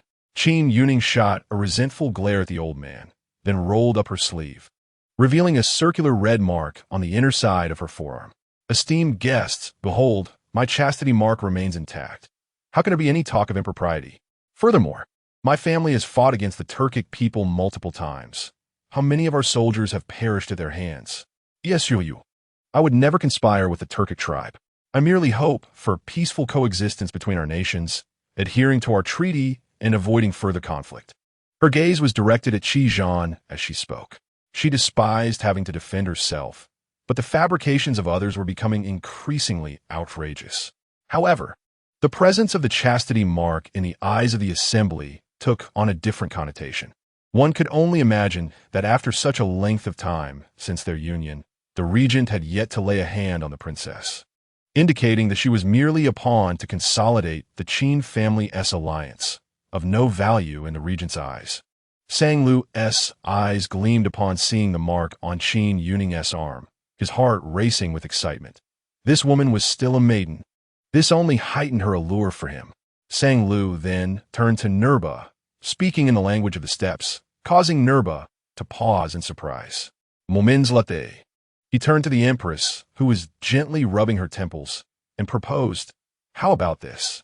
You may deal with this commander of the Imperial Guards as you see fit. Your people have stated that this princess disguised herself to approach the envoy, which raises considerable suspicion. I intend to take her back to the steppes for thorough interrogation. As long as she is taken away, we Turkic people will not pursue this matter further. Otherwise, we shall not let it rest. The Empress's gaze sharpened, instinctively turning to the regent, who had remained silent throughout. The implication was clear. They intended to take the regent's consort back to the steppes. Such grandiloquent words masked a blatant act of abduction. Regent. The Empress hesitated, calling softly, awaiting his response. Sang Lu regarded the strikingly handsome man with a challenging gaze.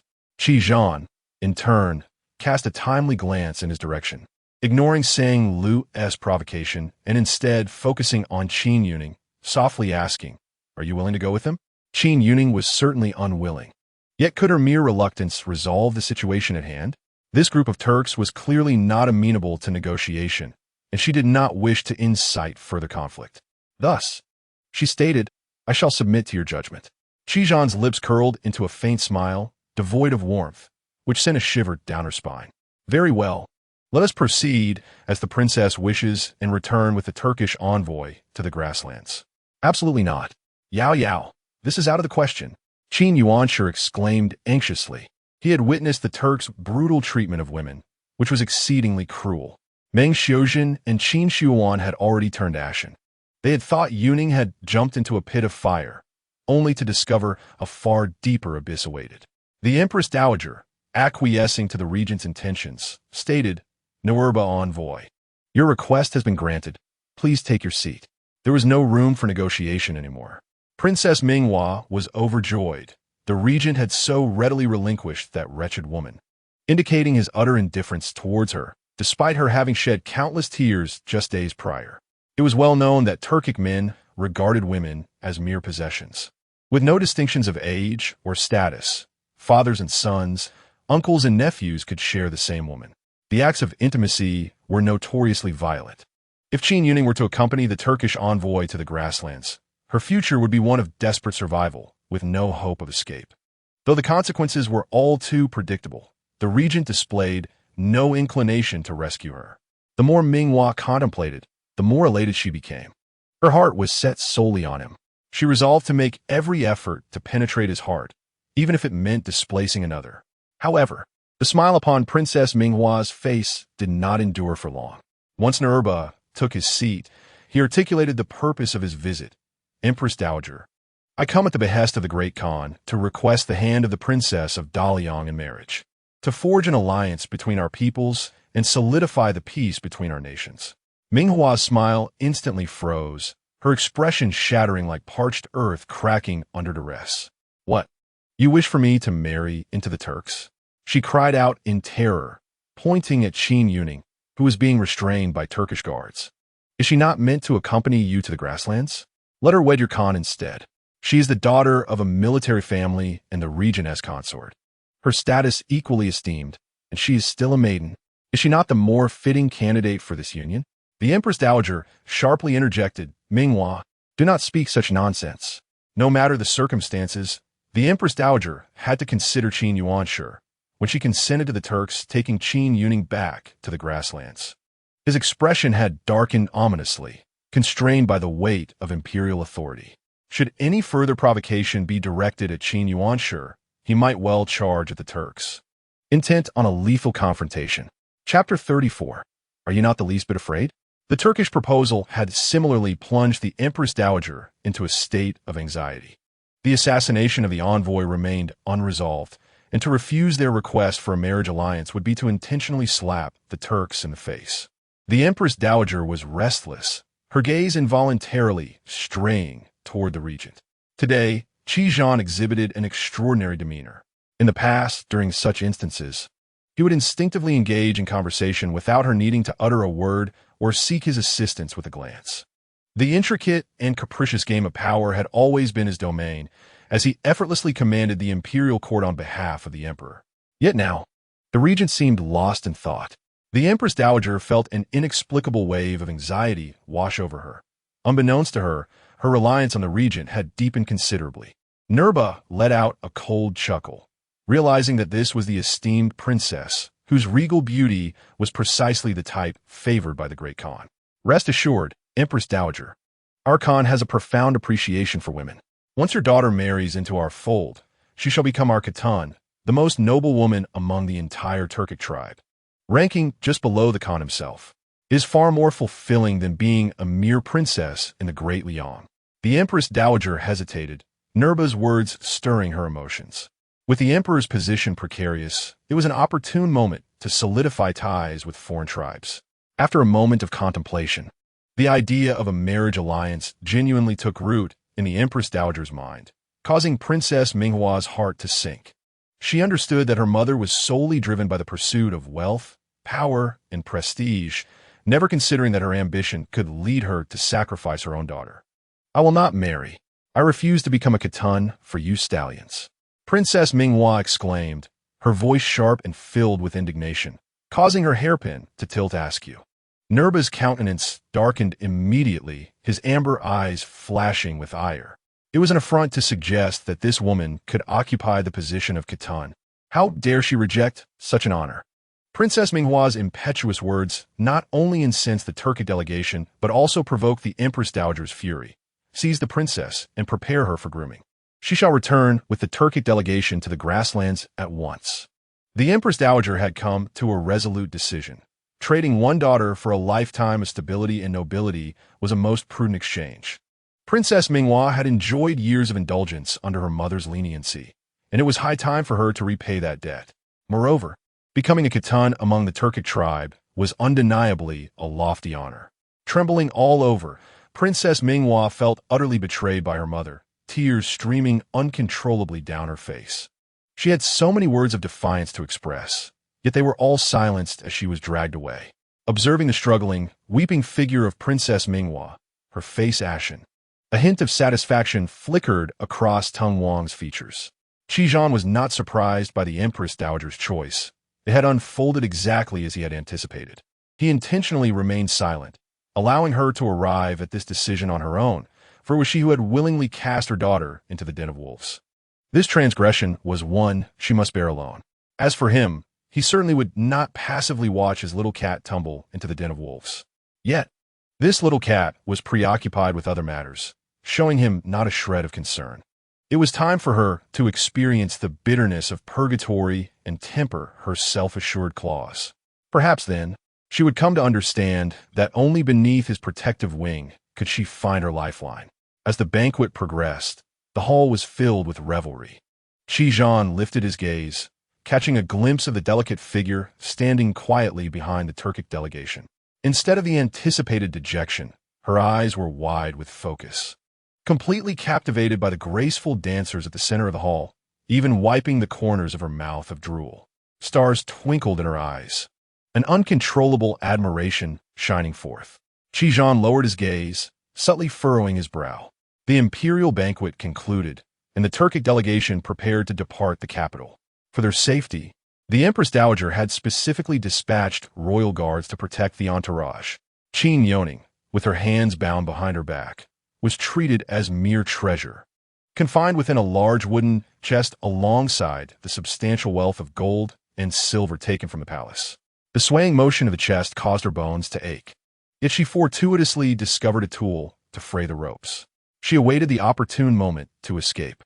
Faintly, she could hear the sobs of Princess Minghua, who was seated in a carriage above her chest. "Stop crying," Qin Youning retorted. "Conserve your strength. There may yet be a chance to flee." Hearing the voice from beneath the carriage, Minghua responded with a bitter laugh. "Flee? Where could I possibly go? I am merely a pawn discarded by the great Liang dynasty. Even if I were to escape back to the palace, I would still be sent to the grasslands. Do not forget, it was my mother who personally offered me to this band of stallions." Her voice carried a tinge of desolation and despair. However, she quickly shifted her tone to one of smugness. "But you too are a discarded pawn of the regent, used to forge an alliance with the Duke of Jinghua, and now cast aside for the Turkic tribe. Does it not sting to be handed over by your own husband? If you wish to cry, then do so. Spare me your facade of strength. In times of anguish, individuals often find solace in comparing their suffering to others, as if the pain of another might eclipse their own. Your imagination is quite vivid. Do not impose your melancholic musings upon me. I have never perceived myself as a mere pawn. My fate lies within my own hands. I strive for my own survival. If I cannot, then I shall lie down and accept it. If fate is capricious, then let it be so. I'm not at fault. Allow me to share a personal maxim. Death is not the end. If it comes, so be it. Princess Minghua was momentarily taken aback, seemingly struck by this perspective she had never encountered. After a brief pause, she scoffed with disdain, to be so defiant on the brink of death. You clearly have yet to witness the savage methods of the Turkic people. Ignorance begets fearlessness. I would like to see how composed you remain when those beasts, like ravenous wolves, descend upon you. Qin Youning replied nonchalantly, what of it? A hairpin thrust into the carotid artery will render one unconscious in an instant. And within half a cup of tea, one can embrace rebirth. Perhaps Princess Minghua might consider trying it herself.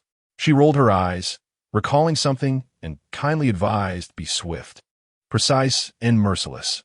Hesitation could lead to the beast seizing the hairpin. Huh! Minghua let out a low, incredulous laugh. How easy you make it sound. Why not pull out the hairpin now and stab it into your own throat? Why would I harm myself? I meant to drive it into the neck of those brutes. Qin Youning replied with irritation, having long harbored thoughts of piercing those scoundrels while still within the palace. Princess Minghua was taken aback, surprised by such a notion, yet found it laughable and asked dismissively, are you not even the slightest bit afraid? Afraid? Qin Youning raised her gaze, observing a faint glimmer of light that barely penetrated the dark wooden box. She reached out, only to grasp at emptiness. Memories surged back to reality. Countless nights and days. She had looked up at the foredrip, watching sunlight filter through the bottle and transparent tubing, casting warmth upon her white hospital gown. As the medication was relentlessly infused into her lifeless body, chemotherapy brought with it waves of nausea, vomiting, hair loss, mouth ulcers, and a decline in immunity. Yet none of these tribulations had ever broken her spirit. It was only during one fateful midnight visit to the restroom, when her parents were absent from the ward, that she dragged her frail body down the stairwell and caught sight of them crouched in a corner, whispering into the phone, asking relatives for financial help. In that moment, she noticed how much their hair had turned gray, a realization that ignited a profound fear and sense of helplessness within her. After conferring with her attending physician, Qin Youning chose to forego further treatment. Despite her parents' tearful pleas, she remained resolute. You will have no grandchildren to dote upon. And won't you find that far more disheartening than other retired elders? You have ample time to venture out, explore the majestic landscapes, and take plenty of photographs for me. Make sure they are beautiful. I have high standards for pictures, she insisted. Child, how can you bear to leave your parents? They lamented. Oh, you two are so tiresome. Can't I seek solace in a novel? Chapter 35. If you have the ability, then do not close your eyes now. And so, she found herself here, endowed with the once coveted gift of health, able to leap and dance, even having learned a bit of martial arts. More precious still was the fact that the characters in this narrative bore an uncanny resemblance to her real parents. While Qin Shuan mirrored the visage of her sister, who had perished in a car accident. This time spent here was enough. Qin Youning clasped her hands together, as if holding a ray of sunlight, her eyes shimmering with moisture. I am afraid. How could I not be? Suddenly, the carriage came to a jarring halt. Shouts and the clash of weapons resonated from outside. The horses, startled, bolted chaotically like headless flies. Qin Youning felt a dizzying whirl, her head spinning violently. The wooden box tumbled from beneath the carriage, crashing to the ground, its lid flung open, scattering jewels and gold across the earth, raising clouds of dust. Gradually, she propped herself up, momentarily blinded by the harsh light, squinting slightly. She raised her hand to shield her eyes, and through the gaps of her fingers, saw the billowing dust emanating from magnificent black steed, its powerful hooves deftly weaving through the crowd, stirring up a tempest of dust and debris. Upon the black horse sat an imposing figure, firmly holding the reins, with strong knuckles and eyes obscured by a silver, intricately engraved mask. The dark cloak billowed in the wind, and although clad in bloodied armor, a regal aura emanated from him. With a single long spear, he effortlessly felled half of the assailants. The gaze behind the mask was icy, a chilling disdain lurking within. Seeing that no one dared to approach, the figure languidly tugged on the reins, bringing the horse to a stop before Qin Youning. Before she could fully comprehend the situation, a powerful arm lifted her onto the horse, securing her firmly upon its back. The man opened his cloak, enveloping her entirely within its folds. Her back pressed tightly against his solid chest, and a faint, familiar fragrance of moonlit orchids wafted into her nostrils. Without a moment's hesitation, he urged his steed onward. Sang-Lu pursued them for a few steps, his eyes nearly bursting with rage as he helplessly watched the woman he coveted being taken from him in plain view. It was the first time anyone had dared to seize his quarry. When had such a formidable master emerged in the capital? Nurba, send someone to investigate. Employ any means necessary. I must find that woman. The fierce wind howled past her ears as they galloped. Time slipped away, and gradually, the sounds of the wind began to soften. Qin Youning emerged from the cloak, peeking out, and the man behind her seemed to sense her movement. Lowering his head to gaze at her, his long fingers gently brushed away the glimmer at the corner of her eye. Have you finally learned to fear? Qin Youning retorted. It was the wind. She paused, hesitating before asking, Qizhan, why did you save me? I clearly disrupted your plans. Qizhan removed his mask and earnestly placed it upon her. Have you forgotten every word I have spoken? Your life and death are mine to govern. The rest of the accounts, we shall settle in due course. And what about this? Will you take it back? The cold mask still bore his warmth. Qin Youning felt an inexplicable flush rise to her cheeks. She cautiously retrieved the jade token, the very object that thwarted his schemes, wondering if it made Qizhan feel as though he had shot himself in the foot. What I give away, I never reclaim. You keep it safe. Qin Youning's small head was filled with great perplexity. Qizhan seemed utterly unfazed, his tone remaining gentle, tinged with a hint of helplessness. You're not angry with me? She tested the waters, daring to jump around his threshold. In the grand hall, she had distinctly sensed his simmering anger. She would have preferred a lash from him, akin to what Xianlin had received.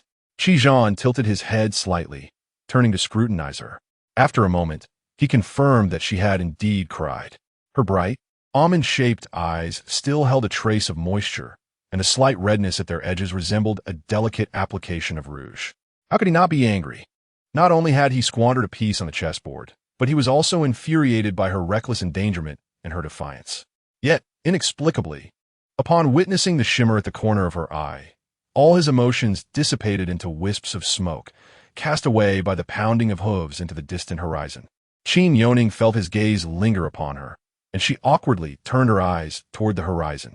The setting sun blazed like fire, while the crescent moon hung like a hook. Astonishingly, both the sun and moon appeared in the sky simultaneously. She heard Qizhan softly inquire from above. If I were to be angry, what would you do to appease me? Qin Youning replied, How about I sing you another song? She acknowledged her own audacity, believing that a mere song might grant her reprieve. A barely audible sigh escaped Qizhan's lips, and to her surprise, he relented. Very well, sing. Qin Youning felt as though she had been granted a pardon, her tone earnest. This time, I shall sing you something beautiful. The song is called Red Dust In, by my favorite singer, the minstrel. The maiden's voice soared through the vast wilderness, carried by the gentle breeze. The horse slowed its pace, transforming into a leisurely stroll, occasionally lowering its head to graze on the tender grass. She beheld the curve of Qizhan's lips, illuminated by the warm embrace of spring, a sight of exquisite beauty. As the final notes of her song lingered in the air, the atmosphere was just right. Summoning her courage, Qin Youning cautiously inquired, Qizhan, why do you seek to annihilate the Duke of the State's household? Her voice was a mere whisper, yet it stirred an invisible force, provoking his hidden ire. Qizhan's expression darkened abruptly, his thin lips forming a straight line. A tempest brewed in his eyes, brimming with hostility. Yet, Qin Youning feigned ignorance and pressed on. Could you spare my family? What enmity cannot be resolved through dialogue? If the Qin family bears guilt, allow me to atone for them. I shall spend my lifetime in penance. Would that suffice? Qizhan's demeanor tightened, his gaze as frigid as ice. You need not atone. Simply remain by my side in silence, and witness their descent into hell. However, should you dare to speak on behalf of the Duke's household again, I will ensure their demise is far more gruesome, skinning and flaying. Would you care to enjoy the spectacle alongside me? Qin Youning stared at him in shock. He had been as gentle as the evening glow just moments ago, yet now resembled a malevolent demon emerging from the molten depths of hell. From his demeanor, it was clear that no amount of pleading would sway him to spare the Duchess household. Lowering her lashes, she finally spoke, "That is impossible. I cannot remain idle. Qin, they are my family. As long as I draw breath, I will not stand by and watch you harm them. Unless you kill me first, I might just smother you with a pillow in the dead of night." Qin appeared to find amusement in her words, a smile spreading across his face devoid of joy. "Then do bring it on. Let us see who leads them to hell first, or who breathes there last." Qin Youning gritted her teeth in frustration. "Very well, then you better not close your eyes when you sleep. Be bold enough not to close your eyes now." Qin suddenly leaned closer, his lips nearly brushing her ear, his voice a low whisper. His long fingers tensed like a bowstring, and with a powerful tug on the reins, he commanded, "Go." The ebony steed seemed to sense its master's intent, letting out a long neigh before galloping forward, shattering the dusk with a speed that seemed to chase the fading light of the sun. Qin Youning could ride. However, driving a car and racing were two entirely different matters. She conceded, shutting her eyes. This black stallion, like its master, was a wild beast. Chapter 36. Had General Qin not already made a choice? Qin Youning felt stars dancing before her eyes, as if she were on a roller coaster. Slumping against Qi's embrace, her stomach churned uncomfortably. Moments later, the horse's rapid pace abruptly slowed as Qi yanked the reins. Qin Youning suddenly heard him chuckle softly. It seems someone is coming to your rescue. The sound of galloping hooves grew increasingly close. Just as she was about to peek out, a hand pressed her back into the cloak. Qi swiftly pressed a pressure point on her neck, rendering her immobile and voiceless. The dark cloak was thick and ample, concealing a person within. Those outside were utterly oblivious. Qi leisurely obstructed the path of the approaching cavalry. "Your Highness the Regent, I kindly ask you to step aside. Qin has pressing matters to attend to." Qin Yuning's countenance was grim, and he regarded his son-in-law with palpable detachment, his retinue of loyal soldiers equally brimming with ire. They were all acutely aware that the second miss had been explicitly entrusted to the Turks by the regent himself. Qi lifted his chin, speaking with deliberate calm. "What pressing matters? To rescue your little daughter, perhaps? General Qin, let us not forget the Turkic delegation has already forged an alliance with the great Liang upon their departure. Your ostentatious pursuit, accompanied by troops, suggests a desire to provoke war with the Turkic clan. As the Grand General of the nation, where you place the Empress Dowager and His Majesty? You made your choice when you sent your daughter off in that bridal sedan, exchanging her for the well-being of the entire Duke of State's residence. Why feign concern now? As a seasoned commander, do you not comprehend that the art of warfare necessitates sacrifices? One must not lose sight of the greater good for trivial matters. Driven by impulsive emotion, Qin Youning had pursued them, but now, Qi's words washed over him like a cold deluge. He closed his eyes tightly, despair overwhelming his gaze. Acting on impulse was a grave mistake for a military leader. He could not prioritize personal sentiments at the cost of the great Liang, its people, and the entire Duke of State's lineage. A deep-seated frustration erupted within him, and he weakly called out, "My dear Yao Yao, forgive me." Qin Youning's eyes glimmered with compassion. She understood her father's predicament and bore him no resentment. She longed to tell him to take care of himself, as the entire family depended on his strength. Yet, Qi's cold remark pierced through her thoughts. "She is no longer yours." Indeed, Yao Yao had been taken by the Turks, and it was unlikely she would ever return.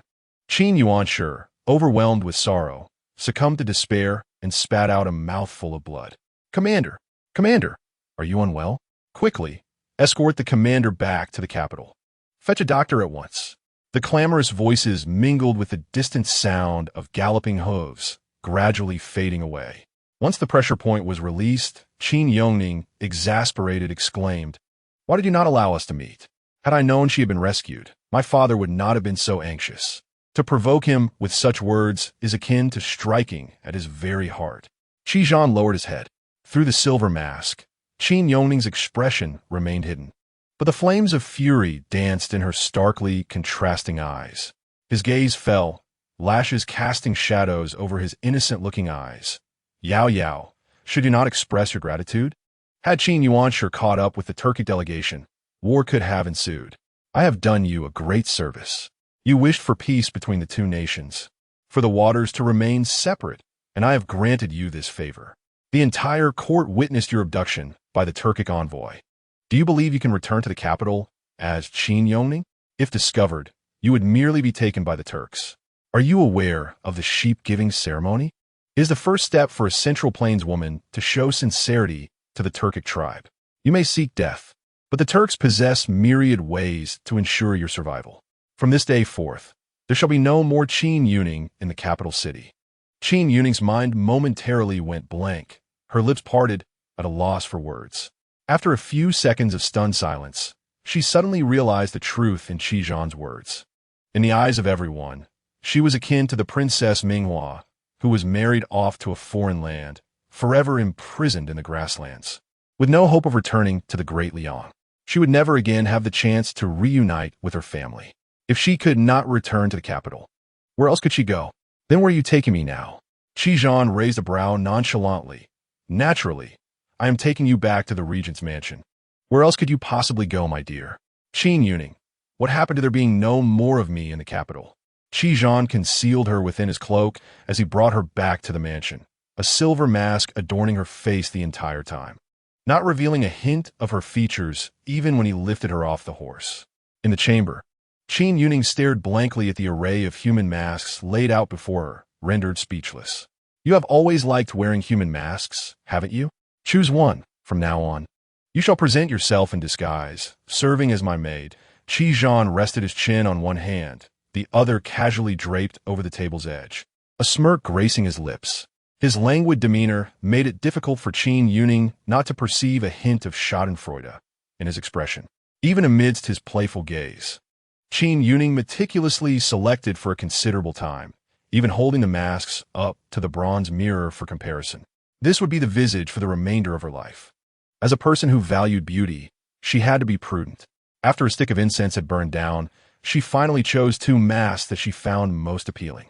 After much deliberation, she suddenly raised her index finger. Let me choose by chance, whichever one I point to, that shall be my selection. She decided on one mask. Qi Zhan, still resting his chin on his hand, his dark eyes devoid of impatience, observed her quietly. Put on and let me see. Qin Youning complied, adhering the mask snugly to her face, the texture so exquisite it felt utterly authentic, perfectly fitting her features. Once adorned, she raised her gaze to meet Qi Zhan's. He could not help but curve his lips, arching an eyebrow as he studied her for a moment, then suddenly leaned closer. His long fingers caressed the gentle curve of her chin, meticulously smoothing out any imperfections that remained.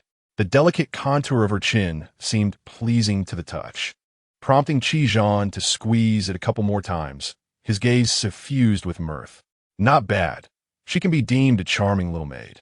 Henceforth, she shall wear this mask at all times, except while sleeping.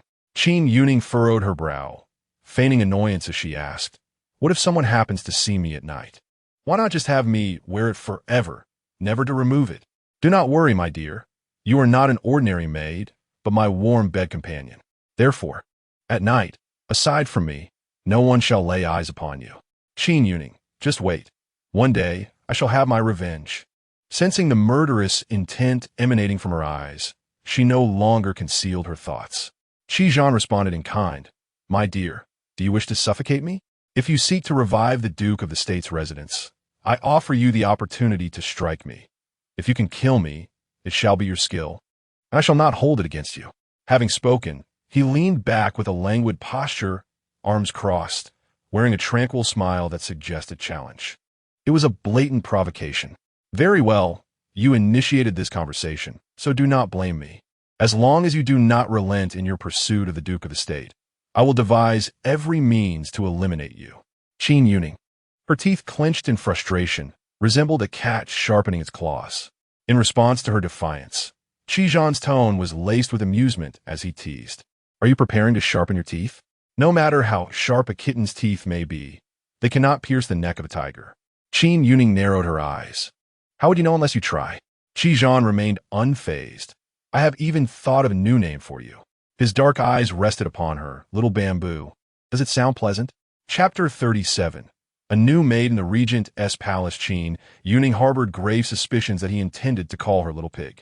As long as you are happy, she replied, adhering to the self-awareness expected of a maid. Whatever the master says must be right. Qi reached out to touzle her fluffy head, reminiscent of a small cat. Little bamboo. Qin Youning froze for a few seconds before realizing he was addressing her. Obediently nodding she chastised herself silently. Maids ought not to respond so to their masters.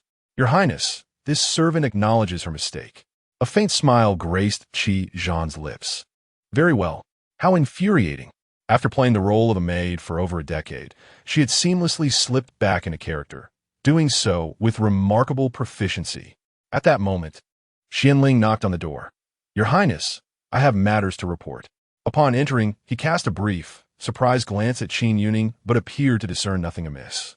General Qin and his troops have hurriedly returned to the capital from outside the city. I dispatched someone to investigate. General Qin is somewhat weak, but not gravely harmed. It is speculated that he may have gone to rescue the princess, but to no avail. Upon hearing that her father was safe, Qin Youning exhaled in relief. Suddenly, Xianling knelt, startling her. Gathering his courage, he spoke. Your Highness, I share a bond of teacher-student affection with the princess.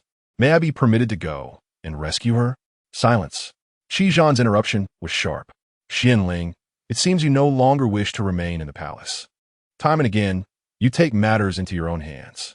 You ought to learn from the ghost card. I will not tolerate any shadow guards who are swayed by compassion. From this day forth, do not speak of the princess again.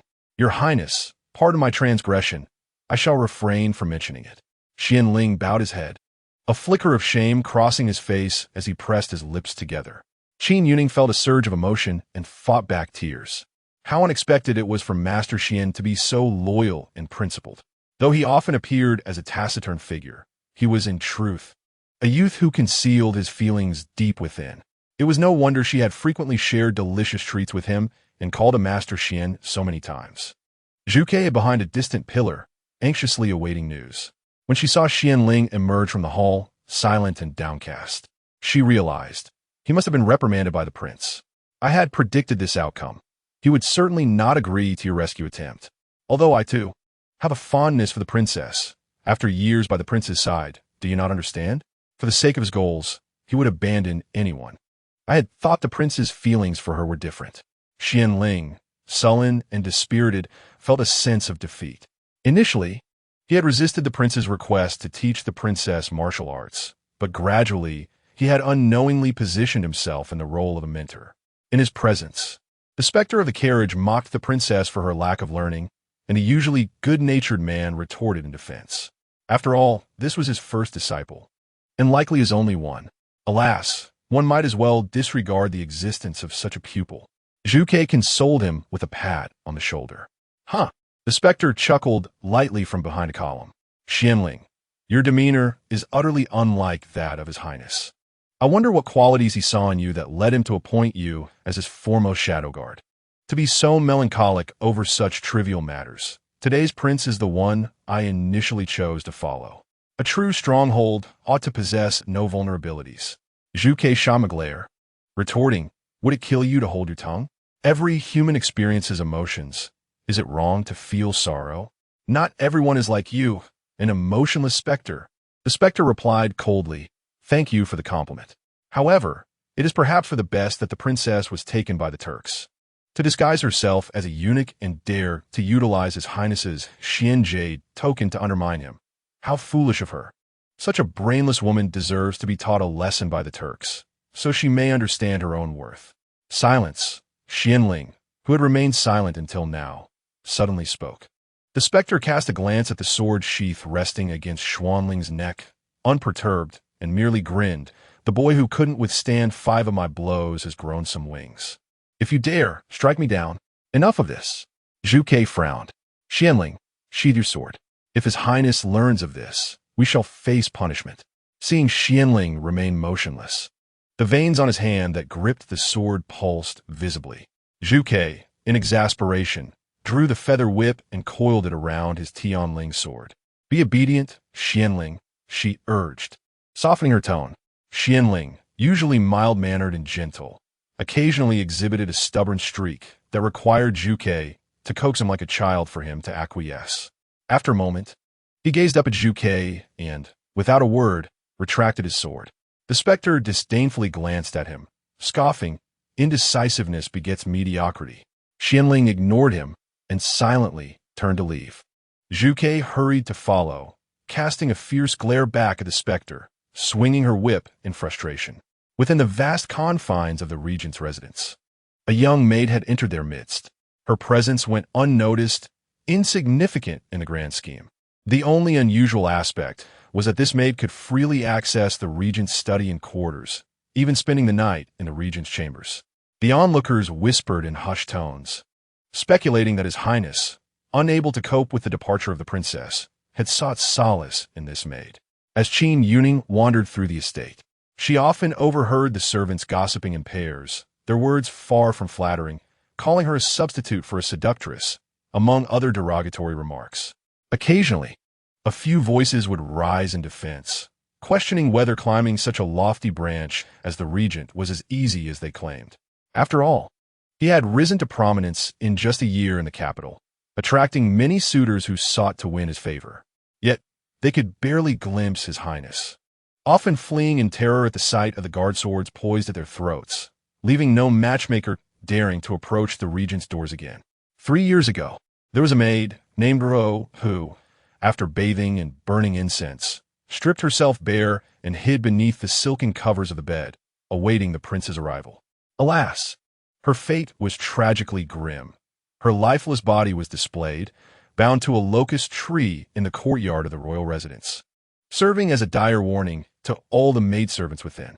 This cruel act extinguished any illicit aspirations among the household staff, leaving me sleepless for many nights, haunted by the sound of a woman's weeping that echoed through the courtyard in the dead of night.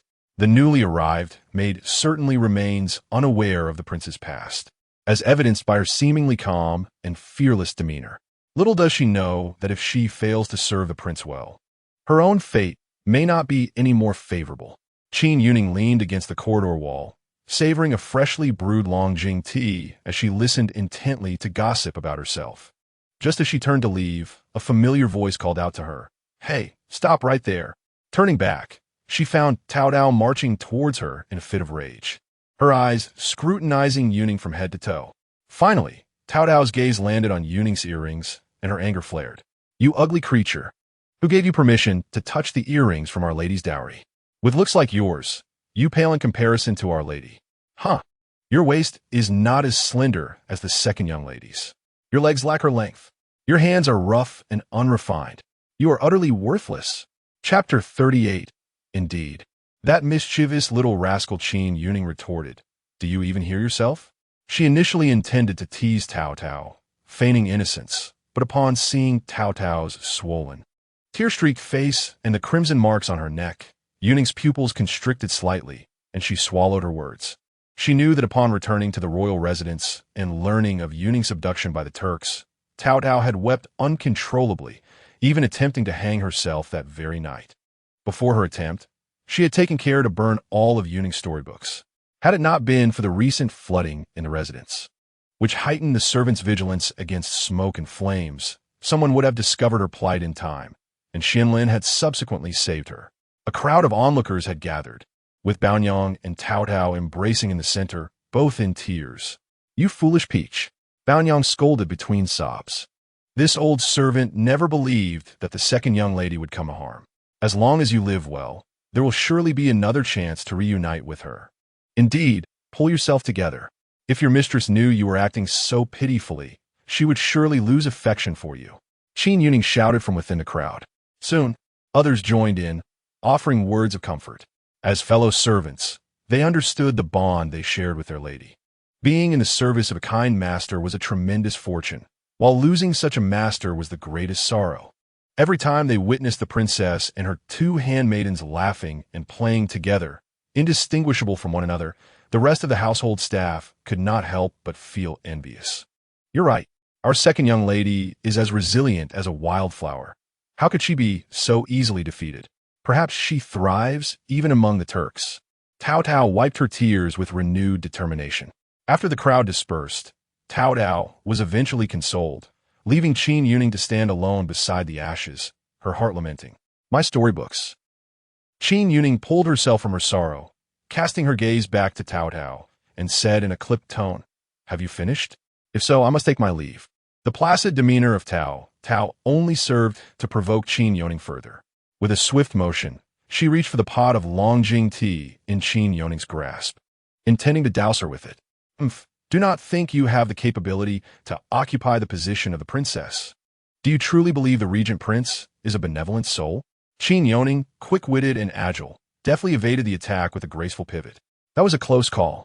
The pot contained not merely tea, but a concoction she had deliberately poisoned. Once stable, Qin Youning stated sternly, "Dear sister, please choose your words with care. His Highness the Regent Prince is our master. Let us not engage in baseless chatter. For now, I shall pretend I have not heard you. Who are you calling sister? It's Tao Tao, remember that. If you dare to touch any of the jewelry from the second Mrs. Vanity again, I shall not let you off lightly." "Very well. Dear sister, I shall return it to you.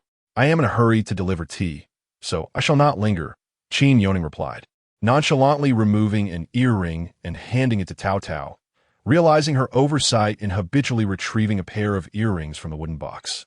Tao Tao's voice rang sharply from behind. "Do not call me sister. My name is Tao Tao." With the teapot in hand, Qin Youning walked briskly, a mischievous smile playing at her lips as she replied without turning, "Understood, Sister Tao Tao."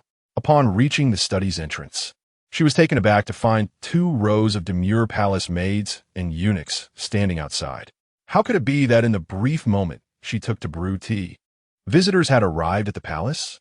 Her grip on the teapot tightened. What to do? She had initially intended only to vex Qi Zhan, but who else was present? Laughter, mischievous and boyish, echoed from within the study, accompanied by the sounds of excited shouts.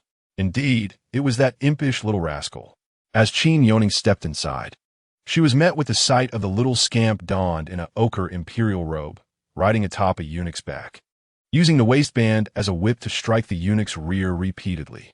Meanwhile, Qi Zhan sat calmly in a grand chair, engrossed in a memorial, his eyes scanning the pages with remarkable speed.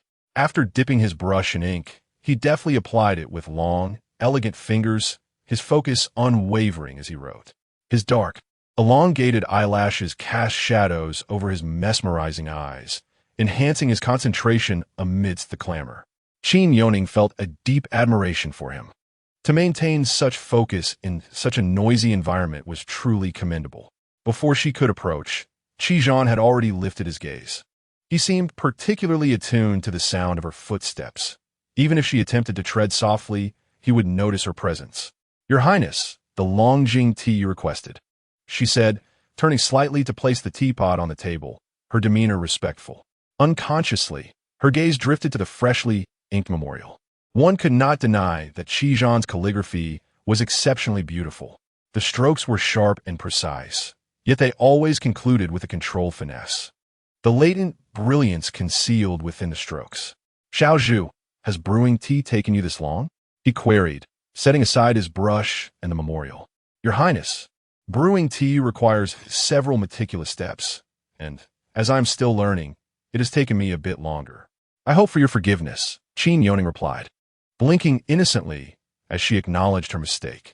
Qi Zhan regarded the delicate, translucent teapot before him. In the days she had served him, Qin Youning had replaced all the dark, heavy vessels in the study with those of her preference, even discovering several unfamiliar books on the shelves where he kept his ancient tomes. A wisp of tea smoke wafted into his nostrils, prompting Qi Zhan to lower his gaze, a fleeting glimmer of amusement flickering in his eyes. "Xiao Zhu, I perceive that His Majesty has grown weary of play. Thus, this cup shall be presented to him first." Qin Youning's hand trembled as she poured the tea, 2 drops of tender green liquid splattering onto the table. She furrowed her brows, blinked rapidly, and endeavored to suppress her unease. "Your Highness, perhaps you should taste it first. If the tea I brewed is unpleasant, it would be remiss to serve it to the Emperor." Unexpectedly, the impish little emperor, clearly parched, leaped down from the eunuch beside him and hurried over, exclaiming, "I am thirsty. You shall feed me." Qin Youning widened her eyes slowly, observing the little emperor standing before her, haughty and demanding. Her instinct was to scold. At 8 years old, you still require feeding? I dare say you have yet to wean. Yet, in the next moment, her face was adorned with a flattering smile, her hand gripping the teacup, now slick with perspiration. Your Majesty, what seems to be the matter with this tea? Should you continue to dally? Do you believe I would not dare to reprimand you? The little emperor glared with indignation, threatening her in a fierce tone, brandishing his sash menacingly. This tea is far too hot. Qin Youning feigned to slip, causing the teacup to tumble to the ground. The scalding liquid splashed onto her hand, turning her fair skin a vivid red. Goodness, it is indeed scalding. The young emperor erupted in fury. Fool, you present such scalding tea to me. As he spoke, he raised his sash to strike at Qin Youning. However, in midair, it was seized by a hand with pronounced knuckles, accompanied by a deep, resonant voice. Fu Jingming. Qin Youning was taken aback. Although Qi Zhan held the esteemed title of regent, was it not somewhat audacious to call the emperor by his name? Moreover, he was but a brazen child. To her astonishment, however, a flicker of panic and timidity crossed the little emperor's eyes, and he relinquished his boisterous demeanor, revealing a hint of innocent fear befitting a child. Qi Zhan, I. Qi Zhan's voice grew even more gravely serious. What do you call me? The sash was pulled away with an overwhelming force, and the little emperor lowered his head, his fingers instinctively twisting the fabric of his yellow robe. Madame Fu. In chapter 39, the poison I just drank seemed like arsenic. The little emperor, usually so brash and irritable, at this moment appeared surprisingly endearing in his quiet discontent. Qin Youning, struck by an awakening of admiration, found her heart stirred. His fair, slightly chubby visage subtly hinted at an oval shape, with lustrous black eyes and a delicate pink mouth, resembling a charming little girl. Qin Youning's gaze meandered between Qi Zhan and the little emperor, suddenly perceiving a resemblance between the two. Indeed, those deemed unattractive possess their own unique flaws, while the beautiful share common traits. The chastened little emperor caught her gaze and redirected his ire towards her. Wretched maid, what do you stare at? Get out. Upon hearing this, the eunuch within the room mistakenly thought he was being reprimanded and hurriedly fled the study, closing the door behind him. Qi Zhan rose, circumventing the desk to position himself protectively in front of Qin Youning, addressing the little emperor with authority. You may strike or insult others as you wish, but not her. Qin Youning furrowed her brows, her round eyes reflecting her utter disbelief. What does it mean that others can freely strike, scold, and insult? Is this how Qi Zhan normally instructs his children? It is no wonder that this little rascal is filled with such malice, frequently shouting threats, clearly a result of Qi Zhan, the grand tutor, leading him astray. The young emperor expressed his dissatisfaction, protesting, she is merely a maidservant. What difference does it make? Qi Zhan, enigmatic and inscrutable, leaned down, his dark eyes concealing a creature that seemed to devour souls within the endless shadows. Your Majesty, do you recall the Gujiao? The young emperor suddenly felt the air around him chill, an inexplicable sense of desolation washing over him. I remember, since I was 3, the regent has told me tales from the Shanhai Jing, where the bizarre creatures would invade my mind before sleep, accompanying me into dreams, often terrifying me to the point of wetting my bed. My mother scolded me for being useless, but I dared not tell anyone. The regent warned that should I utter the name of the beast, it would come seeking me when night fell. Qi Zhan subtly glanced at Qin Youning behind him, deliberately lowering his voice. It resides within this maidservant's body. You must not provoke her, otherwise that Gujiao may emerge from her at night, perhaps choosing you as its next host. The young emperor, filled with fear and disbelief, clutched Qi Zhan's sleeve. No, Grand Tutor, please save me. Though Qin Youning remained speechless, she found delight in instilling fear in the young emperor. She deliberately lowered her voice to a hoarse whisper, a glint of cunning flashing in her eyes as she abruptly transformed her demeanor. I, for one, adore devouring tender little children, tossing them into a pot to boil until soft, then adding star anise, fragrant fruit, cinnamon, white cardamom, and bay leaves. What a delightful flavor it creates. After speaking, she tantalizingly licked her sharp canines. Under her chilling smile, the young emperor nearly burst into tears, clutching Qi Zhan's sleeve tightly, pressing close to him. Grand tuteur, grand tuteur. After all, he was just a child, easily frightened. His face was etched with terror, his teeth chattering, unable to articulate a word. Qi Zhan frowned in annoyance at the boy's touch, swiftly extracting his sleeve and brushing it off. Your Majesty, you should step outside. I will handle this Gudiao. The young emperor, feeling a wave of relief, ran a few steps toward the door before abruptly stopping, glancing back at Qi Zhan with concern. Grand Tutor, please be careful. Qin Youning stared blankly at the small, retreating figure, suddenly realizing that he may not be as detestable as she had perceived. He was merely a blank slate, shaped by the influences of others. With this thought, she turned her gaze toward the instigator, the one who had molded this innocent child into such a state.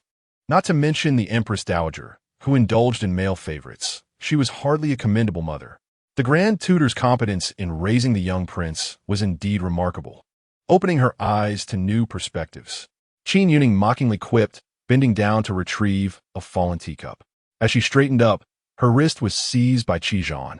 The teacup snatched from her grasp, revealing a small white porcelain vial that had mysteriously appeared in his hand. Qi Zhan chuckled lightly. Little Zhu's acting truly impresses me. Star anise, fragrant fruit, cinnamon, white cardamom, bay leaves. You are craving dompa pork, aren't you? Qin Youning silently pressed her lips together, unexpectedly discovered. Her subtle movements had not escaped Qi Zhan's keen eyes. The smile at the corners of his eyes deepened. His craving was evident, yet his nose was unyielding. The arsenic in the teapot was unmistakable to anyone. Could he not find a more discreet poison for this prince to detect?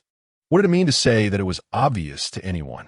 Who was he to be so extraordinary, akin to a dog with a keen sense of smell? Qin Youning rolled her eyes in exasperation. Your Highness, you indeed noticed early on. Well, there will be no next time. The tactic of poisoning was utterly ineffective. She had forgotten that Qi Zhan could discern even the subtle emotions within her. So how could he possibly miss such a rudimentary poison as arsenic? Feeling somewhat deflated, her lips pursed, though obscured by a layer of skin, the disappointment in her apricot eyes was unmistakable. Was she already disheartened after a single failure? Qi Zhan lowered his head, his fingertips delicately applying a milky gel to the back of Qin Youning's flushed hand. As he tended to her with the ointment, she retorted with dissatisfaction. I merely sought to test your highness. Just wait for next time. I shall surely unveil my trump card, so do take heed, lest you find yourself regretting it on the path to the underworld. Suddenly, she vaguely recalled that during the hunting expedition, he had also used this ointment, which she had initially thought to be poison, only to find the red marks on her wrist vanished without a trace the following day. Qi Zhan applied the ointment with meticulous care, the robust veins on the back of his hand subtly shifting with each movement. Cradling her hand, he exhibited a hint of reverence. Qi Zhan seemed to approach everything with utmost seriousness and focus, even the most minute tasks. Qin Youning couldn't help but muse that a person like him would undoubtedly be wholly devoted in a more intimate setting, to the point of losing himself entirely. Would he be so engrossed that he would not even notice her attempts to poison him?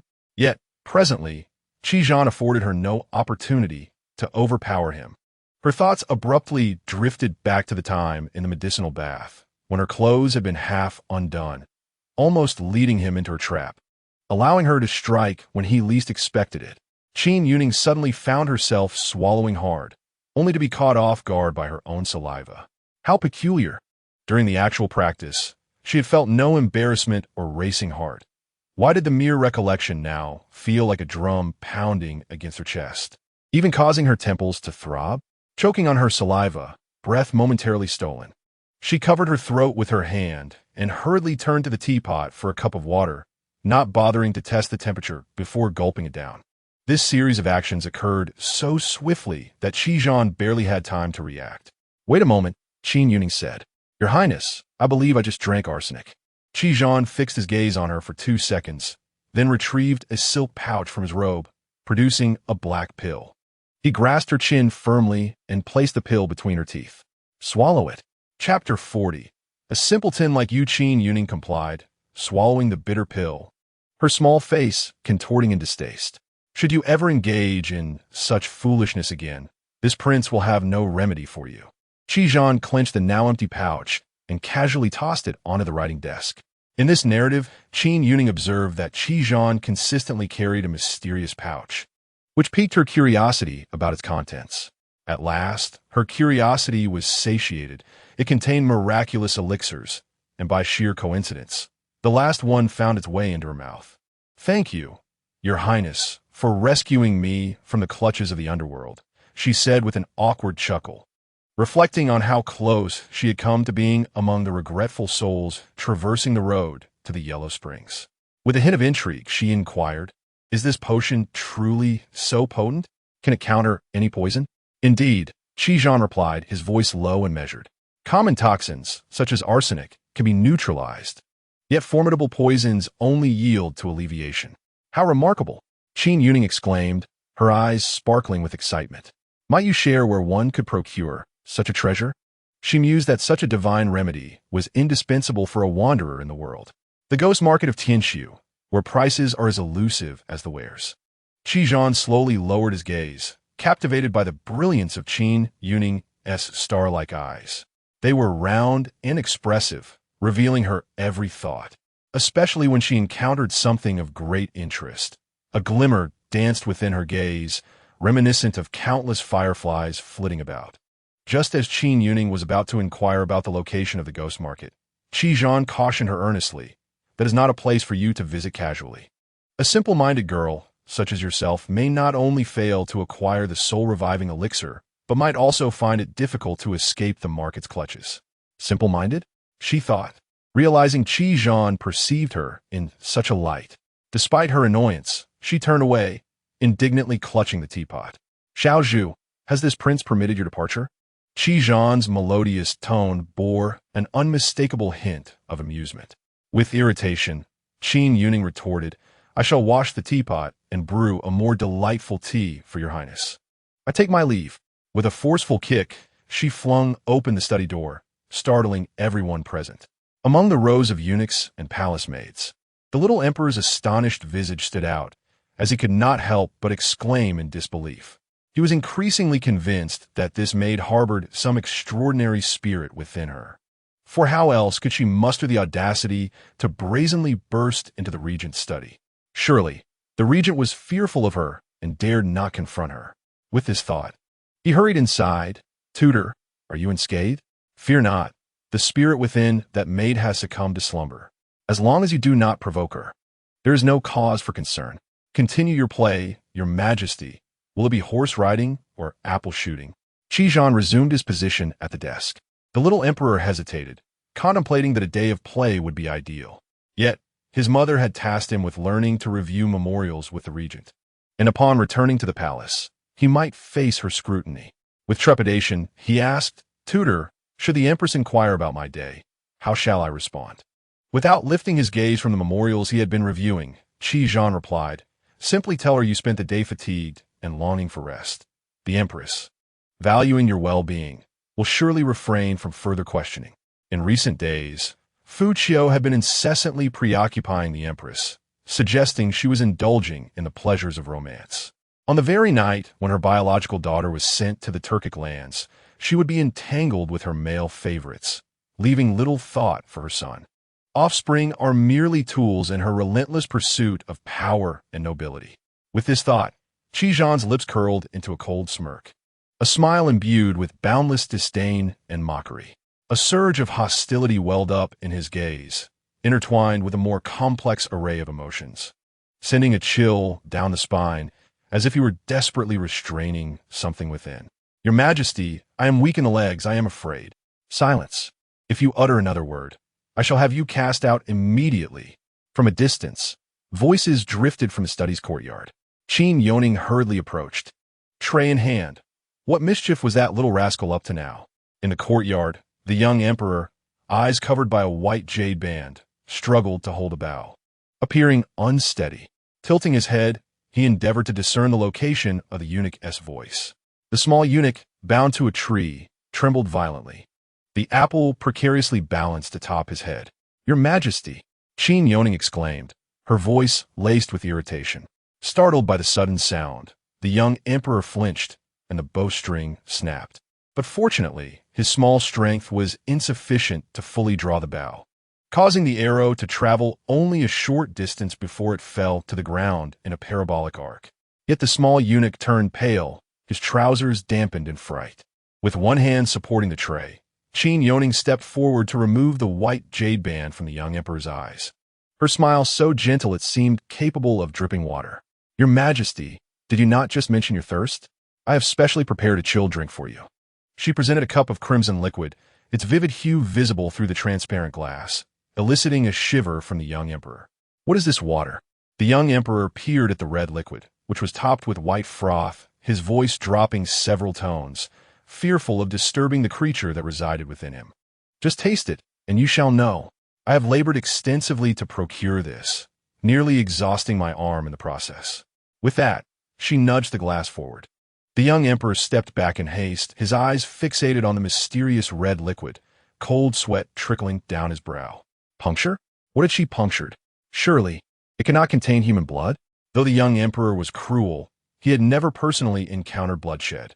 "Quick drink!" At Qin Youning's urging. His delicate face scrunched up like a dumpling, gripping his sleeve tightly as he tremulously accepted the glass, glancing down at it before raising his eyes in supplication. Lifting a chubby, pale finger. "May I take just a sip?" "Absolutely not," Qin Youning replied without mercy. She had soaked the watermelon juice in well water overnight and crushed it in a mortar for quite some time. From half a watermelon, she had barely managed to extract 2 cups. A mere sip would hardly justify the strain on her shoulders. She turned her head to relieve the ache in her neck. To the young emperor, this scene seemed an omen of the awakening of a malevolent spirit. In a flurry, he closed his eyes and took a large gulp. What is this flavor? Is human blood sweet?" Upon opening his eyes, his dark orbs darted around as a realization struck him, and he exclaimed in his childish voice, "Isn't this summer melon?" With his pink tongue licking his lips to savor the taste, the young emperor could not resist and tilted his head back, drinking deeply until the cup was empty.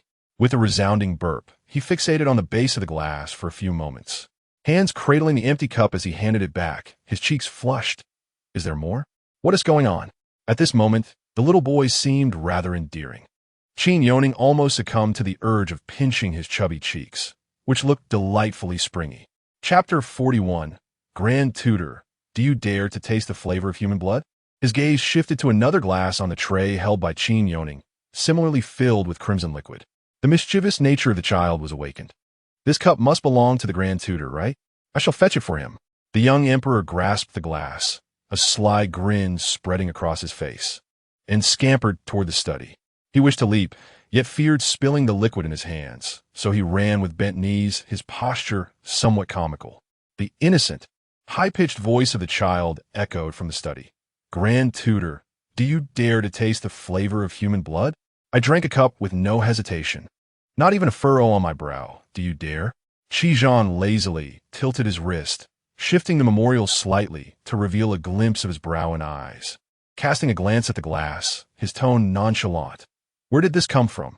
The young emperor, alert, glanced towards the door. Covering his mouth with his hand and leaning in to whisper, "It was made by that creature."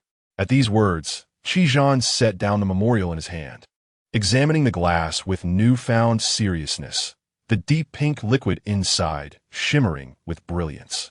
He suddenly recalled last night when Qin Youning had finished bathing, lay on her bed, and then abruptly leaped up as if she had forgotten something important, donning an outer garment and rushing out. Curiosity piqued, he leaned against the doorframe to observe. Witnessing her puffing as she placed a round summer melon into a wooden bucket, tying a rope around the handle, and scurrying towards the kitchen. Upon her return, beads of glistening sweat adorned her forehead. He took out a piece of coarse cloth and gently wiped away the perspiration. "Little bamboo, what were you doing?" At that moment, Qin Youning chuckled softly. "I went to fetch water." With elongated fingers, she took the glass without hesitation and brought it to her lips. The sweet aroma danced upon her tongue, the coolness refreshing and invigorating. Qi lips curled into a smile, his tone languid. The taste of human blood is rather pleasant. The young emperor stifled a laugh, joyfully running out to Qin Youning, his demeanor shifting to one of cautious excitement. Yet unable to resist sharing in a hushed voice. The Grand Tutor couldn't even discern the flavor of the summer melon. It's utterly hilarious. Ha ha ha. Under the sunlight. His youthful, fair face revealed faint traces of soft fuzz, innocent like a child, because indeed he was just a child. Qin Youning paused, suddenly reminded of her father, who loved planting trees and flowers. Whenever a seedling grew crooked, he would take a stick, insert it into the ground, tie the seedling's stem to it, secure it with a rope, and finally trust it to the sunlight and rain. Perhaps she might have a chance to straighten this little seedling with her own stick? This mischievous little rascal was the future of the great Liang, the sovereign to whom her father devoted everything. Qin Youning restrained the young emperor's hands, which were once again poised on the bow and arrow. Your Majesty, shall we engage in other pursuits? Let us not spend our days indulging in those brutal and tedious games, surely taught by Qi. Though the young emperor harbored a certain trepidation towards Qin Youning, the mere mention of play illuminated his eyes with delight. Wonderful! Can you conjure up an even more entertaining game? He exclaimed. Your Majesty, are you familiar with Ludo? Qin Youning inquired, feigning ignorance. The young emperor shook his head, his curiosity piqued further. No, I'm only acquainted with Go and chess. Observing Qin Youning crouch down to collect leaves, he curiously approached to see her endeavor. She gathered 16 bamboo leaves, making do with them as game pieces. In a hurried manner, she darted back to the study, retrieving 4 colors of paint, vermilion, azure, verdant, and lead white, from a wooden box on the shelf. Qi watched in bemusement as her graceful figure flitted about like a butterfly, entering and circling before flitting out again, not forgetting to close the door behind her. Just before the door fully shut, her head popped back in, the soft-featured girl tilting her head and blinking. Your Highness, you seem busy. I trust you do not require my attendance? I shall be away for a moment. Before he could respond, the door was firmly closed. After a brief silence, it swung open once more, revealing her head again. By the way, is it delightful? Qin Youning remarked, gesturing toward the glass cup on the table. She deliberately pouted and shook her head. This time, I added an exceptionally rare poison. You surely did not fail to notice? With that, she swiftly shut the door again. Having successfully teased him, Qin Youning turned away, smiling as she departed. Qi, unfazed by her playful banter, remained unconvinced by her jest, though his alabaster fingers rhythmically tapped the table in a seemingly aimless manner. The characters on the memorial appeared to transform into black butterflies, fluttering out through the crack of the door. It was rare for him to find himself so distracted. After a long while, he realized not a single word had registered. Laughter and chatter from outside occasionally drifted in, and amidst the overlapping voices, Qi could distinctly catch that uniquely soft and melodious tone, rising in tempo as she spoke. The cadence akin to a kitten's gentle pawing at one's heartstrings. Ludo not only sharpens a child's logical reasoning and decision-making skills, but also nurtures resilience. When Qin Youning's green bamboo leaf devoured the young emperor's red bamboo leaf yet again, returning to the starting point, he nearly reached his breaking point. All 4 of his red pieces remained at home, while the maids and eunuchs on either side were nearing the finish line. How infuriating!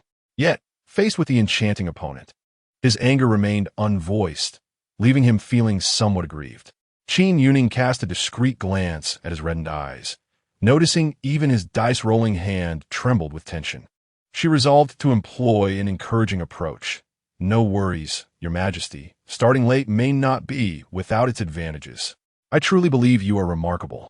Despite being sent back several times, you have not once cried or thrown a tantrum. I might have wept in your place. A gentleman who can take and let go is truly admirable. You are splendid.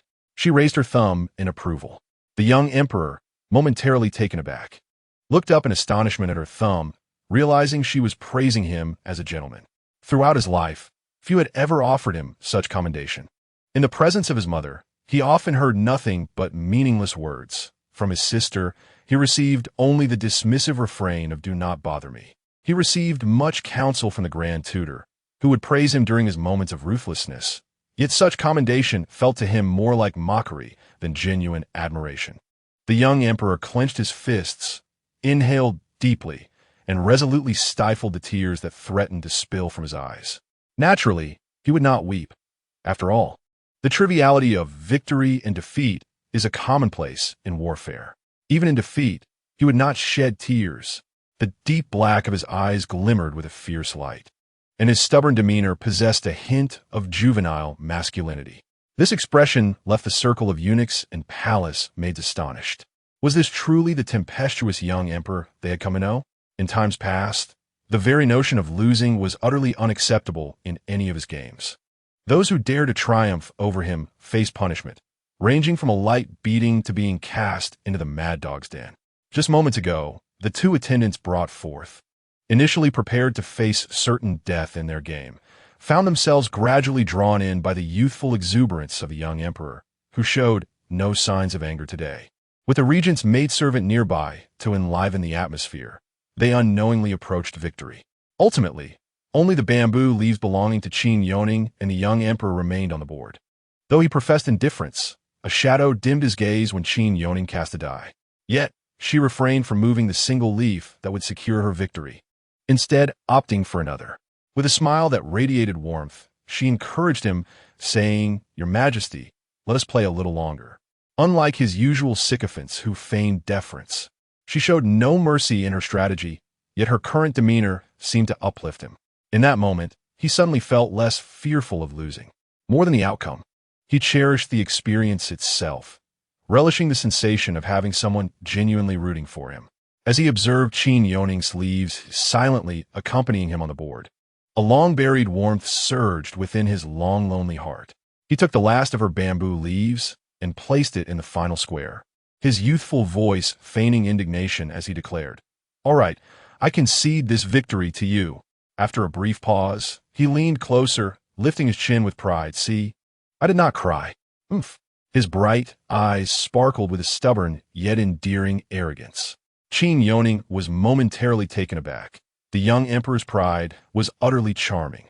"Indeed, I see it clearly now. Your Majesty has not cried. You are truly remarkable and will one day grow into a formidable man." Unable to resist, she reached out to pinch the soft flesh of his cheek, discovering it was indeed as delightful as she had imagined. The young emperor stood frozen in place, his cheeks flushed like ripe tomatoes, the color radiating down to his neck, stark against the brilliant yellow of his royal robe.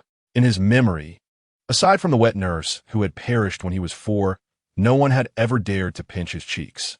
This peculiar creature's actions were undeniably strange. Could it be that she wished to feast upon him, starting with a gentle touch? The young emperor, alert, took 2 steps back. Observing that Qin Youning's eyes bore no malice, he felt a twinge of embarrassment and thus spoke in a harsh tone. "In light of your victory over me, I grant you a privilege. Henceforth, you need not address me as your Majesty, but may call me Jing Ming instead." The surrounding eunuchs and palace maids exchanged anxious glances, all worried for the regent's close maid, fearing that should she indeed call the emperor by his name, she might be dragged away and punished severely. Qin Youning smiled gently, her mask failing to conceal the dimple at the corner of her mouth. With sincerity and clarity, she looked at the young emperor and remarked, "Spring is harmonious and Jingming is tranquil." What a lovely name indeed, Jingming. Just then, a languid, deep voice resounded from the entrance. The eunuchs and maids were startled, retreating to the walls, forming 2 neat lines, heads bowed in submission. Though no words were exchanged, their thoughts aligned. It was over. The regent had overheard her calling the emperor by name, and surely the maid was doomed. Qizhan, who typically favored dark or richly colored robes, was today clad in an unusually light blue long shirt. His long hair, as dark as ink, cascaded over his shoulders, and he wore no crown, merely binding his hair with a silver ribbon. His eyes sparkled like water, his lips red and teeth white, exuding an ethereal beauty that seemed otherworldly, a stark contrast to his usual ruthless demeanor in the court. Truly, the character Zhan suited him well, clear, pure, and brilliantly radiant. Qin Youning momentarily lost herself in admiration, murmuring, "A gentleman among men, unparalleled in the world." "Are you praising my name or me?" Qi Zhan stood before her, so close that a mere gust of wind could sweep her into his embrace. As their gazes locked, Qin Youning felt her heart skip a beat and instinctively took a few steps back. Qi Zhan refrained from pressing further, instead shifting his tone. No matter how flattering your words, as a servant to the throne, to call His Majesty by name is a capital offense. Do you understand your crime? Indeed, the regent was about to take action. The palace maids and eunuchs huddled closer to the wall, lowering their heads further, fearful of witnessing a gruesome scene. The young emperor seized the moment to interject, stepping between them, arms outstretched as if to shield Qin Youning from impending catastrophe. Do not blame the tutor. It was I who permitted her to call me by name. If punishment is to be meted out, let it be upon me. The young emperor's stubborn yet proud face, though slightly timid, boldly extended his palm, signaling Qi Zhan to strike him. Since the monster had called him by name, he could scarcely consider him a friend. How could he, as a sovereign, fail to protect even a friend? Qi Zhan's dark eyes swept over the small figure before him. Very well. Bring the ruler's rod. The mere utterance of those 4 words sent a tremor through the young emperor. An elderly eunuch stepped forward, with gray hair at his temples and a sycophantic smile plastered on his face, producing a ruler's rod from within his feather duster. He respectfully presented it to Qi Zhan.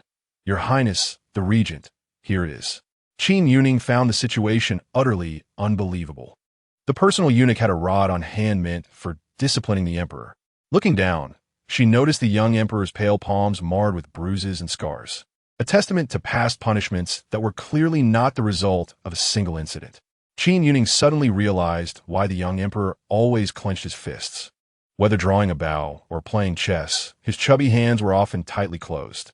When using his fingers, he frequently turned his palms upwards to conceal them, evidently too embarrassed to reveal his scars before others.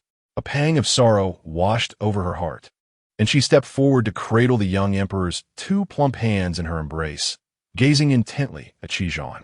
Your Highness, how can you be so merciless? If you strike like this for years, it will become a challenge for His Majesty to hold a brush in the future.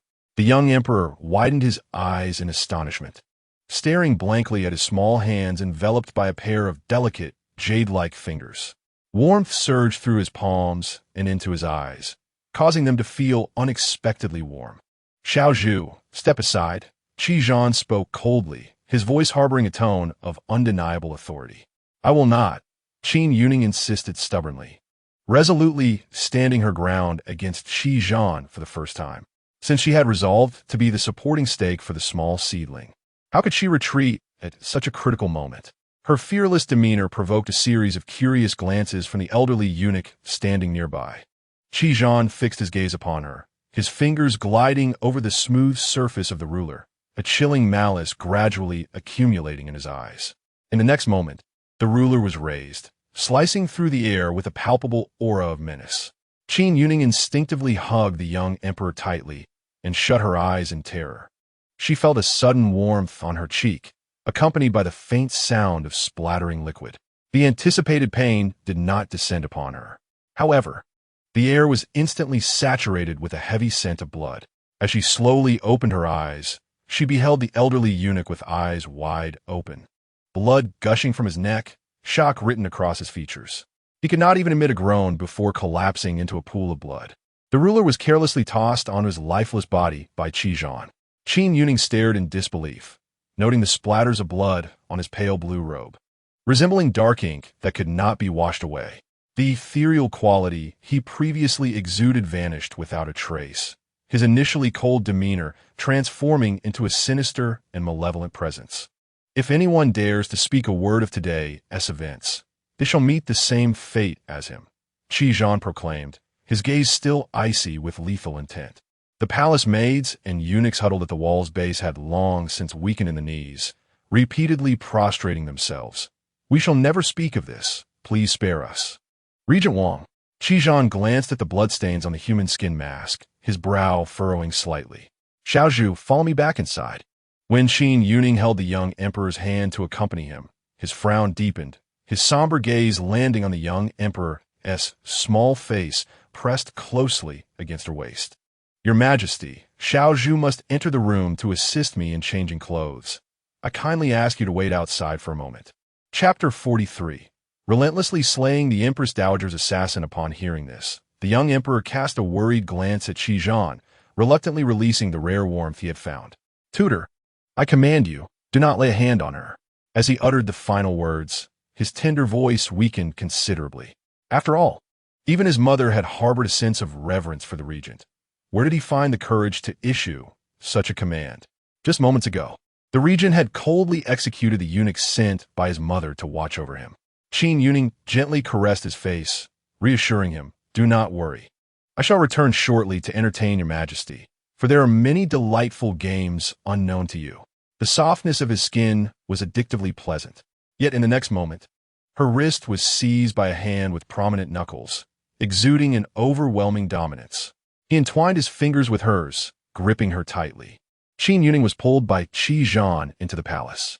As the door closed, the man suddenly pressed her against it. "Your Highness!" she exclaimed in shock, bewildered by Qi Zhan's sudden anger, unaware that he had just killed an elderly eunuch. How audacious to address the Emperor of Dalian by name. Who granted you such courage? Naturally, it is you, your Highness, who has bestowed upon me this audacity. Thanks to you, the Emperor both respects and fears me, allowing me to overstep my bounds. Qin Youning attempted to shift her body, but her hands were firmly held by Qi Zhan, trapping her between the door and himself, rendering her immobile. The deceased eunuch was an informant sent by the Empress Dowager to keep watch over you. If your reckless actions today reach her ears, how shall I protect you? Do not forget, your current status is merely that of a maidservant. Do you wish for me to sever ties with the Empress Dowager over a mere maid? Qin Youning was taken aback. It was for her that Qi Zhan had ruthlessly slain the Dowager's man, as easily as one would crush an ant. Nevertheless, a life had been lost because of her. A fleeting shadow of despair crossed her eyes, and her tone grew somber. Yet, your Highness, with such casual killings, the weight of sin will only increase. She was acutely aware of Qi Zhan's merciless nature, having heard tales of his cruelty, and her sister's dreams had always warned her of his inherent wickedness. However, witnessing his brutality firsthand stirred an unsettling discomfort within her. Would he treat the Duke of the State with such ruthless decisiveness? Surely, with so many lives taken, he would be condemned to the depths of hell after death. How curious it was, for she wished to see him perish, yet she found herself preoccupied with thoughts of his fate thereafter. Killing, Qi Zhan chuckled softly, his cold eyes lacking focus, filled with a profound tranquility. You cannot fathom the horrors I have witnessed. They are 1,000 times more brutal than this. Thus, I am destined for hell. Will you accompany me? He gradually lowered his head, his icy lips brushing against her ear, luring her into the abyss, his husky voice whispering, "Will you come with me, my dear?" It felt like a lover's intimate murmur, for since she donned the guise of a maid, he had ceased to call her by that cherished name. Qin Youning felt an inexplicable shiver run down her spine, as though she would be dragged into hell alongside him. Perceiving the confusion and fear in her eyes, Qi Zhan retracted his chilling aura, gently caressing her chin, a smirk playing at his lips. "Why are you so easily frightened? You have always been quite bold, have you not? I had just instructed you to move aside, yet you refused to comply." The blood splattered across the human mask was excessive and needed to be removed and cleaned. With that, Qi Zhan slowly peeled off the blood-stained mask from her face. Qin Youning's originally smooth and radiant face was finally exposed to the air, prompting Qi Zhan to instinctively pinch her cheek. He always did this whenever he removed her mask. Qin Youning rubbed her face and pouted in displeasure. "Your Highness, why do you always have to pinch my face?" After being concealed daily, she finally had a chance to breathe, yet he still tormented her. Qi Zhan diligently washed the bloodstains from the human skin mask in the basin, pondering why that little bamboo always liked to pinch the emperor's face. He had witnessed it twice today. Qin Youning remarked, "Don't you find His Majesty adorable? His little face is so fair and tender. It feels delightful to pinch. So do I need to explain further? You've already come to your own conclusion." Qin Youning fell silent for 2 seconds before shamelessly admitting, "All right, I also think I look quite cute. Sometimes I can't help but touch my own face." so I can't blame you for being unable to resist. However, Qi Zhan solemnly warned, from now on, you are not permitted to touch anyone else's face, nor hold anyone's hand, no one at all. Otherwise, he suddenly paused, failing to continue. Qin Youning asked in a sulky tone, otherwise what? Is the madman going to start threatening me again? Otherwise, you can forget about touching my... Qi Zhan reluctantly squeezed out 2 words. Abs. Qin Youning exclaimed, meow? Damn, this threat actually works on me. She acknowledged that sharing a bed with a top-tier handsome man every night led to some rather chaotic dreams. Thus, in her half-conscious state, her mischievous little hands would often seek out his abs. After a few times of searching and annoying Qi Zhan, he would grasp her small hand and press it against his abs, telling her to stop searching and go to sleep. His voice was hoarse and haunting, and Qin Youning could distinctly feel his breath becoming erratic, with even his abs slightly contracting and trembling. On one occasion, she woke from a dream with her face resting on him, her voice soft and sweet. Your Highness, I currently have no monthly visitor. Why are you still holding back? Qi Zhan's Adam's apple visibly bobbed, his feather-like eyelashes quivering slightly from restraint. Don't think this prince is unaware of your intentions. Subsequently, he rose in the middle of the night, and Qin Youning watched him head to the washing chamber. He returned 2 hours later, enveloped in a chill. Regaining her thoughts, Qin Youning cleared her throat. Understood. I will try to control my hands and refrain from touching others. After all, compared to the little emperor's face, Qi Zhan's abs were far more enticing. The thought of not being able to touch his abs after parting left her with a hint of regret. Qi Zhan carefully reattached the human skin mask to Qin Youning, being exceedingly meticulous. The little emperor's anxious voice resonated from outside the door. Grand Tutor, are you ready? Although he called for the Grand Tutor, Qin Youning understood that he was concerned about her. She hadn't expected him to wait outside all this time. Truly a child at heart, shining brightly with a little sunshine, despite having been frightened of her not long ago. Almost done, Your Majesty, she replied with a grin, reminiscing about her own childhood when she would cling to her sister. Qi Zhan, observing her eagerness to go outside, helplessly ruffled her hair. Go on out. Qin Youning tilted her head in confusion. Huh? Your Highness, what about your clothes? He summoned her not to assist him with changing clothes, did he? Qi Zhan lazily lifted his eyelids and removed his light blue outer garment, declaring, I shall change myself. Chapter 44. Could it be that he wishes to ride upon my head? The body of the old eunuch outside the courtyard had been thoroughly cleared away by Xianling's men, leaving not a single drop of blood in sight. Xianling cast a glance at the vividly painted colorful squares splashed across the bluestone slab and felt somewhat speechless. The prince's study is typically a place for strategists and officials to convene. Yet, in such a solemn and austere setting, it had been transformed into this chaotic tableau.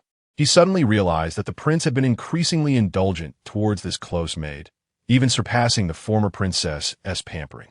Qin Youning, upon seeing him, was somewhat surprised. Ah, Master Xianling. She nearly blurted out Master Xian.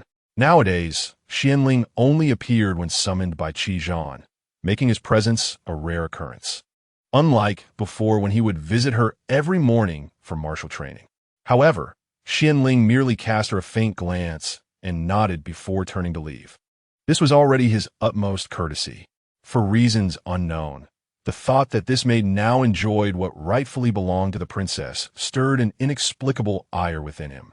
Logically, as a subordinate of the regent, it was natural for the prince to favor someone, and having multiple wives was not out of the ordinary. As a subordinate, he had no grounds to interfere. Yet, this did not prevent Xianling from choosing to treat this little bamboo coldly. Qin Youning's smile faltered for a moment before returning to its former brightness. Never mind, this taciturn master. Given his previous attempt to save her, she would let it slide. Little bamboo, what new game did you just mention to me? The voice of the young emperor interjected as he began to warm up to her. Qin Youning looked down at him, her face once again blossoming with a radiant smile. There are many, such as eagle-grabbing chicks, wolf, wolf, what time is it? Handkerchief-tossing, hopscotch. Which one would your majesty like to play? In the study, Xianling stood before the table with his sword, his expression grave. Your Highness, the body of eunuch Wu has been dealt with, but he was a trusted eunuch of the Empress Dowager for many years. not an ordinary servant. It may be difficult to explain this to the dowager. All of this stemmed from that reckless maid who carelessly addressed the emperor by name. Otherwise, how could His Highness have acted so impulsively? Qi Zhan appeared unconcerned, a mere old eunuch. What could she possibly do to me? Yet Qian Ling hesitated, pondering before speaking plainly. Your Highness, it is nearly June. The Empress Dowager's 7-heart powder, which acts on you, is administered biannually, once in mid-year and once at year's end. Each June and December, the regent's residence is on high alert. 7-heart powder is a long-lost, nefarious poison. They had scoured the world for a poison master, yet no antidote could be found, except in the hands of the Empress Dowager. However, taking the antidote only sustains one for half a year. Qian Ling recalled the prince's condition during past episodes and could not help but feel anxious. What is there to fear? I am now her right-hand man. Even if she harbors grievances, she cherishes my life. With her abilities, she can merely delay a few days to procure the antidote, allowing me to endure a little longer. The tone of His Highness seemed light and airy. Yet Qian Lin understood all too well that the suffering was anything but ordinary. His greatest concern lay in this very matter. His Highness possessed a resilience that was extraordinary. He had once heard a poison master mention that when the toxin fully manifested on the 7th day, in less than the time it takes to burn a stick of incense, a person would be reduced to a pool of blood from agony. Many, unable to withstand the torment, chose to end their lives before the antidote could reach them. Yet His Highness had once confined himself within his chamber for 3 whole days and nights. Simultaneously, he knelt outside the Empress Dowager's palace for the same duration, ultimately securing the antidote for His Highness. As night fell, the young emperor played with abandon, sweat glistening on his brow, his cheeks flushed, and strands of hair sticking to his face. The dragon carriage dispatched by the Empress Dowager had been waiting outside the regent's residence for quite some time.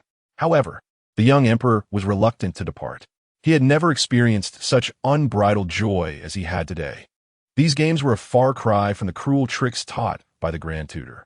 The young emperor glanced at Qin Youning and then at Qi Zhan, his lips moving. Understanding his intent, Qin Youning leaned closer to hear the young emperor's words. "Can I call you sister?" he whispered, his voice barely audible, laced with a hint of trepidation. Qin Youning paused for a moment, then smiled brightly, gazing into his glistening eyes, and solemnly nodded. She leaned in to whisper, "It's not permissible where others can hear. It must be just the two of us." The young emperor nodded eagerly, a broad smile spreading across his face. "Your Majesty, the Empress Dowager awaits your return for dinner. Do not keep her waiting," Qi Zhan reminded from behind. The young emperor pouted. "Mother wouldn't wait for me to dine. She only occasionally comes to inquire about my studies before hastily departing, never staying for long." Yet he understood that the Grand Tutor was urging him to leave. Reluctantly, the young emperor turned away, glancing back repeatedly until he finally departed. As he walked, he suddenly recalled that he would be learning to review memorials with the Grand Tutor for the next few days, which lightened his steps. He would also encounter Sister Zhu tomorrow. Within the Luanfeng Palace, Granny Wei dismissed the maids flanking her. She pushed open the grand hall doors, traversed through 3 inner chambers, and arrived at the innermost sleeping quarters. The intricately carved doors were tightly shut, and faint, breathy whispers emanated from within, causing one to blush. Granny Wei remained composed, lightly tapping the door knocker twice, and softly announced, "Your Majesty, the Emperor has returned to the palace." The merriment within paused abruptly. The Empress Dowager furrowed her brows, the flush on her cheeks still evident, her expression tinged with confusion. "Why is it so late?" Her voice wavered, breathing slightly hurried. Granny Wei hesitated before continuing. "I have an important matter to report." The Empress Dowager's breaths became even more rapid. "Is it crucial? If not, we shall discuss it tomorrow." She pushed aside her male companion, who had grown increasingly bold by the day, yet she could not help but indulge in such behavior. Granny Wei lowered her gaze, contemplating briefly. A hint of sorrow flickered across her features. This matter was indeed significant to her. However, the significance of this matter rests solely in the hands of the Empress Dowager. Suppressing her inner turmoil, she stated bluntly, "Lord Wu has passed away." "What?" the Empress Dowager exclaimed, immediately sitting upright. Fu Qiu, attempting to vie for her favor, was unceremoniously kicked off the bed by her, tumbling down. He quickly knelt, bowing his head, a few strands of hair cascading over his face, his complexion somewhat dim, yet in the flickering candlelight he appeared even more alluringly delicate. It was rare to encounter a man of such striking beauty, which perhaps explained why the Empress Dowager had not grown weary of him over time. However, tonight marked the first occasion she directed her ire towards him, albeit misdirected from her frustrations with others. Who did this? The regent? The Empress Dowager realized she was somewhat feigning ignorance. Who else could it be? Indeed, a voice, soft yet resonant, drifted from outside the door, belonging to Nurse Wei. The Empress Dowager's noble visage abruptly turned cold, her eyes reflecting repressed fury, her grip on the bed's edge tightening to the point of audible creaking. Lord Wu had been her confidant since her entry into the palace, appointed by the emperor to oversee matters since his ascension at the tender age of 3. With all of the emperor's daily affairs conveyed to her through Lord Wu, the regent, fully aware that this individual was untouchable, had nonetheless acted. The Empress Dowager's expression darkened considerably, her words laced with resentment. How audacious! Qizhan has truly grown increasingly brazen. Does he fancy himself above me? Suddenly, a thought struck her, and she let out a cold, mocking laugh. It is nearly June, is it not? It appears that if I do not discipline him this time, he may soon forget who the true sovereign is. Fu Qiu, upon hearing this, momentarily faltered, raising his gaze slightly before bowing his head once more. The Empress Dowager, losing interest, draped a thin blanket over herself and commanded, "Get out of my sight, do not linger here." Fu Qiu complied, crawling out submissively in her presence. They were never permitted to walk upright. Submission was the only acceptable demeanor. Chapter 45. The young emperor's private tutor. Recently, Qin Youning seemed to have undergone a transformation, shifting from the regent's personal maid to the young emperor's private tutor. However, her capacity to impart knowledge to the young emperor was quite limited, aside from indulgence and amusement. She offered little of substance. She understood that the young emperor came to the regent's residence at the behest of the Empress Dowager to learn the ways of governance from Qizhan, with the primary focus on reviewing memorials. Yet, days passed with no indication that Qizhan intended to teach him. Instead, he merely instructed the young emperor in tricks to deceive the Empress Dowager, likely with the intention of rendering him ineffectual. How could she encourage Qizhan to take the initiative in teaching the young emperor? Qin Youning propped her chin on her hand, casting a glance at the young emperor, who was engrossed in playing with dolls. These 2 dolls were hastily crafted by her, utilizing her rudimentary embroidery skills overnight. One was a pink pig named Zhu, while the other was a yellow dragon named Ming Ming, stuffed to the brim.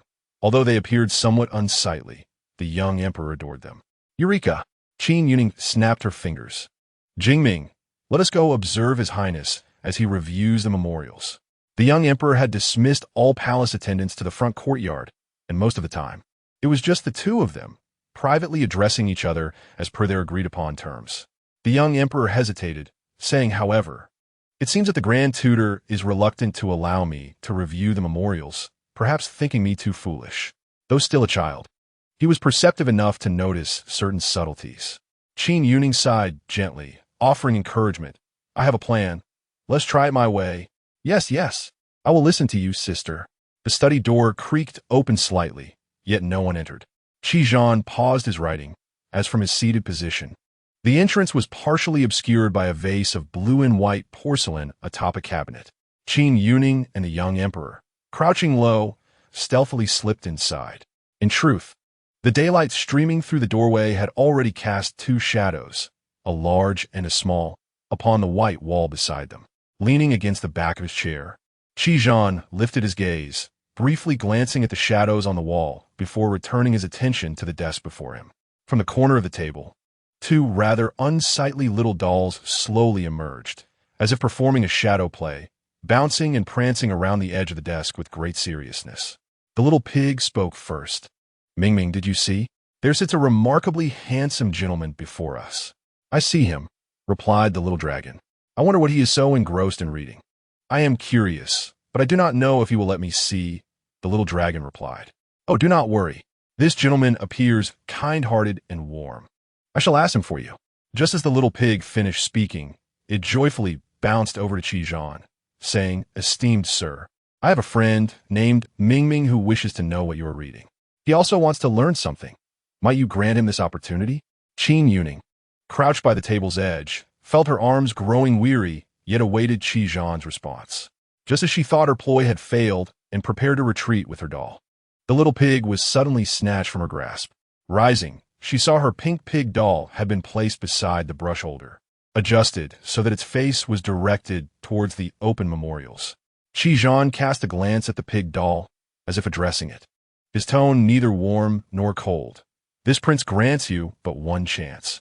How much you learn depends solely on your own abilities." He had consented to teach. Qin Youning, exhilarated, beckoned to the squatting young emperor, who, his eyes alight with surprise, hurriedly made his way to the side of the Grand Tutor's chair. After standing for a while, Qin Youning felt a bit weary from bending over, and without hesitation, she ran to fetch 2 embroidered stools. Positioning them closely on either side of the Grand Tutor's chair, she created a rather discordant scene. On a large rosewood desk, neatly arranged with paper, ink, brushes, and inkstones, sat a small pink pig. In the center of the desk, the man, even seated, exuded an imposing stature, clad in a dark, wide-sleeved robe. His handsome features were complemented by a demeanor of indifference as he meticulously reviewed characters and wielded his brush, adding an air of aloofness to his striking appearance. An aura both commanding and formidable. The atmosphere was initially intimidating, yet 2 small heads tilted in from either side, completely engrossed in watching him review his writing. The young emperor was still quite small and did not recognize many characters, prompting Qin Youning to occasionally read them aloud for him. However, she too was not particularly adept at her studies. Bound by the constraints of her identity, she had only attended a small private school for a few years, later learning at home under her sister's guidance. Frequently, she would play the role of the charming younger sister, only to find her concentration faltering after learning just a little. What a jest it was! The struggle of studying in reality was already quite disheartening. When she had first been hospitalized, she even placed her assignments on the dining table beside her bed to work on, drawing astonished reactions from her elderly neighbor in the next bed. Oh dear, the youth of today truly suffer. Even in sickness, they still strive for their studies. If she were to be trapped in a book and continue her relentless pursuit of knowledge, it would surely be a sign of a grave affliction. Thus, when Qin Youning misread a character for the 5th time, Qi Zhan could no longer contain himself. He closed his captivating peach blossom eyes momentarily, casting a sidelong glance at her as he corrected her pronunciation. Suddenly, a piece of elegant white paper appeared before her, Qi Zhan's long, fair fingers tapping rhythmically on the table as he casually remarked, "Copy each of the 5 characters you just misread 10 times. I shall test you shortly, and should you misread again, you will copy each character an additional 50 times. Qin Youning protested, "But, elder brother, I am merely here as a companion, not a student." Feeling frustrated, she bit her lip and added, "Your Highness, I am only here to observe. Will you copy or not?" He inquired. "Very well, I shall copy," she conceded, fearing that Qi Zhan might, in a moment of displeasure, dismiss both her and the young emperor. Having painstakingly secured this top-tier tutor for the little emperor, she was determined to learn as much as possible. Thus, Qin Youning obediently began to copy the characters with great diligence. Qi Zhan cast a casual glance at her uneven strokes. Her grip on the brush was somewhat unorthodox, yet her profile radiated intense focus. A strand of hair slipped from her forehead to the corner of her mouth, lightly swaying with her gentle, rhythmic breaths. A subtle warmth flickered in his gaze, and even the young emperor's occasional inquiries were met with rare patience as Qi Zhan answered each one. Suddenly, the young emperor seemed to stumble upon something intriguing, exclaiming, "Gu Shizheng, I remember this name. The Minister of Rites requested that I grant his son a marriage today. Why does this name appear again in the memorial?" Out of sheer curiosity, Qin Youning paused in her writing. She attempted to steal a glance at the name of the young lady being proposed, but before she could, Qi Zhan swiftly closed the memorial. Nevertheless, Keen-eyed Qin Youning distinctly caught sight of the character Qin amidst the text. Among all the officials in the court, the only household bearing that surname was the Duke of the Towns. Chapter 46. The proposal for Qin Shuan, a pang of anxiety, struck Qin Youning, and she instinctively placed her hand atop the memorial. Qi Zhan, no longer concealing the truth, allowed her to open it freely, and there, in bold lettering, were the three characters, Qin Shuan. He had never cared for such clandestine dealings, but for reasons unknown. The first thought that crossed his mind was a desire to shield Qin Youning from this revelation, particularly upon witnessing the sudden tension in her eyes. If it were possible, he wished for her not to be swayed by the emotions of those from the Duke's household. It was undeniably bothersome. He yearned to immediately lead his troops to lay waste to the Duke of Jinggua's residence, to obliterate the Qin family completely. His tone was frigid. Do you see? Qin Youning, with a complex expression, fixated on her sister's name, desperately ruminating on the identity of the Minister of Rights. The surname Gu gradually sparked a realization in her mind. She recalled that they were indeed the twins accompanying Guan Yinyan. She vaguely remembered her sister mentioning during a hunt that the Minister of Rights was affiliated with the Chancellor, and that Gu Yin and Gu He were the daughters of the Minister of Rights. Thus, Gu Shizheng, being the son of the minister, must be either the brother or the elder brother of these twins.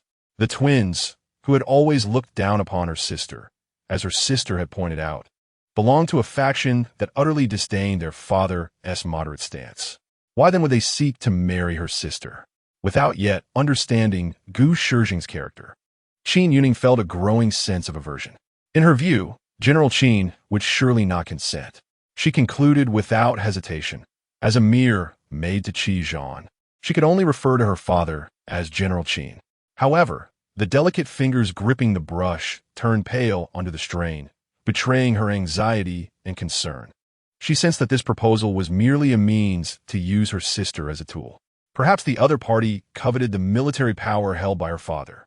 After all, as the consort of the regent, she had already been sent away to the Turks, severing the ties between the regent and the Duke of Jinghua.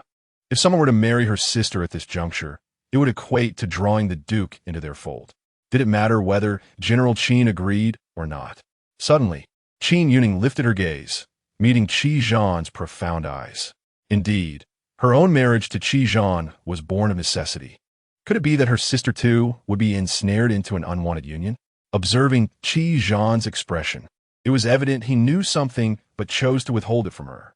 Yet, given that Qi Zhan was at odds with the Chancellor and his faction, he should ideally prevent any alliance with the Duke of Jinghua. Qin Youning clutched Qi Zhan's sleeve as if seizing a lifeline, her eyes brimming with hope. Your Highness, you will surely intervene, won't you? Qi Zhan scoffed. Why should I intervene? What concern is Gu Shizheng's proposal to marry Qin Shuan to me? The military power, of course. The Gu family's intentions in seeking to wed into the Qin family are clearly dubious. Your Highness cannot wish to see the Chancellor gain the Duke's military strength. Can you?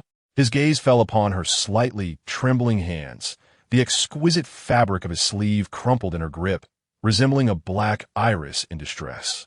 Yet, Qi Zhan raised his hand, coldly withdrawing his sleeve from her grasp, evidently displeased with her anxious demeanor. With a smirk tinged with sarcasm, his dark eyes glinted with an unshakable chill. Is the Duke's military power something particularly rare? If the Chancellor desires it, let him contend for it. It holds no relevance to me. Xiaozhu, these matters are not for you to concern yourself with. Do not misallocate your thoughts. You are my personal maid and should focus all your attention on me alone, while others are of no consequence. However, just as Qin Youning wished to voice her thoughts again, she was promptly interrupted. Come, preparing for me.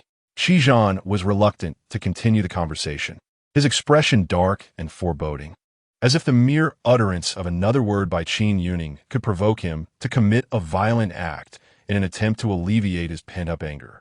However, he restrained himself, suppressing the inexplicable irritation that surged within him, and placed a piece of ink stick into Qin Youning's hand, seemingly offering her an opportunity to withdraw from the conversation. His cold gaze swept past the young emperor, who shuddered at the clear reprimand reflected in the tutor's eyes. Was he being blamed for speaking out of turn? He had merely mentioned the morning court session, unaware that he had touched upon a sensitive subject for the tutor. It seemed prudent to maintain a tighter rein on his tongue in the future. The tutor's angry demeanor was truly terrifying. Strangely, the tutor had managed to quell his fury. Just moments ago, the young emperor had felt a pang of anxiety for Sister Zhu. Had it been anyone else, they would have likely faced dire consequences for uttering even a word of dissent, leaving no room for ink grinding. It appeared the tutor had granted this maidservant a modicum of leniency, perhaps due to the presence of the spirit residing within her. Prompting the tutor to refrain from taking drastic measures, the young emperor surmised. Qin Youning cast her gaze down at the ink stick in her hand, then at the official documents on the table, reluctantly making her way to the ink stone to begin grinding the ink. Her thoughts were consumed by concerns for her sister. Rendering her inattentive, she failed to notice the ink seeping onto her sleeve. The young emperor, casting a worried glance at the tutor's increasingly stormy countenance, discreetly turned to Qin Youning and quietly urged her, "Sister, your hand is reaching out." Startled, Qin Youning snapped back to attention, her grip on the ink stick faltering, and several drops of ink splattered across the table. Looking at the mess she had created, she apologetically addressed the young emperor. "My apologies, Your Highness. I shall clean it up immediately." After a moment of contemplation, still holding on to a flicker of hope, she spoke to Qi Zhan. "Your Highness, if this marriage were to come to fruition, it would not be in your favor. Would you not reconsider? With his influence and power, it would be a simple matter for him to dismiss the proposal of the Minister of Rights." Qi Zhan scoffed, with such fervent concern. "Should I not simply marry Qin Youning? This would not only thwart the union between the Gu and Qin families, but also allow you to see her daily. Would that not be a perfect resolution?" No. Your Highness, I spoke out of turn. I shall not mention it again. Consider it as though I never spoke." Qin Youning hastily waved her hands, nearly biting her tongue in her urgency. She dared not allow this unpredictable individual to entertain thoughts of her sister. Rather, she would prefer her sister to wed into the Gu family. People often fear comparisons, and in the shadow of her sister's dreamlike existence, Qin Youning suddenly found herself contemplating that Gu Shizheng might indeed be a suitable match. As the summer heat began to intensify and the evening breeze brought a refreshing chill, Qin Youning sat idly on the wall, stretching her neck to peer outside. The residence of the regent was situated in the most bustling and lively part of the capital. Colorful lanterns of various shapes hung throughout the streets, dazzling in the night, marking the city's most famous lantern festival. This annual event welcomed the arrival of summer and lasted a full 7 days. With sparkler displays, riddle guessing, lantern releasing, and a myriad of entertaining performances and activities, the spectacle was nothing short of mesmerizing. Young ladies and gentlemen from all corners of the capital adorned themselves exquisitely and took to the streets for an evening of revelry, creating a vibrant atmosphere. Qin Youning recalled that during her time at the Duke of Zhen's residence, after each lantern festival, she would be sent to Wuzhou to escape the summer heat, returning to the capital only in autumn. Her constitution could not withstand the sweltering climate, as the heat would cause her to suffer from nosebleeds. Conversely, Wuzhou had a cooler climate, being her father's ancestral home, and after sending her there, her father's elder brother's family would take care of her. Recently, she had begun to feel a persistent dryness in her nose, drawing her closer to the onset of nosebleeds, and she was uncertain how she would endure this summer in the capital. If all else failed, she contemplated stuffing her nostrils with cotton each day, wondering if, by summer's end, her nostrils might be twice their original size. A shiver ran through Qin Youning. She would rather endure a torrent of nosebleeds than emerge with 2 enlarged nostrils. Lost in her thoughts, she suddenly heard someone calling her from behind. "Xiao Zhu, is that you?" Turning around, she saw Xianlin. "What a coincidence, Xianlin. Are you here to enjoy the festivities as well? The streets are so beautiful," Qin Youning exclaimed, shifting to the side to offer him a better view. Xianlin paused for a moment, then solemnly reminded her. "Aside from the shadow guards and the palace guards, no one from the royal residence is permitted to climb walls, trees, or rooftops." How rigid he is, Qin Youning thought. She replied, "Have you considered that it's not just about permission? Others can't climb up even if they wanted to." Xianlin countered, "Then how did you manage to get up there?" Surely His Highness didn't carry you up? He glanced around, failing to spot any ladders or tools. Furrowing his brow slightly, he noted how this Xiao Zhu, relying on the prince's favor, had become increasingly audacious. After all, the princess had never climbed walls. Taken aback by Qian Lin's inquiry, Qin Youning realized she had inadvertently dug herself a hole. It was hardly believable for a mere maid to possess lightness of foot. She chuckled. I climbed up by sheer luck. My apologies, I won't climb recklessly again. I'll come down right away. Under Qian Lin's stern gaze, she steeled herself and began to descend the wall, awkwardly using a few slender bamboo poles for support. To her dismay, the flimsy bamboo proved insufficient. As soon as she shifted her weight, it snapped beneath her.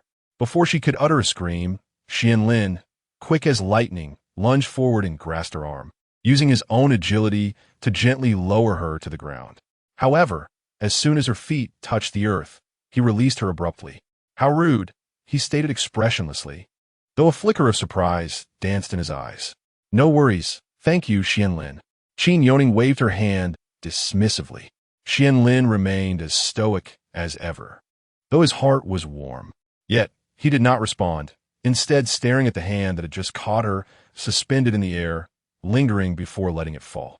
Just moments before, he had distinctly felt a surge of internal energy within her, albeit not particularly strong. At most, it could rival that of the princess. This thought crossed his mind as he suddenly raised his gaze, scrutinizing her with newfound interest. What is it, Qian Lin? Qin Youning inquired. Qin Youning spread her fingers and waved them in front of his eyes. Qian Lin did not respond, but suddenly raised the hilt of his sword, launching an attack towards her. The first form of the willow catkin sword technique. Qin Youning's brow twitched. Her reflexes engaged quicker than her mind, instinctively preparing to counter the strike, a conditioned response ingrained from practice. When she first learned the willow catkin sword technique, she struggled for a long time to grasp it, and Qian Lin had practiced this very first form with her for 3 whole days. Repeating the same movement day after day had almost turned it into muscle memory. Cursing herself for the predicament, Qin Youning quickly realized her mistake, abruptly withdrawing her hand and feigning panic as she stumbled backward. The ground was composed of hard bluestones, and falling would surely result in a painful bump on the back of her head. But this time, Qian Lin was unable to catch her. Despairing, she closed her eyes.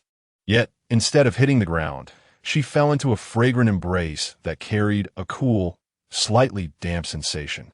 Opening her eyes, she found herself gazing into Qi Zhan's familiar, deep and lustrous black eyes.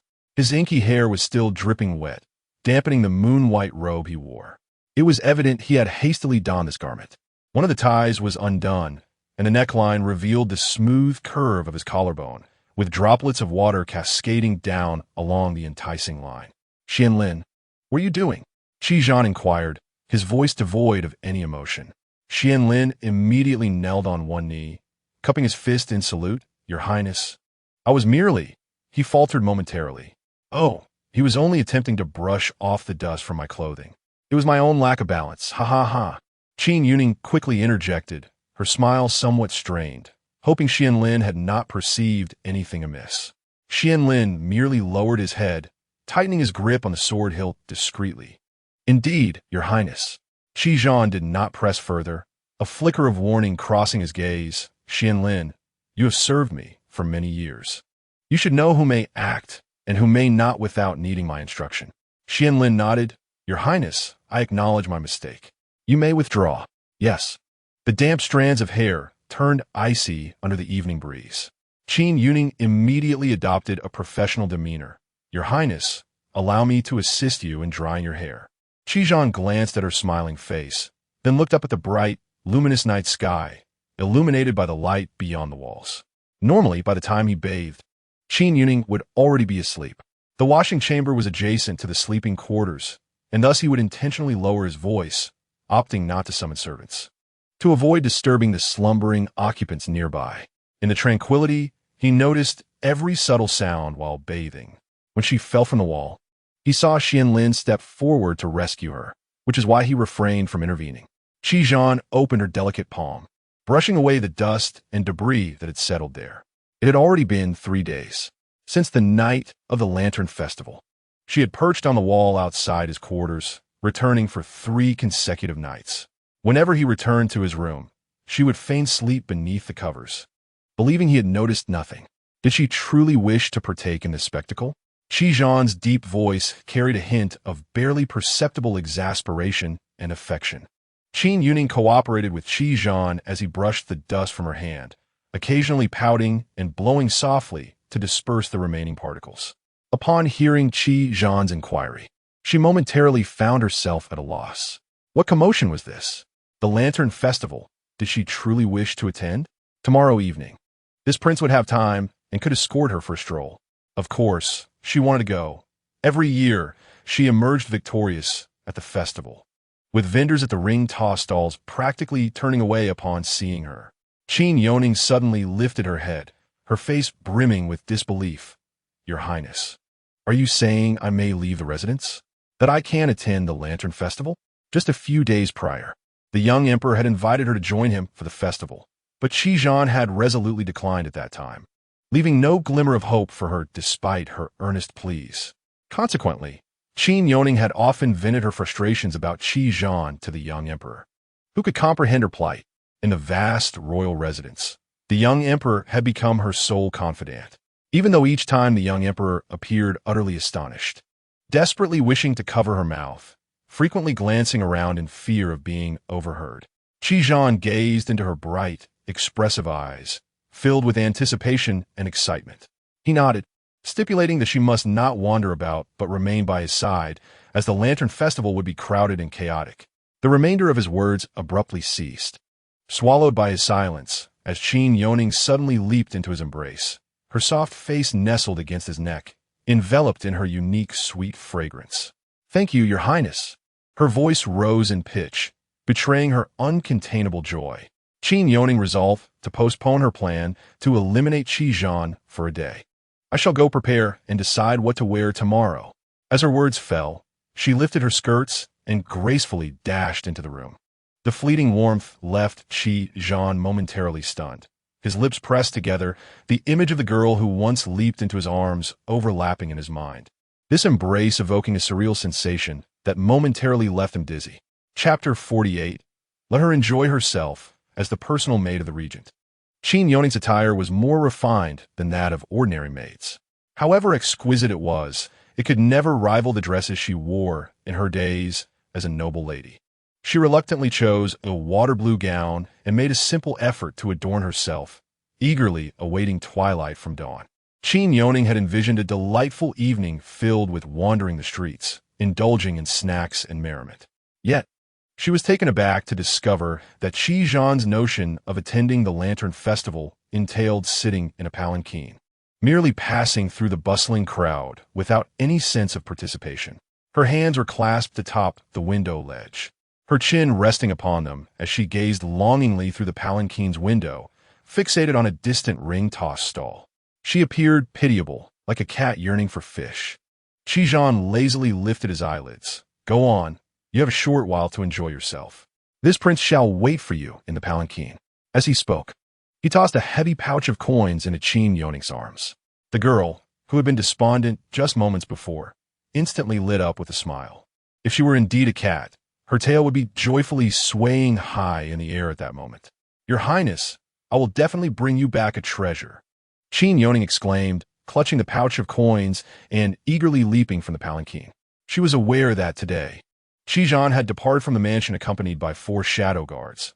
Thus he harbored no concerns about her solitary departure, for there must be someone lurking in the shadows, keeping watch over her. As Qin Youning stepped away from the sedan chair, a dark figure materialized beside it. Your Highness, the Gu family may take action today.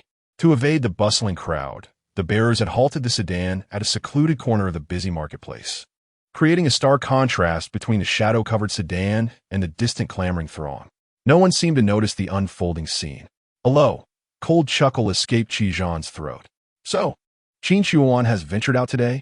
How fortuitous, indeed, that the Lantern Festival, lasting 7 days, has brought the 2 sisters together on the same day. He fidgeted restlessly with his ring, his deep black eyes peering through the curtain of the sedan, landing upon the radiant smile of Qin Youning in the distance. In mere moments, she had already gathered 2 trinkets in her arms and shared one with a nearby wailing child, adorned with a stack of bamboo rings on her wrist. Her lips pursed in concentration, her round eyes narrowed into slits. She appeared to be brimming with determination. He longed to whisk her back to the mansion immediately, but was reluctant to part with that joyful visage. Alas, since she had already ventured out, it would be best to let her revel in her amusement. His subordinate had just reported that Qin Youning had entered a taro ice shop in the southern market, where the Gu family's servant had stealthily slipped her a drug while she was distracted. The stoic figure of Gu Che raised a small packet of white powder, presenting it to His Highness through the sedan window. It was some powder he had discreetly acquired from the Gu family servant. Qi Zhan accepted the paper package and slowly opened it, but his thoughts lingered on the words taro ice. If memory served him correctly, Qin Youning had mentioned this delicacy in her sleep. Send someone to procure a portion. Gu Che hesitated for a moment before comprehending. I would be grateful if your highness could provide the name of this drug. I shall promptly fetch it from the ghost market. I am referring to the taro ice. Procure a portion and bring it here. Gu Che nearly doubted his hearing. Pausing for several seconds as he observed Qi Zhan leisurely pinching some of the powder between his fingers, bringing it close to his nose for a whiff. After a considerable time, he confirmed that the previous statement had indeed come from His Highness. When had he developed a taste for sweets?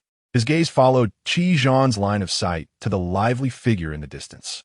Instantly enlightened, Gu Che's pale visage darkened within shadows, shrouded in a layer of brooding. Once again, it was for a woman. One had just departed, and another had appeared. The previous one was at least a lady of the Duke's household, while this time she was merely a humble maid. Having followed His Highness for many years, he had never witnessed him preoccupied with women, yet now 2 had emerged in quick succession. The grip of his sword tightened, veins protruding ominously. For one who aspires to greatness, nothing is more detrimental than being ensnared by sentimental entanglements. Women only serve to hinder the swiftness of one's blade. He did not wish to see His Highness, who is destined to wield the scepter, mired in the quagmire of romantic distractions. A flicker of gloom passed through Gu Che's eyes as he solemnly stated, "Very well, Your Highness. I shall dispatch someone at once to procure it." The white powder was carelessly scattered into the air by Qi Zhan, a languid mocking laughter drifting from the palanquin, fading into the night. The dream dissipates. The strongest aphrodisiac from the western regions, with no antidote available. Gu family truly shows no regard for the dignity of the Duke of Town. I find myself rather curious about how that useless tool, Gu Shizheng, would manage with this drug on Qin Youning. Gu Che understood his implication. Your Highness, I shall continue to follow and investigate. Very well. He immediately soared to a locust tree where Jiu Yuan was leaning against the trunk. With a cold tone, Gu Che stated, Your Highness desires a taro ice tree from the southern market. You should send someone to fetch it. I have other matters to attend to. Without waiting for Jiu Yuan's response, he swiftly took flight with the ink dragon sword. Jiu Yuan, bewildered, pondered why he, who had just come from the prince's side, needed to be summoned to assign a task when the attendant was not far behind the palanquin. Gu Che moved like a specter through the night, a deep scar running along his profile to his chin, adding an air of bloodthirsty coldness. His loyalty lay solely with the prince, rendering him disdainful of serving that maid. Prior to following the prince, he had been a prominent figure himself, viewing women merely as fleeting distractions, unworthy of his service. Qin Youning, drenched in sweat, climbed into the palanquin, burdened with an assortment of trinkets to amuse children. She piled them on the seat. Your Highness, feel free to choose whichever you like. Qi Zhan raised an eyebrow. The time of an incense stick has yet to pass. Knowing her nature, she would only return late, never early. The owner of the ring-toss stall implored the maid not to linger, eager to have her leave. Qin Youning sighed. She had intended to spend a bit more money, but the owner didn't even give her a chance to open her purse, glancing at the meager remaining rings on the ground with a sorrowful face, pleading for her to go elsewhere. Since the time of an incense stick has yet to elapse, may I go watch the iron flower display? It's just ahead, and I could also light a lantern. It's not every day one visits the lantern festival. The girl pressed her lips together, her voice soft, and clear, tinged with a hint of coaxing. Qi extended the food box towards her. "Eat this, and I shall grant you an additional 2 incense sticks worth of time." What a delightful offer, food for time, a veritable double happiness. Qin Youning eagerly accepted the food box, opening it to find the taro ice treat. Her joy magnified. It had been ages since she had savored a taro ice treat. Her sister used to make it for her at home. "Your Highness, how did you know I adore this?" she exclaimed, unable to contain her excitement as she popped one in her mouth, her words muffled by the ice treat, declaring it delicious. "Would you like to try one, Your Highness?" Qi cast her a faint glance, recognizing her words as mere politeness. If she truly wished to share, she wouldn't be cradling the food box protectively, as if fearing he might snatch it away. Suddenly, he reached out. Qin Youning paused her chewing, truly thinking he was about to take one. However, Qi merely brushed the glutinous rice flour from the corner of her mouth with his fingertip, his dark eyes surveying the food box, a slight smirk gracing his lips. "In my opinion, 6 is hardly sufficient to fill your gaps. Consume them carefully, lest you choke." "MMM. Qin Youning obediently nodded, recognizing the truth in Qi's words. Indeed, 6 were hardly enough for her. She finished them in one breath and hurried off to watch the iron flower display. Chapter 49. The young lady has disappeared. The performance of the iron flower was extraordinarily grand, drawing a multitude of onlookers. The crowd was bustling, with people jostling against each other, on the boats, floating on the lake, along the corridors above the water, and in the numerous pavilions lining the streets. Every vantage point was occupied. Children were hoisted on their parents' shoulders to get a better view. Qin Youning's figure vanished like a droplet of water plunging into a swift river, instantly engulfed by the throng. Under Qi's directive, Xianlin and Zhu Ke followed suit. Typically, they preferred solitude, lurking in the shadows as the dark guard. Yet now they found themselves amidst such revelry. Zhu Ke frowned as she was pressed forward by the crowd, wishing she could wield a whip to clear a path. "Xianlin, are we not a little foolish? Why don't we fly in instead of diving headlong into this chaos like that little bamboo shoot?" she complained, nudging Xianlin as she squeezed ahead. Noticing that Xianlin's gaze was fixated anxiously on a distant aquamarine figure, worried that a moment's distraction would cause it to vanish into the sea of faces, Zhu Ke felt an inexplicable pang of discomfort. Typically stoic, Xianlin rarely exhibited such expressions. Why had he grown so close to that little bamboo shoot? Confusion blossomed in Zhu Ke's mind when, in a moment of carelessness, she was suddenly shoved to the ground by the crowd. Falling in such a situation was perilous. As Zhu Ke prepared to grasp a nearby lantern pole with her whip, Xianlin swiftly encircled her waist. "Be careful, are you all right?" His face bore a tension that seemed even more pronounced than before. Zhu Ke shook her head, offering him a teasing smile. "You underestimate me. This is merely a trivial matter. I wouldn't fall." Yet, Xianlin's grip remained firm, stubbornly holding her waist as if fearing she might be shoved again. With no other option, Zhu Ke resigned herself to his protective embrace, acknowledging that Xianlin had always been rather obstinate. No amount of persuasion would sway him. However, in the blink of an eye, that aquamarine figure had completely vanished. Their anxious eyes searched fruitlessly for it. "Let us return and report to His Highness." "Fukasegisti fastidi." "Let us search a bit longer," Xianlin insisted, unable to employ his lightness skill, and thus continuing to push through the crowd. Zhu Ke sighed in resignation. He truly was stubborn. Without hesitation, she followed Xianlin, thinking that if His Highness were to blame them, they could share the burden. After all, His Highness had previously shown such concern for the princess. It was nothing for him to relinquish her with a mere gesture. Perhaps this maidservant was simply a fleeting fancy, Zhu Ke mused, smirking inwardly. Men have always been fickle. This was not Qin Youning's first encounter with the iron flower performance. As she gazed around, she quickly spotted an excellent viewing spot with fewer people. Her slender form moved gracefully through the crowd like a nimble fish. Just as she reached the empty space, the first display of the iron flower commenced, brilliant golden sparks erupting into the sky, akin to a sudden burst of daylight, met with fervent cheers from the crowd. Leaning against a bridge pillar, she suddenly caught sight of a familiar face illuminated by the dazzling golden light. In stark contrast to the jubilant expressions adorning the faces of those around her, the individual wore a furrowed brow, her eyes brimming with trepidation and despair, as though on the verge of tears, reminiscent of a headless fly darting through the throngs. Chunri? Why was she alone here? Where was her sister? An inexplicable unease flickered within Qin Youning's heart. Miss, where are you? Chunri's voice trembled with a hint of weeping, her throat already hoarse from calling.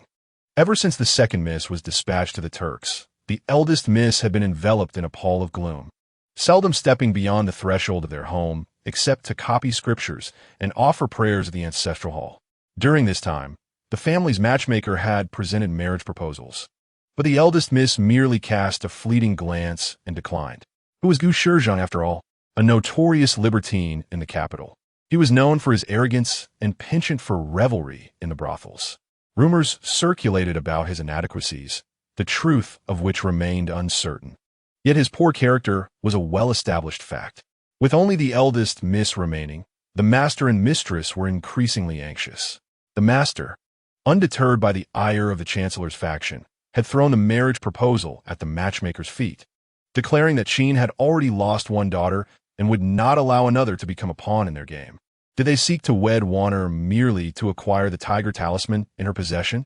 Was Gu Pingchuan's son unaware of his own character? The matchmaker returned, chastened. Yet, the young master of the Gu family persisted like a tenacious adhesive, sending invitations for several consecutive days, urging the eldest miss to accompany him on excursions. What bachelor would so brazenly invite an unmarried lady to meet him privately? He showed no regard for the eldest miss's reputation.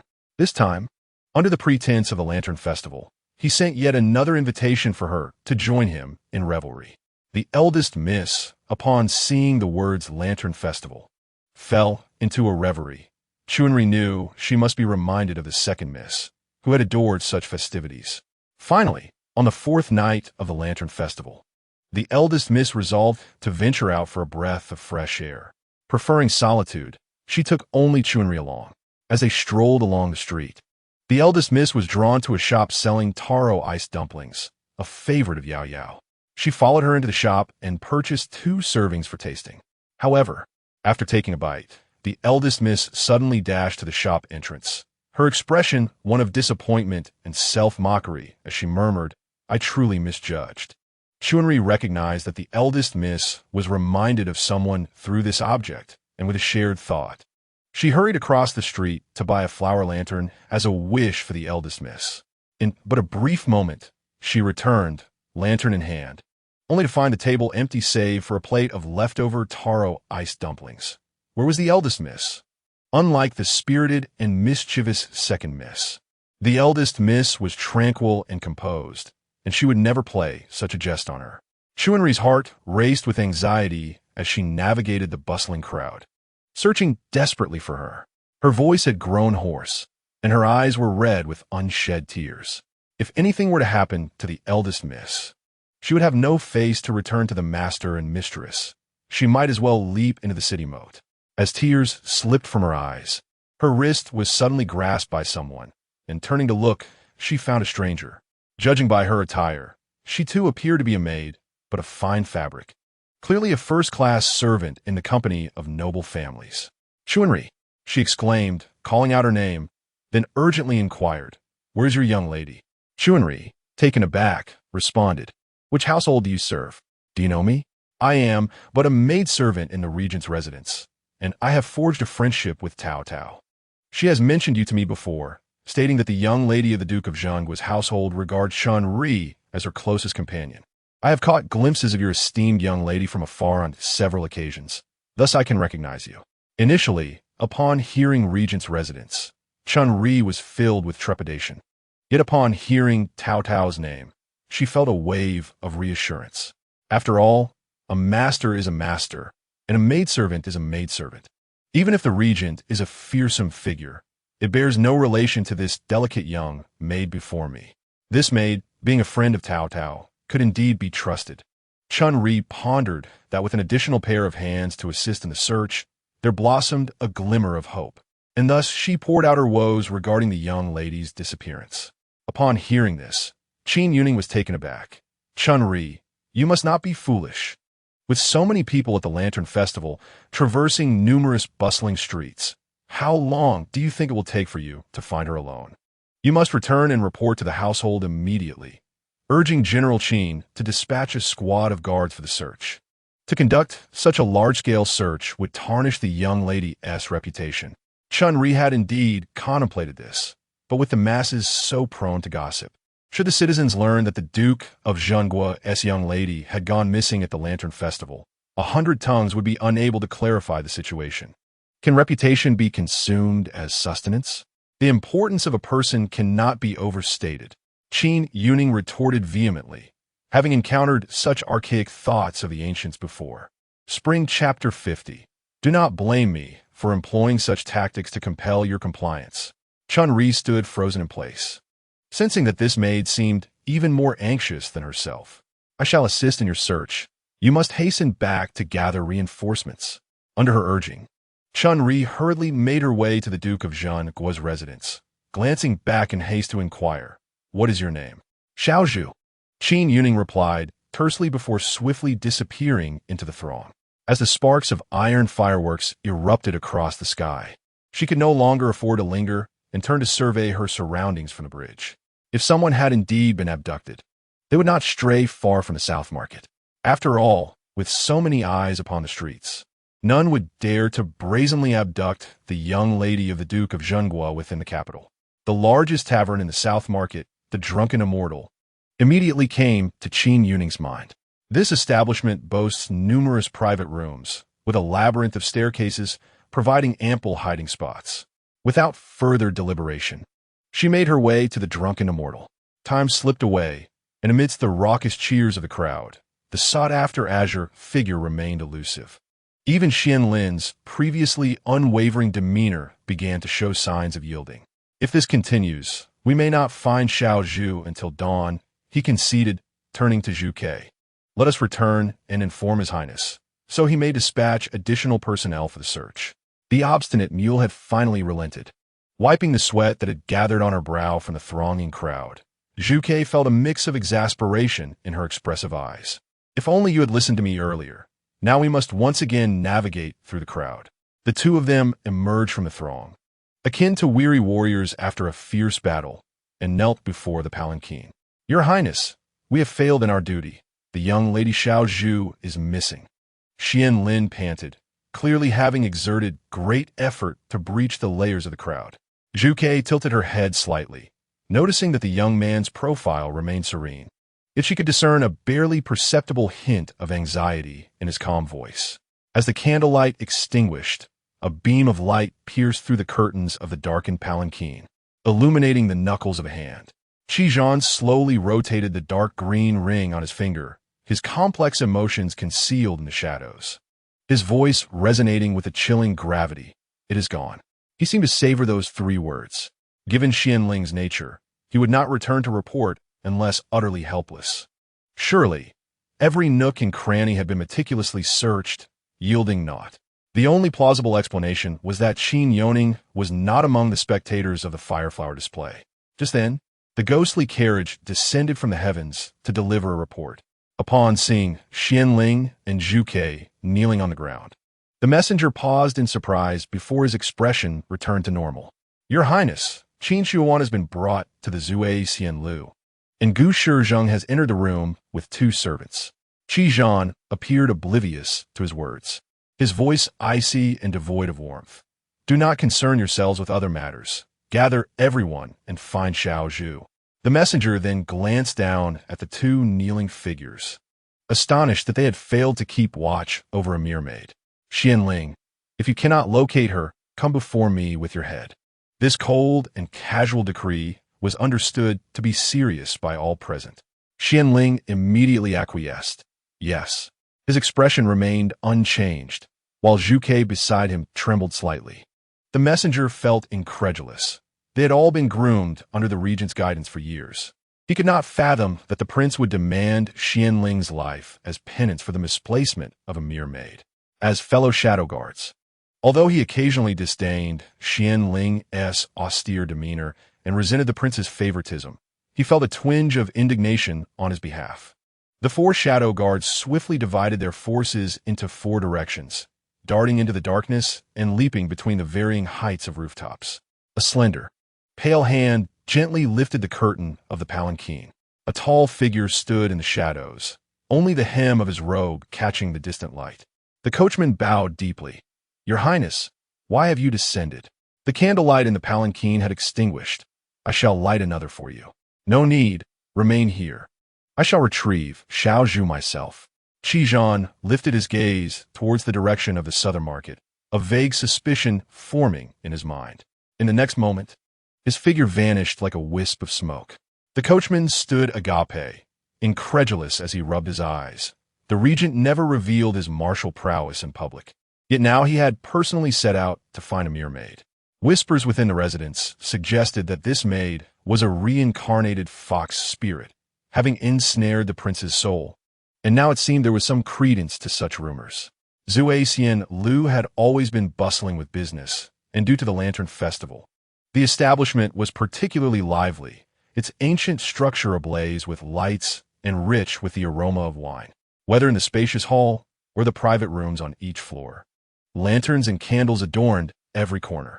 The top-floor suites were the most secluded in Xian Lu, often frequented by nobility seeking leisure. In one such chamber, a man clad in embroidered garments sat at a round table, flanked by two hunched servants. The expression on his face resembled that of one relishing the plight of a drowning man, a wide grin revealing his gleaming white teeth. "Miss Qin, having repeatedly rejected my kind invitations, have you ever considered that one day you might find yourself in a position of desperation before me?" Qin Youning's pupils trembled, her gaze lowering to the sight of a delicate and gentle woman curled up on a beauty couch. Yet her eyes were vacant and hollow, as if she could not comprehend the man's words. She murmured, so hot, please give me something, I can't bear any longer." Her expression oscillated between agony and trance, her hands mindlessly tearing at her own dress, half of her fragrant shoulder exposed. "Oh, what do you wish for me to give you?" Gu Shijing's eyes gleamed with lust, a malicious smile playing on his lips. However, Qin Youning appeared lost in a fog, her gaze misty with tears, unaware of what she craved, only overwhelmed by a burning restlessness, yearning for release. All she could do was languidly plead, "Give me, I beg you." Such words were enough to make one's bones feel weak. "Wouldn't you agree?" Gu Shijing cast a sidelong glance at the two young attendants. The two attendants, captivated by this scene of springtime allure, could hardly contain their excitement, their mouths watering in eager agreement.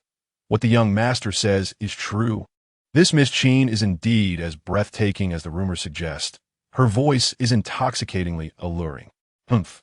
Gu Shijing scoffed lightly, reflecting on how a lady from a prestigious family, once stripped of her garments, becomes merely a plaything to be manipulated. How utterly shameless. Had she consented to my proposal from the start, none of this would have transpired. Since she dared to tear up the engagement letter from the Gu family, she should not blame me for resorting to such measures to make her comply. Consider this a boon for you two fools." Gu Shijing's expression twisted into a grimace, his eyes slicing toward the two attendants. "Thank you, young master, thank you." The attendants knelt, their gratitude barely concealing their excitement, eagerly awaiting Gu Shijing's commands, ready to pounce upon the beauty on the couch. Suddenly, he let out a hoarse, dry laugh, as if forced from his throat. "You seem rather pleased, as if relieved that I am a worthless fool, thus allowing you two lowly servants to take my place." Chapter 51. She is yours to enjoy. Gu Shijing kicked over the two attendants, his foot crashing down upon the back of one. "Please spare me, young master. I harbored no such intentions. I am merely fulfilling my duty."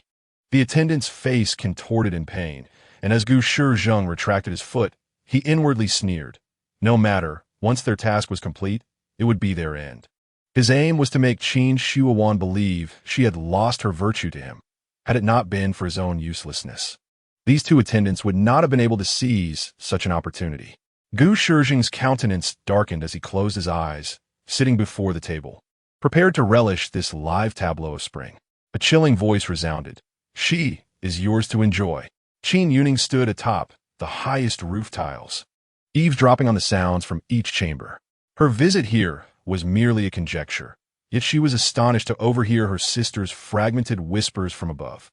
This voice, unlike her sister's usual calm and graceful tone, was laced with a hint of enchantment. Qin Youning hastily lifted a tile, peering down into the chamber below. To her horror, she beheld two grotesquely dressed attendants lunging toward her sister. She turned and swiftly kicked open the door, drawing her hairpin and striking at the two men with a speed that even astonished herself. The techniques taught to her by Xin Lin proved effortlessly effective in combat, effortlessly subduing both adversaries. The two lackeys fell to the ground, groaning from the wounds inflicted by the hairpin. Qin Youning hurried to assist her sister, who lay curled up on the beauty couch, her focus concentrated on that one spot, oblivious to the presence of another individual seated at the round table behind her. A sudden gust of force surged from behind, and by the time she realized, it was too late. She could only swiftly embrace her sister to shield her from the impending strike. A muffled groan erupted from behind her. When Qin Youning turned around, she saw the man standing there, momentarily stunned, before he collapsed, eyes closed. This revealed a tall, imposing figure behind him, radiating an overwhelming aura of menace. Upon witnessing their master's plight, the two lackeys struggled to rise, but before they could even approach the man, a formidable internal force crushed their insides, resulting in their untimely demise. Qizhan, losing a semblance of control, retracted his palm strike, his aura darkening with each passing moment, as the surroundings instantly succumbed to an icy stillness. His eyes, filled with a warning, reached out to Qin Youning. They were as dark as an abyss, threatening to engulf her. Come back with me, Xiaozhu. Qin Youning adjusted her sister's disheveled garments, noting the unusual heat emanating from Qin Youning, combined with her incoherent murmurs, suggesting she had indeed fallen victim to an aphrodisiac. How could she possibly leave her sister behind? Qizhan's patience seemed to have worn thin before Qin Youning could respond. He abruptly pulled her into his embrace and swiftly sealed her acupoint. She attempted to speak, but could produce no sound, rendered immobile in his grasp as he lightly lifted her off the ground, transporting her back to the rooftop. This poison, once unleashed, is fatal without doubt. You can only choose between your innocence and your life. His voice was barely above a whisper, yet it resonated in Qin Youning's mind like a thunderclap. She watched as Qizhan produced a short whistle, one she recognized as a signal to summon the shadow guards from afar. The four holes corresponded to four distinct sounds, and the one he pressed was that of the ghostly carriage. What was he planning? Why summon the ghostly carriage? A wave of panic surged within her as she heard her sister's muffled cries from beneath the rooftop tiles, fluctuating between soft whimpers and desperate pleas. Yet, she found herself unable to move, her eyes wide with terror, fixed on Qizhan, questioning and pleading silently. Qizhan averted his gaze, disregarding all the emotions reflected in her eyes. Leaving her alone on the rooftop, he returned to the room. Through the gap in the roof, Qin Youning saw Qizhan standing quietly before the beauty couch, coldly observing her sister's spiraling state of distress. The man's crisp aura and subtle fragrance wafted through the air, seemingly entrancing Qin Youning, who resembled a parched shell longing for the life-giving rain. Now encountering a refreshing spring, her body trembled uncontrollably as she crawled off the beauty couch and onto the ground, her pale fingers yearning to touch the tips of Qizhan's shoes. However, he regarded her with nothing but disdain and mockery, his countenance stern as he leisurely stepped away. Before long, the figure of the ghostly carriage appeared within the chamber. "Your Highness, you summoned me," he exclaimed, utterly astonished by the scene before him. His Highness dispatched them to find that maid. How could they have come to kill someone from the Gu family without cause? The two young servants appeared ashen, as if they had already met their demise. Gu Shizheng, the ghostly figure, glanced at the man lying motionless on the ground, his eyes tightly shut, his expression hesitant. After all, Gu Shizheng was the legitimate son of the Minister of Rites. He was merely fainted, not dead. Qizhan's tone was frigid. The ghostly figure sighed in relief. The marriage between the Gu and Qin families was not something His Highness intended to meddle in. Why then disrupt Gu Shijing's scheme and dirty his own hands? As they spoke, Qin Youning edged closer. Qi Zhan, looking down from his elevated position, cast her a slow, scrutinizing glance and commanded, "Ghostly figure, you shall neutralize her poison." Faced with this unexpected order, the ghostly figure's expression froze, his lips parting slightly in utter shock. His Highness had previously mentioned that this was the dream dust, which had no antidote. For this delicate woman before him, there were only two paths: to await death or to seek solace in the arms of another. Handle this discreetly, leaving no traces behind. I am eagerly anticipating the wedding festivities between the Qin and Gu families, he stated, his voice devoid of any fluctuation, as if issuing a most mundane task. The door to the chamber swung open with a gust of wind. The ghostly figure cast a somber gaze toward the woman sprawled on the floor, her breath shallow and her delicate frame heaving. She looked up at him, biting her lower lip, her reddened eyes brimming with moisture, her tone sweet yet alluring. "Don't go."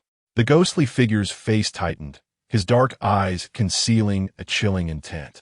His lips pressed into a thin line, cold beyond measure. Enough, he thought. It is not as if I have never been with a woman. In his youth as a young master, he had frequented the Qin and Chu establishments. However, he had never been particularly drawn to women, nor did he relish in romantic entanglements, finding them rather tiresome after a few encounters. He was not like Xianlin, the naive youth who had followed Juanyu for years, calling her sister and becoming infatuated. This was merely the execution of His Highness's task. The ghostly figure disdainfully bent down and lifted Qin Youning into his arms, allowing her to cling to his neck like a drowning person grasping for a lifeline. He carried her toward the bed and gently placed her down, drawing his 3-inch ink serpent sword with one hand to sever the curtain ties, the drapery falling swiftly. What transpired thereafter was beyond Qin Youning's sight. Qi Zhan held her waist firmly, gliding as if through clouds and mist, moving effortlessly through the night, his speed rivaling that of the stars. In Qin Youning's recollection, only her master could achieve such a breathtaking swiftness. Yet, her mind was preoccupied with darker thoughts. Unable to voice her feelings, she could only fix her gaze on Qi Zhan, an overwhelming hatred nearly spilling over. Suddenly, she recalled her sister's harrowing nightmare, wherein Qi Zhan had bestowed her sister upon numerous men, leading to her sister's tragic fate. At the thought, she found herself trembling uncontrollably. Although her acupoints had been sealed, her physiological responses could not be suppressed. Chapter 52. What am I to do with you? Qi Zhan landed on a terrace of a pavilion, lowering his head to regard her. The girl in my arms stared with bloodshot eyes, tears silently streaming down her reddened cheeks, her eyelashes trembling with the tremors of her body. Had she obeyed and not run amok, these distressing scenes could have been avoided. The stage set by the Gu family is ready. All I can do is assist them in their performance. The minister has already set his sights on this prize. And tonight, Qin Youning cannot escape disaster. Compared to the people brought by the Gu family, she might suffer less in the hands of the ghostly driver. Qi Zhan cupped her face, his icy lips gently kissing away the tears from her cheeks, drop by drop. The bitter taste lingered between their lips. Qin Youning mustered all her strength, forcing out a few strained sounds through her clenched jaw. Though indistinct, Qi Zhan discerned their meaning. He released her silenced mouth. "Gulme, speak loudly for me to hear." His lips curled into a smile, glistening with the remnants of her tears. "I hate you, Qi Zhan. I will hate you for a lifetime." Qin Youning seemed to expend every ounce of her energy in that furious shout, her eyes consumed by rage, as if flames burned within, threatening to erupt and claw at him, her body trembling more violently. Very well. Is hatred not a form of attachment? His gaze was icy, for the prince never hastened the demise of those he despised. It was far more entertaining to torment them slowly, allowing them to glimpse the dawn from the heights, only to plunge them into the abyss the next moment. Quite amusing, I assent it. Not amusing at all. Revenge for wrongs, gratitude for kindness. The people of the world value swift resolution. Only a perverse mind like yours enjoys toying with a frog in boiling water. Was it enjoyable? Qi, I ask you, was it enjoyable? What grievance does the Duke of the State's residence hold against you? Speak up. Qin Youning's voice cracked in her final roar. Her once bright eyes now stained crimson like bloody glass.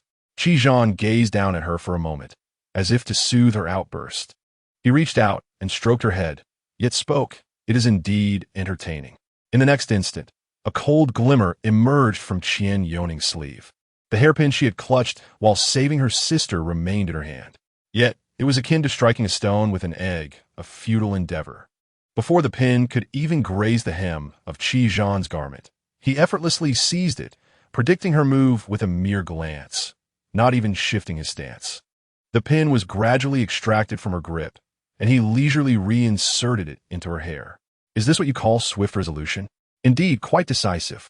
Not only does it fail to exact revenge, but it also hastens your demise. After meticulously placing the pin, he adjusted the dangling beads adorning her hair. Is this the extent of your skills taught by Xinlin? Employing such tactics in close quarters is tantamount to seeking death, even in such dire moments. Qi maintained his composure, teasing her abilities. A profound sense of defeat engulfed Qin Youning. The madman before her was too powerful. She could neither kill him nor save her family from this world. Though aware that this was merely a novel, mere figments of paper, she could not suppress her tears any longer. She sank to the ground, hugging her knees, burying her face in her arms. Weeping as she had on the day she received her diagnosis in the hospital. "Father, it's all your fault, all your fault. It's all because you chose the wrong book for me. This book is utterly tedious. I no longer wish to immerse myself in it." Qin Youning sobbed, her shoulders trembling, tears cascading from her eyes like an unceasing faucet, only to be hastily wiped away on her sleeves. The azure chiffon sleeves bore the marks of her sorrow. Qi's deep-set eyes grew increasingly somber. The pearls he had painstakingly arranged for her became tangled once more, mirroring the chaotic emotions swirling within him. His heart was a tumult of confusion, unyielding to his attempts to soothe it. He was adept at manipulating hearts and had grown accustomed to wielding power with finesse. He merely sought to ride the tide, leveraging the Gu family situation and Qin Shuowan's innocence to chastise his disobedient feline. Ultimately, Qin Shuowan could not escape calamity that night. He was well aware that Qin Youning would harbor resentment towards him, yet he was unprepared for the sight of her weeping so profoundly. She mumbled incoherent phrases, reminiscent of her childhood self. Qi's fingertips twitched slightly, the accumulated wisdom and strategies he had honed over the years rendered useless in this moment. He found himself at a loss as he crouched before the weeping girl. "What am I to do with you?" he mused, his tone a blend of helplessness and tenderness, as if seeking her favor. "Do you remember our first encounter? From the very first glance, you discerned that I was not a good person. Yet you persistently sought my attention, like a little tail that could not be shaken off. You once declared that you would marry me if I grew into a good man, but I cannot fulfill that promise. I can offer you power, status, and wealth, all that you desire. Give me a little more time, and I shall lay the entire de Lyon before you. However, I am destined to remain a villain, now and forever." Squatting before the sobbing maiden, Qi reached out several times, only to freeze midair. His trembling fingertips betrayed the fear within him. The legendary harbinger of death, who had danced on the edge of a blade for years, feared tainting her pure soul with his hands. She was the solitary, delicate bloom in the barren, shadowy ravine of his life. Qin Youning was oblivious to the passage of time as she cried, eventually succumbing to unconsciousness. When she awakened, she found herself lying in the familiar confines of her chamber. Turning her head, she spotted Cao Dao seated at her bedside. For a brief moment, she was convinced she had returned to her days as a princess. It was only when Cao Dao spoke in a brusque tone, "His Highness has sent me to attend to you. Here, drink this." That reality struck her.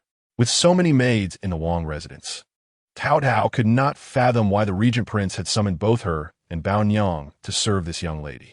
Last night, the prince had even called upon the esteemed imperial physician to examine her, claiming her fainting was due to excessive worry. Being cherished in the prince's palm daily and taken to enjoy the Lantern Festival, Such treatment had never been afforded to their second young lady. What cause for worry could she possibly have? How pretentious! Tao Tao discreetly rolled her eyes. It was then that Qin Youning realized she was still Xiao Zhu. Tao Tao would never speak to her in such a manner, nor would she regard her with disdain. Accepting the small bowl Tao Tao offered, she noticed the liquid within was dark and murky. "What is this?" she inquired. "Why ask so many questions? It's not like it's poison meant to harm you." Peach, with a sharp edge to her words, paused for a moment before continuing. "It is a traditional Chinese medicine for regulating qi and blood, prescribed by the royal physician. His Highness specifically instructed that you must witness Xiaozhu consume this bowl of medicine daily." She yearned to retort, asserting her status as merely a handmaiden belonging to the second miss, not a servant of the royal household. However, upon meeting the chilling gaze of His Highness, she immediately silenced herself. She needed to preserve her insignificant life, hoping for the day she would reunite with the second Mississippi Qin Youning without a word. Down the concoction in one gulp, her heart feeling even more bitter than the medicine itself. "Peach, quickly go to the gate. Chuanri is looking for you." Aunt Bao rushed into the room, her expression grave, indicating that it was no trivial matter. Chapter 53. Bitten by a dog? Qin Yuning's heart skipped a beat as she followed Peach's retreating figure. She threw off the covers, eager to follow. Aunt Bao firmly restrained her, saying, "What business is it of yours? Stay here quietly. Although His Highness has sent Peach and me to look after you, do not get ahead of yourself. I firmly believe that my second miss is destined for a fortunate fate. She will return unscathed. When that time comes, we shall serve by her side, and you will have no part in it." Aunt Bao's gaze fell to the empty bowl in Qin Youning's hands, and with a sardonic tone, she remarked, "I heard from Peach that you even dared to wear my second miss's jewelry. If you possess such prowess, why not have His Highness grant you a title? I suppose you long to don the attire of a princess rather than remain in handmaiden garb?" Qin Youning remained silent, her thoughts elsewhere, consumed by curiosity about Chuanri's visit to Peach. Aunt Bao, not inherently a malicious person, softened her demeanor upon seeing Xiaozhu's silence and left with the bowl, seemingly seeking to avoid further conflict. Since the departure of the second miss, the royal household's control over her and Peach had loosened. They could now freely enter and exit the estate, no longer confined within its walls.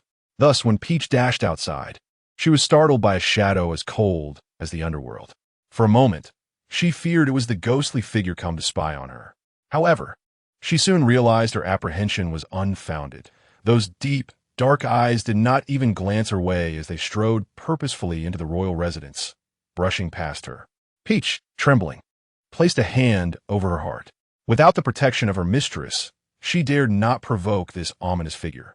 Hastily, she pulled Chuanri, who had been waiting by the roadside, into a narrow alley, exclaiming, "Phew, you scared me just now?" Yet, Chuanri kept her head down, uttering not a single word. Noticing something amiss, Peach bent down for a closer look, only to find Chuanri's eyes swollen and red, evidence of prolonged weeping. "What happened, Chuanri?" Peach asked anxiously. Chuanri, being the personal maid of the eldest miss, was responsible for all her daily needs.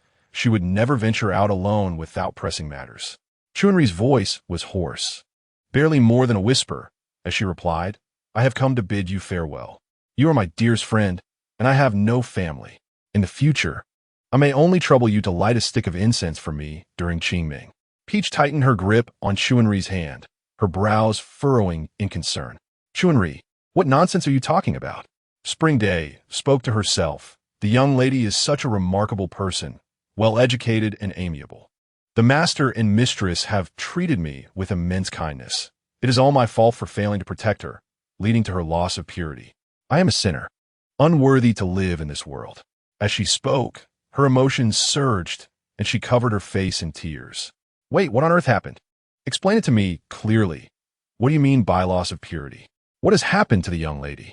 Tao Tao shook Spring Day's shoulder gently.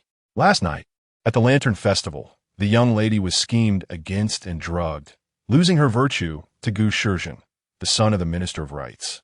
Spring Day managed to articulate with great difficulty. She recounted how she had rushed back to the Duke of Jinggua's residence to inform the master of the young lady's disappearance.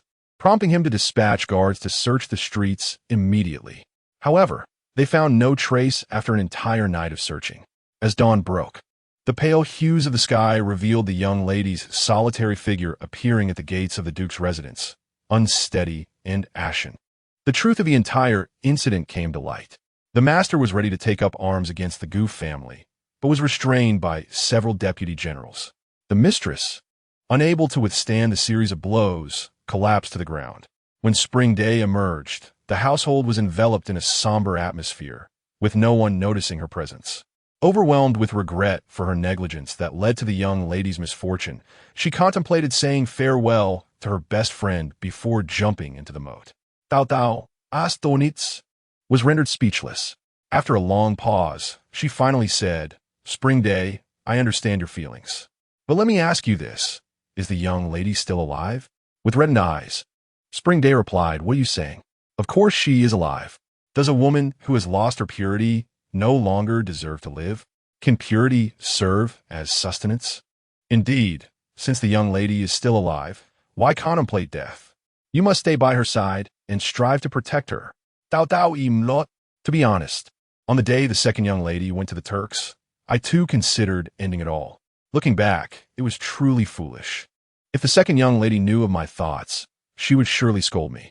What if she were to return to the capital one day, only to find me a mere pile of bones? We would never reunite again. I envy you for being able to stay by the young lady's side. You must comfort her to prevent her from taking the path of despair. As you said, can purity serve as sustenance? Just consider it as being bitten by a dog. Hidden in the shadows, the ghostly figure's face turned ashen. Bitten by a dog? Again with this phrase. How ungrateful, if not for the prince's orders.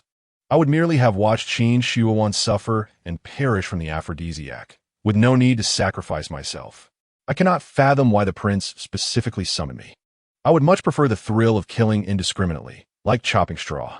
The potency of the Western medicines was indeed formidable, as he had endured 5 or 6 episodes in one night. He had to resist the urge to snap her delicate neck. After barely finishing the task, he had to clean up the mess left behind. The prince had commanded that the matter be handled discreetly, with no traces left behind. He tore away Qin Youing's hairpin, slicing the throats of the 2 dead servants, nailing one of their foreheads. He callously ripped open their garments. In a twisted scenario, 2 young servants indulged themselves only to meet their demise at the hands of Qin Youning. They had been ensnared in a web of deceit, their memories severed at the hands of Gu Shizheng, who had been rendered unconscious. To ensure that no detail was overlooked, the perpetrator concealed himself in the shadows, awaiting Gu Shizheng's awakening. It was uncertain how much power the prince had expended, for the fool remained unresponsive for an extended period. As the woman on the bed began to stir, the ghostly figure emerged from his hiding place, delivering a swift kick to Gu Shizheng's nose before retreating once more. Upon regaining consciousness, Gu Shizheng felt a sharp pain in his nose, bewildered by the events that had led to his fainting spell the previous night. His gaze fell upon the lifeless bodies on the floor, causing a jolt of surprise. Yet, upon noticing the beauty slumbering in the bed, despite being wrapped snugly in silk blankets, the telltale signs of crimson stains on the sheets filled him with unexpected joy. He turned his attention back to the disheveled servants, discovering that their fatal wounds had been inflicted by hairpins. It was astonishing that Qin Youning, appearing so delicate, could strike with such ferocity, even in a state of drug-induced delirium. Nevertheless, he had intended to dispose of the 2 from the outset and hastily removed their corpses. When Qin Youning awoke, the sight before her was akin to a thunderclap. The glaring bloodstains on the bed and the solitary figure of Gu Shizheng in the room brought her to an immediate realization of the treachery she had fallen victim to. "Beast!" she exclaimed, delivering a stinging slap to Gu Shizheng's face, causing him to turn away. Instead of anger, Gu Shizheng responded with laughter. "Miss Qin, did you not refuse to marry me? Now, with your sullied body, which noble family would still accept you? If this scandal were spread, General Qin would never hold his head high among his peers again." Ha ha ha. His laughter echoed with unrestrained glee. Chapter 54. Father, I am willing to marry into the Gu family. Qin Youning clenched the silk blanket tightly, her nails digging into her palm. The scene before her felt like a nightmare returning to haunt her. For a long while, she neither cried nor screamed. Instead, she silently donned her garments behind the curtains, perhaps having endured the torment in her dreams, or perhaps reflecting on her sister's even more tragic fate. She felt unworthy of tears, believing that crying would only serve to embolden the scoundrel. Though waves of pain coursed through her body, Qin Youning remained silent. Approaching the door, she coldly declared, "I shall consider this as merely a dog bite, gu gongzi. Those who harm others shall ultimately face retribution. Take heed." This phrase had once been a source of comfort from her sister during her darkest dreams. With that, Qin Youning exited the chamber. This unexpected composure took the ghostly figure by surprise. He had anticipated an outburst of tears and wails from her. Instead, she approached the matter with an almost airy nonchalance. After her departure, Gu Shizheng erupted in fury, smashing a table laden with porcelain. Leaning against the partition, the ghostly figure found his mind echoing with her words. A dog bite, growing increasingly irksome with each reflection. At that moment, a dark cloud settled upon him, for he had not expected to hear such words from the lips of the princess's maidservant. In the spring, I awakened from a dream, wiping away tears. Indeed, at this moment, the young lady needs me. How can I abandon her? Tao Tao, thank you. I will not jump into the river. I shall return to the young lady's side. Tao Tao nodded, yes. Hurry back. Do not dwell on foolish thoughts. You must counsel the young lady, as well as the master and mistress. Very well. I shall return immediately. Watching Spring depart, Tao Tao could no longer suppress her sobs. She missed the second young lady and wondered how she was faring. If the second young lady were to learn of this, she would undoubtedly be in a state of great anxiety. As soon as Tao Tao stepped through the gates, she encountered the frail-looking Xiao Zhu. Qin Youning pondered before speaking. What did the people from the Duke of Zhengguo say to you? What concern is that of yours? You are meddling far too much. Why should the affairs of the princess consort concern a mere maid of the regent? Tao Tao shone him a glare and turned to leave. However, her reddened eyes did not escape Qin Youning's notice.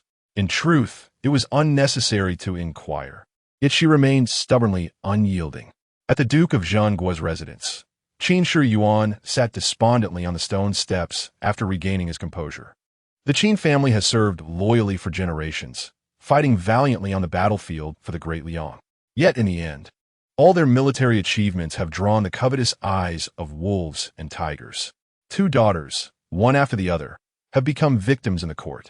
The marriage proposal from the Gu family has arrived once more. The matchmaker he had previously dismissed now bore an insufferable smile of confidence. The mole on her cheek gave her a cunning demeanor, and her smile was utterly repugnant. General Qin. News of the eldest Miss Qin's disappearance last night has spread throughout the town, with all sorts of gossip circulating. The common folk delight in discussing the affairs of noble families, especially the secrets of the elite. Rumors abound. As you know, the reputation of an unmarried woman is of utmost importance. Now, every young man shuns Miss Qin, save for the Minister of Rights, who, out of consideration for your camaraderie, still kindly seeks to propose marriage. Kindly? Ha ha ha. Qin Youning laughed heartily, his upright form bending with mirth, only to suddenly cease his laughter.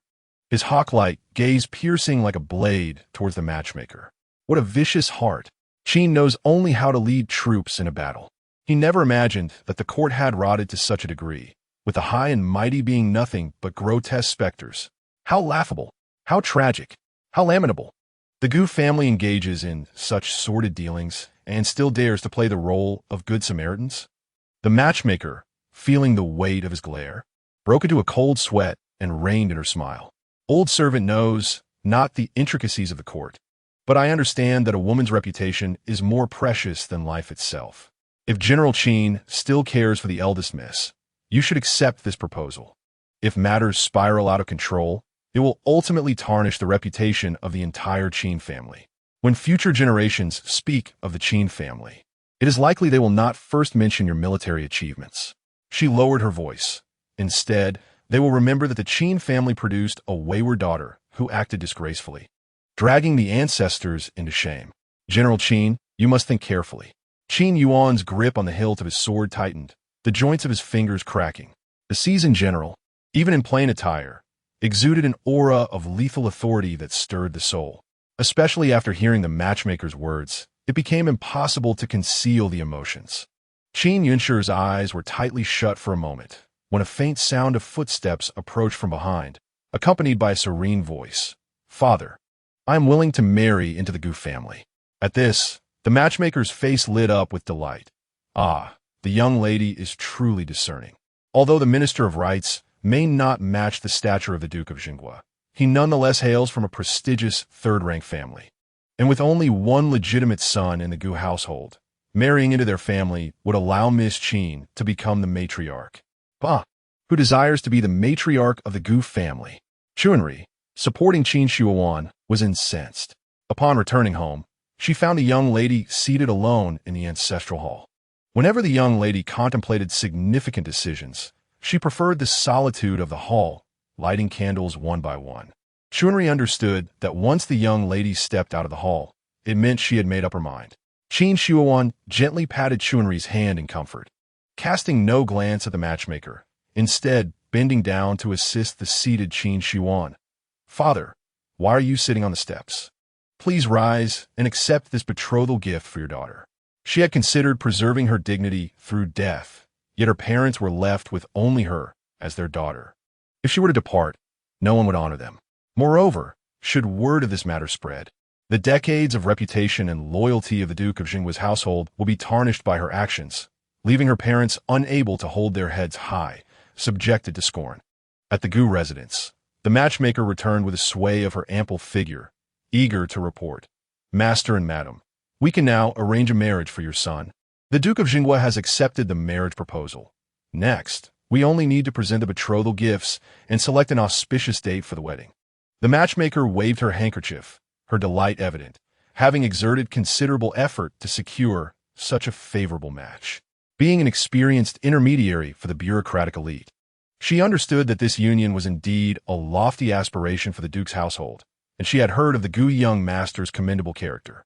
Now that the engagement was finally settled, she was eager to bask in the glory of her success. However, to her surprise, the Gu matron, seated regally, elevated her chin and revealed a trace of disdain in her gaze. "Oh, a good match? Is it not merely a wilted flower, seeking a betrothal gift? Dream on." The matchmaker appeared perplexed, wondering how Miss Qin had become a wilted flower. The rumors merely suggested that she had gone missing for a night, yet it was said she returned safely in the morning. The matchmaker had used the young lady's brief absence as a pretext to advocate for the match, but she was unaware of the events of that night. Did the Gu matron possess some hidden knowledge? If Miss Qin's purity was indeed compromised, why then would the Gu family still send her to negotiate? In Chapter 55, it is rumored that there exists a certain invigorating elixir. Gu Pingchuan, startled, quickly shot a glare at his wife, signaling her to remain silent.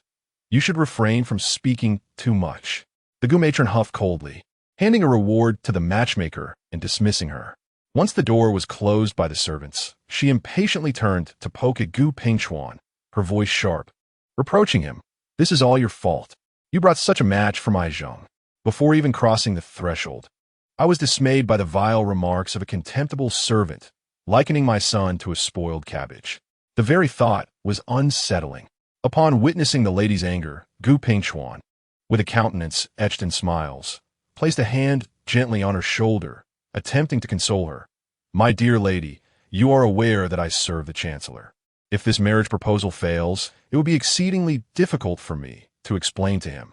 Qin Youning, with grand aspirations but limited abilities, had approached the marriage matter with such straightforwardness, yet when it came to my family, the rejections were numerous. He sought to prevent Qin Shuowan from believing she had lost her virtue to Zheng. How could Qin Youning then relent to this union? Moreover, it was Zheng himself who devised this strategy, fully cognizant of his own physical limitations. If he were capable, surely those two young servants would not have been involved. Lady Gu curled her lip in disdain, her eyelids flipping to reveal a significant expanse of white, her contempt growing stronger. "Humph, once tainted, always tainted. Although my Zheng has certain physical shortcomings, he is nonetheless a distinguished young gentleman raised in luxury, possessing both charm and grace. To marry him would be a blessing earned from a past life, and she must preserve her virtue." remaining chaste for a lifetime to be deemed worthy of being Zheng Er's legitimate wife. Gu Pingchuan found his wife's reasoning somewhat incomprehensible. After all, the drug had been administered by their own people, and the young servants were brought along by Zhe. What reason was there to scorn them now? However, upon reflection, he could understand her perspective. Zheng Er was the sole heir of the family, destined to inherit the family estate.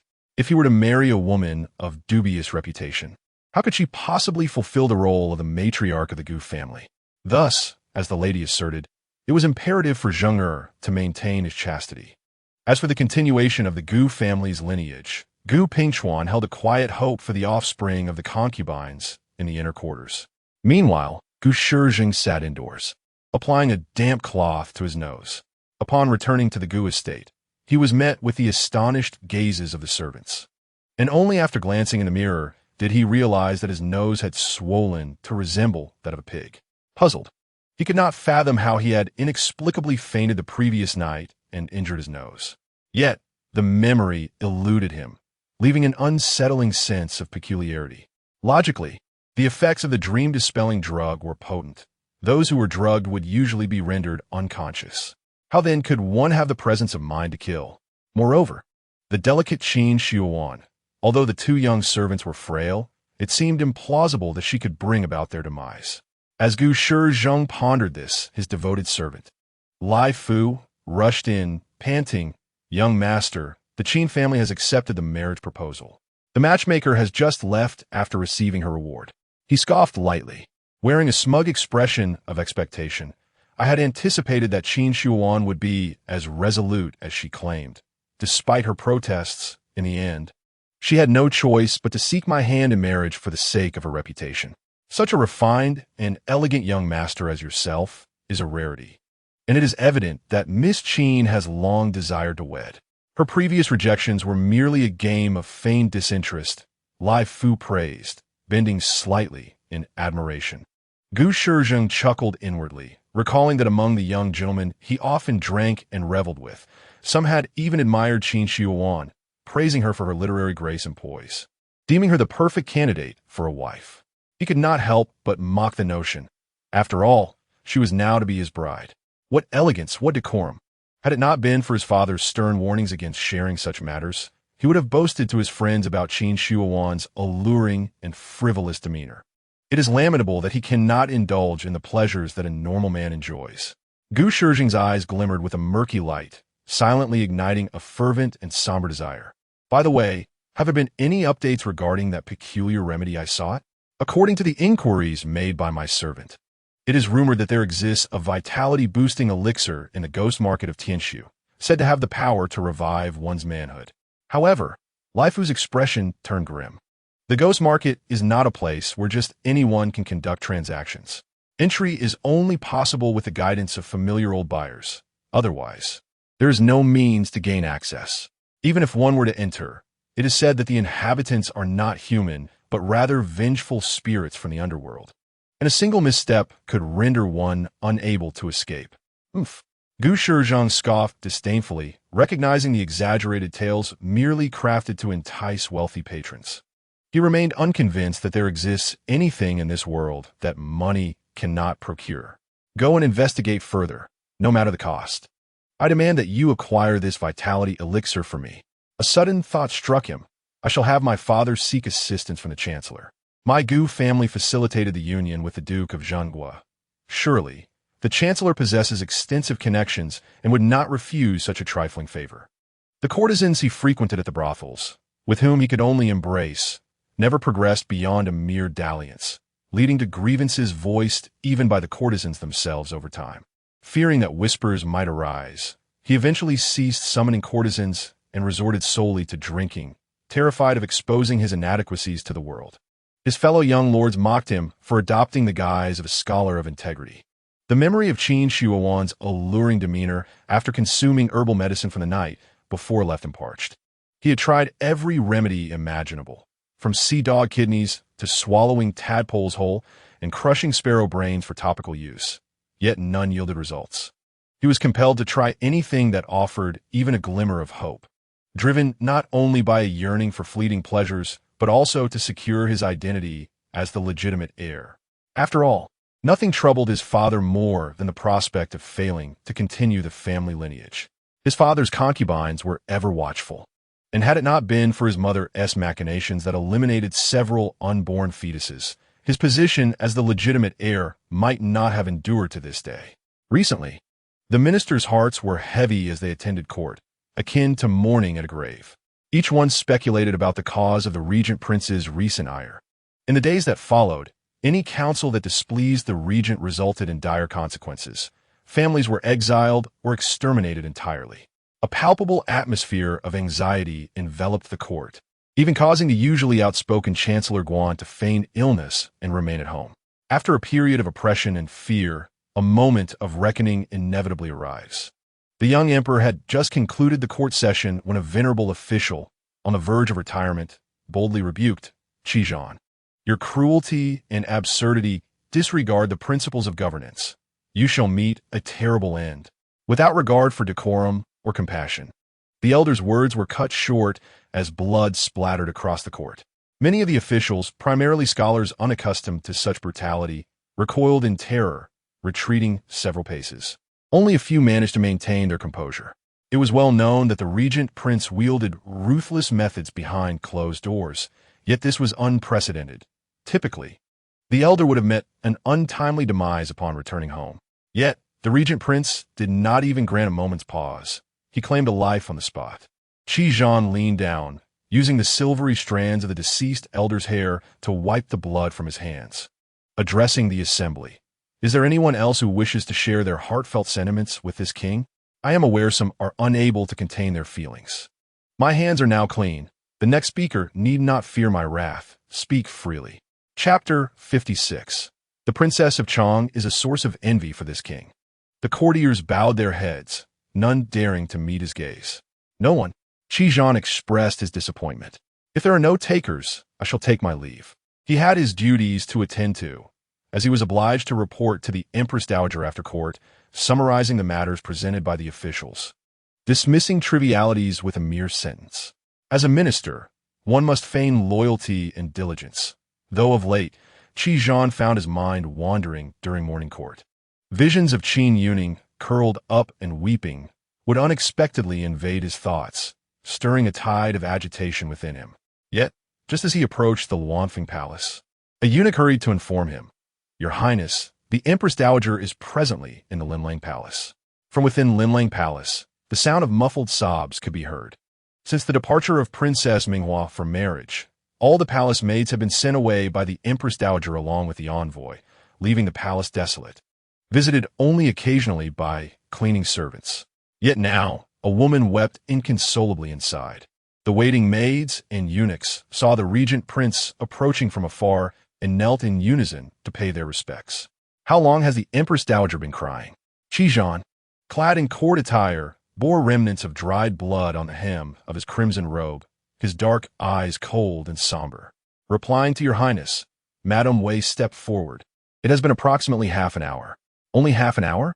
Let the Empress Dowager weep to her heart's content, to fully express her maternal longing before I enter." The guard behind him, perceptive to his wishes, immediately sent for a jade armchair from the nearby palace. Qin Youning settled himself leisurely at the entrance of Linlang Palace. Reclining against the backrest, casually resting his arm on the chair's armrest.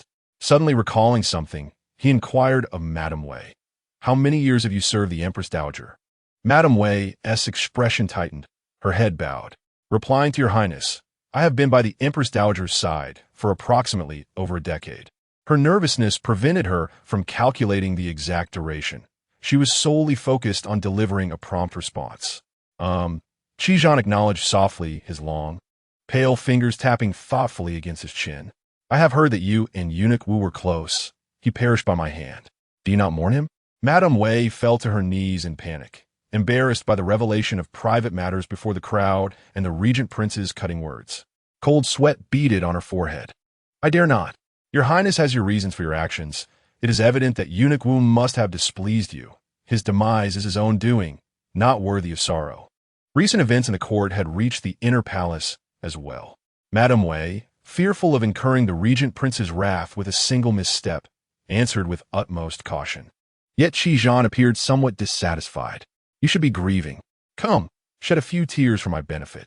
Faced with such an odd command, Madame Wei dared not refuse.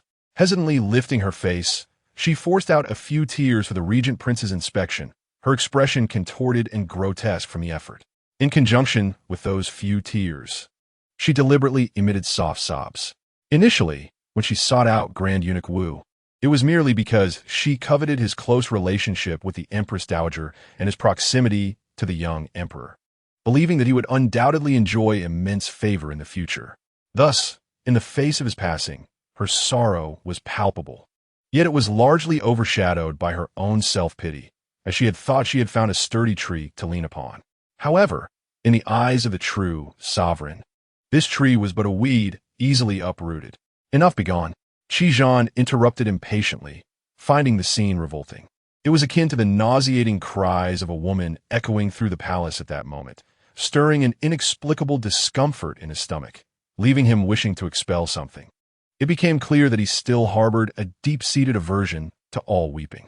He closed his eyes and rubbed his temples, and once again that trembling, sobbing figure with frail shoulders intruded upon his mind. Yet, it was only her cries from that night that rendered him helpless and flustered. Days passed, and he had yet to find an outlet for his nameless agitation and melancholy.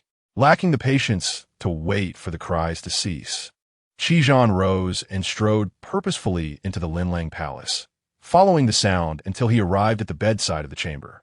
There lay the Empress Dowager, prone on the bed, clutching a pair of tiger-headed shoes meant for children, her makeup threatening to run as tears cascaded down her cheeks.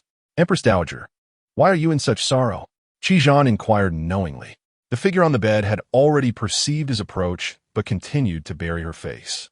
I dreamt of Minghua last night. In her childhood, she was raised by me.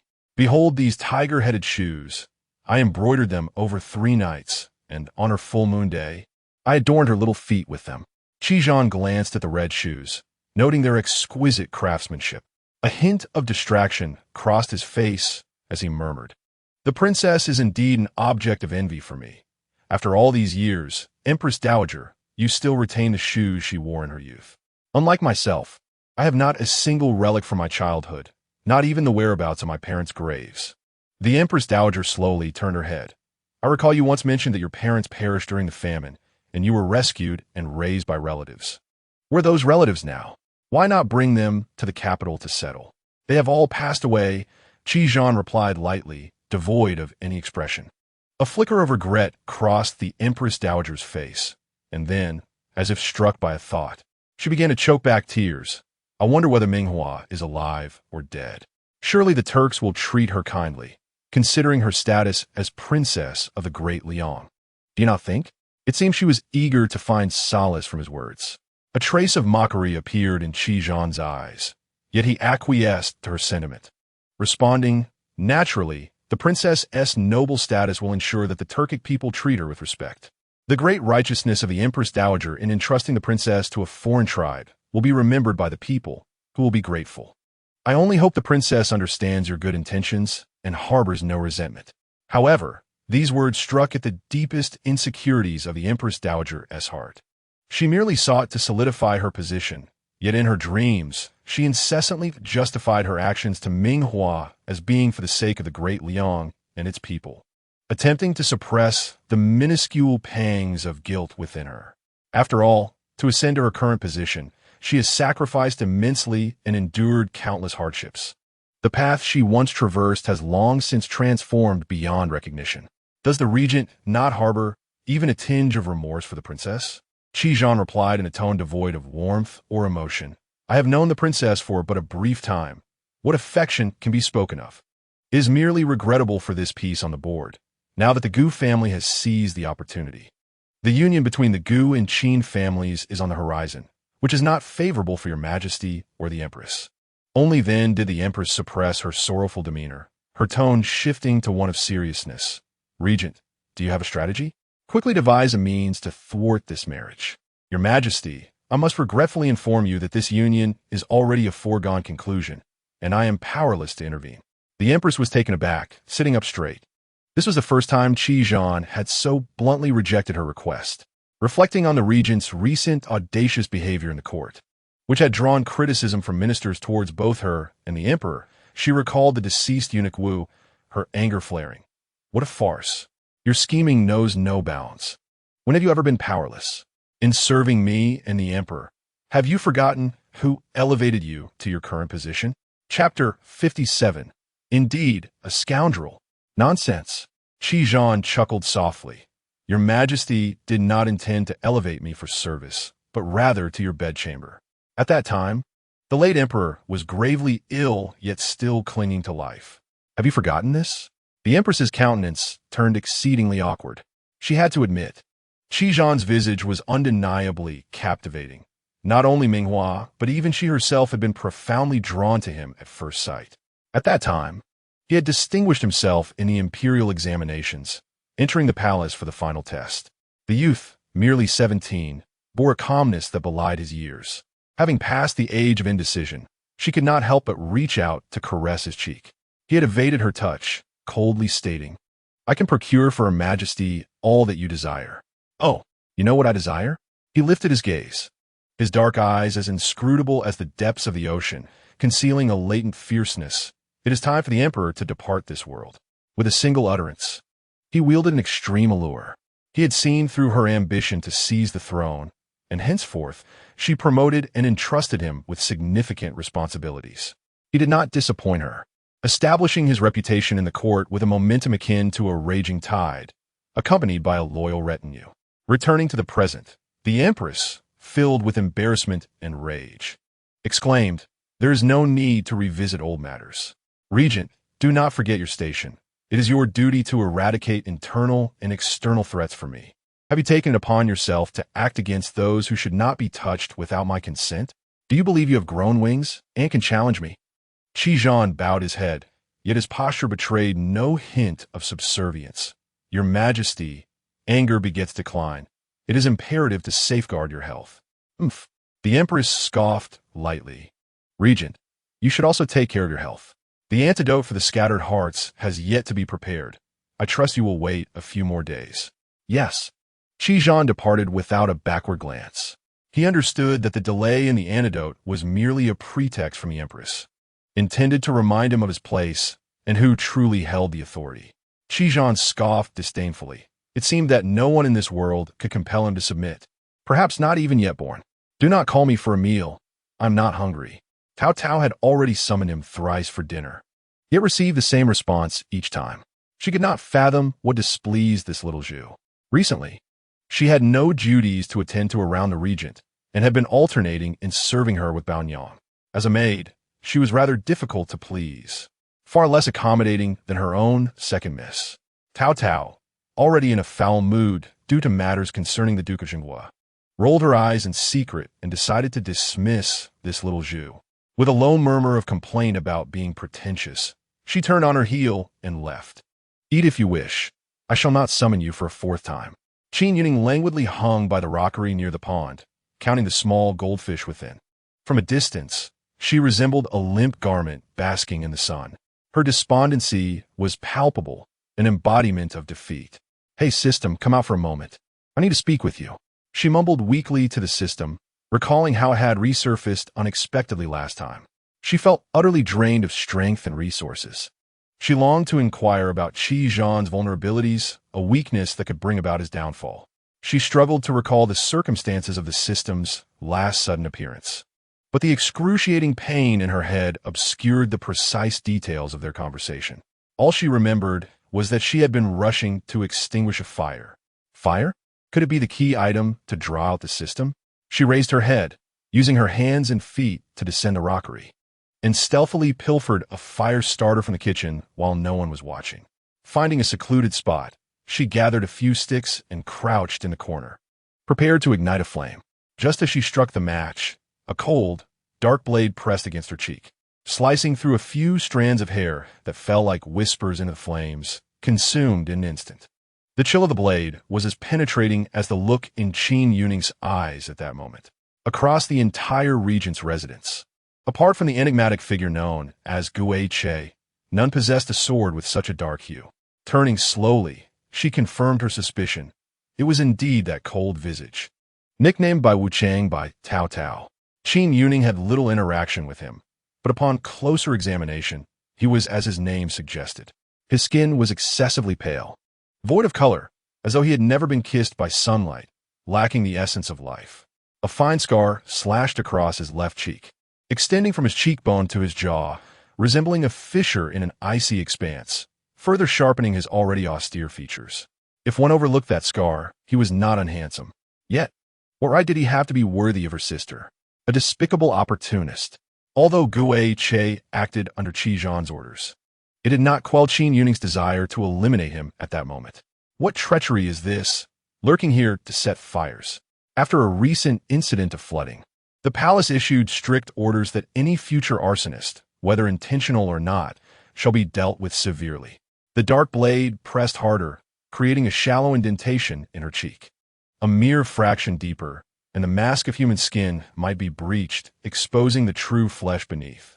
Qin Youning pinched the sword with her fingers, pushing it aside a few inches, her gaze slicing through the air like a blade. First, please understand that kindling of fire and arson are two distinct concepts. On what grounds do you accuse me of arson? I'm merely trying to warm myself by burning some firewood. Gue Che's lips turned pale as he let out a harsh, derisive laugh. In such sweltering weather, you speak of warming yourself? What a specious argument. It matters not if you deny it. You will still accompany me to meet His Highness. He has likely grown weary of this little bamboo shoot, having spent days in the side hall without returning to the main palace. If I can seize this opportunity to have her punished, it would be most advantageous. Wait a moment. I have a few questions to ask you first. I shall not proceed until I have done so. Qin Youning frowned, her tone grave. Guike, who typically displayed little patience for anyone aside from His Highness, noted the seriousness in her expression, as though the matter were of utmost importance. He smirked coldly. Do not attempt to stall. You may ask but one question. Qin Youning replied. Very well. May I inquire about your ancestral home? The number of people in your family, whether your parents are alive, your swordsmanship mentor, your usual companions, your reason for following His Highness, and whether you have a romantic interest. She spoke rapidly, finishing in one breath, her voice dry yet betraying a hint of indignation. Gue Che's expression morphed into one of mockery, his eyes glinting with a chill. I have already stated that you may ask, but I did not promise to answer. What do you think you are, to pry into my affairs? With that, he callously prodded her back with the hilt of his sword. Move. Qin Youning stumbled forward, nearly losing her balance. Once she regained her footing, her anger surged. Truly a scoundrel. What impertinence! Under Gue Che's coercion, she was led to Qi Zhan's study. Since that fateful night, she had not seen him for several consecutive days, uncertain if it was by his design to avoid her. In truth, she too wished to evade him. Gue Che rapped lightly on the door. Your Highness. Come in. The cool, faint voice sounded somewhat feeble.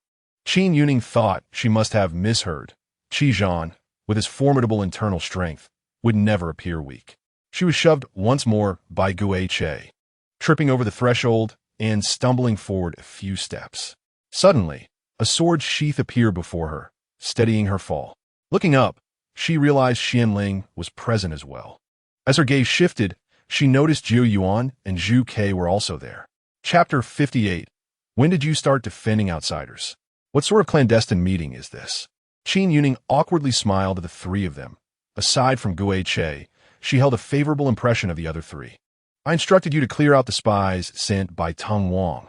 How is it you brought her here? Qi Zhan's voice held a note of reprimand, clearly displeased by Qin Youning's presence. Only then did she turn her attention to Qi Zhan, momentarily stunned. His complexion seemed even paler than Gue Che's. His usually vibrant lips now resembling frost-covered petals, and the playful glimmer in his eyes had dimmed considerably. Qi Zhan did not meet her gaze, his expression dark and foreboding, akin to the clouds before a tempest, the atmosphere growing heavy and oppressive. The ghost car reported, Your Highness. Several spies from the Teng Wang have been dealt with by my subordinates. Just as I returned, I caught this little bamboo spirit sneaking around the wall, setting fires.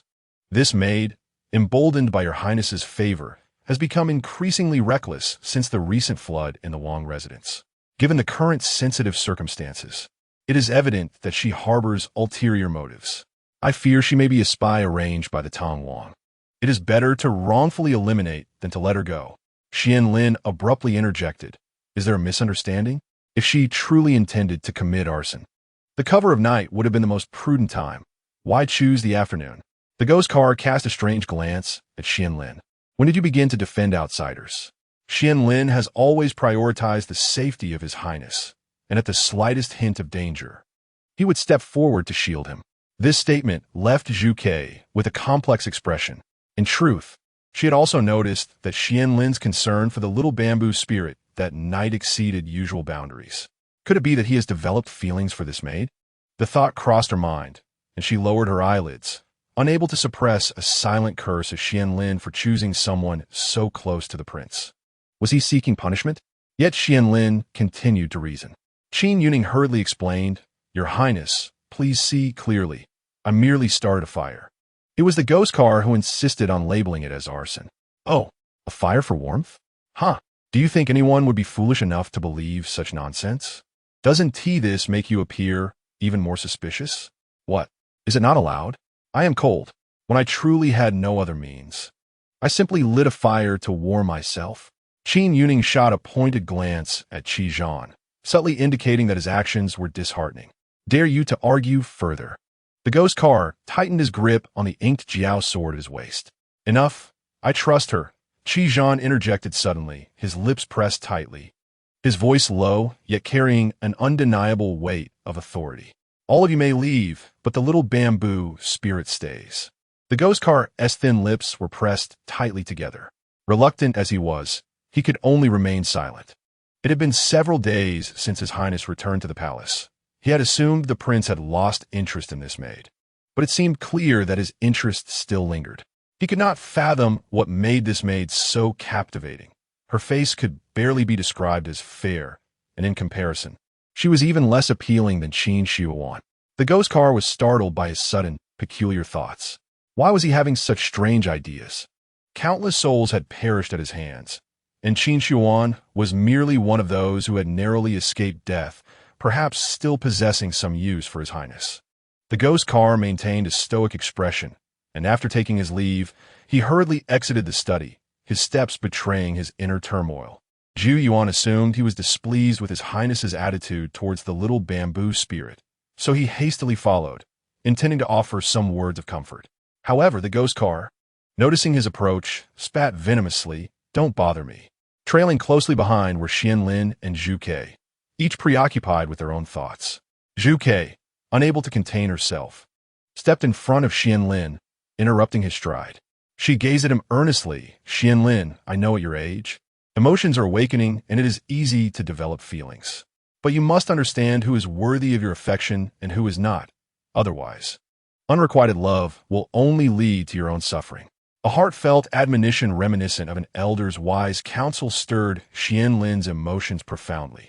He gazed in astonishment at Zhu Ke, whose enchanting visage bore a hint of valiance. With her hair perpetually styled in a high ponytail, she appeared untouched by the passage of time. Even as she crossed the threshold of 30, occasionally exuding a youthful exuberance in her stride. Qian Lin opened his mouth, bewildered by the meaning behind Zhu Chua's words. Had she unearthed the secret he had buried deep within his heart? Anxiety surged within him, and yet he hesitated to inquire further, ultimately offering a composed nod. The pressing matter at hand was to bolster the defenses of their residence. The mid-year deadline loomed, and during the outbreak of the Seven Hearts disease, His Highness could not afford any missteps. I understand, Qian Lin replied, his expression betraying a hint of frustration as he lowered his head and departed past Zhu Ke. Zhu Ke remained rooted in place, watching Qian Lin's slender silhouette fade away with a sigh. The youth must endure the trials of love, she mused. Had she not been similarly blind in her youth, entangled with a scoundrel who brought ruin not only to herself, but to others as well? She exhaled deeply, suppressing the surge of melancholy that threatened to overwhelm her. In the study, an oppressive silence reigned. No one dared to break the stillness. Qin Youning stood awkwardly, her gaze drifting towards the bookshelf, where her little pig figurine had somehow found its way to the highest shelf, seemingly surveying the entire room. Suddenly, The sky was rent asunder, followed by a deep rumble as dark clouds loomed over the city, casting the room into a shadowy gloom. The weather in early summer could change in an instant. Qi lit the candles on the exquisite Qibao Lian Lioli candlestick, extending it towards Qin Youning as he approached her. The flickering, warm glow of the candlelight lent a touch of color to his pale lips. Yet beads of sweat formed on his taut jaw, shimmering faintly in the dim light. Qi lowered his gaze, watching the flames dance, their small yellow flickers reflecting in his dark pupils, seemingly powerless to thaw the ice that resided within. He offered the Qibao Lian Lioli candlestick to Qin Youning. Would burning down this regent's mansion bring you solace? His voice bore an unintentional note of appeasement. Qin Youning lifted her eyelids, glancing at the candlestick but refraining from taking it. When had she ever expressed a desire to incinerate the mansion? She merely wished to kindle a fire to awaken the system. As for why she sought to awaken it, she yearned to uncover the vulnerabilities of the man before her. To find solace, there is but one way. What is it? The grip around the candlestick tightened. Your demise. This notion had long ceased to be a secret before Qi. Yet, for reasons unknown, he did not respond with his usual mocking demeanor. Instead, he offered a wretched smile, devoid of any spark, his alabaster visage appearing fragmented and desolate in the shifting candlelight. Younger sister, it is raining. He suddenly cast his gaze behind Qin Youning. The door was closed, and nothing was visible, yet he stared vacantly into the void. The storm raged, the oppressive darkness rendering the air almost suffocating. All cacophony was devoured by the sounds of the tempest. The incessant raindrops hammered upon the tiles and stones, echoing as if they were striking against his very heart. Even the tilted candlestick let several drops of wax fall, unnoticed on her fingertips. Chapter 59. As cold as a sculpture of ice. Qin Youning was the first to sense something amiss. Why did the flames seem to burn brighter? Looking down, she realized that Qi's fingers had unknowingly relaxed their grip, and the tilted candle was about to scorch his hand. Her body's instinctive reaction was swifter than her thoughts. Almost instinctively, a wave of inexplicable anxiety surged within her, and she swiftly snatched the candlestick to extinguish the flame. Hey, it's going to burn your hand. Don't you feel it? Qin Youning furrowed her brows as she grasped his hand and pouted to blow on it. Suddenly, as if awakening, she abruptly released his hand. The once dim depths of her eyes ignited with clarity. Did he not wish for my demise? Why then did he show concern for me? As she spoke, his distinctly knuckled fingers grazed her chin, gradually peeling away the layers of her facade. Her delicate, flower-like visage was fully revealed before him. After several nights spent in the side hall, he had not beheld her true appearance for quite some time. The fervor and obsession in his tone were fiercely restrained by Qi, yet the tremors in his breath betrayed his inner turmoil. He gently lifted her chin with his fingers and repeated his question, infused with a hint of pleading and obsession. Yao Yao, why do you care for me? In that instant, he desperately yearned for the same response he remembered. Yet, he understood that the person before him had long forgotten. Qin Youning, however, remained ensnared in confusion. She too desired to comprehend why she felt such tension moments ago. Her body's reaction had outpaced her mind.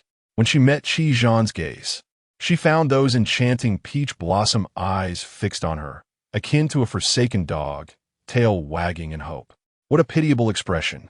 When had the lofty regent ever displayed such demeanor? Noticing her prolonged silence, Qi slowly leaned in closer. His face was mere inches away, and as their breaths mingled, Qin Youning was startled to feel the icy chill of his exhalation, as if he had breathed in shards of ice. Yao Yao, I'm so cold. Can you warm me up? As he spoke, he slightly tilted his head, his thick, raven lashes distinct and fluttering, as if they could summon a breeze. His icy lips cautiously brushed against hers. How warm it is! Just as he had imagined, it was warm. The cold currents coursing through his veins seemed to be subdued by this gentle contact. He could not help but crave more. However, he quickly withdrew, stopping at this fleeting kiss like a dragonfly skimming the surface of water. He knew that he was rapidly succumbing to the freezing chill, and despite his yearning, prying open her lips would certainly chill her as well. The unexpected kiss left Qin Youning momentarily stunned by the time she regained her senses. Her mind was overwhelmed by the extraordinary temperature emanating from Qin. Cold as a sculpture of ice, his inky hair visibly lightened, turning pale. He exuded an aura of frost that enveloped him entirely. Silver strands cascaded by his exquisitely cold and handsome visage, resembling a celestial being descended to earth. Qin, what? What has happened to you? After a considerable time, Qin Youning finally regained her voice. She took a moment to digest the extraordinary scene before her.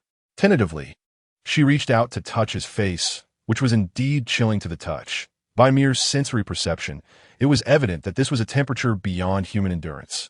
What kind of sinister martial arts have you practiced to reach this state? 7 injuries, fist? 1,000 spider, 10,000 poisons hand? 9 white bone claw? Star-absorbing technique? Yet none of these seemed quite fitting. She babbled a series of questions. In Qijan's eyes, it appeared she was so startled that she was speaking incoherently. He had not intended for her to witness him in such a condition.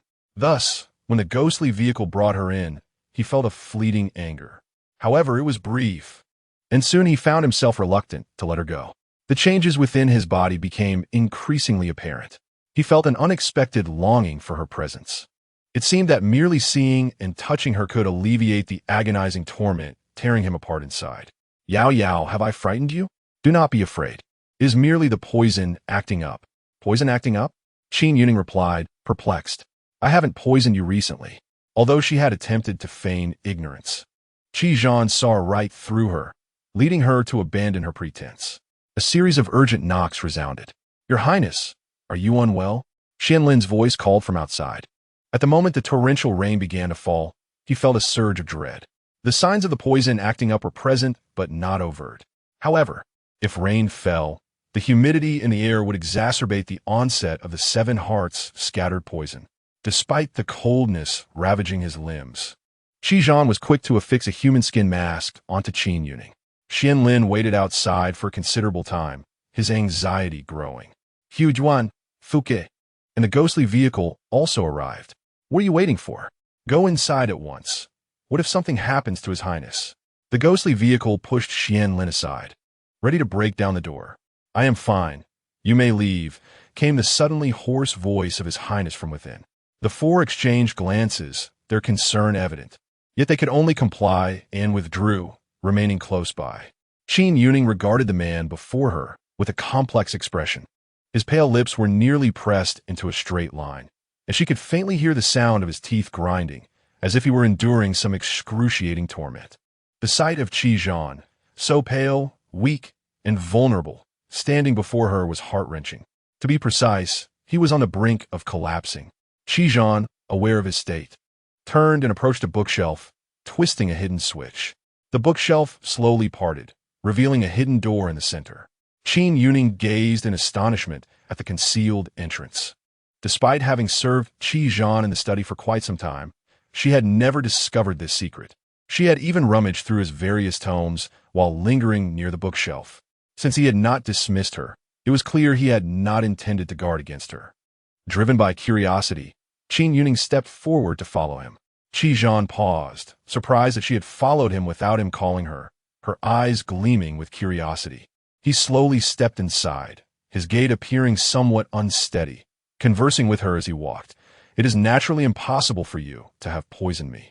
I have nearly tasted every bizarre poison under the heavens, each scent ingrained in my memory. To ensnare me in poison, it would require my voluntary ingestion. A colossal exclamation mark erupted in Qin Youning's mind. No wonder he could discern it so effortlessly. Perhaps her tricks seemed as trivial as child's play in his eyes. Voluntary ingestion? Qin Youning inquired. Is there anyone capable of compelling the regent to ingest poison? It was not entirely impossible. Could it be the Empress Dowager? Qijan turned to her, acknowledging her cleverness with a slight smirk. Hadn't he previously deemed her rather dim-witted? Qin Youning appeared enlightened. To employ without suspicion, to suspect those employed. The Empress Dowager wishes to utilize you, yet harbors doubts. Are you then to serve her diligently? Chapter 60. The great strainer, Xianlin Qijan, merely curled his lips in a faint smile, offering no response to her words. His complexion growing increasingly pallid, he approached an enigmatic stone, radiating a crimson glow and resembling a colossal pebble. Its surface was smooth and translucent, yet within, there seemed to be a flicker of light flowing. He sat cross-legged, concentrating his energy to counter the frigid force surging within him. Qin Youning scanned her surroundings. The dim chamber was modest in size, lacking any remarkable features, devoid of furniture, creating an atmosphere of stark emptiness. In the center lay a peculiar giant stone, comparable in size to a bed. Qin Youning pursed her lips, a hint of curiosity prompting her to reach out to touch the stone. However, Qizhan, eyes closed, seemed aware of her intention and cautioned, "Do not touch it. This is a burning stone. It is quite hot." As he spoke, white mist escaped his lips. It was evident to a discerning observer that he was in a state of extreme weakness. She reluctantly withdrew her hand, suddenly raising an eyebrow at him. "Qizhan, do you realize how vulnerable you appear at this moment?" Qin Youning intentionally lowered her voice, laced with a sense of inquiry. In truth, she was uncertain. Despite his evident frailty, his lack of defenses indicated that even in such a state, he was not easily subdued. Those previously murky emotions had all been swallowed by Qizhan. He opened his eyes, their corners lifted, and due to the encroaching cold, the color of his irises lightened, taking on an otherworldly quality. "Let me share a secret with you. This poison is known as Seven Hearts Powder. Its effects intensify with the passage of time, and by the seventh day, it will reduce one to a pool of blood.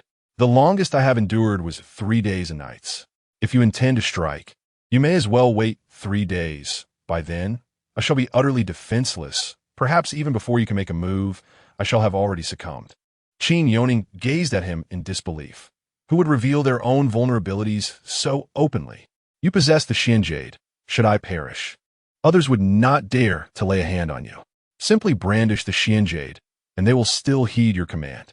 He felt he might be losing his mind. With blood-soaked vengeance unfulfilled and grand ambitions yet to be realized, he found himself gambling his life in her hands. His mind was consumed by the vivid image of her anxious and worried gaze as she snatched the candlestick and helped him blow on his injured hand. It was all too clear. Suddenly, he felt compelled to take a gamble, to see if she would indeed take action. Should fortune favor him, he would tear away her mask and facade, even if it meant turning against the Empress and the entire court, facing the wrath of the Turkic tribes.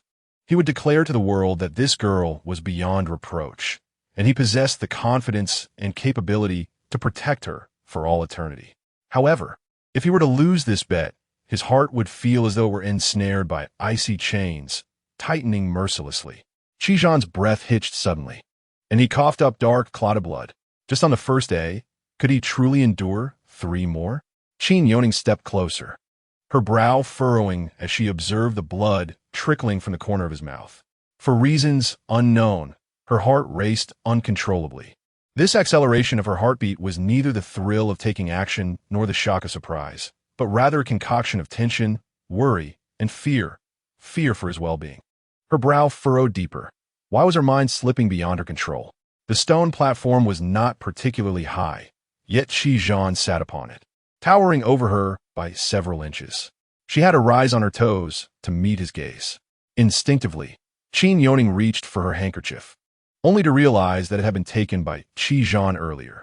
"Qizhan, where is my handkerchief? Please give it to me." Although he was perplexed by her sudden inquiry about the handkerchief, he obediently retrieved the linen cloth from within his garment. As she accepted the handkerchief, she rose on her toes and leaned forward slightly, diligently wiping the blood from the corner of his mouth. "The handkerchief will get dirty." He hesitated, leaning back slightly, his tone infused with a hint of tenderness. This cloth was always kept close to him, never before used to wipe anything, let alone sully by blood. "Isn't the purpose of a handkerchief to wipe things?" she queried, inching closer, feeling the heat emanating from the stone beneath them. Observing her effort to lean forward while supporting her waist with one hand, Qizhan relaxed his grip, allowing the chaotic energy within him to settle. And he reached out to steady her shoulder, leaning in closer. "This is how it should be. Wipe your face clean so that when the time comes, you can meet your end with dignity." She spoke leisurely. "Why do you endure such suffering by staying close to the Empress? And why do you cling to the Duke of the State's residence?" Though I am unaware of your past grievances, when will the cycle of vengeance cease? In truth, you are quite to my liking, both in appearance and figure. If you could release your vendetta and cease your murderous ways, I would be quite willing to spend my life as your wife, living peacefully together. Just think about it. Wouldn't that be rather pleasant? Qijan's gaze fell upon her rosy lips, and her words, though murmured, ensnared him deeper with each syllable. He appeared so tense that even his lashes trembled. The phrase "I would be quite willing to spend my life as your wife" echoed relentlessly in his mind, two conflicting voices battling within him, causing him more anguish than the biting chill surrounding him. Yet suddenly, Qin Youning shifted the conversation. "Qijan, you have already harmed my sister. I have vowed never to forgive you in this lifetime, and I shall harbor hatred for you forever." With a hint of mockery, she continued, "How amusing it is. Just a moment ago, I was advising you on how grievances should be settled, yet when it comes to my own plight, it is not so easily dismissed." She meticulously wiped away the blood and clenched the handkerchief tightly in her grasp. "So you wait," she warned. "In 3 days, I shall take action." Qijan felt as though he had fallen under her spell, merely from her previous words. Enduring the intense pain within, he managed to force a gentle smile. "In truth, you could act now if you wished. I shall not retaliate." Yet she regarded him with skepticism. I do not believe you. Could you truly be such a benevolent person?" As for his claim of 3 days, she felt compelled to verify, lest he was merely toying with her. Thus, Qin Youning sought out the most reliable source for confirmation, Qianlin.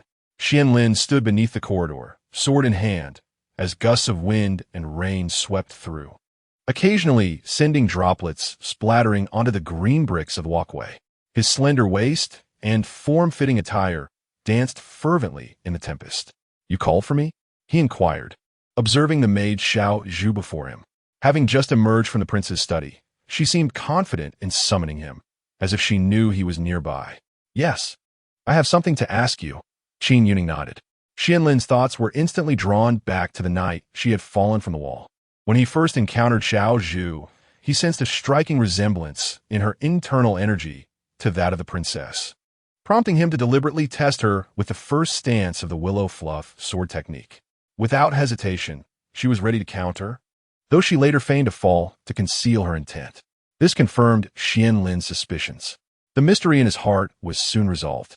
No wonder the prince was so concerned about an inconspicuous maid. However, one question lingered in his mind. Why keep their 4 companions in the dark? Could he truly not trust even his longtime shadow guards? "Qianlin, are you listening to me?" Qin Youning waved her hand before his eyes, unsure where his thoughts had wandered. "I am listening. Please go ahead," Qianlin replied. Indeed, he was remarkably patient. When will the poison affecting the prince pose a threat to his life? Qianlin lowered his gaze, contemplating for a moment before responding in a tone that sought to reassure her.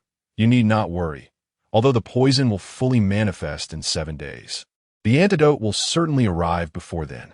Though his words were comforting, his countenance betrayed an undeniable concern. How could the empress bear to see the prince perish? He was her sole hope for eliminating the treacherous factions represented by Minister Tung and others. Yet 7 days felt exceedingly long, given the prince's resolve. It was uncertain whether he could endure beyond 3 days.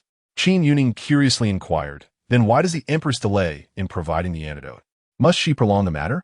Upon hearing this, Qianlin realized that His Highness had no intention of concealing the identity of the poisoner from her. Thus, he candidly disclosed the truth. "This is a warning from Her Majesty the Empress Dowager. Not long ago, His Highness executed a trusted aide who had served the young emperor for many years, and this incident served as the spark. Additionally, His Highness's recent conduct in court has displeased the Empress Dowager, and for her, this presents the sole opportunity to impose punishment upon him." Killed a trusted aide beside the young emperor? Qin Youning's mind flickered, and she inquired, could it be that elderly eunuch? She still vividly remembered that a mere utterance of the young emperor's name had cost a life. Indeed, although His Highness acted ruthlessly, he was never impulsive. "My subordinates are also unaware of why His Highness would act against Eunuch Wu," Qianlin remarked lightly. Qin Youning's expression momentarily froze. If that were the case, the originator of His Highness's punishment by the Empress Dowager was, astonishingly, her. Qi Zhan, with his profound thoughts and keen intelligence, could not possibly act without contemplating the consequences. In the instant he killed Eunuch Wu, he must have anticipated the torment he would endure today. A hint of guilt emerged in Qin Youning's clear eyes, but she swiftly shook her head, dismissing the feeling from her mind. He was a deeply calculating madman. Everything he did had its rationale. She must not harbor even the slightest thought of compassion. She promptly posed the question that concerned her most. I heard His Highness say he can endure for at most 3 days. Is that correct? Qianlin, taken aback that His Highness had shared everything with her, nodded. Yes, 3 days should suffice. It is said that those afflicted by this poison cannot withstand the pain at the onset and choose to end their own lives. His Highness's extraordinary endurance is one factor. But another reason is that he possesses a soul recovery pill, which is exceedingly rare and was procured by Gue Che through his original identity from the ghost market of Tiansu. With the protection of the soul recovery pill, combined with His Highness's focused energy, one can only hope he can hold on until the Empress Dowager administers the antidote. I wonder if His Highness has already taken the soul recovery pill. So he truly did not deceive me.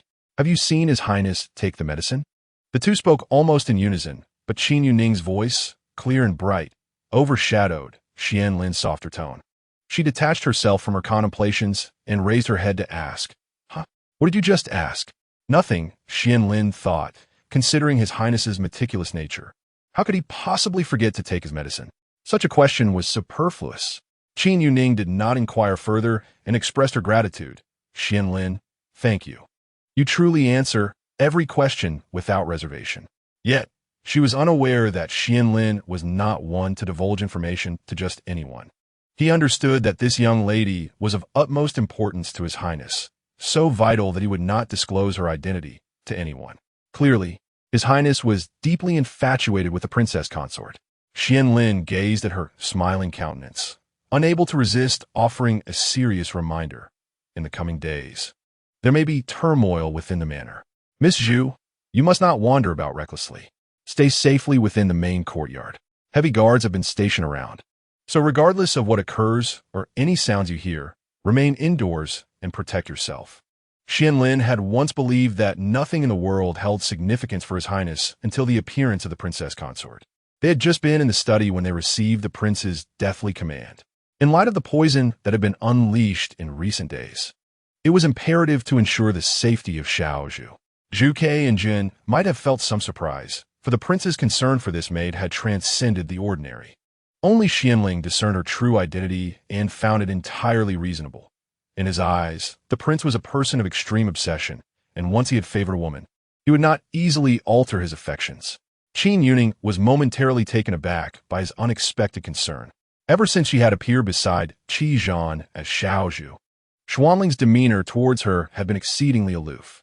Today, when she sought him for information, she had not expected a favorable outcome. She would have been immensely grateful for any sincere response, yet she was astounded by his sudden expressions of care. She could not fathom the weight of his solemn expression.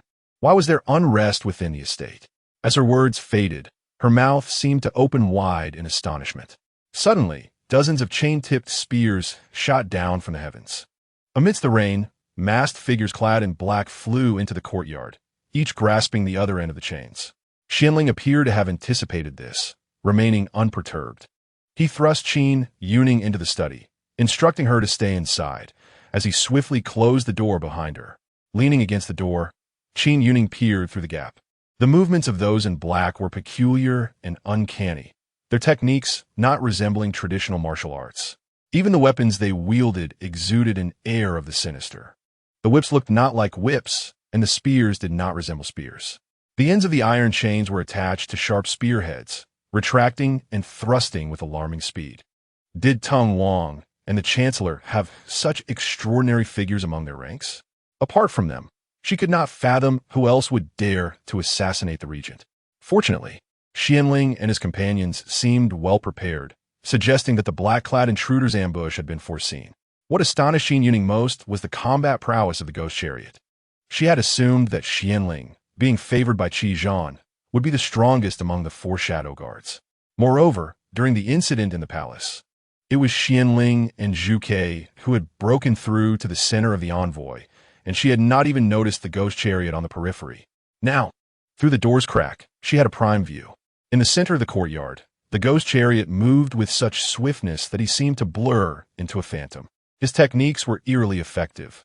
Although he wielded a sword, it appeared to morph into a black serpent, swiftly coiling around the necks of several assailants in mere moments. His strikes were rapid, precise, and merciless, applying enough force to nearly sever their heads from their bodies. The blade, delicate as a cicada's wing, unleashed a formidable power. Qin Youning, watching in secret, shuddered at the recollection of that inky blade resting cold against her cheek not long ago. Given the current state of battle, the outcome seemed predetermined. What remained was merely the conclusion of this conflict. Approaching the bookshelf, Qin Youning mimicked Qi Zhan's method, turning a three-legged bronze ding atop the shelf. Chapter 62. The Unspeakable Fiend. Mingyi, the door to the dim chamber, opened once more. Before her stood the serene figure of Qi Zhan, seated upon a burning stone. A cold mist emanated from him, swirling around his white hair, appearing tranquil and peaceful while, in reality, he was enduring tumultuous trials within his very bones and flesh. Blood seeped from the corner of his mouth, darker than before. Yet, he did not flinch even slightly. Such remarkable endurance. Qin Youning attempted to retrieve the handkerchief he clutched tightly, but he held on firmly. Just moments ago, she had wiped away the blood, only for it to be taken back by Qi Zhan. She acknowledged that the little pig-pep embroidery was indeed adorable, but Qi Zhan seemed to overly cherish it. After several attempts to extricate it, she found herself unsuccessful. Qi Zhan, she tentatively called out twice, but received no response. He appeared neither unconscious nor in pain, sitting upright with an unwavering posture. With no other option, Qin Youning rolled up her sleeve and gently wiped at the now somewhat dry blood, using her fingertip to remove the remnants. To her surprise, he exhibited no reaction whatsoever. Hesitantly, she extended her index finger to probe beneath his nose. He was still breathing, albeit somewhat hurriedly. She pouted, nearly convinced that he might pass away without her intervention. Qin Youning dared not act recklessly and turned to leave the dim chamber. Unbeknownst to her, as she turned away, the blood oozing from the man's lips increased, dripping onto the crimson stones below, evaporating almost instantly.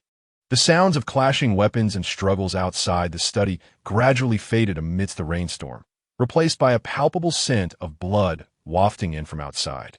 The rain intensified. When Xianlin pushed the door open, he was completely soaked, strands of hair clinging to his face.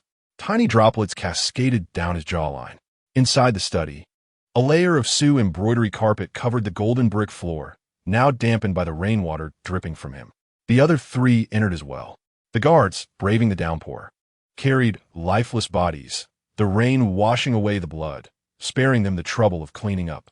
After finally sparing one life, how could you be so reckless again? Zhu Ke grasped her high ponytail, squeezing it and inadvertently creating a cascade of water. Her tone was reproachful, igniting an unnameable anger in Guiche. Do you believe it's possible for my Mo Jiao sword to leave a survivor? Please refrain from summoning me for such matters in the future. I am solely responsible for killing, and I care not for anything else.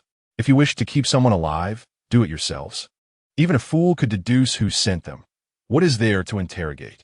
Guiche's voice was tinged with irritation. His disappointment over failing to eliminate that maid today further soured his mood.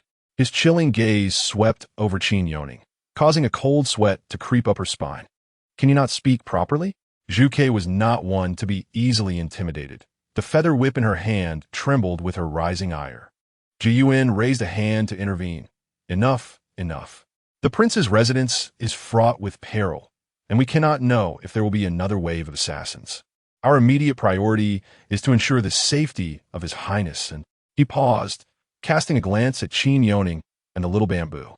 This is the prince's death order. Zhu Ke nodded in understanding. However, Guiche cast her a dismissive glance, his tone sharp as he inquired, "How is His Highness?" Qin Youning chose to ignore his scornful look and replied, "His Highness is meditating and gathering his energy." "Are there any other severe reactions?" Xianlin asked. "Does having white hair count?" His Highness has blood occasionally trickling from the corner of his mouth, which I wiped away. It seems there are no further reactions. Qianlin nodded slightly, feeling a measure of relief. Fortunately, the situation was akin to what it had been before. His Highness despises disturbances when afflicted by poison, having explicitly forbidden anyone from entering the secret chamber. Since she had already relayed His Highness's condition, there was no need to intrude upon him again. However, Guoche clearly harbored suspicions toward Xiaozhu. What could Emir made understand about concentrating one spirit? I must take a look inside. Qianlin reached out to stop him, asserting that His Highness had issued a command against unauthorized entry into the chamber, and that Xiaozhu was here to accompany His Highness. Our duty is simply to remain vigilant outside the study. Guoche, somewhat amused by Xuanlin's reaction, retorted, "Really? Did this maid save your life or hold some leverage over you? Why do you defend her so ardently? If anything were to happen to His Highness, would you bear the responsibility?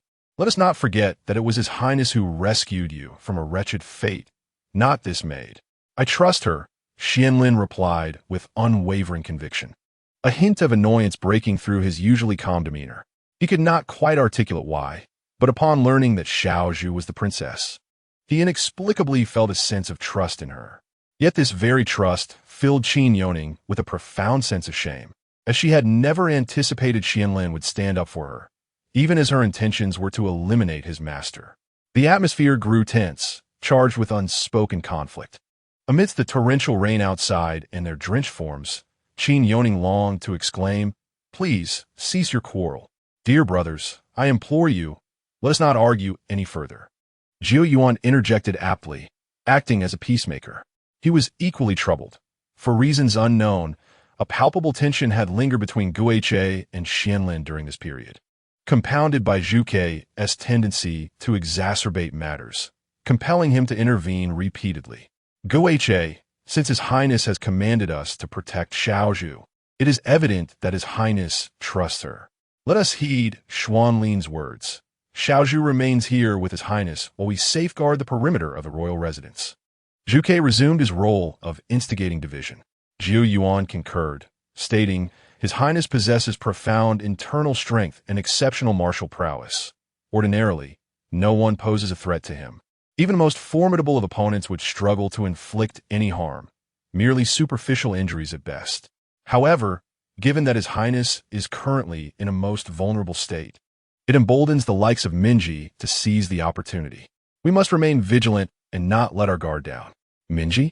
Qin Youning's ears perked up at the mention. Had a new character been introduced into this narrative? She had initially believed the assassin to be sent by the Teng Wang and the Chancellor's faction, but it now appeared that Qi Zhan had numerous enemies. Guoche, his expression cold, scoffed disdainfully before striding out of the hall, wielding the bloodied Mo Jiao sword.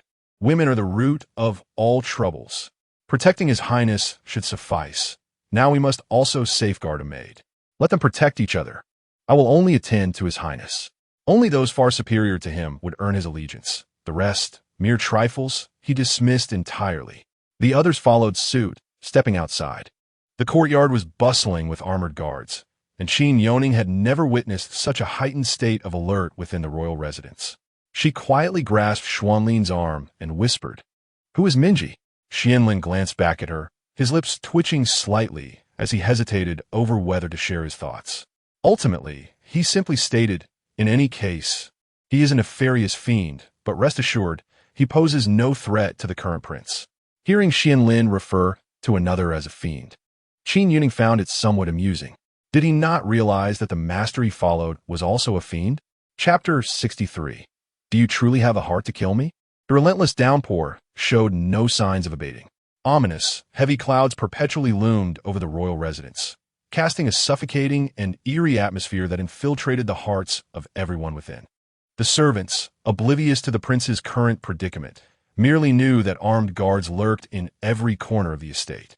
The sounds of skirmishes intertwined with the distant rumble of thunder, rendering them indistinct. The servants dutifully obeyed orders, tending to their tasks, while spending the remainder of their time confined to their quarters. As Tao Tao entered the study with a tray of food, she overheard Qin Youning sigh deeply.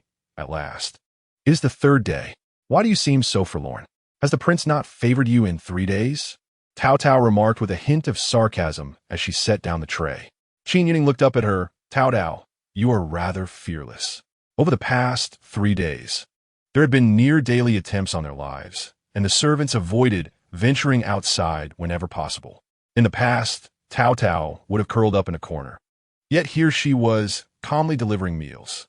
I have faced death once. I have at least stood at the gates of the underworld. I must gather some courage, Tao Tao retorted, casting a glance at her.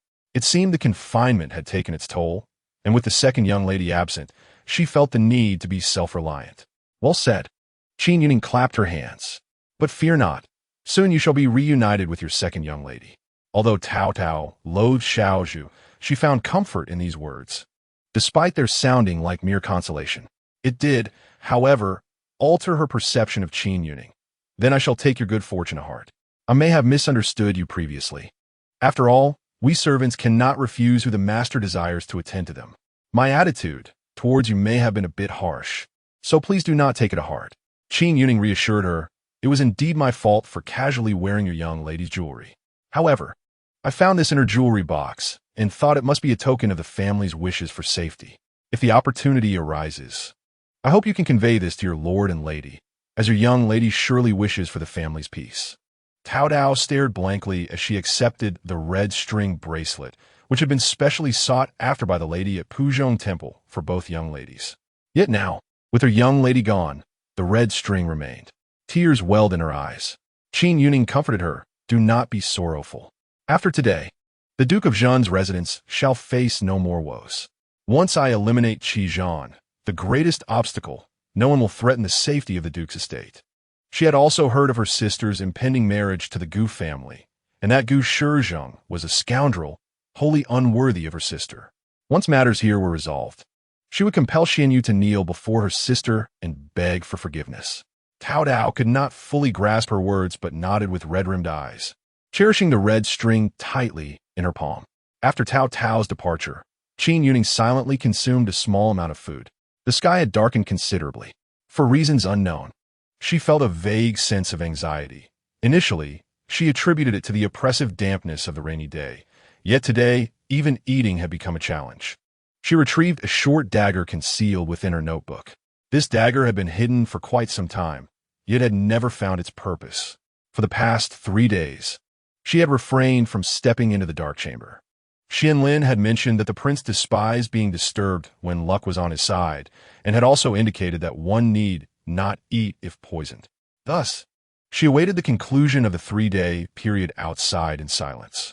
Unless unforeseen events occurred, the Empress Dowager's antidote should soon arrive.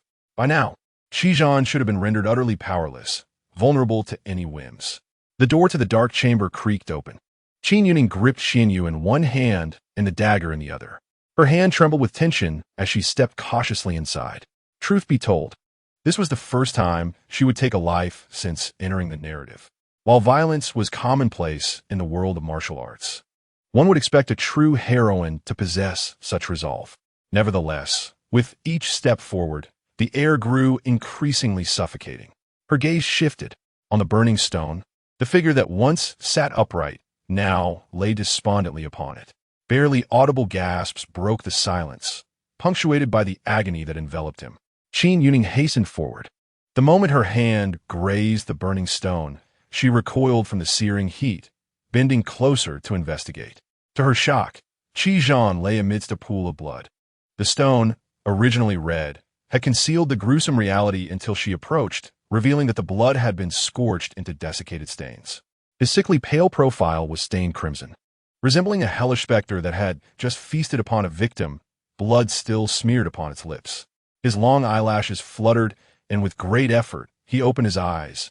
His breath barely a whisper, "Yao Yao." His gaze fell upon the dagger tightly clutched in her hand, and a moment of despair flickered across his features. His lips struggled to form words. "It seems I have lost a bet. Do you truly wish to kill me?" He fixed his gaze upon Qin Youning with unwavering intensity. Throughout his past, he had never faltered even once. This reckless gamble, placing his life in another's hands, was a first for him. The unbearable sense of suffocation intensified, nearly rendering Qin Youning incapable of standing. As she attempted to utter a word, her eyes met his, filled with a heartbreaking vulnerability.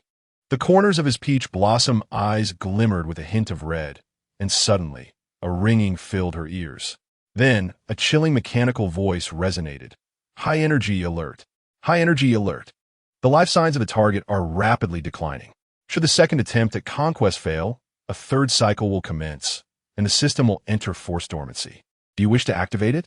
The dagger slipped from her grasp, clattering to the ground. Why was this alarm sounding again? Qin Youning cradled her head in anguish. Gradually sinking to the floor, it hurt immensely. Her head felt as though it would burst, as if countless insects were gnawing at her very brain. Tears cascaded down her cheeks unbidden, and she suddenly realized that the system's two appearances were both linked to Qizhan. Struggling to keep herself upright, she knelt, fighting against the sensation of her mind tearing apart. It felt as though an unseen force was manipulating her, instinctively pushing her to disconnect the system, resisting activation. In the depths of excruciating torment, a pair of frigid hands gently clasped her wrist, as if wielding a formidable force that dispelled all her fears. Yao Yao. She lifted her gaze in haste, resembling a drowning soul suddenly rescued from despair. Qizhan stared at her tear-streaked face, his heart aching at the sight of her reddened almond eyes. His fingers, which held her wrist, alternated between loosening and tightening. After a protracted moment, his strength seemed to wane, and his hand fell limply. Gritting her teeth, she struggled to respond to the system. Deactivate sleep mode, initiate the system.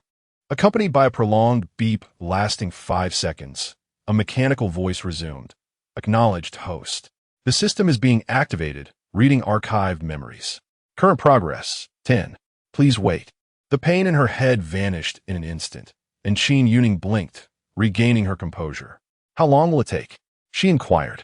The system fell into a brief silence before replying. Host, the system has not been updated for an extended period. Currently, the network is lagging, and loading speed is slow. It may take a few days at best, or several months at worst. The atmosphere abruptly descended into a suffocating silence. Qin Youning inhaled deeply. Damn it. Chapter 64. The system's emergence is inextricably linked to Qizhan. Various signs indicated that the emergence of the system was intricately linked to Qizhan. In other words, Qizhan cannot die. She needed to ascertain whether the world she had entered was indeed a strategy narrative. It was no wonder that Qizhan had recognized her long ago. It explained the fragments of memory she had lost. All the answers lay in waiting for the system to load the archived memories. Her eyes darted downward, and she gasped in horror at the sight of Qizhan curled up, an even denser chill emanating from his body, blood seeping slowly from his eyes, ears, and nose. Was this the legendary phenomenon of blood oozing from the 7 orifices? Qizhan, don't scare me. She reached out and pushed him gently. His hoarse voice emerged from between his teeth. Aren't you going to take action? As he spoke, he struggled to press a few acupoints on his chest, attempting to control the erratic flow of blood while simultaneously sealing his senses. Even in such a state, he persisted with stoicism. He was indeed a formidable character. What action can I take? She thought frantically, hastily kicking the dagger at her feet into the corner. Her mind was consumed with the thought that Qizhan must not die. At that moment, the door to the dark chamber stood ajar, and her cries had evidently reached the outside. When 4 shadowy figures rushed in, they beheld Qin Youning clutching Qizhan's hand, her face a mask of despair. Does anyone have a way to save him? He seems to be on the brink. The expressions of the group shifted dramatically as they surrounded them. Qizhan had just pressed his acupoints and managed to staunch the bleeding.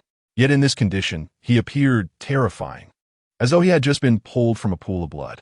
Suddenly, Qin Youning recalled what Qizhan had said earlier. This poison would turn a person into a puddle of blood after 7 days. At the time, it had seemed abstract, but witnessing it firsthand revealed the poison's malevolence. How could it have progressed so rapidly? What about the soul elixir? Did His Highness not consume it? Guiche was the first to speak. He then turned urgently to Xianling. What did the Empress Dowager say? Didn't you just return from the palace? Xuanling's expression was taut, brimming with frustration. The Empress Dowager said the antidote would not be available until the 6th day. The 3-day period has elapsed, and the Empress Dowager could only delay the prince for a maximum of 3 days. Logically, the antidote should have been provided by now. Yet today, when he entered the palace to seek an audience with Her Majesty, he was unable to even lay eyes upon her, receiving only this response from Nurse Wei. Upon returning to his residence, he heard commotion emanating from the study and hurriedly rushed in with a few others. "Is that old witch ill?" Che fumed, suddenly struck by a thought. Perhaps if he consumed another reviving pill, he could endure a bit longer. The name reviving pill rang a bell. It seemed he had heard Qi Zhan mention it before. Wait, is the reviving pill contained within a golden brocade pouch, a black bead roughly the size of soybean? Xian Ling confirmed. Indeed, your highness carries it with him at all times. That seems to have been consumed by me. She recalled mistakenly drinking tea laced with arsenic, at which point Qi Zhan had swiftly shoved the pill into her mouth without a moment's hesitation. However, now hearing their discussion, it appeared this medicine was anything but ordinary. "What? You consumed it?" Che nearly exploded with rage. "Do you comprehend how rare the reviving pill is? Countless individuals have squandered their fortunes in the ghost market seeking just one, and I, with great effort, managed to procure one before your highness's poisoning struck. Why should you be the one to consume it?" Fuming, Che gritted his teeth.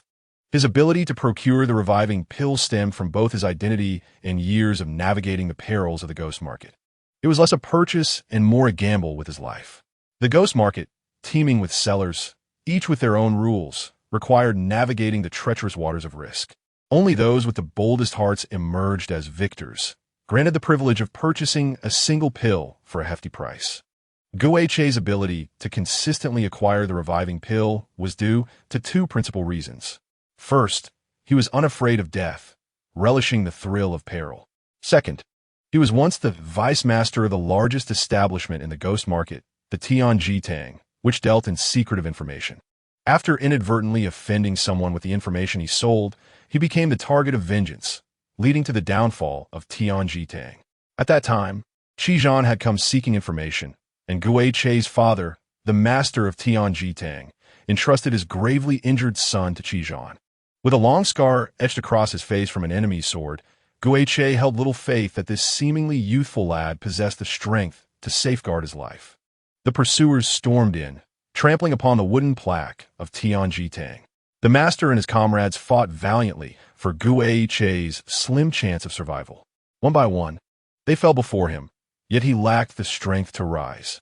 In that moment, he witnessed the boy named Qi Zhan carve a bloody path to freedom. With ruthless strikes and profound internal strength, no one could draw near him. A smirk played upon his lips as he taunted, "You are all too weak. Do not waste your effort."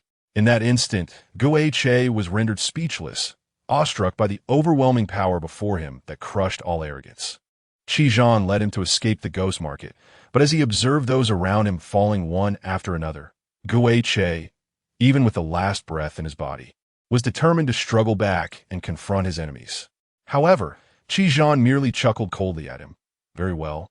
You may return and offer another life to the blades of your enemies. Yet, once your life is extinguished, no one will avenge your entire clan in this lifetime." The ghost car came to a sudden halt. Qi Zhan continued, "I can take vengeance on your behalf, but you must serve my interests." In just a few months, the late emperor passed away. Qi Zhan entered the court and gathered his own faction, becoming a powerful minister under the Empress Dowager. With this position, he effortlessly identified his adversaries. Once, he had been a lofty and carefree young master, albeit raised in the obscurity of the ghost market. The Tianji Hall had once been renowned in the market, amassing wealth through the sale of information, surrounded by numerous servants, living a life of luxury and abundance. However, from that moment onward, the ghost car resolved to devote his life to Qi Zhan. Simultaneously, he sensed that Qi Zhan bore deep-seated grievances, having endured similar experiences, thus recognizing a kindred spirit. Later, upon learning that Qi Zhan was under the Empress Dowager's control and had consumed the Seven Hearts powder, the ghost car recalled a miraculous elixir known as the soul-restoring pill, which could counteract myriad toxins. Regrettably, the Seven Hearts powder was highly toxic, and although the soul-restoring pill could not fully neutralize it, it could mitigate its effects. Hence, prior to each onset of Qi Zhan's poison, he would personally venture to the ghost market. Following the massacre of his family, some of his subordinates had escaped and were now scattered among various vendors in the market. The proprietor of the shop he sought for medicine was once a subordinate of his father. Thus, the ghost car found it easier than others to procure the soul-restoring pill, but even so, obtaining such a rare remedy once in 6 months was a stroke of luck, as it was not always available in the market. Chapter 65, of course, is for my young master. Observing the ghost car's grim and fearsome demeanor, Qin Youning explained, "It was the prince who gave it to me. I did not realize how crucial this pill was for him." At that moment, Zhan had fed it to her without a trace of hesitation or concern, leading her to believe that the remedy was easily obtainable. In retrospect, she realized that Zhan's current perilous state was partly her responsibility. Suddenly, she inquired, "The soul-restoring pill is found in the ghost market, right? How can I obtain it? I will give it a try." She recalled that Zhan had informed her of this, and since the Empress Dowager had delayed providing the remedy, Zhan could no longer afford to wait. Xianling immediately interjected, "You cannot go. The ghost market is not like an ordinary marketplace. Ordinary people may enter, but may never return. Indeed, the prince had instructed us to keep you safe. Xiaozhu, you should remain here.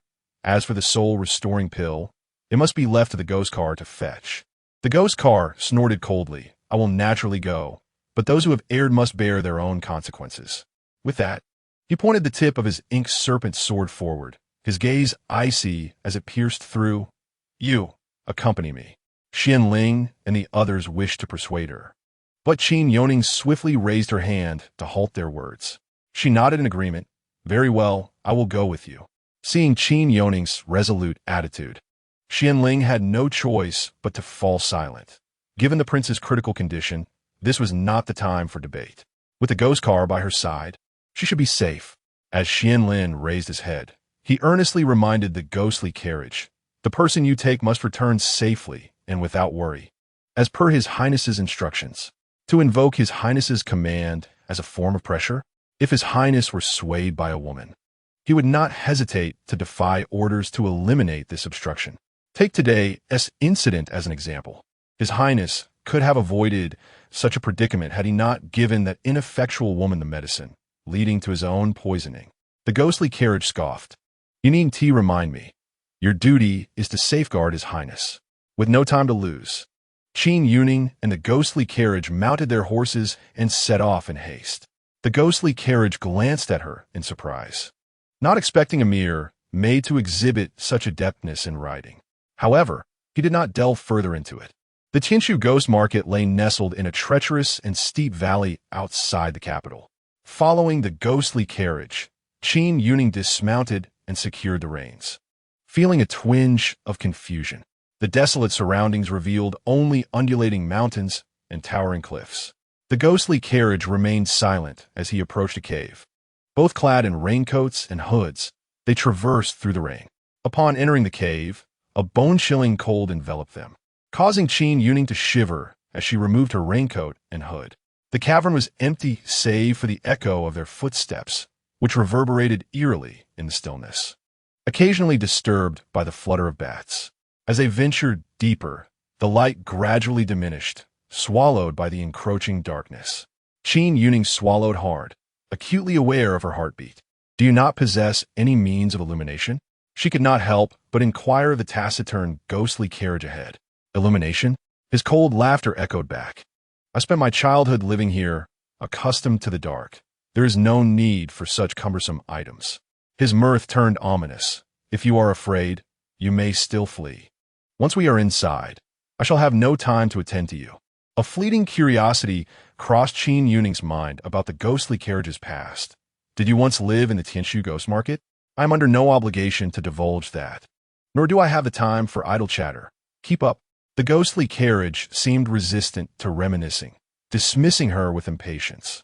As they delved deeper, a faint light began to seep from the cavern ahead. Finally, the endless blackness was dispelled. A flicker of excitement surged within Qin Youning, quickening her steps. However, as they approached, they discovered a colossal statue of a Xuan Wu, encircled by torches. It appeared to guard this place.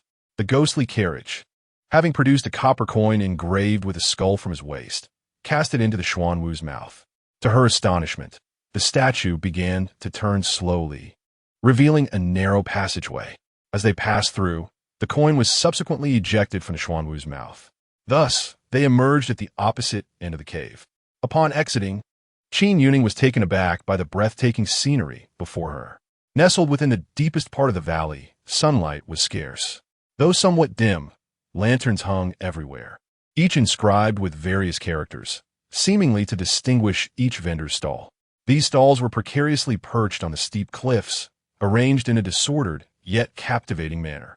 Intricate stone steps meander throughout the area, connected by several suspension bridges between various mountain rocks. It feels as though one has entered a realm of immortals. Yet the singular distinction lies in the fact that such a place is bright and luminous, while this resembles the underworld, illuminated solely by the flickering light of lanterns and candles. Qin Youning gazed in wonder, contemplating why the skin tone of the ghostly carriage's occupants appeared so pale. After all, who could retain color in a place where sunlight seldom penetrates? The throngs of people passing by included sellers accompanied by servants and buyers leading their own attendants.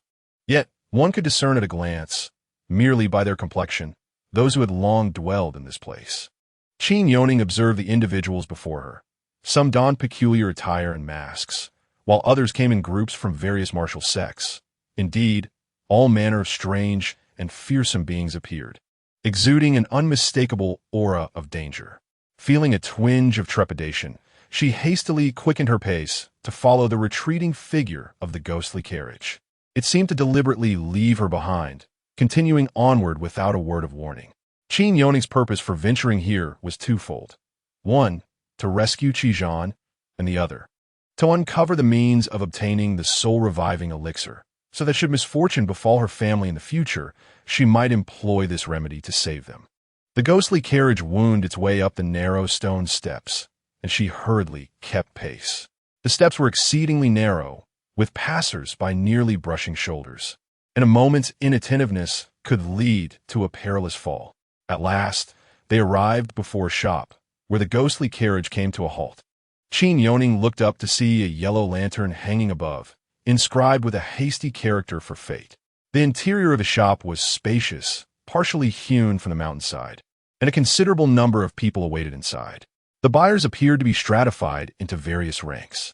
When the ghostly carriage produced a copper coin etched with a skull, several individuals promptly approached, ready to escort him into the inner chambers. Amidst the chattering crowd, a somewhat familiar name surfaced. Who else could it be but my young master? Your young master must be Gu Shizhong, right? I never would have imagined that the eldest son of a dignified court minister harbors a hidden ailment preventing him from carrying on the family line. Isn't that akin to the eunuchs in the palace? Gu Shizhong, the scoundrel who sought to marry and drug my sister. Qin Youning abruptly turned to look back. The ghostly carriage, which had already taken a few steps forward, abruptly halted as well. Shoo! Lower your voice, Lai Fu exclaimed, hastily covering the man's mouth and glancing around at the surrounding crowd. There are many eyes here. If anyone overhears, my young master will surely end my life. Chapter 66, Young Master. You may not outmatch him. His young master had indeed sought an audience before the Prime Minister and procured an experienced buyer capable of entering the ghost market. This individual entered not to conduct transactions, but rather to collect fees for guiding people within. He was inquisitive and garrulous, and, as Lai Fu and he idled in line, they struck up a conversation. To Lai Fu's dismay, the man, lacking discretion, unwittingly divulged his young master's name. Your servant is quite timid. Isn't he? The man remarked casually. Rest assured, I exclusively handle business for the court. Recently, aside from the Prime Minister commissioning me to escort you inside, no other court officials have entrusted me with such duty. Thus, it is highly unlikely anyone here would recognize your young master. Lai Fu felt a sense of relief and inquired, is it true that the efficacy of this invigorating pill is as remarkable as the rumors suggest? My young master has attempted no fewer than 100 remedies, yet none have proven effective. Can this establishment truly be trusted? Do take care not to let the proprietor of this shop hear your words. If he takes offense, he may refuse to sell you the pills altogether. They even possess the renowned resurrection pill, not to mention the mere invigorating pill. Your young master is to wed in a few days. Taking this remedy will surely ensure he is vigorous on his wedding night, delighting his bride.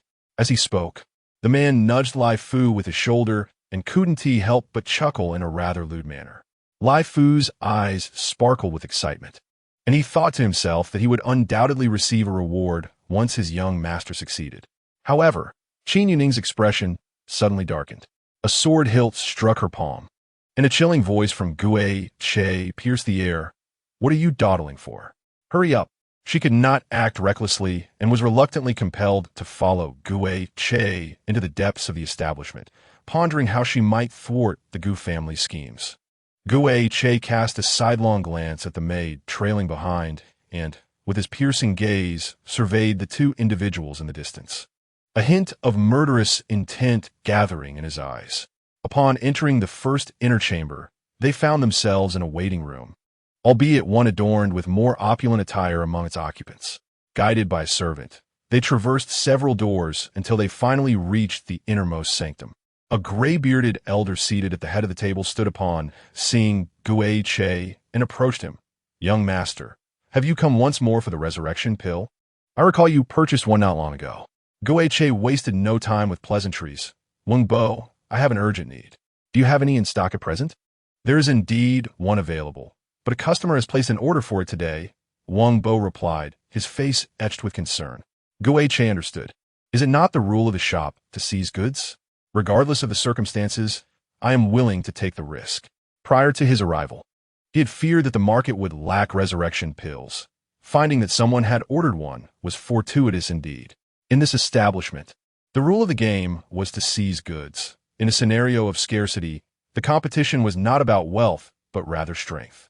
Those qualified to reach the final door for purchasing resurrection pills had already endured numerous trials. Wang Bo cautioned, young master, you may not be able to outmatch your opponent. They hail from the esteemed Lingyun Pavilion. Wang Bo had once been the third in command of the Tianji Hall and narrowly escaped disaster during a tragic incident many years ago. As the last remaining bloodline of the former leader, he was deeply concerned for Gue Che, who now served under the current regent.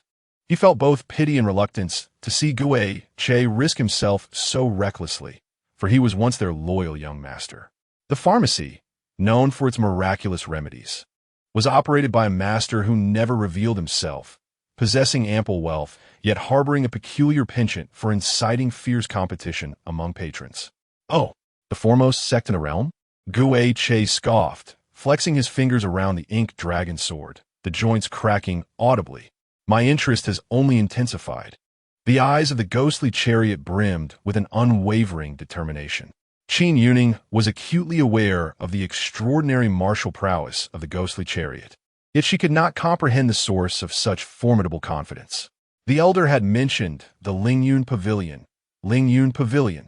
Her master hailed from this very sect, renowned for its millennia-long legacy and its philosophy of returning all methods to their source. Her master had once confided in her that the location of the Lingyun Pavilion was a well-guarded secret, yet tales of its disciples permeated the martial world. Their appearances were as elusive as dragons, and their strikes were capable of shaking the heavens. Her master was one such disciple. Qin Youning leaned closer to inquire the elder, Old sir, are you truly referring to someone from the Lingyun Pavilion?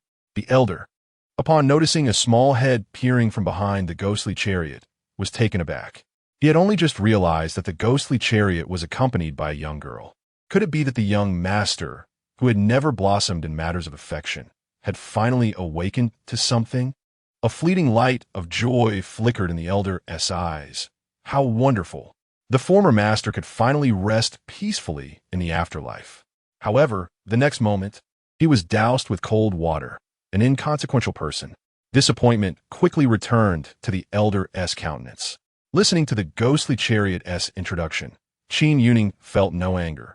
Her heart was solely set on witnessing the disciples of the Lingyun Pavilion with her own eyes. The ghostly chariot suddenly spoke in a low tone. You shall accompany me to the duel with the Lingyun Pavilion. Qin Youning's breath caught in her throat as she swiftly turned her head to the left and back, confirming that no one else was nearby, before pointing at herself in astonishment. You mean me? She was merely a delicate maid without the strength to swat a fly. The ghostly chariot was certainly overestimating her. Even if she were to reveal her past martial abilities, she would be but an ant attempting to shake a tree before the Lingyun Pavilion. Even the elder was momentarily taken aback. The competition for goods was a matter of life and death. Any unforeseen circumstance could lead to dire consequences. Qin Youning forced a smile, her eyes betraying her disbelief. Bai Wuchang, speak plainly. Did you bring me along with the intent for me to perish here? Upon hearing the name Bai Wuchang, the ghostly chariot frowned slightly, then sneered coldly, not entirely foolish. Since you have consumed the prince's resurrection elixir, you shall pay with your life. Having entered this ghost market, your ability to leave is no longer your decision. I shall report back to the prince that you died in his service. He regarded her as though she were already a corpse. Qin Youning retorted, only someone like you would bully the weak. I refuse to believe that a prestigious sect like the Lingyun Pavilion would resort to violence against a defenseless girl. Ha ha! Little girl, you have misjudged my Lingyun Pavilion. Came a cheerful voice. The sound was so familiar that it sent a shiver down Qin Youning's spine. She turned to see the servant who had just led them in, now accompanied by a man. The man appeared to be in his 40s. Yet his hair was as white as snow, casually tied up with a simple wooden hairpin. A few strands hung down by his ears, and his stubbled chin lent him an air of carefree elegance. He was clad in a gray, waist-tied robe with an old gourd hanging at his waist. What a coincidence! It truly was her master. Qin Youning felt as if struck by a thunderbolt, frozen in place. Chapter 67. Her master had recognized her. With a curious gesture, Yu Xiaoyao waved his hand in front of the young girl, noticing her unwavering gaze upon him. With a hint of regret, he said, My apologies, I spoke too hastily. Are you not both from the same faction? Mastery of martial arts is commendable. Why keep it hidden from this brother? Especially for a young lady. It is wise to acquire skills for self-defense. Am I not correct, young sir?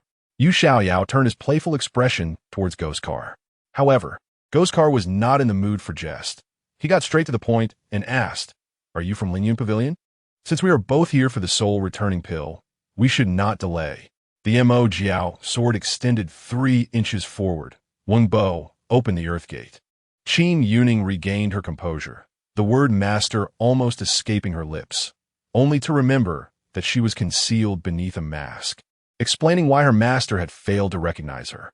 The deafening sound of stone grinding echoed as chains trembled, revealing a passageway that led to an extraordinary underground arena. Observing this scene, Yu Xiaoyao chuckled leisurely. Youngsters are often so impetuous. Why the haste? It would be far more courteous to sit and converse since we are meeting for the first time rather than brandishing weapons immediately. I doubt your urgency for the soul-returning pill is as pressing as you claim, or else it rightfully belongs to me. Ghostcar leaped down first, not forgetting to pull Qin Youning along with him. As Ghostcar's feet touched the ground, he loosened his grip, causing Qin Youning to stumble and fall. Rubbing her backside as she got up, she glared at him. Don't get too cocky. You'll have your moment of regret later, and don't come crying to me for help. Fighting her master was a pure endeavor in self-torture for Ghostcar. She had never encountered a sword faster than her master's. Rest assured, you will not have the opportunity to spectate. I will deal with you first before turning to face the opponent. Ultimately, you will perish in this life and death match, and it matters not whose hands you fall to. No sooner had she spoken than a chilling gale from the sword surged towards her, too swift to evade. Hey, how can you strike a young lady? In a flash, a bamboo flute deftly intercepted the Mo Jiao sword's attack. Yet the bamboo flute could not withstand the metallic blade, shattering with a sharp crack. Yu Xiaoyao lamented, My flute. I'm so sorry for this. Thank you, brave hero. I shall gift you a new flute another day. Qin Youning consoled as she stroked the remnants of the flute. The young lady is too courteous. I cannot accept such kindness. Ghostcar's eyes darkened. You two should save your idle chatter for the underworld. With the bamboo flute withdrawn, Yu Xiaoyao drew his sword to engage. Just as Qin Youning had anticipated, after several exchanges, Ghostcar began to show signs of weakness. Above them, Wang Bo, standing by the exit, perceived the shift and shouted, Young master, you are no match for him. Shall we concede? Yet Ghostcar was unwilling to retreat. embodying a resolve of life and death. After being pushed back several meters by Yu Xiaoyao's strike, the tip of his sword scraped the ground, leaving a deep mark as he coughed up a bit of blood and knelt on one knee. Wang Bo, do not speak out of turn. Fleeing in battle is for cowards. I shall not be one. Qin Youning felt a wave of dread. If Ghost Car could not defeat her master, it would mean they could not obtain the soul-returning pill, placing Qi Zhan in a perilous situation. Indeed, you are a formidable opponent. It is quite rare to encounter someone who can withstand so many of my techniques. Have you considered joining my Lingyun Pavilion? It has been many years since I took on a disciple, and I find myself longing for another. Yu Xiaoyao praised sincerely. Dream on. Those so-called orthodox sects are nothing but hypocrites, Gu Che retorted. Just as Yu Xiaoyao launched his next move with lightning speed, Gu Che prepared to meet it, when suddenly a water-blue figure darted into his peripheral vision. He paused for a moment, only to hear a bright voice exclaim, "Allow me to spar with this esteemed hero." To his astonishment, this maid truly possessed martial skills. Earlier, he had dismissed the words of the Lingyun Pavilion member, but now he realized the truth. Qin Youning understood her own capabilities. Had her opponent truly been an unfamiliar disciple of Lingyun Pavilion, she would never have rushed forward. However, facing her master, a glimmer of inspiration sparked in her eyes as she swiftly assumed a pose reminiscent of a great rock spreading its wings, beckoning with a finger. Come here.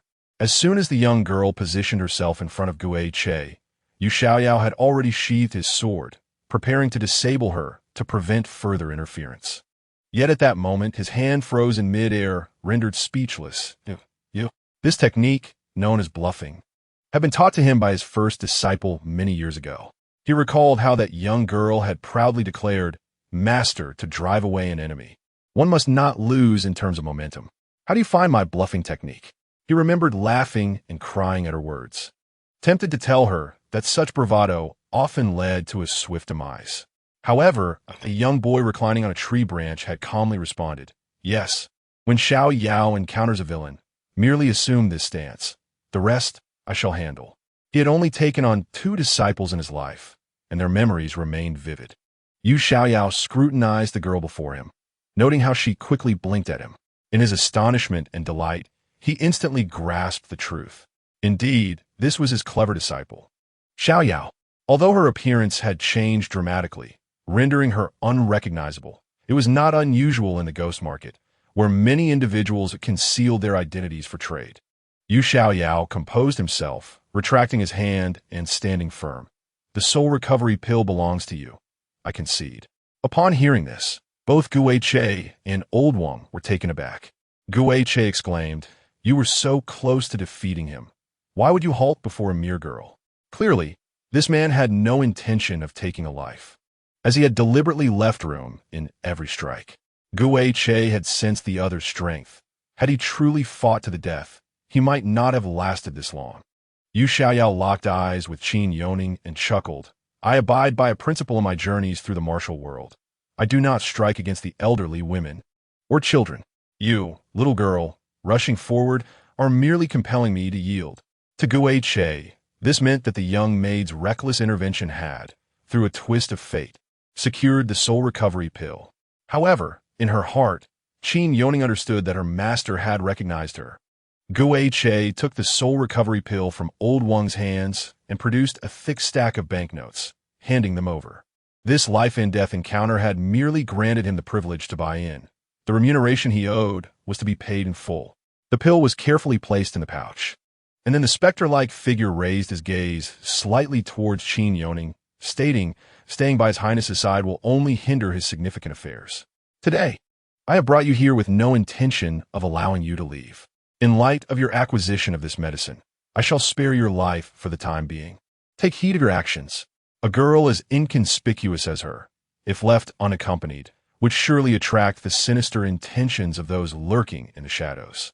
In the ghost market, there are individuals who specifically seek to procure the hearts of the living as medicinal ingredients, rather than sparing her life. It would be more accurate to say she was being granted a more merciful demise." As Chapter 68 unfolds, the prince has closed off his senses. Yu Xiaoyao twitched his lips. This young man, despite his age, possessed a heart as cruel as they come. How could his obedient disciple possibly align herself with such a person? With her master present, Qin Youning had no cause for concern about escaping. As long as she obtained the resurrection pill, Qizhan would likely remain safe for the time being. However, before she could even suggest to the specter that he should return, he had already cast her a cold shoulder and departed swiftly. Old Master Wang hurriedly followed behind the specter, seeing him off. The resurrection pill was rare, and thus the young master seldom visited the ghost market. Opportunities to meet his former master were few and far between. Therefore, each time, he would respectfully escort the young master to the outermost door before pausing. Just as they approached the second outer door, the specter suddenly halted, as if struck by a thought, and instructed Old Master Wang, "There are two individuals outside, one of whom is disguised as a servant. Pay close attention to them. They seek to purchase aphrodisiacs. Have your men substitute it with another medicine." Curious, Old Master Wang inquired, "What should it be replaced with?" "Any medicine will suffice, as long as it is not an aphrodisiac." Noticing the specter's somewhat grim expression, Old Master Wang refrained from further questioning and quickly bowed. "Your command shall be executed, young master." The specter replied curtly before continuing on his way. Although Old Master Wang acquiesced, he felt perplexed. The young master had never been one to meddle in others' affairs. His temperament was explosive, and he approached tasks with a straightforwardness that left no room for subtleties. He would confront those he disdained directly. Why then? Would he concern himself with someone purchasing an aphrodisiac? Could it be that this was at the behest of his master, the regent? As the specter reached the outer chamber, the two individuals were still queuing. His icy gaze swept over them before he exited without a word. Even after leaving the cave, his thoughts remained tumultuous. This was the first time he had involved himself in matters that did not concern him. Upon hearing the name Gu Shizhong, an image of a gentle and delicate face, along with tears glistening in the corners of her eyes, unexpectedly surfaced in his mind. He had not been unfamiliar with women. During his time at the Tianji Hall, numerous alluring dancers had been presented to him and his father by eager buyers. His father had taken him to brothels on several occasions. Having lost his mother at a young age, he had developed a hardened heart under his father's tutelage. His father often advised him that once a man becomes infatuated with a woman, he is prone to missteps and must not let beauty cloud his judgment. Yet, despite this counsel, his father had succumbed to the allure of a dancer, inadvertently revealing the identity of a buyer seeking information, which ultimately led to his demise. On that fateful day, he could have escaped, but out of disappointment in his father, he insisted on returning to personally kill the dancer in front of him, thus missing the opportunity to flee. The Tianji Hall, with its hundreds of members and decades of legacy, was destroyed in an instant. Gu Che's resolve grew stronger. Women were indeed a source of calamity. However, Qin Youning was unlike the previous dancers sent to serve him, nor was she akin to the delicate women of Qin Lu Guan. Despite being under the influence of a potent aphrodisiac, she remained clumsy, like a wooden puppet, only grasping at his hairband and requiring his guidance for every movement. That night, as desire intensified, she, though her will was scattered, feared losing composure. Fiercely biting her crimson lips, suppressing any sound that might escape. Tears trembled at the corners of her eyes, yet her teeth clenched tighter. Seeing her lips already bitten and tinged with the faintest hint of blood, which rendered them even more alluring against her red mouth, he hesitated for a moment before leaning in to kiss her. This act, which he recalled with a furrowed brow, was perhaps influenced by the aphrodisiac. Until then, he had never kissed any woman during his liaisons with dancers. He would rather kiss his Mo Jiao sword than deign to touch a womaness lips. Suddenly jolted from his thoughts, Gu Che realized he must be going mad today. Could it be that the aphrodisiac's effects had also reached him? The moment he heard Gu Shizhong's intention to purchase a potency-enhancing pill, a murderous intent surged within him. If such a vile man were to consume this drug, one could only imagine the torment Qin Youning would endure on the night of her marriage. Yet, on second thought, since they were already wed, it seemed only natural. Perhaps it was his own possessiveness, not wanting his past to be worn by another, that stirred his discomfort. Gu Che scoffed to himself. As if warning, it was merely because she was a maiden that he felt differently. He would savor this once, but it would not happen again. He then donned his hat and quickly entered the curtain of rain, mounting his horse. Qianling remained by the prince's side, his usually expressionless face now marked with urgency and concern. No matter how powerful the prince was, he was still but a mortal. The empress's repeated delays could only exacerbate the damage to his health. Guoche's visit might not even yield the soul-reviving elixir, if that were the case. The prince would barely survive to the 6th day, his vitality severely diminished. Qianling grew increasingly anxious, glancing back at the prince's condition, which resembled a cold corpse lying on burning stones. He had just checked the prince's breath and discovered that the prince, in an effort to suppress the pain from the 7 Hearts powder, had sealed his own senses.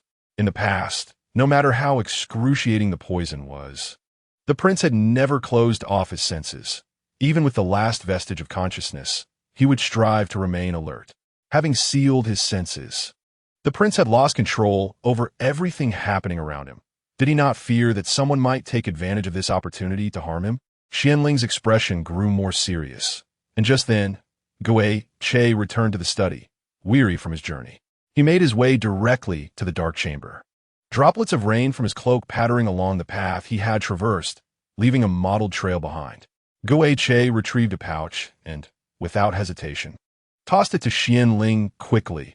Administer this to His Highness. The pouch spilled forth a black pill, and Qianling felt a wave of relief wash over him. Fortunately, with the soul-returning pill, he could mitigate the severity and duration of the toxin's effects.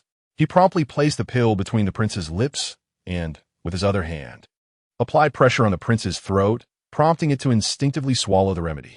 Only then did Guoche notice the gravity of the situation. What has happened to His Highness? Earlier, in his haste to fetch the medicine, he had sensed something amiss. Throughout the ordeal, the prince had remained silent and motionless. Qianling replied, His Highness has closed off his 5 senses. What? Guoche exclaimed in shock. To close off one's senses is to relinquish all consciousness, rendering oneself unable to see, hear, or perceive anything akin to a fish on a chopping block, vulnerable to any fate.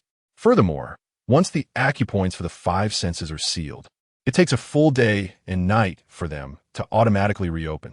By forsaking all awareness, should danger arise, not only would one be incapable of defending oneself, but even the ability to call for help would be lost, plunging into a state of oblivion devoid of sensation. This was hardly something the prince would choose to do. Chapter 69. Not a single one should be spared. Sell them all to me. Accompanied by a maid of dubious origins, how could the prince trust her so completely? Guoche lamented, fortunate that he had left that burden behind at the Tianshu ghost market. Upon hearing this, Qianling suddenly lifted his gaze and looked behind Guoche, urgently inquiring, Where's Xiao Zhu? Did he not return together? Are you still bringing up that maid? Do you not realize she possesses martial skills? A mere maid adept in combat, stealthily serving His Highness. What could her true intentions be? I suspect she was certainly planted here by Tang Wang. Although the maid had not clashed with the people of Lingyun Pavilion during their ascent to the underground arena, she had effortlessly soared upwards using her lightness skill.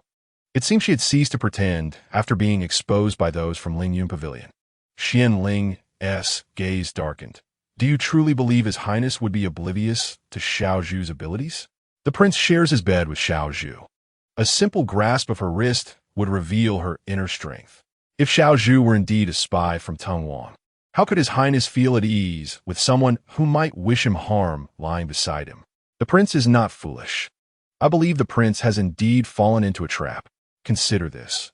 Had His Highness not given that made his soul-returning pill, would the situation have escalated to this degree?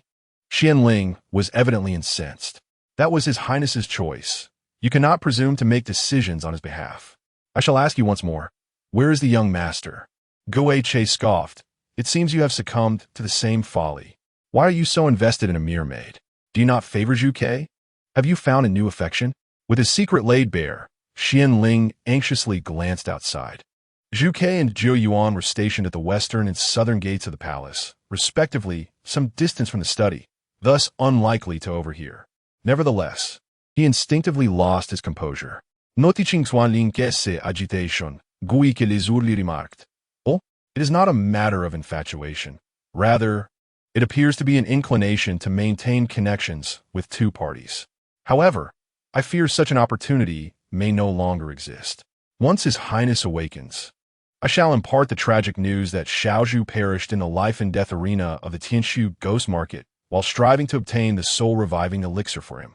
Surely, His Highness will find some solace in this revelation. What did you say? Xiaozhu is dead? Xianling exclaimed in disbelief.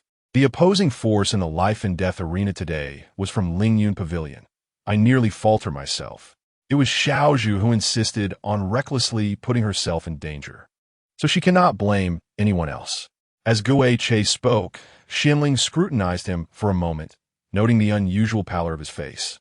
With remnants of dark red at the corners of his lips, unmistakably traces of blood that had been wiped away.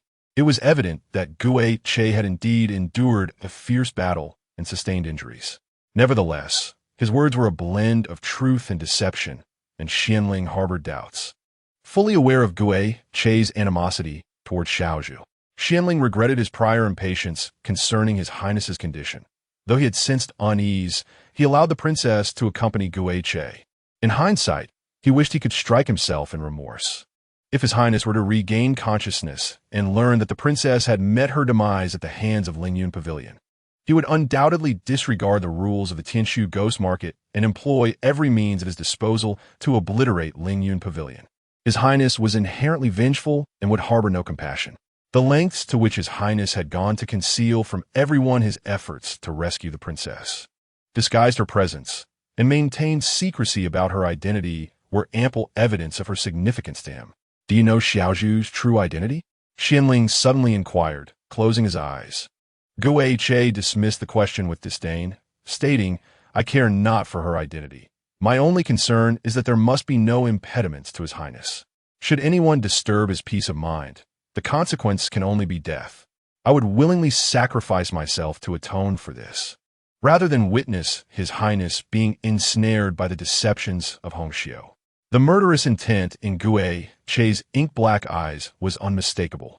Xianling paused, realizing that at times, Gue Che bore the closest resemblance to His Highness. Both were equally cold-blooded and ruthless, pursuing their objectives by any means necessary, indifferent to all else. Like malevolent spirits from the underworld, harboring a heart of stone rather than a beating heart.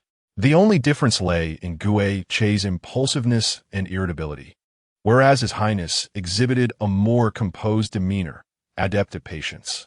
Only upon discovering that Xiaozhu was a disguise for the princess did Xianling realize that His Highness indeed possessed a heart, one that he guarded so carefully.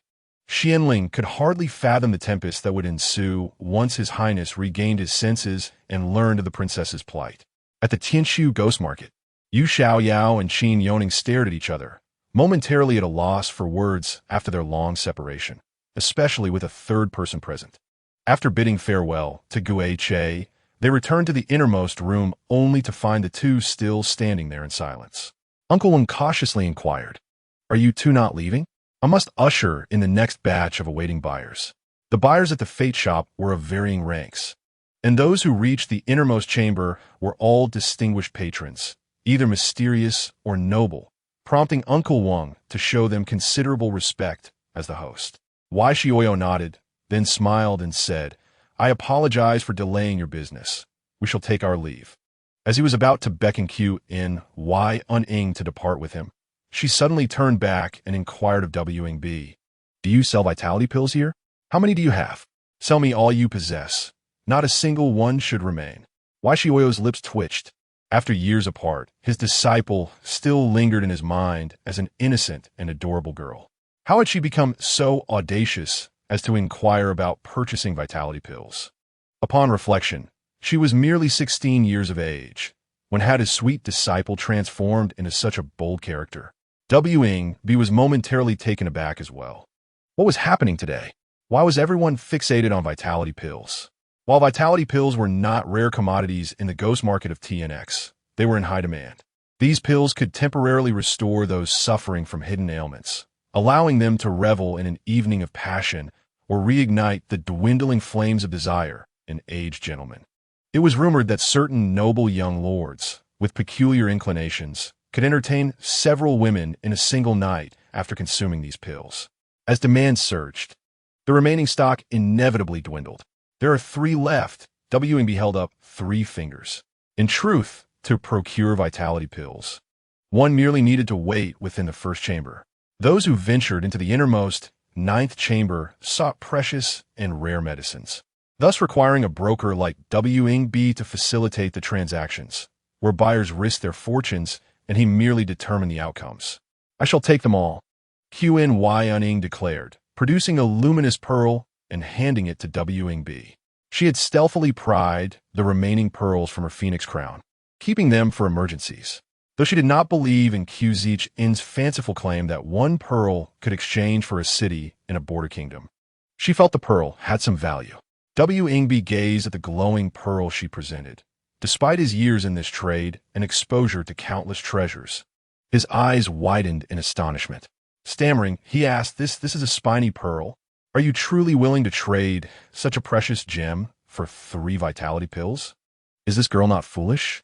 Such a rare and exquisite pearl, bartered for mere vitality pills. Old sir, do you mean to say this pearl is quite valuable?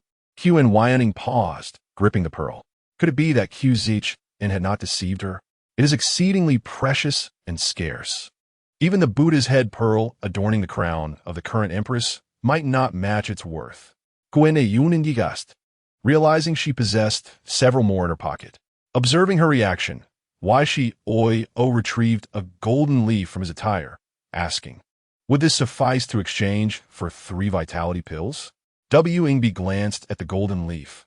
While vitality pills were not considered rare in the ghost market, they were indeed quite valuable in the outside world, where buyers typically prepared a box of gold ingots. However, given that the soul-reviving pill was originally reserved for this esteemed guest of Ing in Pavilion and had been relinquished to the young master due to a loss in the life and death game, Wing, feeling a sense of gratitude, replied, very well, I shall accept this golden leaf in exchange for 3 vitality pills. Wing promptly summoned a servant to retrieve the pills from the storage chamber. The young master had instructed him not to sell vitality pills to the 2 waiting in the first chamber, so selling them all to this young lady before him posed no issue. F was engaged in casual conversation with the companion by his side. Suddenly lifting his gaze, he was met with a disdainful glance that left him feeling perplexed. He watched as the girl, who had cast him a sharp look, exited the shop alongside a man clad in a gray long robe. Lai Fu lowered his head to examine his attire and muttered to himself, what is going on? Why am I receiving such hostile glares one after another? Is there some unspoken rule in this ghost market? Have I inadvertently violated a taboo with my clothing? The person beside him also took note of his discomfort, contemplating for a moment before shaking his head and replying, you are overthinking it. Anyone capable of entering the 9th gate must be a person of considerable stature. They wouldn't concern themselves with the likes of us. That individual who glared at you possesses a rather extraordinary identity. I notice the figure accompanying him is from the 9th gate's prestigious family, dutifully escorting him out. How many buyers have ever received such treatment? As the 2 figures walked past, the woman appeared rather ordinary. Yet the man beside her bore a silk tassel hanging from his sword hilt. I have heard that only disciples of Lingyun Pavilion carry such adornments. So you need not worry. It was merely a fleeting glance. The speaker's tone was assured, which eased Lai Fu's anxiety. After a lengthy wait, someone finally summoned the pair, and they were able to proceed. Lai Fu anticipated acquiring a vitality-enhancing elixir to return and claim his reward, especially since the young master was set to marry the daughter of the Duke of State Protection in just 2 days. I have heard that your shop's vitality elixirs are remarkably potent. Please provide me with as many as you have. Money is no object, Lai Fu exclaimed, patting his chest, filled with confidence, and exchanged knowing glances with the attendant at the counter. The shop's servant merely glanced at him, recognizing his servant's attire. Previously, Master Wang had instructed him to replace any servant seeking vitality elixirs with laxatives, so he coolly replied, please wait a moment. I will retrieve it for you. Gazing at the numerous vitality elixirs laid out on the table, Lai Fu was filled with excitement and hastily produced his banknotes, passing them over, while also giving 2 notes to the person beside him. This is a reward from our young master. I owe you my gratitude for leading me into this ghost market. Now our young master is saved, and the Gu family will have a future. Descending from a cliff and arriving at a secluded area, Qin Youning eagerly grabbed Yu Xiaoyao's sleeve and exclaimed, "Master, what brings you to the capital?" Yu Xiaoyao was momentarily taken aback by being addressed as master by this unfamiliar face, and responded awkwardly, "Little Yao, why are you in disguise?" However, Qin Youning did not answer, but instead pressed on, "Master, since you have come to the capital, why did you not seek me out? When we last parted, you promised you would come find me." Yu Xiaoyao protested, "My dear disciple, how could I not seek you?" Upon arriving in the capital, I went straight to the Duke of State Protection's residence and inquired about a maid named Little Yao. But they said there was none. You have deceived me. After a moment of silence, Qin Youning realized that during her time in Wuzhou, she had been known solely as a maid of the Duke of State Protection. Now that she was in the residence of the regent, how could her master have found her? The shame of still concealing her identity from her master, while currently masquerading as a maid named Xiaozhu in the regent's residence, weighed heavily on her. Lowering her head, she murmured, "Master, this matter is quite intricate, but there is something else I wish to ask you." Yu Xiaoyao has always been generous with his teachings to his disciple and said, "Speak freely. I shall answer all your inquiries." "Do you know Qizhan?" she asked. "He claims that you were once his master." Upon hearing this, Yu Xiaoyao was momentarily taken aback and asked in astonishment, "Xiaoyao, you have recalled something?" Observing her master's expression, it was evident that she had indeed lost a fragment of her memory, one that seemed exclusively connected to Qizhan. "Qizhan is indeed my apprentice, although that stubborn youth has only ever called me master once. For that one utterance, I would have willingly risked my life." He inquired once more, "Have you truly remembered?" "No." Qin Youning shook her head, deciding to clarify her own matters with her master. "Master, I have 2 confessions to make." Noticing her disciple's earnest gaze, Yu Xiaoyao inexplicably felt a surge of apprehension.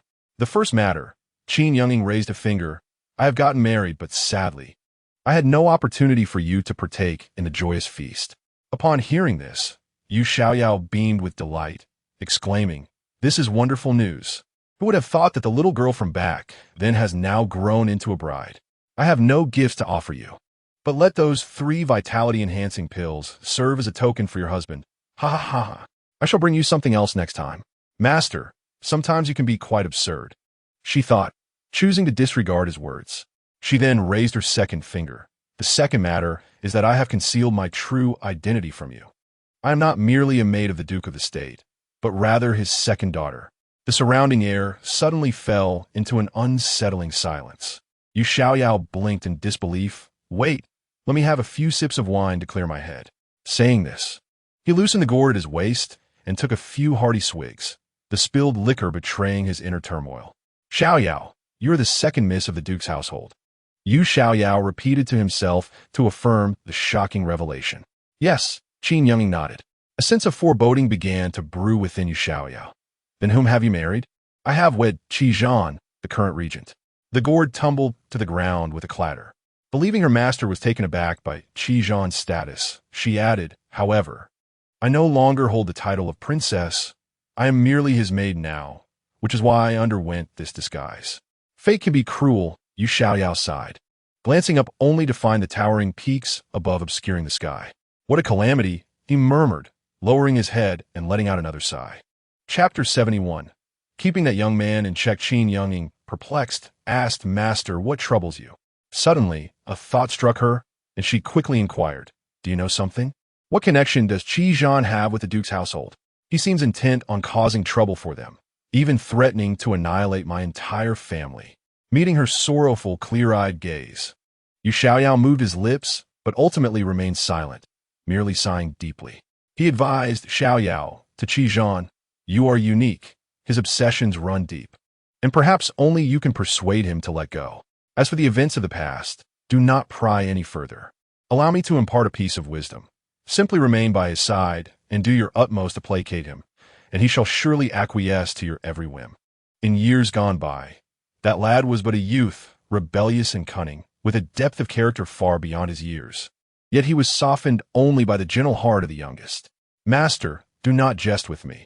Am I truly of such significance to him? He does not strike me as one easily led by the nose. I have sought his favor before. Yet he severed all ties between me and the Duke of Zhangguo's residence, confining me within the estate and preventing my departure. Qin Youning had not dared to disclose to her master that she had initially planned to take decisive action against Qizhan. However, the appearance of the system had prompted a change of heart. Keeping you confined is indeed characteristic of that lad, Yu Xiaoyao remarked, picking up a gourd and nodding in agreement. You must charm him, call him brother repeatedly. It was this very tactic that ensnared him so thoroughly, rendering him utterly devoted to you. Reflecting on this, Yu Xiaoyao felt a sense of admiration for the young girl who, despite her tender years, had managed to capture the heart of a boy with a mind full of mischief. Call him brother? To Qizhan? Qin Youning felt a cold sweat bead upon her brow. The very thought seemed preposterous. Could Qizhan be swayed by such a ploy? The image of his bloodied face, pale and weak, resurfaced in her mind, prompting her to look up and implore, Master, might you take me away from here? Qizhan's current predicament was dire, and the soul-reviving elixir she had procured was meant for him. Yu Xiaoyao, taken aback, inquired, what poison has he succumbed to? His astonishment lay not in Qizhan's plight, but in the realization that this lad had been ensnared by another scheme. Given his exposure to myriad toxins, it was expected that no poison would evade his detection. The Seven Hearts powder, Qin Youning stated gravely. Its onset is particularly terrifying. It is said that in the final throes, one will dissolve into a pool of blood. Yet, Yu Xiaoyao's expression bore a hint of intrigue as he paused before murmuring, he has endured far worse. More insidious than the Seven Hearts powder, there exist poisons that torment the soul, leaving one feeling flayed and broken, experiences that Qizhan had already faced. Qin Youning did not catch the softly spoken words of Yu Xiaoyao. What did you say, master? Nothing, he reassured her with a gentle smile. I shall take you away from this ghost market. By the way, master, do not seek out Qizhan. He once warned me that should I encounter you, I must flee post-haste, for falling into his hands would spell my doom. Following Yu Xiaoyao, Qin Youning continued to admonish, what have you done to him? This madman behaves as if everyone holds a grudge against him. Listening to her, Yu Xiaoyao's lips curled into a bittersweet smile. Ah, that lad has yet to forgive him after all these years. In contemplation, he glanced back at Qin Youning, pondering that had she not lost her memories, perhaps Qizhan would not harbor such animosity. 5 years prior, Qizhan entered the court amidst his master's fervent warnings. Those of the Jiang who must never meddle in matters of the court. Though Yu Xiaoyao felt the pull of attachment, he could only allow Qizhan to tread the path of no return. Yet, what fault lay with the second young lady of the Duke of Zhangguo's residence in all of this? As Yu Xiaoyao pondered, he turned and handed a delicate bamboo whistle to Qin Youning. In the future, should you require my assistance, simply blow this whistle. If I am in the capital, I will certainly come to your aid. Qin Youning, touched, accepted the whistle and inquired, what if you are not in the capital? Yu Xiaoyao replied earnestly, if I am not in the capital, naturally you will not hear it. You must rely on your own fortune. Qin Youning remarked, Master, your ventures in the martial world are few and far between in the capital. This is merely an empty promise. Nevertheless, I shall accept it. It is better than having nothing. I sincerely thank you. Master, she said, forming a heart shape with her hands. Yu Xiaoyao paused, having not seen that gesture in many years. He chuckled and returned the gesture, his execution as awkward as before. Qin Youning couldn't help but laugh softly. After much contemplation, Xianling decided to assemble a group to venture into the Tianshu ghost market in search of someone. Before departing, he informed Zhu Ke and Zhu Yuan of his plans. Upon hearing this, Zhu Ke was infuriated, her teeth grinding in anger. What? Died in the life and death arena? I suspect the ghost cart deliberately led Xiao Zhu to her doom. It is simply a matter of underestimating a woman. He has always viewed women as mere hindrances. She recalled how the ghost cart initially held a significant prejudice against her, deeming her unworthy of wielding a whip and incapable of protecting the prince. Over time, however, their working relationship improved, though it remained merely polite. The ghost cart cherished his solitary nature and never opened up to others. Fukemantanda Sidies de Miner, Stating. The prince has issued orders to protect Xiao Zhu. You may proceed without worry. The palace shall safeguard her. The prince has already taken the revitalizing pill, so it is unlikely he will face immediate danger. Although she had little interaction with Xiao Zhu, the latter always sweetly called her sister whenever they met, indicating a kind heart. Yet, the ghost cart remained wary of her. Zhu Yuan nodded in agreement. You must return swiftly and take care. Understood, Qian Ling replied quietly. He then dispatched a dozen guards, preparing to set out in search of the individual. Seeing this, the ghost cart mocked him. I've told you, Xiao Zhu is dead by now. Her body is surely cold. Are you planning to collect her remains? The guards led the horses to the palace gate, and Qian Ling seized the reins. Speaking in a calm tone, the prince placed his trust in you, as did I. Had I known it would come to this, I would not have allowed her to accompany you to the Tianshu ghost market. If the prince awakens, he will undoubtedly wish to see her, alive or dead. The ghost cart scoffed, without a pass. How can you enter? That very pass is in your possession. I could simply take it. You speak boldly. Why not come try? Though the ghost cart was injured, Qian Ling knew he might not be his match should a fight ensue. Nonetheless, he was compelled to act in order to save the princess, for he had promised to protect her, and he could not betray the prince's trust. Just as tensions rose, a figure rushed toward the regent's palace, having lost her raincoat and hat, her clothes thoroughly drenched. She approached Qian Ling, her voice frantic. How is the prince faring now? Is that miraculous elixir effective? Qian Ling exclaimed in surprise. Wang Xiao Zhu. The ghost cart stared in shock, his eyes darkening ominously. This maid was indeed extraordinary. How could one possibly emerge alive from the ghost market without a pass, all alone? Qian Lin, where are you planning to go? Qin Youning glanced at the reins he held, then looked back at the group of guards and horses following them. Chapter 72, Qi Zhan. Could you hold me a little more gently? Before he could respond, she hurriedly asked, Please tell me how the prince is faring. Qian Lin cast a vigilant glance around, his demeanor calm as he replied, The prince is unharmed. It dawned on Qin Youning that they were at the gate, and it was inappropriate to openly discuss their master's condition in front of so many people. The matter of Qi Zhan's poisoning should be known only to the shadow guards. She immediately fell silent, and Qian Lin, relieved to see her unharmed, suggested, Let us speak inside. Your clothes are soaked. You should change quickly. The two proceeded into the residence together. As they passed the ghostly carriage, Qian Lin's gaze seemed to devour Qin Youning whole. Unfazed, she shot him a disdainful look in return. This white Wuchang, he had harmed her sister, and now he sought to harm her. Once she had pacified Qi Zhan, he would be the first to face her wrath. Qian Lin discreetly shielded her from the carriage's predatory gaze and whispered, When the prince awakens tomorrow, I will report everything in detail. You should be grateful that Xiao Zhu is unharmed. Ha, just a mere maid. I refuse to believe she could withstand the years I have spent accompanying the prince. Uncertain of how long he had slumbered in the oppressive darkness, Qi Zhan gradually began to awaken, his senses slowly returning. Subtle sounds around him crept into his ears, reminiscent of mice nibbling on something.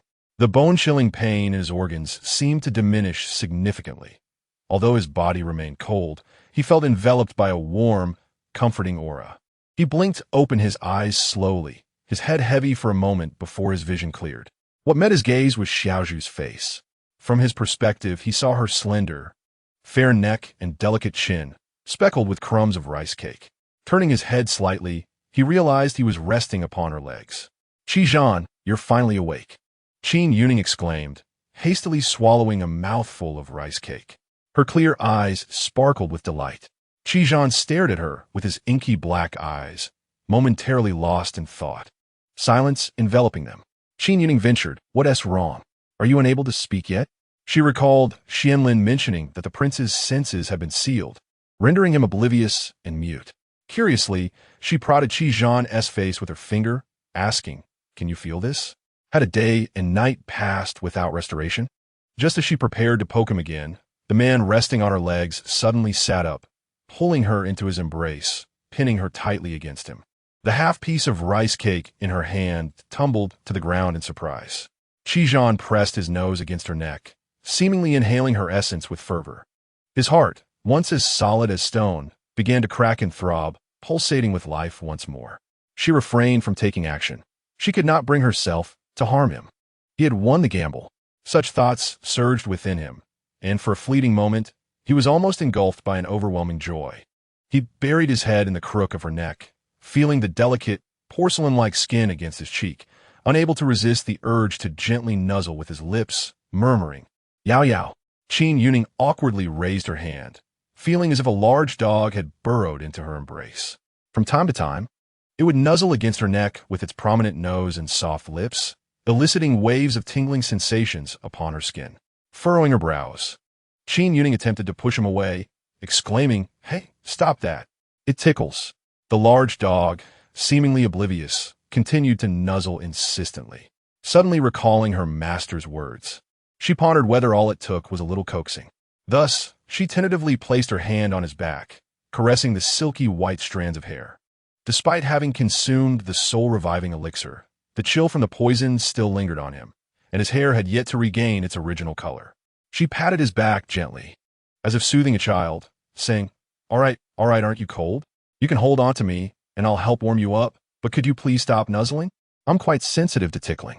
The restless large dog indeed ceased its movements, tightening its embrace around her waist, drawing her almost entirely into his arms. Qizhan carefully cradled her warm, soft form. Although he had consciously eased his grip, the girl in his arms still took several deep breaths, her delicate voice negotiating. "Qizhan, could you hold me a bit lighter? I can hardly breathe." As she spoke, she instinctively reached to touch the back of his head, a gesture reminiscent of soothing a large dog. To her astonishment, Qizhan truly responded to her gentle coaxing. Qin Youning was surprised to see him obediently relax his hold, his arms encircling her waist without exerting any pressure. Yet, he was immensely reluctant to part from this embrace, leaning closer to her, seeking to close the distance.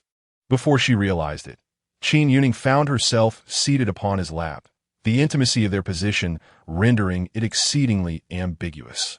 Her heart raced, and her breath became erratic. "Is it tight? Shall I loosen my hold a bit more?" Sensing the rhythm of her breathing, Qizhan leaned back slightly, his gaze lowered as he cautiously inquired. His voice bore a hint of huskiness, and his peach blossom eyes appeared exceptionally docile at that moment. If Qin Youning were to describe that gaze in a single phrase, it would be loyal dog. In terms of physical condition, he was the one who ought to be indulged as the ailing patient. Yet he was entirely focused on accommodating her. Qin Youning shook her head, stammering, "It's not tight, but could you let me rise? How about we change positions?" She wished to avoid remaining seated on his lap, as it was bound to provoke tumultuous emotions. Upon hearing this, Qizhan's lips curled into a subtle smile as he suddenly reached out to remove her mask, tossing it carelessly to the ground. If the mask were to gather dust, it would be difficult to adhere again. She hurried to rise and retrieve it, but her waist was captured. Qizhan gently cradled her face, observing her intently, his smile deepening as he playfully asked, "Yao Yao, why are you blushing?"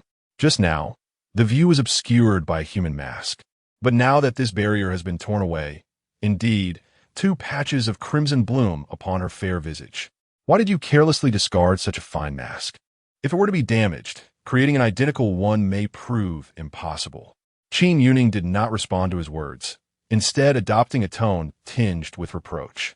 "It is no longer needed." Qizhan cradled her face in his hands, earnestly stating, "You shall never wear this facade again.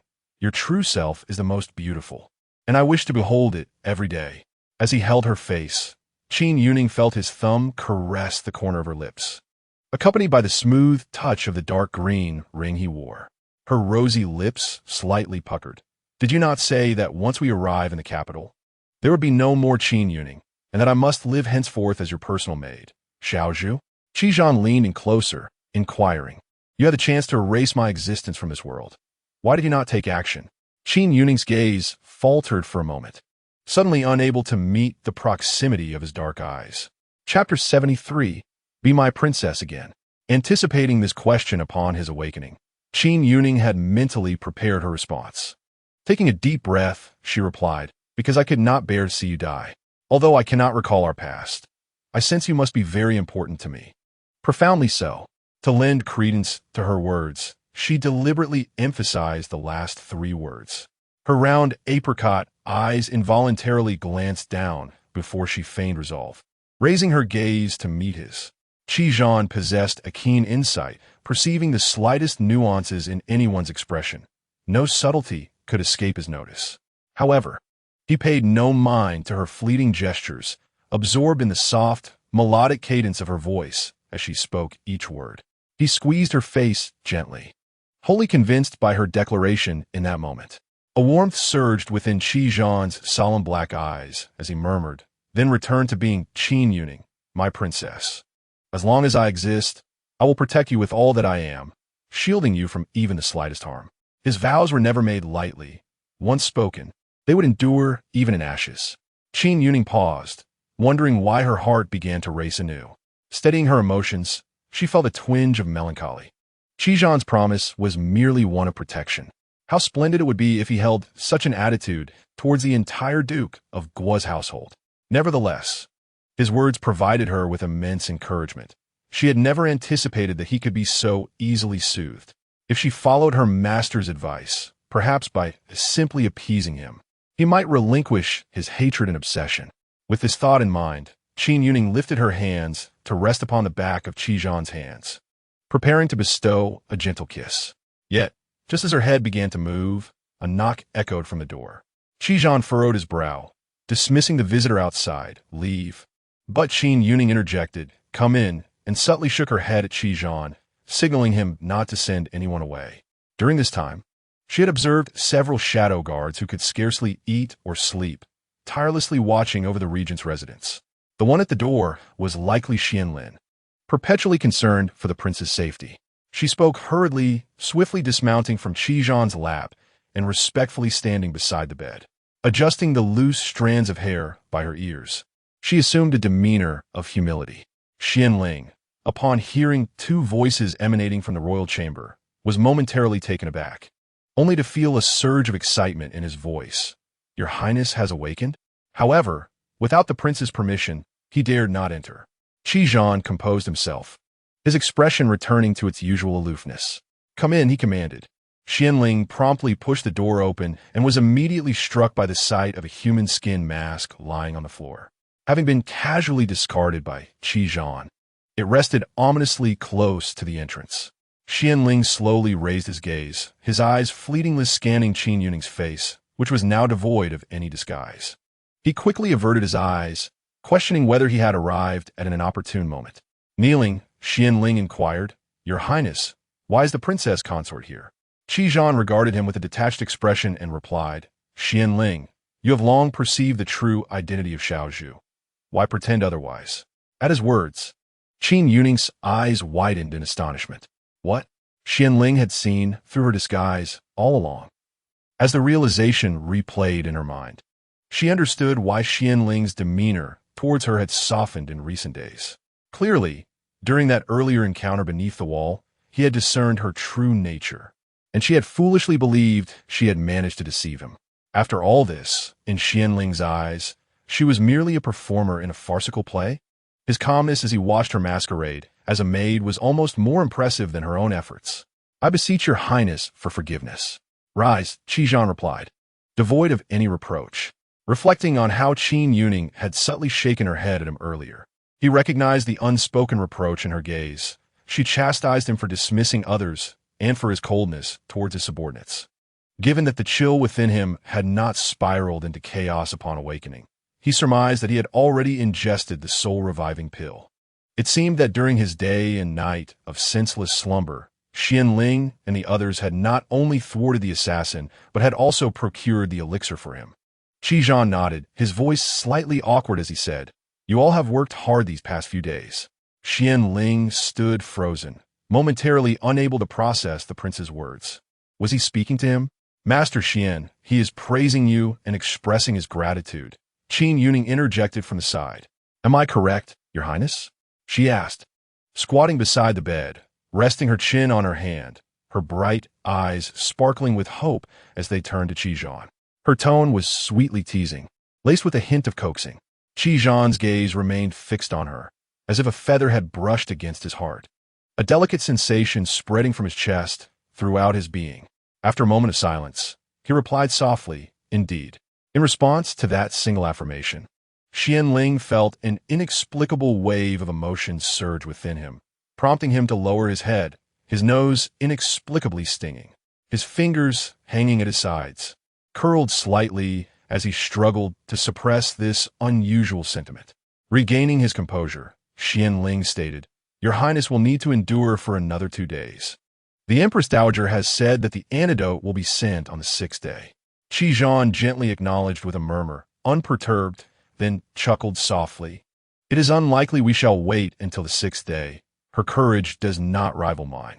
One could only remark that this time he played a more dangerous game than the Empress Dowager herself, nearly sacrificing his own life in the process.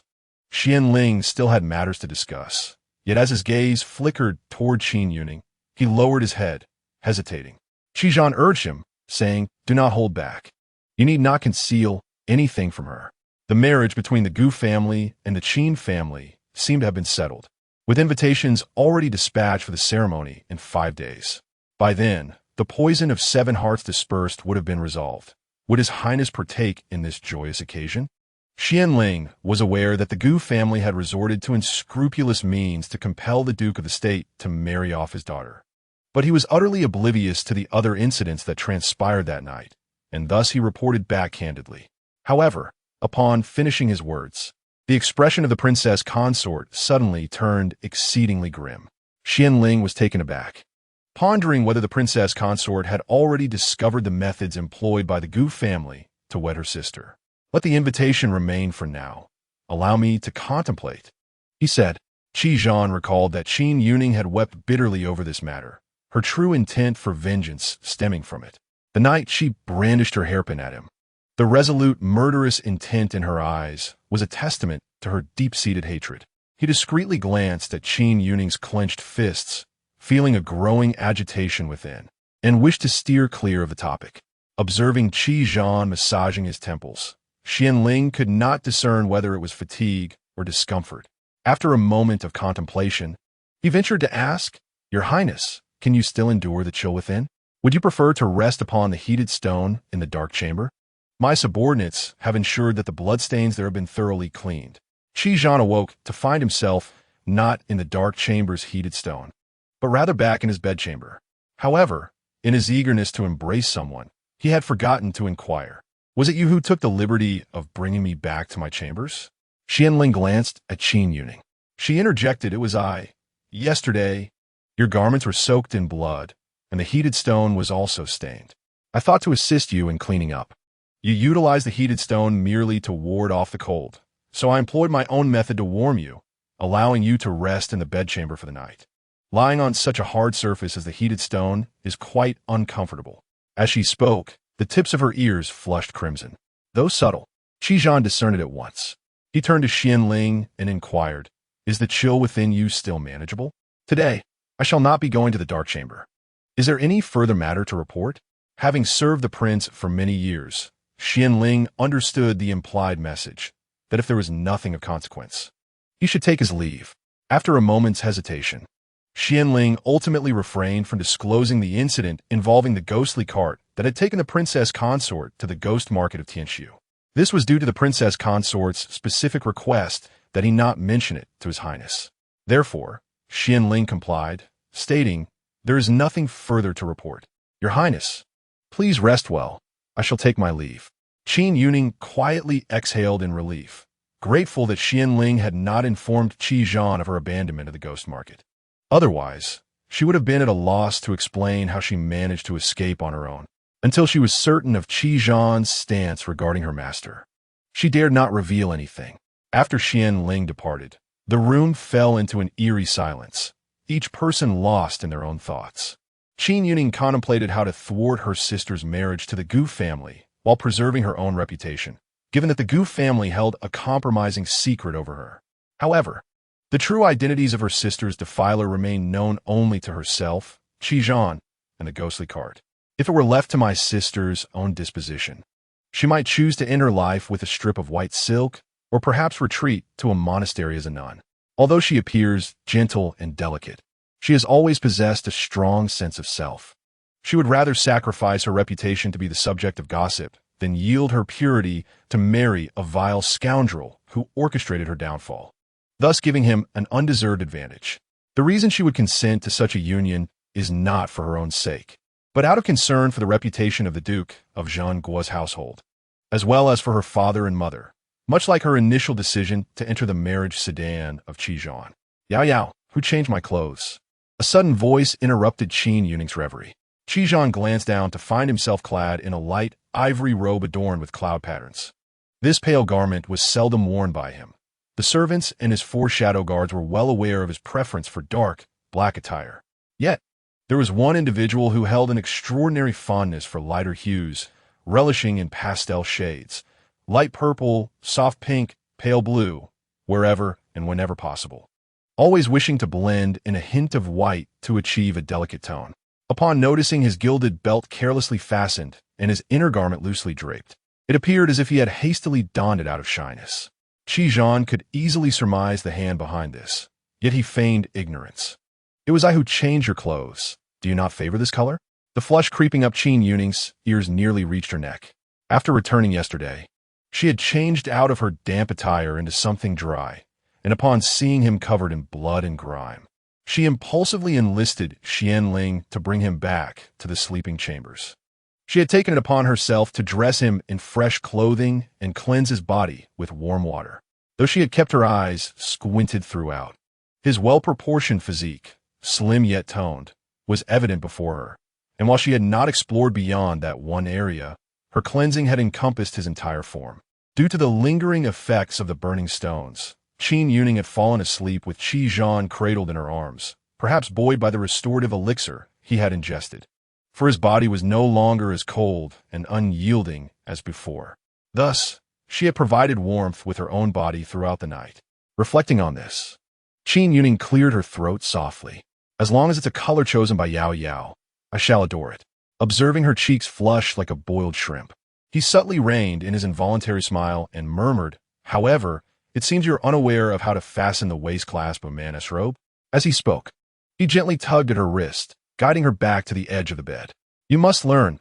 In the future, I shall require your assistance in fastening my belt," Qi declared, taking her fingers and leading them to his belt, deftly securing it. "Have you learned?" he inquired softly. "Yes, I have," Qin Youning replied dutifully. He observed her for a moment longer before continuing. "You must also learn how to unfasten it." With that, he guided her fingers along the gilded clasp, and with a swift motion, the belt was loosened, easily removed with a gentle tug. "Have you grasped it?" "Yes, I have. Allow me to fasten it again for you." "I would want you to catch a chill," she stated, somewhat exasperated by the necessity of learning how to undo a belt. However, Qi grasped her hand, preventing her from making any further movements. He glanced at the sky. Night was deepening, and there was no need to fasten it any longer. "Yao Yao, how did you warm my body last night?" As he posed this question, he already harbored a strong suspicion, yet he could not suppress a certain exhilaration blooming deep within him, yearning for confirmation from her lips. Qin Youning sensed that Qi was unusually inquisitive today, first transforming into a large dog upon awakening, and now bombarding her with questions. She felt he wore a knowing expression, feigning curiosity. Repeatedly, she contemplated how to placate him, believing that by doing so, she could perhaps influence her sister's marriage prospects. Thus, Qin Youning chose her words carefully. Before him, she slowly removed her outer garment and the inner silk robe, leaving only a delicate wrap and a lightweight skirt. Qi appeared momentarily stunned. It was not until Qin Youning's warm, soft body nestled against him, enveloping him in a comforting embrace, that she whispered in a tender voice near his ear, "I use this method to warm you. How does it feel? Can you sense the warmth? This big dog enjoys cuddling, does he not? Let us embrace for another night until he is entirely content." Qi surmised that she had used her body to transmit warmth, yet he did not anticipate that she would be left in such minimal attire. After a prolonged silence, Qin Youning pressed closer, her hands entwined around his neck, persistently asking, "Am I not more effective than that burning stone?" Her supple form seemed imbued with a certain enchantment. Qin found her heat surpassing that of the burning stone, and he recalled that since the night of Qin Shuowan's incident, they had not shared the same bed for many days. He had slept in the side chamber while she resided in the main hall, neither seeking the other out at night. His daily frustrations in the court were met with her serene enjoyment within the manor, as if an insurmountable chasm lay between them. Reflecting on this, Qin wrapped his arms around her and fell back onto the bed, with Qin Youning resting upon his chest. "Not warm enough," he stated, his dark eyes fixed intently upon her. As he spoke, his slightly coarse hand grazed her smooth back, brushing against the vermilion ties. The cold yet tingling sensation causing Qin Youning to shiver, her bare shoulders quivering slightly. Chapter 75. He only wants his Yao Yao. Qin Youning understood his implication. Indeed, complete skin contact would facilitate the transfer of warmth. She raised an eyebrow, teasingly suggesting, "So you wish to use me as a living hot water bottle, do you?" She added, "The ties are right beneath your hands. A simple tug would suffice." After a moment's thought, she reminded him, "You must remove your own clothing as well. Skin-on-skin contact will be warmer, and I cannot be the only one to undress." However, Qin made no move, his atoms apple-bobbing as he spoke in a hoarse voice. "Yao Yao, you know, there's another way to warm me." At his words, Qin Youning's breath hitched. Ever since Qin had rescued her from the hands of the Turkic people, she had longed to ensnare him with her beauty and then strike. For several nights, she had kindled the flames of desire within him. Upon discerning her intentions, Qin exhibited remarkable composure. He would rather immerse himself in a cold bath at the witching hour than succumb to her designs. Qin Youning raised an eyebrow, her voice laced with a playful timbre. "What is this? Were you not once fearful that I might lead you to your demise during a night of passion? Yet now, you seem unconcerned." She had attempted to entice him on numerous occasions, each time meeting with failure, leading her to ponder whether she lacked allure. Qin chuckled softly. "I have afforded you opportunities, yet you did not strike, did you?" This implied that he now harbored no apprehensions about her. Qin Youning, somewhat inclined to tease him, countered, "Qin, I fail to comprehend your previous fears. Your martial prowess is formidable. What chance do you think I stand against you? Do you truly fear perishing at my hands in the throes of passion?" A slight smirk played on Qin's lips, his expression enigmatic. Yet his gaze shimmered with profound longing. "Indeed, I fear that I might genuinely drown in desire, oblivious to how I might meet my end at your hands." Merely kissing her rendered him dizzy, as if his senses dulled to the world around him. In those moments, he realized that she possessed the power to cloud his mind, veiling his perceptions. Suddenly, Qin Youning leaned closer, their noses a mere breath apart. Her eyes sparkled with mischief as she provocatively inquired, "Oh, are you not worried that I might suddenly change my mind and strike?" Her enchanting visage feigned a villainous demeanor, rendering her irresistibly alluring. Qin's breath hitched. His gaze darkened fathomless. "Then let us see." He had endured for far too long. As soon as the words escaped his lips, he swiftly rolled over, positioning himself atop her back. Yet his hands remained on either side of the bed, ensuring his weight did not bear down on her. His eyes fixated on her delicate, porcelain-like back, glistening softly in the dim light of the room, and he slowly lowered his head. Qin Youning, lying upon the embroidered quilt, turned to glimpse the figure behind her. But before she could fully turn, a hand covered her eyes. Almost immediately, a cool kiss graced her back, followed by gentle pecks, tender and light. In stark contrast to the torrential rain outside, it felt akin to a delicate spring drizzle upon her skin. Qin Youning stifled the urge to squirm, battling an inexplicable restlessness, suddenly flustered. She had assumed Qin was merely jesting. She never anticipated he would take action. "Qin, are you not still in the throes of poisoning?" she questioned incredulously. He had appeared on the brink of collapse moments before. How could one elixir revive his vigor for such pursuits? She began to suspect he might have ingested some invigorating potion. Only Qin understood the torment and turmoil of the coldness ravaging his body, but compared to the anguish he felt in her presence, it was trivial. He craved her intensely, yearning to delay no further. "Fear not, my dear. The poison coursing through my veins poses no threat to your well-being. It is merely that I'm somewhat frigid. I can only ask you to bear with me a little, if you will." His tone was fervent, reminiscent of a loyal hound beseeching its master. Though Qin Youning's eyes were obscured by his hand, she distinctly sensed the ties at her back loosening, even as he pretended to seek her consent. "Relax, dear. Do not tense up. I shall ensure your comfort," he murmured, his voice low and enticing. Qin Youning suddenly realized that one of his hands was covering her eyes while the other was grasping her waist. Why did it feel as if the ties of her back cover were being undone? Another kiss fell upon her back, and she abruptly understood that he was using his teeth to unfasten the delicate string. How infuriating! How could he be so skilled? Where had he learned such techniques that could ignite one's desires? Qi seemed determined to fulfill his promise of bringing her pleasure, exerting himself with relentless effort. He displayed an array of exquisite skills, his movements so deft that she felt utterly bewildered. Being inexperienced, Qin Youning was overwhelmed. As the night wore on, she could not help but grasp the trembling curtain and sob softly, gasping as she questioned, "Qi, have you bedded hundreds of women to hone these skills?" Sweat clung to Qi's skin, rolling down the contours of his subtly rippling muscles. He seized her hand, forcing her palm against the scar etched into his side. "What does Yao Yao mean? You're the only one." The pronounced scar, dampened by sweat, felt slightly sticky, causing her fingers to involuntarily curl. "Perhaps you should summon a warming bedmaid anew. I cannot withstand your astonishing stamina," she stammered. "I have but one warming bedmaid, named Xiaozhu." By the end, Qin Youning found herself devoid of the energy to even lift her eyelids. Qi was thoroughly entranced. He had toiled with her the entire night, only reluctantly releasing her as dawn broke.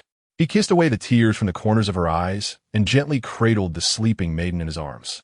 Suddenly, he comprehended why the Empress Dowager risked so much to indulge in the pleasures of love within the imperial harem, a notion he had once scorned. At this moment, he felt strikingly akin to her, consumed by a desire to immerse himself in such indulgences. However, while the Empress Dowager sought a myriad of male favorites, he desired solely his Yao Yao. "Oh, when will this incessant rain cease?" Zhuge leaned against the pavilion, sighing deeply, having not enjoyed a proper night's sleep for days. Dark circles rimmed her eyes. "You should rest for a while. I shall keep watch here." Xuanling's voice suddenly sounded from behind her, startling her. "You've grown. I can hardly perceive your approach anymore." She recalled when Xianling was merely 14, always trailing behind her, calling her sister. He would delight in sneaking up to scare her, though she always caught him. Somehow, Xuanling's martial prowess had surpassed hers, and it had been ages since she had heard him call her sister. Lost in thought, Zhuge reminisced before regaining her composure and asking, "Aren't you supposed to be guarding the princess chamber? Why have you come to keep watch for me?" Xuanling's face flushed suddenly as he stammered, The prince likely does not require anyone to guard outside his chamber at the moment." "What? Why not?" Zhuge pouted, lightly hitting Xianling. "The prince is currently vulnerable. If that old ghost Ming Yi sends another group of assassins, wouldn't that be perilous?" Xuanling's face flushed deeper. For although the rain had poured heavily the previous night, he had still caught the faint sounds emanating from the inner chambers. Understanding the prince's temperament, which abhorred any prying into his private affairs, Xianlin was both astonished and discreetly retreated to guard outside. The guard stationed in the courtyard were momentarily taken aback upon his emergence, respectfully greeting, "We pay our respects to Lord Xian. What brings you out here?" "Rest assured, we are on duty through the night." Xianlin, however, remained silent, his gaze fixed on the ground, as sometimes possessing profound internal strength could be a double-edged sword. The sounds imperceptible to others were distinctly audible to him. He could hardly fathom that, even at such a critical moment, the prince still had the energy to concern himself with these matters. In his memory, the prince had always scorned such affairs, deriding the Empress Dowager's indulgence in carnal pleasures and nightly revelries. The sounds from the chambers persisted until dawn gradually broke. "What is the matter?" Zhuge scrutinized Xianlin with suspicion, then leaned closer, placing a hand on his forehead. "Are you feverish?" Lost in thought, Xianlin was abruptly jolted by the unexpected sensation on his brow, causing him to instinctively retreat, nearly tripping over himself. Steadying his mind, he quickly regained his composure, pretending as if nothing had transpired. Am I a tiger? Look at how scared you are. Have you forgotten how you used to love when I pinch your cheeks, you little rascal? Now that you've grown into a tall young man, not even a touch. Zhu Ke teased. Noticing his strange demeanor, she inquired curiously, what on earth has happened? Do we still need to hide things from each other? You know I detest being left in the dark. She was well aware that Qianlin could never keep secrets. A little provocation would lead him to divulge everything. Thus, upon hearing Xuanlin's brief recounting, Zhu Ke was taken aback, exclaiming, "What? The prince at such a time, engaging in such activities, is detrimental to himself. It must be that little Zhu who initiated it. Otherwise, how could someone with the prince's steadfast nature be so unrestrained?" Hearing Zhu Ke bluntly utter the phrase regarding intimate matters, Qianlin coughed several times, admonishing, as a young lady, you ought to temper your words. It would not bode well for you if outsiders overheard. Zhu Ke arched an eyebrow. I'm of an age where I've borne children. Why should I be concerned about such things? Yet you, at 19, have not even tasted the fruits of experience. Perhaps you should visit the drunken immortal pavilion to seek the company of a lady and indulge a little. With a carefree gesture, Zhu Ke draped her arm over Xuanlin's shoulder, leaning in to whisper conspiratorially, let me tell you a secret. Though the drunken immortal pavilion appears to be merely an inn, it is but a facade to appease the authorities. Within, the courtesans and performers are top tier, breathtakingly beautiful. You should also partake in such experiences, lest you be mocked as a naive innocent. As her breath brushed against his ear, Qianlin tightened his grip on the sword he held, instinctively wanting to flee, yet feeling a sense of reluctance. After discerning Zhu Qiue's words, a flicker of anger surfaced within him. He took 2 steps back, his tone flat as he stated, the prince has only recently embarked on such experiences. Why should I be in a hurry? In this lifetime, I shall engage in such matters solely with the one I hold dear. I would never conduct myself with the same disregard as a ghostly carriage, treating women as mere playthings, devoid of genuine affection. Would you truly appreciate such a man? Faced with his abrupt and piercing inquiry, Zhu Ke was momentarily taken aback. How could she possibly harbor any affection for such a man? It was precisely this type of man who had caused her to lose her child, nearly costing her life in the process. She was once a child bride, raised by the head of a security agency, growing up alongside his son, believing that their fates were intertwined for eternity. Their marriage and subsequent parenthood unfolded naturally. While their lives were not particularly opulent, they were stable. However, after their union, her husband became enamored with the pleasures of the world, and during a delivery mission, he fortuitously rescued a lonely girl. When her husband brought this unfortunate woman home, Zhu Ke welcomed her with warmth and hospitality, perhaps moved by her own humble beginnings, and treated her as a sister, even gifting her numerous garments and jewels. Little did she anticipate that this woman, who sweetly called her sister by day, would consort with her husband by night, and when Zhu Ke eventually discovered the truth, the woman was already with child. For the sake of her own child, Zhu Ke endured the pain in silence. Yet this venomous and malicious woman feigned an accident, casting Zhu Qiue's 5-year-old child into a well. By the time help arrived, the child had already succumbed. Meanwhile, her husband cradled the woman protectively, fearing Zhu Ke would harm the life she carried. Zhu Ke, driven to madness, wept until her tears ran dry. Her husband regarded her with disdain. Yet he saw her beauty and ultimately, in pursuit of a treasure map, surrendered her to the notorious demon of the underworld, Minji. It was well known in the martial world that Minji had become so consumed by his dark practices that he used women as vessels to enhance his power, leaving countless souls to perish by his hand. His actions left Zhu Ke with no hope for survival. Observing the profound sorrow etched in Zhu Qiue's eyes, the spirited demeanor she once possessed had vanished. Qianlin suddenly realized he had misspoken, inadvertently striking at her deepest wounds. He hastily apologized, his gaze betraying a mix of confusion and guilt. I am sorry, I spoke without thinking. Zhu Ke turned away, lowering her head, and softly replied, No, you are right. To fall for such a man was indeed my own folly. That was never love. It was merely compliance with familial expectations. Qianlin stepped in front of her, his tone tinged with urgency. You are too good. Such a man is unworthy of you. Losing you would be his greatest regret, one he would carry for a lifetime. Zhuge found herself amused by his fervent concern, stifling the tears that threatened to spill. I have long since let go. Why do you still feel the need to defend me? At that moment, a guard rushed in with urgency. Qin Youning, someone from the palace awaits at the gate. It is a message from the Empress Dowager. Upon hearing this, both understood the implications. Although the antidote was not due until the 6th day, it had arrived early. It appeared that the Empress Dowager could no longer withstand her anxiety.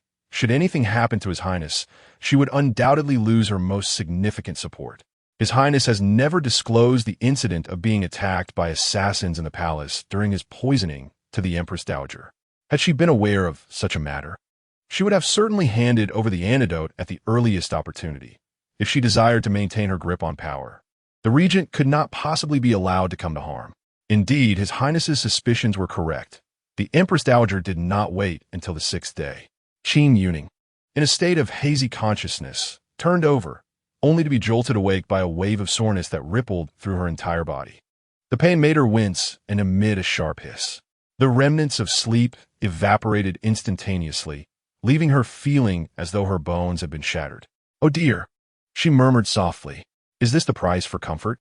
She had to admit that Qi Zhan's skills in attending to her needs were unparalleled. Although she had never experienced such service before, she had heard that the first time could be quite painful. However, last night, she had only felt a brief sting, the rest being a transcendent comfort, as if she had been repeatedly tossed into the clouds, floating in a state of blissful ecstasy. Yet, by the latter half of the experience, her stamina had waned, her mind solely fixated on the desire for sleep. Chapter 77. This prince is truly unreasonable. Uncertain of how long she had slept, Qin Youning slowly opened her eyes, only to be startled by the sight of two enlarged faces peering intently at her from beside the bed. Their eyes were filled with a mix of grievance, excitement, and the joy of reunion. Qin Youning gasped in surprise, placing a hand over her racing heart. "What are you two doing?" Xiaozhu Tao Dao called softly. "What's wrong?" Qin Youning instinctively replied. In the next moment, she noticed a human mask slip from Tao Dao's hand. Qin Youning almost forgot. Her face was unmasked at that moment. "Second miss, you tricked us terribly," Tao Dao cried, bursting into tears, while Mama Bao, embracing Tao Dao, lamented, "Second miss, do you realize I've been unable to sleep for nights on end, unable to eat or think? How could you keep us in the dark?" Qin Youning was well aware of their suffering. She had observed it all.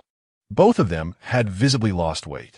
However, Qi Zhan had warned her that should they discover the truth, he would not hesitate to eliminate them. He was a man of his word, and with a wary glance around the room, Qin Youning hastily inquired, "Did you come in without being seen by His Highness?" As she spoke, she reached for the mask in Tao Tao's hand.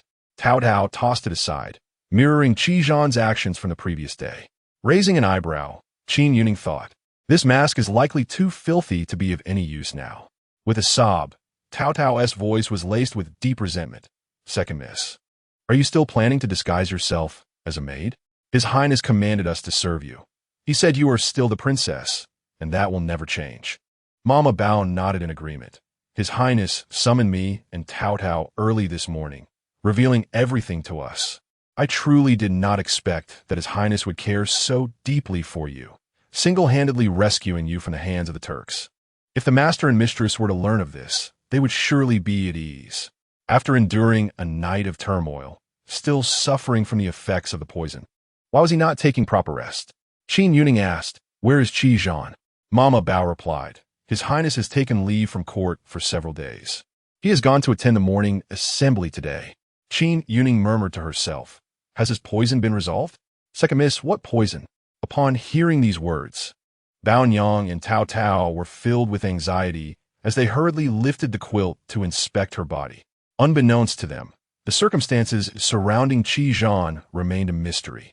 They were only aware of the recent assassination attempts against the royal family and the prince's deteriorating health. The perilous situation eluded their understanding, and they refrained from inquiring, diligently attending to their duties while often retreating within the confines of their quarters. "It's nothing," Qin Youning replied, allowing the two to examine her without resistance. A conspicuous red stain on the sheet caught Tao Tao's eye, and as she glanced up to observe the myriad bruises dotting Youning's fair skin, her earlier resentment evaporated, leaving only concern etched upon her brow. This is utterly unacceptable. Last night was your first time. How could he treat you this way? Did he strike you? My lady, does it hurt? Bao Yang reproached. You silly Tao Tao, these marks are not from being struck. Then what are they? Are they from pinching or biting? Tao Tao, incensed, felt an urge to confront the prince. Initially grateful that her lady had not fallen into the clutches of the Turks, her gratitude swiftly dissipated. With a resigned smile, Bao Yang observed, after all, she is just a young girl, naive to the ways of the world. These are merely signs of the prince's affection. With that, she glanced at Qin Youning, who was silently retreating further into the quilt. Bao Yang's expression turned slightly reproachful, yet the prince has indeed been rather excessive, leaving so many marks, especially on the neck, which are difficult to conceal. I shall fetch a garment for you that can cover it. All of the second, Mrs. Clothing and ornaments were meticulously arranged within the prince's chambers. It suddenly dawned on Bao Yang. Had the princess truly been dispatched, the prince would have ordered these items to be disposed of long ago, rather than keeping each piece in perfect order. It was unfortunate that in their sorrow, she and Tao Tao had overlooked this detail. In the court, amidst the heated discussions surrounding the salt and tax case, the young emperor seated upon the dragon throne inquired, Grand Tutor, what is your perspective? The empress had stated that when uncertainty prevailed among the court, one should simply pose the question to the regent. The Grand Tutor had been absent in recent days, and this matter had lingered unresolved for quite some time. Qi Zhan stepped forward and calmly stated, Let us proceed, as Chancellor Yuan suggests. At this pronouncement, the ministers exchanged bewildered glances, their faces registering shock.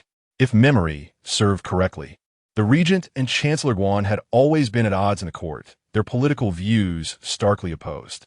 After a prolonged absence due to illness, the regent had finally attended the morning assembly. How his demeanor shifted so suddenly.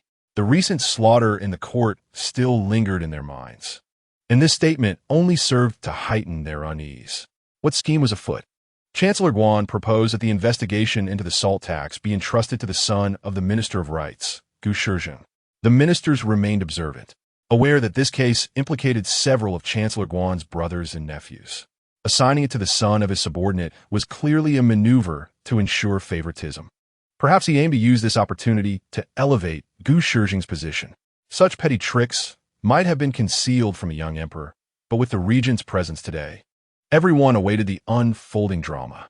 To their astonishment, the regent surprisingly acquiesced to Chancellor Yuan's proposition. After a moment of silence, the young emperor was about to acquiesce to the matter. However, at that very moment, a fearless soul emerged from the shadows. A slender young man, standing in the far corner, boldly interjected, I find this proposal to be inappropriate. This case involves the relatives of Prime Minister Yuan, who has close ties with the Minister of Rights. It would be unwise to allow the minister's son to investigate, especially considering the substantial sums of money involved. If some individuals choose to shield the guilty, it would ultimately harm the common people. Does His Highness, the Regent, not comprehend such a simple truth? How can you agree to this? Upon hearing these words, the crowd felt their hearts leap into their throats. The audacious speaker was none other than the newly appointed Inspector General, who dared to challenge the Regent publicly, a truly reckless act.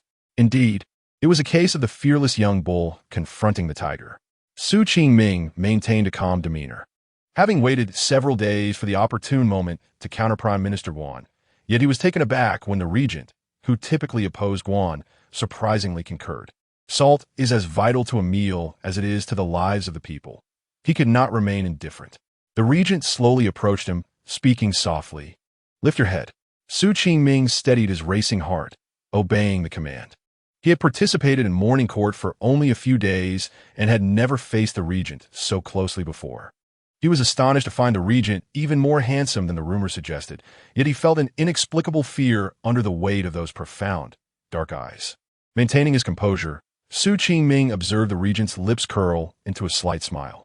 A new face, if I am not mistaken. You were the one who uncovered the recent embezzlement case, were you not? He inquired. Su Qingming replied, Indeed, Your Highness. It was precisely this case that led to his promotion as Inspector General, a favor granted by the very man before him. Chapter 78. The Regent seems in high spirits today. Well done. Tend to your own affairs. The conclusion of the embezzlement case requires your utmost diligence. I prefer to make decisions without interference. Do you understand? Su Qingming grasped the underlying warning in the regent's words and respectfully responded, I understand, Your Highness. The crowd collectively held their breath, anticipating the imminent bloodshed in the court. However, the situation took a dramatic turn. The regent did not display even a hint of anger and instead praised the young man. One minister discreetly nudged a colleague's sleeve and whispered, Is it just my impression? Or does His Highness seem exceptionally pleased today? The colleague replied, I too have noticed. That smile seemed to carry less malice than usual. At that moment, another person stepped forward. I also find this proposal inappropriate. Prime Minister Guan, it would be more prudent for this case to be investigated by officials without any connection to the salt tax matter. Duke Qin Youning interjected, bowing respectfully toward Prime Minister Guan. Minister of Rights Gu Pingchuan appeared somewhat embarrassed as he stood up. Duke, our families are on the verge of becoming in-laws. Do you truly not trust your own son-in-law to handle this case? Qin Youning coldly huffed. The marriage is yet to be finalized. Who says we are in-laws? Furthermore, as officials in the court, we should prioritize the welfare of the people. If any actions bring shame upon them, I, Qin, am willing to sacrifice familial ties for the greater good. What a noble declaration indeed. Qi Zhan turned with a languid grace and approached Qin Youning, expressing, General Qin, your esteemed character truly earns my admiration. I have heard that a joyous occasion is approaching for your family, so allow me to extend my heartfelt congratulations. This pronouncement struck particularly harshly. Outsiders remained oblivious, yet only Qin Youning understood the plight of his daughter, forced to endure humiliation to preserve her honor. Gritting his teeth, Qin Youning replied, Thank you, Your Highness the Regent. Qi Zhan cast a fleeting glance at Qin Yuning's knuckles, which were turning pale from the pressure of his grip on the ceremonial tablet. With a demeanor of amusement, he chuckled softly, Do not shy away, General Qin. Let this matter be entrusted to your future son-in-law. With the regent's directive, the young emperor immediately grasped the intention. Let us proceed, as the Grand Tutor suggests. The investigation into the salt tax shall be assigned to Gu Shizhong. Dismissed. He relished uttering the words that signaled the end of court.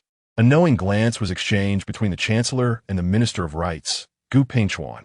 Doubt flickered within the Chancellor's mind as he subtly scrutinized the regent.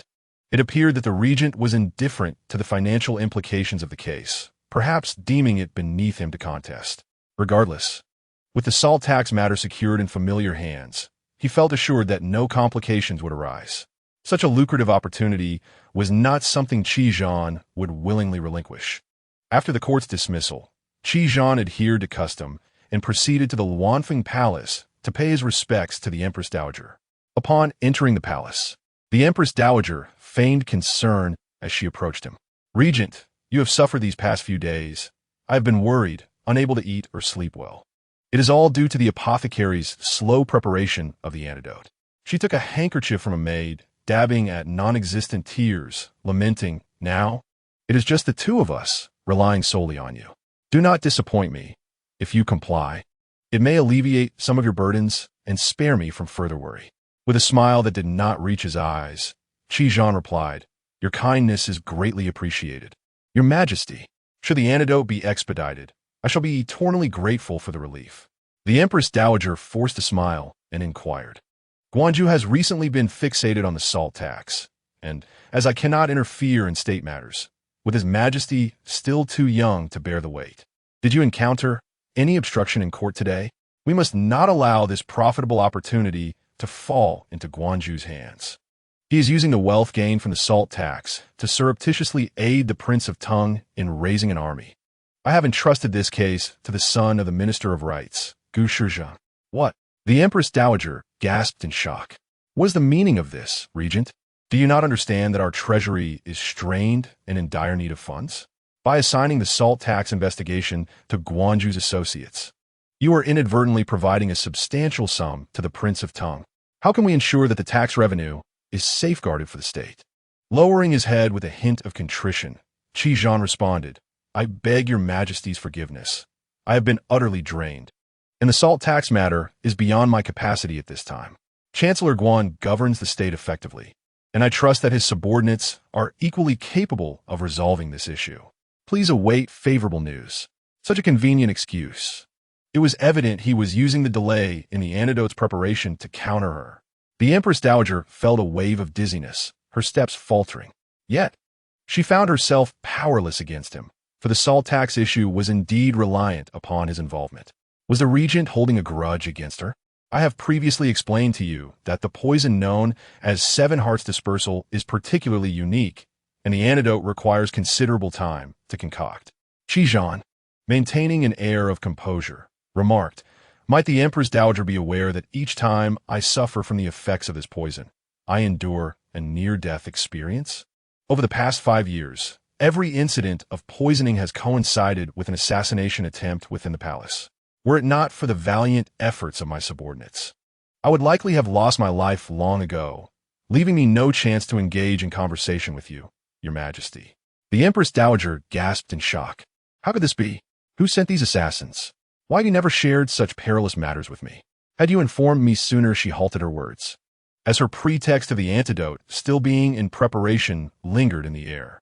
If she had been aware of these threats, she would have promptly provided the antidote. For no one fears the demise of the regent more than she. To her astonishment, for 5 long years, every poisoning incident was accompanied by an attack from assassins. And yet he had never revealed this to her. "I remain oblivious to the identities of those behind the assassins," he replied. "I merely wish to spare the Empress Dowager undue worry. As long as I can manage, there is no need for you to be troubled." His words were filled with concern, yet the Empress Dowager furrowed her brows deeply. "No, I must dispatch someone to thoroughly investigate this matter. Who seeks to exploit this situation to your detriment?" 5 years ago, she had administered the Seven Hearts Dispersal to the regent, a fact known only to her most trusted confidants. Who could possibly know the precise timing of his poisonings to take advantage of such vulnerabilities? Qi, however, appeared unconcerned. "Do not trouble yourself, Your Majesty. If there are no further matters, I shall take my leave." He was fully aware of the identity of the assassins, but found no inclination to disclose it to her. The Empress Dowager observed him closely. Though his complexion appeared somewhat haggard, akin to one who had spent a sleepless night, this pallor lent an additional, almost sickly beauty to his exquisitely chiseled features. Unable to resist, she gazed at him for a moment longer, then cleared her throat. "Regent, please return to rest. As for the salt tax issue, there remains room for negotiation. I hope you can recuperate today and present me with a flawless strategy by tomorrow." "Your servant takes his leave," Qi said, turning to depart. At that moment, a handsome young man emerged from behind the curtain, embracing the Empress Dowager from behind. "Your Majesty seems a bit discontent. Allow me to cheer you up," he sang softly, his voice melodious. The Empress Dowager lowered her gaze and turned to caress his face gently. Within the harem, she kept hundreds of favorites, some of whom lost her interest after a single encounter. "Do you know why I hold you in such esteem?" Her fingers traced delicately from his brows to the corners of his lips. "I do not know. I only wish to serve you well. For your happiness is my greatest desire," he replied. The Empress Dowager smiled sorrowfully, her eyes glistening with unshed tears. "Fu Qiu, you remind me so much of a dear friend from my past." "It is my honor," Fu Qiu said, kissing her hand as she brushed against his lips. "Now, call me a you." "Fu Qiu," he obediently responded. A single tear slipped from the corner of the Empress Dowager's eye. She had once believed that becoming the most esteemed woman in the realm would grant her peace of mind. Yet little did she know that the heights of power are fraught with peril, and the path to maintaining authority is fraught with difficulty. Thus, she would often find herself lost in memories woven from dreams.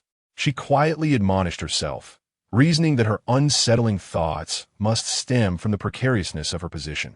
Once she cleared the obstacles posed by Tongwang Guanju and the external Turkic threats, she would be free to revel in the high station that rightfully belonged to her. She longed for that day to arrive swiftly.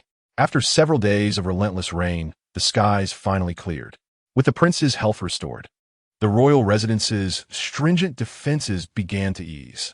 The four of them found leisure and convened on the rooftop to discuss matters. Three of them wore expressions of delight, while one harbored a gaze that seemed to yearn for vengeance. I knew it. The prince is not a heartless and ungrateful person. I certainly chose the right master. Zhuge exclaimed excitedly, patting Qianlin on the shoulder. You hit it well, discovering the identity of the princess consort early on and keeping it from us. Qianlin shot her a sidelong glance. Didn't you say otherwise before? Zhuge blinked in confusion. Qianlin recalled, you previously stated that the prince would abandon anyone for his goals. Zhuge faltered, scratching her head in embarrassment. Did I? I don't remember. Though she felt slightly rebuffed, her spirits soared. If not for the princess consort resting in her chamber, she would have rushed over to embrace her and confess her previous cold demeanor towards her disguised form as Xiaozhu. Speaking of coldness, one individual remained consistently unyielding. Regardless of whether it was the princess consort or Xiaozhu, he offered no warmth. Oi, ghost car, Zhuge called out playfully. What else with that expression? The prince didn't hand the princess consort over to the Turks, yet you seem awfully displeased. Ghost car snorted disdainfully. What? Are you reveling in my discomfort? His anger over Xiaozhu being a guise for the princess consort was evident, but it was overshadowed by his astonishment. He detested everyone. But at that moment, his irritation was particularly directed at the item in Jiu Yuan's hand. Jiu Yuan quickly skimmed the content of the invitation before passing it back to Qianlin. So, it seems that the wedding banquet for the Qin and Gu families is approaching. The prince will undoubtedly attend, considering it is the wedding of the princess consort's sister, making it a matter of familial significance. Jiu Yuan appeared to contemplate something, and then asked if the princess consort status is taken into account. Wouldn't that mean the prince will have to address Gu Shizheng as brother-in-law in the future? The mere thought of this scenario sent a shiver down his spine. Zhuge shot him a disdainful look. Do you not understand? Once married, one follows the family they marry into. Qin Yuan will have to greet the princess consort in the future and cannot refer to her as sister in public. However, the situation regarding the princess consort remained unknown outside. The entire De Liang believed she had been given to the Turks by the prince. Zhuge declared, as long as the prince is willing, he can announce it to the world at any time. Are you afraid the prince cannot protect the princess consort? Who knows? She might even accompany the prince to the wedding banquet. I would love to partake in the celebratory wine. It has been far too long since I last enjoyed it. Have you forgotten the means by which the Gu family wooed the eldest daughter of the Qin family? Qianlin interjected abruptly. Tao Tao and the maidservants from the Duke of Jinghua's residence have been in private correspondence. The princess consort must already be aware. Do you think she wishes to attend such a distasteful banquet? Upon hearing this, Ghost Car's expression grew grim, his thin lips forming a straight line, as if shrouded in a tempest of dark clouds, emanating an aura of low pressure. The events of that night were known only to him and the prince. Unbeknownst to Qin Yuan, the individual to whom she first surrendered her innocence was, in fact, him. Zhuge, typically oblivious, was jolted to realization by Xuanling's remark, and she slapped the back of her head, exclaiming, "Oh dear, how could I have overlooked these intricate entanglements? The machinations of the court are truly revolting. If I were the princess, I would loathe the perpetrator of such deeds, wishing nothing less than to flay their skin, drink their blood, and devour their flesh to assuage my wrath." As she spoke, she attempted to strike the back of her head once more, but Qianling quickly intervened, saying, "Do not hit there. That spot is sensitive." Consequently, Zhu Chu's hand landed on his forearm instead. Then let us refrain from going.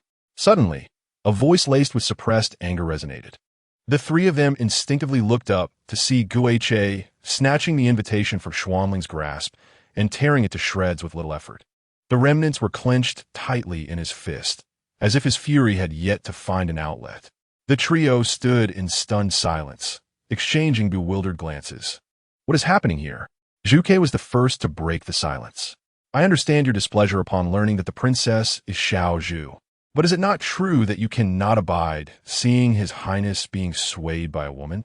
You are entitled to your anger, and there are plenty of individuals in the Shadow Pavilion who would gladly spar with you. What purpose does tearing up an invitation serve? The Shadow Pavilion was home to assassins nurtured by His Highness and whenever Guo felt disgruntled, he would summon them under the guise of training, often calling upon a dozen or more to indulge in a proper bout. Qin, equally perplexed, added, "His Highness has not yet definitively stated he will not attend." Zhu Ke retorted, "Did I not say that the celebratory wine is unworthy of consumption? Should His Highness inquire, simply inform him that I burned the invitation." Guo coldly asserted, using his inner strength to incinerate the fragments of the wedding invitation. He then donned a stern expression and, brandishing his sword, swiftly departed, his silhouette radiating an unsettling aura of menace. Zhu Ke gazed contemplatively in the direction Guo had vanished, sensing something amiss. "This is peculiar, very peculiar. By my woman's intuition, Guo must be concealing something from us." Qin nodded in agreement. His temper has indeed been rather volatile of late. His usual temperament has become even more erratic. This morning, His Highness instructed the kitchen to prepare snowballs for the princess. I stealthily took 2 and asked Guo if he wanted one. "Do you know what he did?" Zhu Ke inquired. "What did he do?" Qin Youning, looking aggrieved, replied. He exclaimed, "What a ridiculous name for such a pitiful dumpling," and proceeded to hurl it to the ground, trampling it. He even disposed of the one I held, tossing it into the pond to feed the fish. "Do you think he has lost his senses?" Zhu Ke was at a loss for words. "Is he unwell? What grievance does he have with the snowballs?" Xianling remained silent, his gaze drifting toward the horizon. He suddenly remembered that the anniversary of Guiche's father's passing was approaching. Could this be the source of his turmoil? At that moment, a commotion arose beneath the eaves. "Hurry! Bring some silk and cotton. Deliver it to His Highness's chamber." "Yes, we shall go at once." "Wait, also fetch some well water. The colder, the better." "Understood." It was Baonyang's voice. Xianling promptly leaped down from the eaves, asking, "What has transpired?" Chapter 80. Are you so certain that I shall not assist? Startled by the sudden appearance of a figure descending from the roof, Baonyang took several steps back, clutching her chest, and exclaimed, "Oh, it is you, Xin Shangwei. You startled this old servant. My lady is suffering from an incessant nosebleed. I sent someone to fetch silk and cotton, which have always been a staple in the boudoir of the ladies at the Duke of State's residence. Alas, it is my oversight that I forgot to prepare them in the royal palace's sleeping quarters." Xianling immediately inquired if it was serious, questioning how such a thing could happen without cause. "Ah, it is an old ailment," sighed Baonyang. "My lady cannot endure the heat, as the weather warms. She frequently suffers from nosebleeds. In previous years, she would escape to Wuzhou during this sweltering season, spending 3 to 4 months there before returning to the capital." At that moment, Cao Cao rushed in from the direction of the sleeping quarters, clutching a blood-stained outer garment, her tone urgent. "Baonyang, have the silk and cotton been brought? The lady's nosebleed shows no sign of stopping." Before Baonyang could finish her sentence, a tall figure swiftly brushed past, exuding a chill and a faint scent of moonlit fragrance.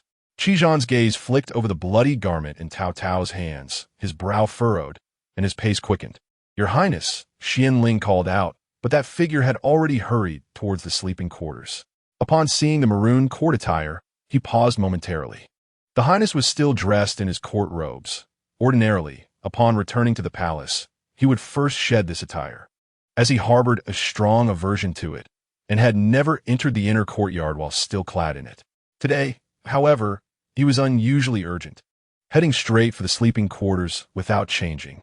It seemed he had overheard the news of the princess's nosebleed, prompting Xianling to follow closely behind. Cao Cao and Baonyang exchanged glances before they too hurried towards the sleeping quarters. Qin Youning sat at the foot of the bed, raising her right hand, clutching a nightgown to her nose. She remained utterly still, as if frozen in place. The warm flow from her left nostril showed no signs of abating. She lamented, her body already weary and aching. Now, with her right arm raised for so long, she had lost strength. "Yao Yao," a familiar voice suddenly called from behind. Qin Youning hesitated but did not turn, fearful that any movement would cause the blood to drip everywhere. A large hand grasped her raised wrist, gently urging her to lower it. "Have I not told you before that this is futile? When did you ever teach me?" Qin Youning replied, her voice muffled by the garment. Qijan knelt before her. Many years ago, he answered. As he spoke, he retrieved silk and cotton from the drawer beneath the right side of the bed, tearing it into strips, rolling it into a small point, and gently inserting it into her left nostril. Now, bow your head, he instructed gently, touching the back of her head. Following his guidance, Qin Youning leaned forward, and Qi Zhan pinched her nostrils. Just then, the maidservants arrived with a basin of cold well water, placing it on the low table beside the bed. Qi Zhan, with one hand, wrung out a cloth from the basin and applied it to her nose and forehead. Each movement flowed seamlessly, executed with precision, as though it were an instinct deeply ingrained within him.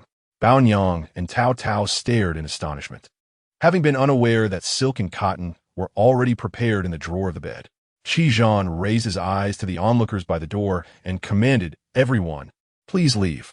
Upon witnessing the scene, the princess consort deemed that she was not gravely harmed, thus dismissing the numerous maidservants and taking her leave alongside Bao Yang and Tao Tao. Time slipped away, second by second.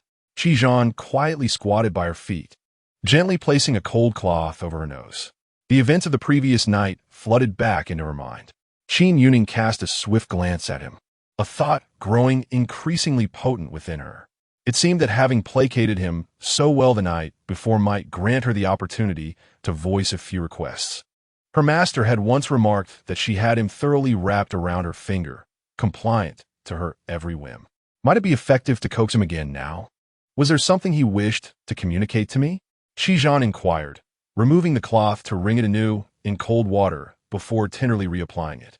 Every minuscule movement she made did not escape his keen observation. Qin Youning parted her lips, yet before any words could escape, tears began to stream down her cheeks. Qi Zhan was momentarily taken aback. "What is the matter?" She remained silent, merely lowering her head and weeping quietly.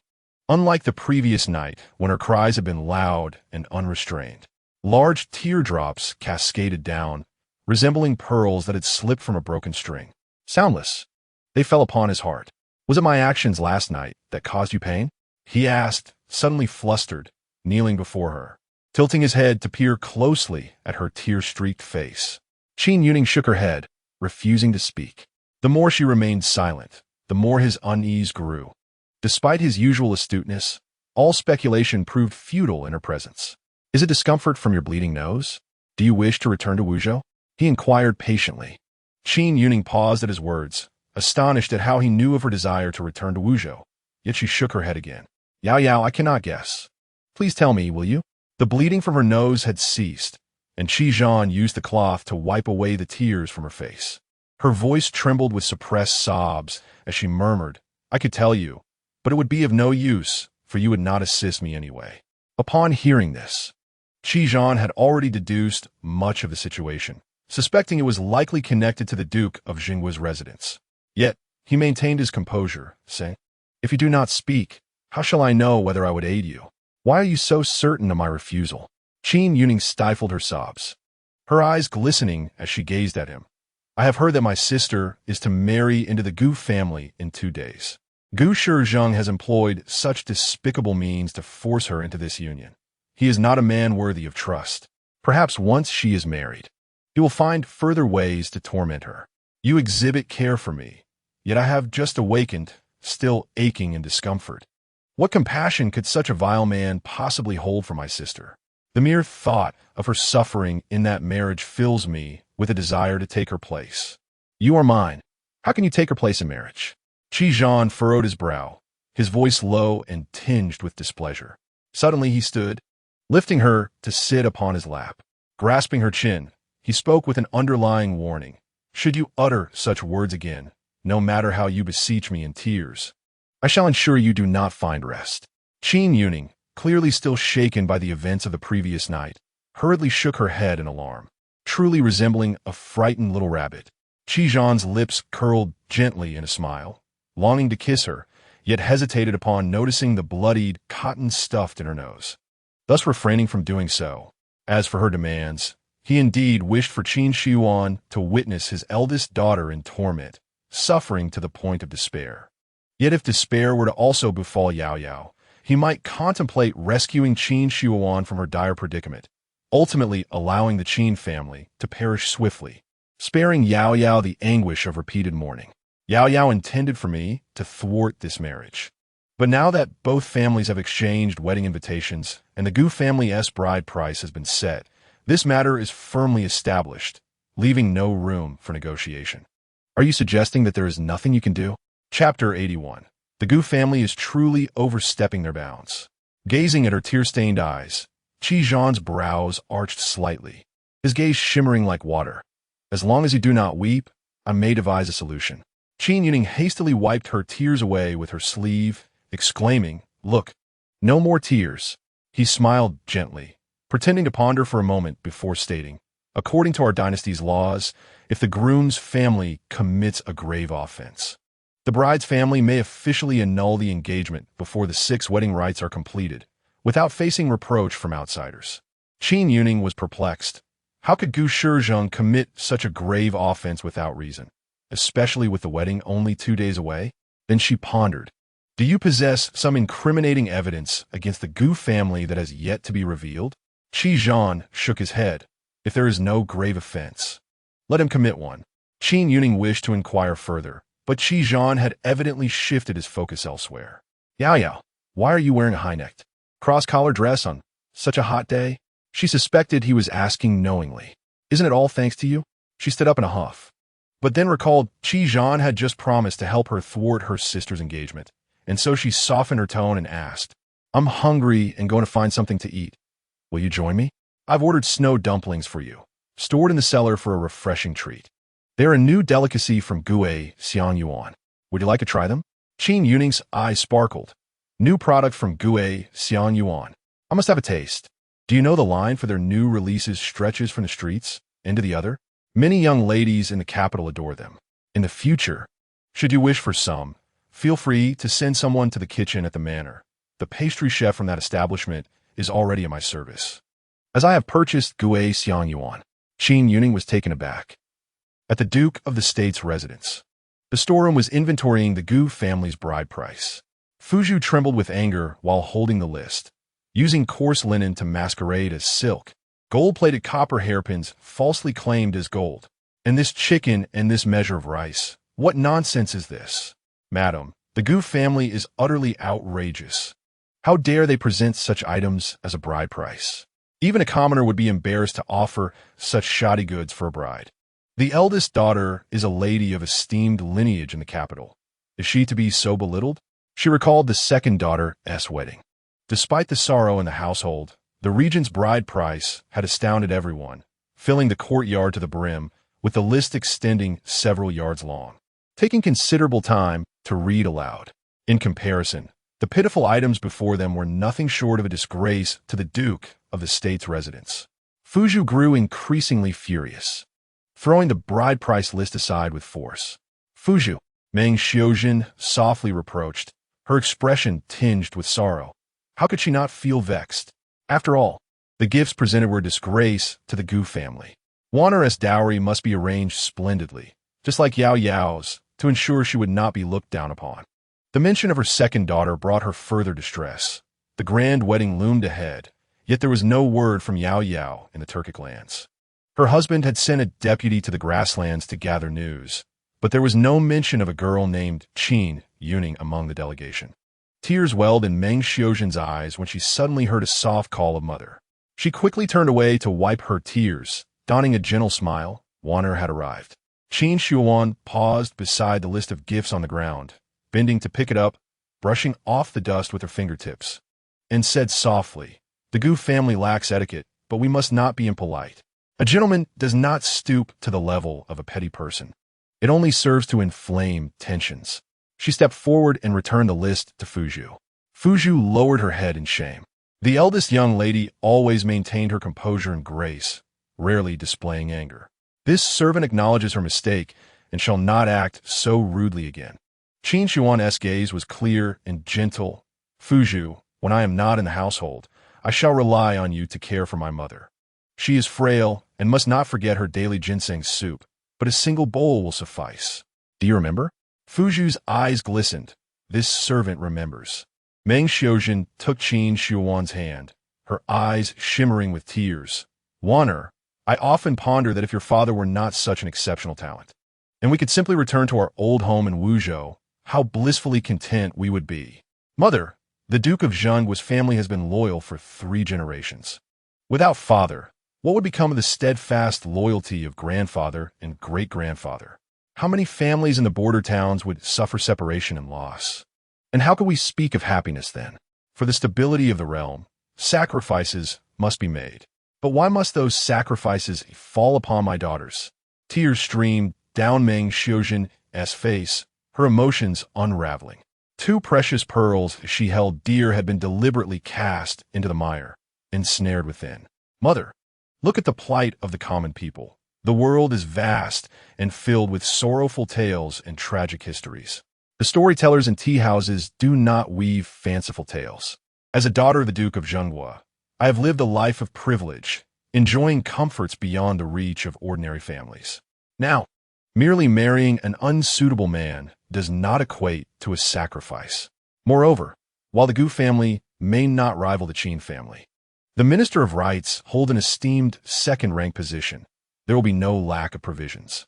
Out of respect for my father, they will not overly burden me. I shall endure Gu Shizheng's petty nature each night, and if necessary, feign illness. I have heard he is fond of the pleasures of the brothels. Surely, it will not be long before his affections wander elsewhere.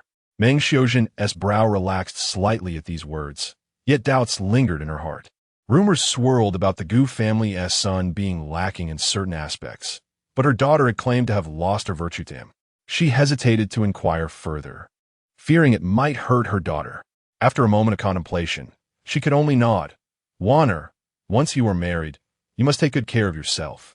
Qin Youning replied softly, Understood, mother.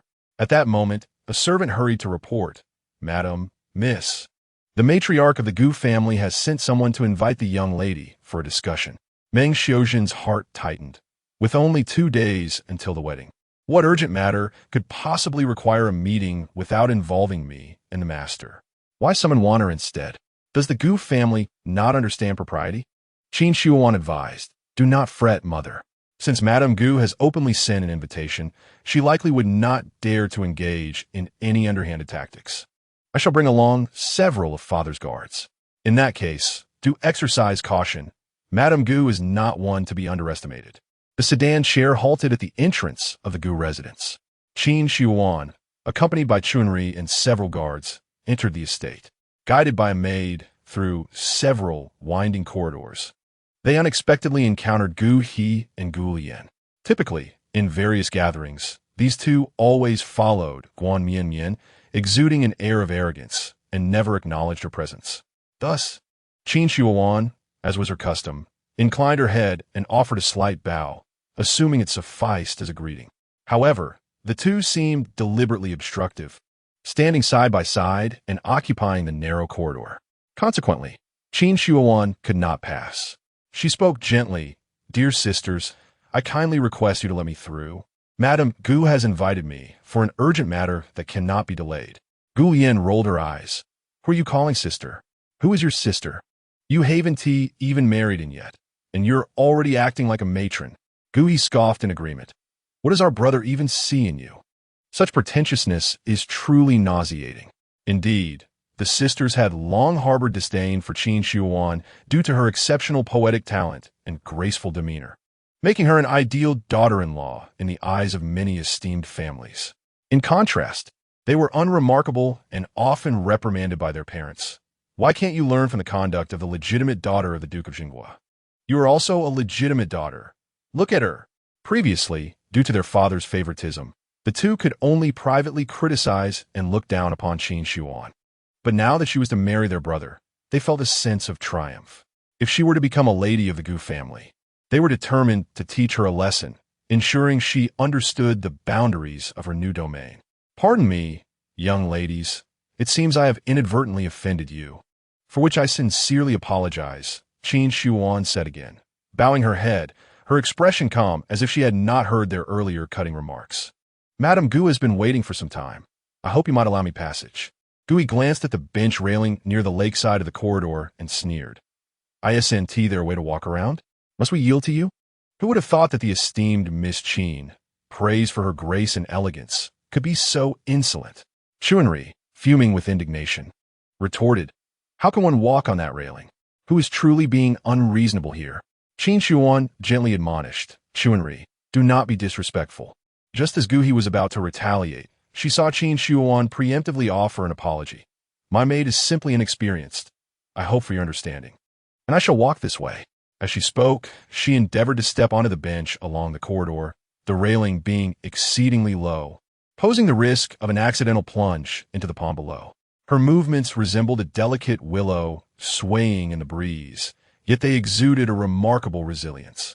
The ghostly figure sat in a corner beneath the eaves, observing the scene below with a disdainful snort. How pitiable! As the legitimate daughter of the Duke of the State, with her father being a dignified first-rank official, she dared to lower herself before the two daughters of a second-rank official. It was utterly cowardly. One could only wonder what the prince was thinking, inexplicably assigning him to monitor every action between Qin Youning and the Gu family, whilst also ensuring her protection and secrecy. After issuing the command, the prince had hastened into the palace, the urgency of his business unknown. Spring hurriedly reached out to assist, and the accompanying guards wore anxious expressions. Yet constrained by the propriety between genders, they could not rashly offer aid to the young lady. Gu He and Gu Lian exchanged triumphant smiles, sharing a secret glance. Subsequently, Gu He subtly approached Qin Youning, who was already standing on the bench, suddenly feigning dizziness. "Oh dear, I feel so faint." As she spoke, she leaned towards Qin Youing's knee, intending to topple over. At that moment, her fall would inevitably send Qin Youning tumbling into the pond.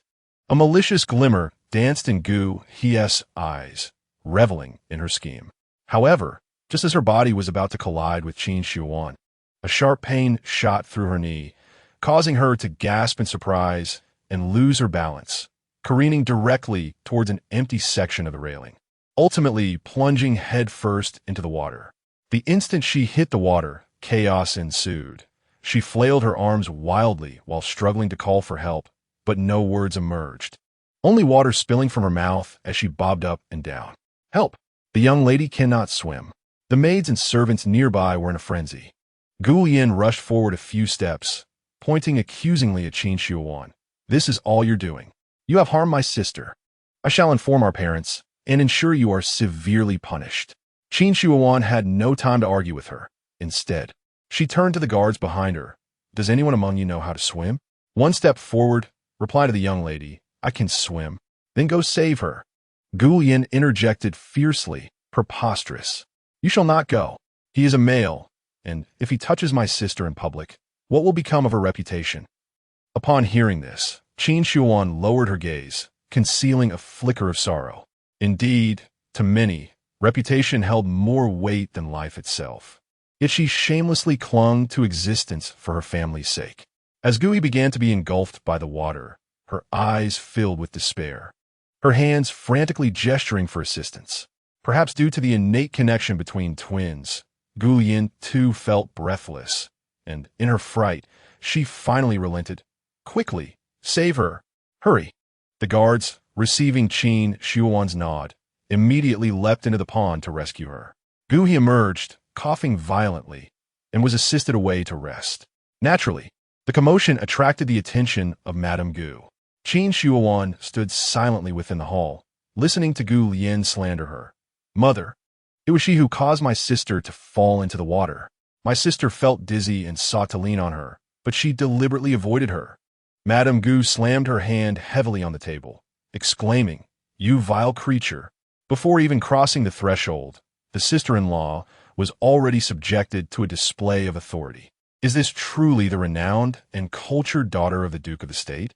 If I do not teach you proper decorum today, how will you conduct yourself upon marrying into the Gu family? Bring forth the attendants." A few young servants promptly entered, wielding wooden sticks, as if they had been prepared for this moment. "Deliver her 10 strikes. If she does not experience the family discipline of the Gu household today, she may remain ignorant of her own worth. Strike her."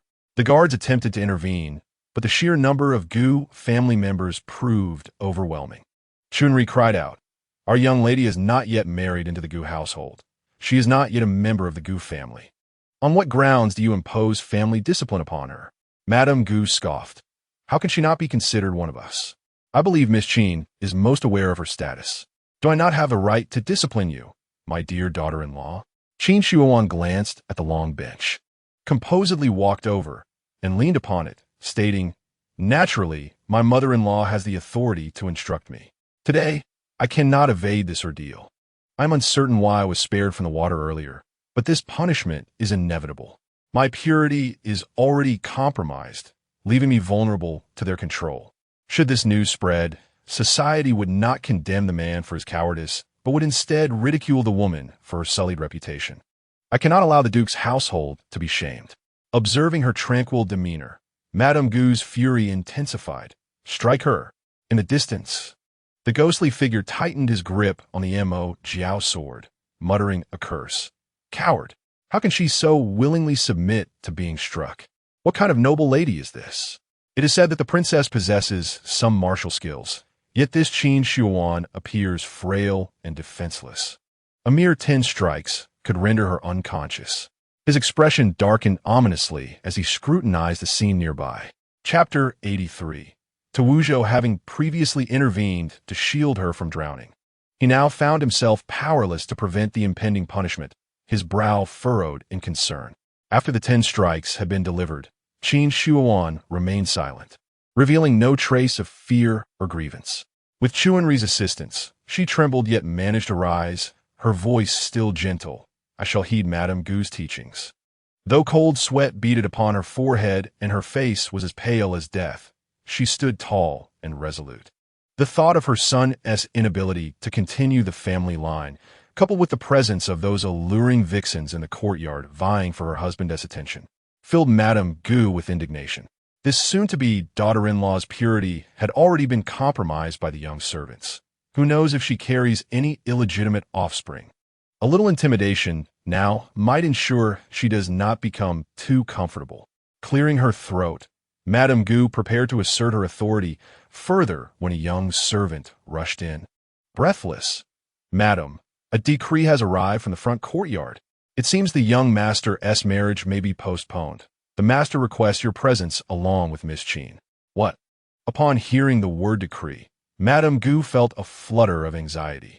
The emperor is but a child. The only ones drafting decrees are the Empress Dowager or the regent. Given that her husband is allied with the prime minister, this decree cannot bode well. Supported by her maid, Madame Gu rose and cast a sidelong glance at Qin Youning as she passed. Come, accompany me to the front courtyard. The tone she used was as if she were summoning a mere servant of the Gu household. Upon hearing the servant's message, Qin Youning was momentarily taken aback, but she silently followed along. After enduring 10 lashes, her rear throbbed with pain, forcing her to move at a sluggish pace. Madame Gu, ahead of her, impatiently urged, Is there any reason for a daughter-in-law to keep her parents waiting? Quick now. Complying, she hastened her steps.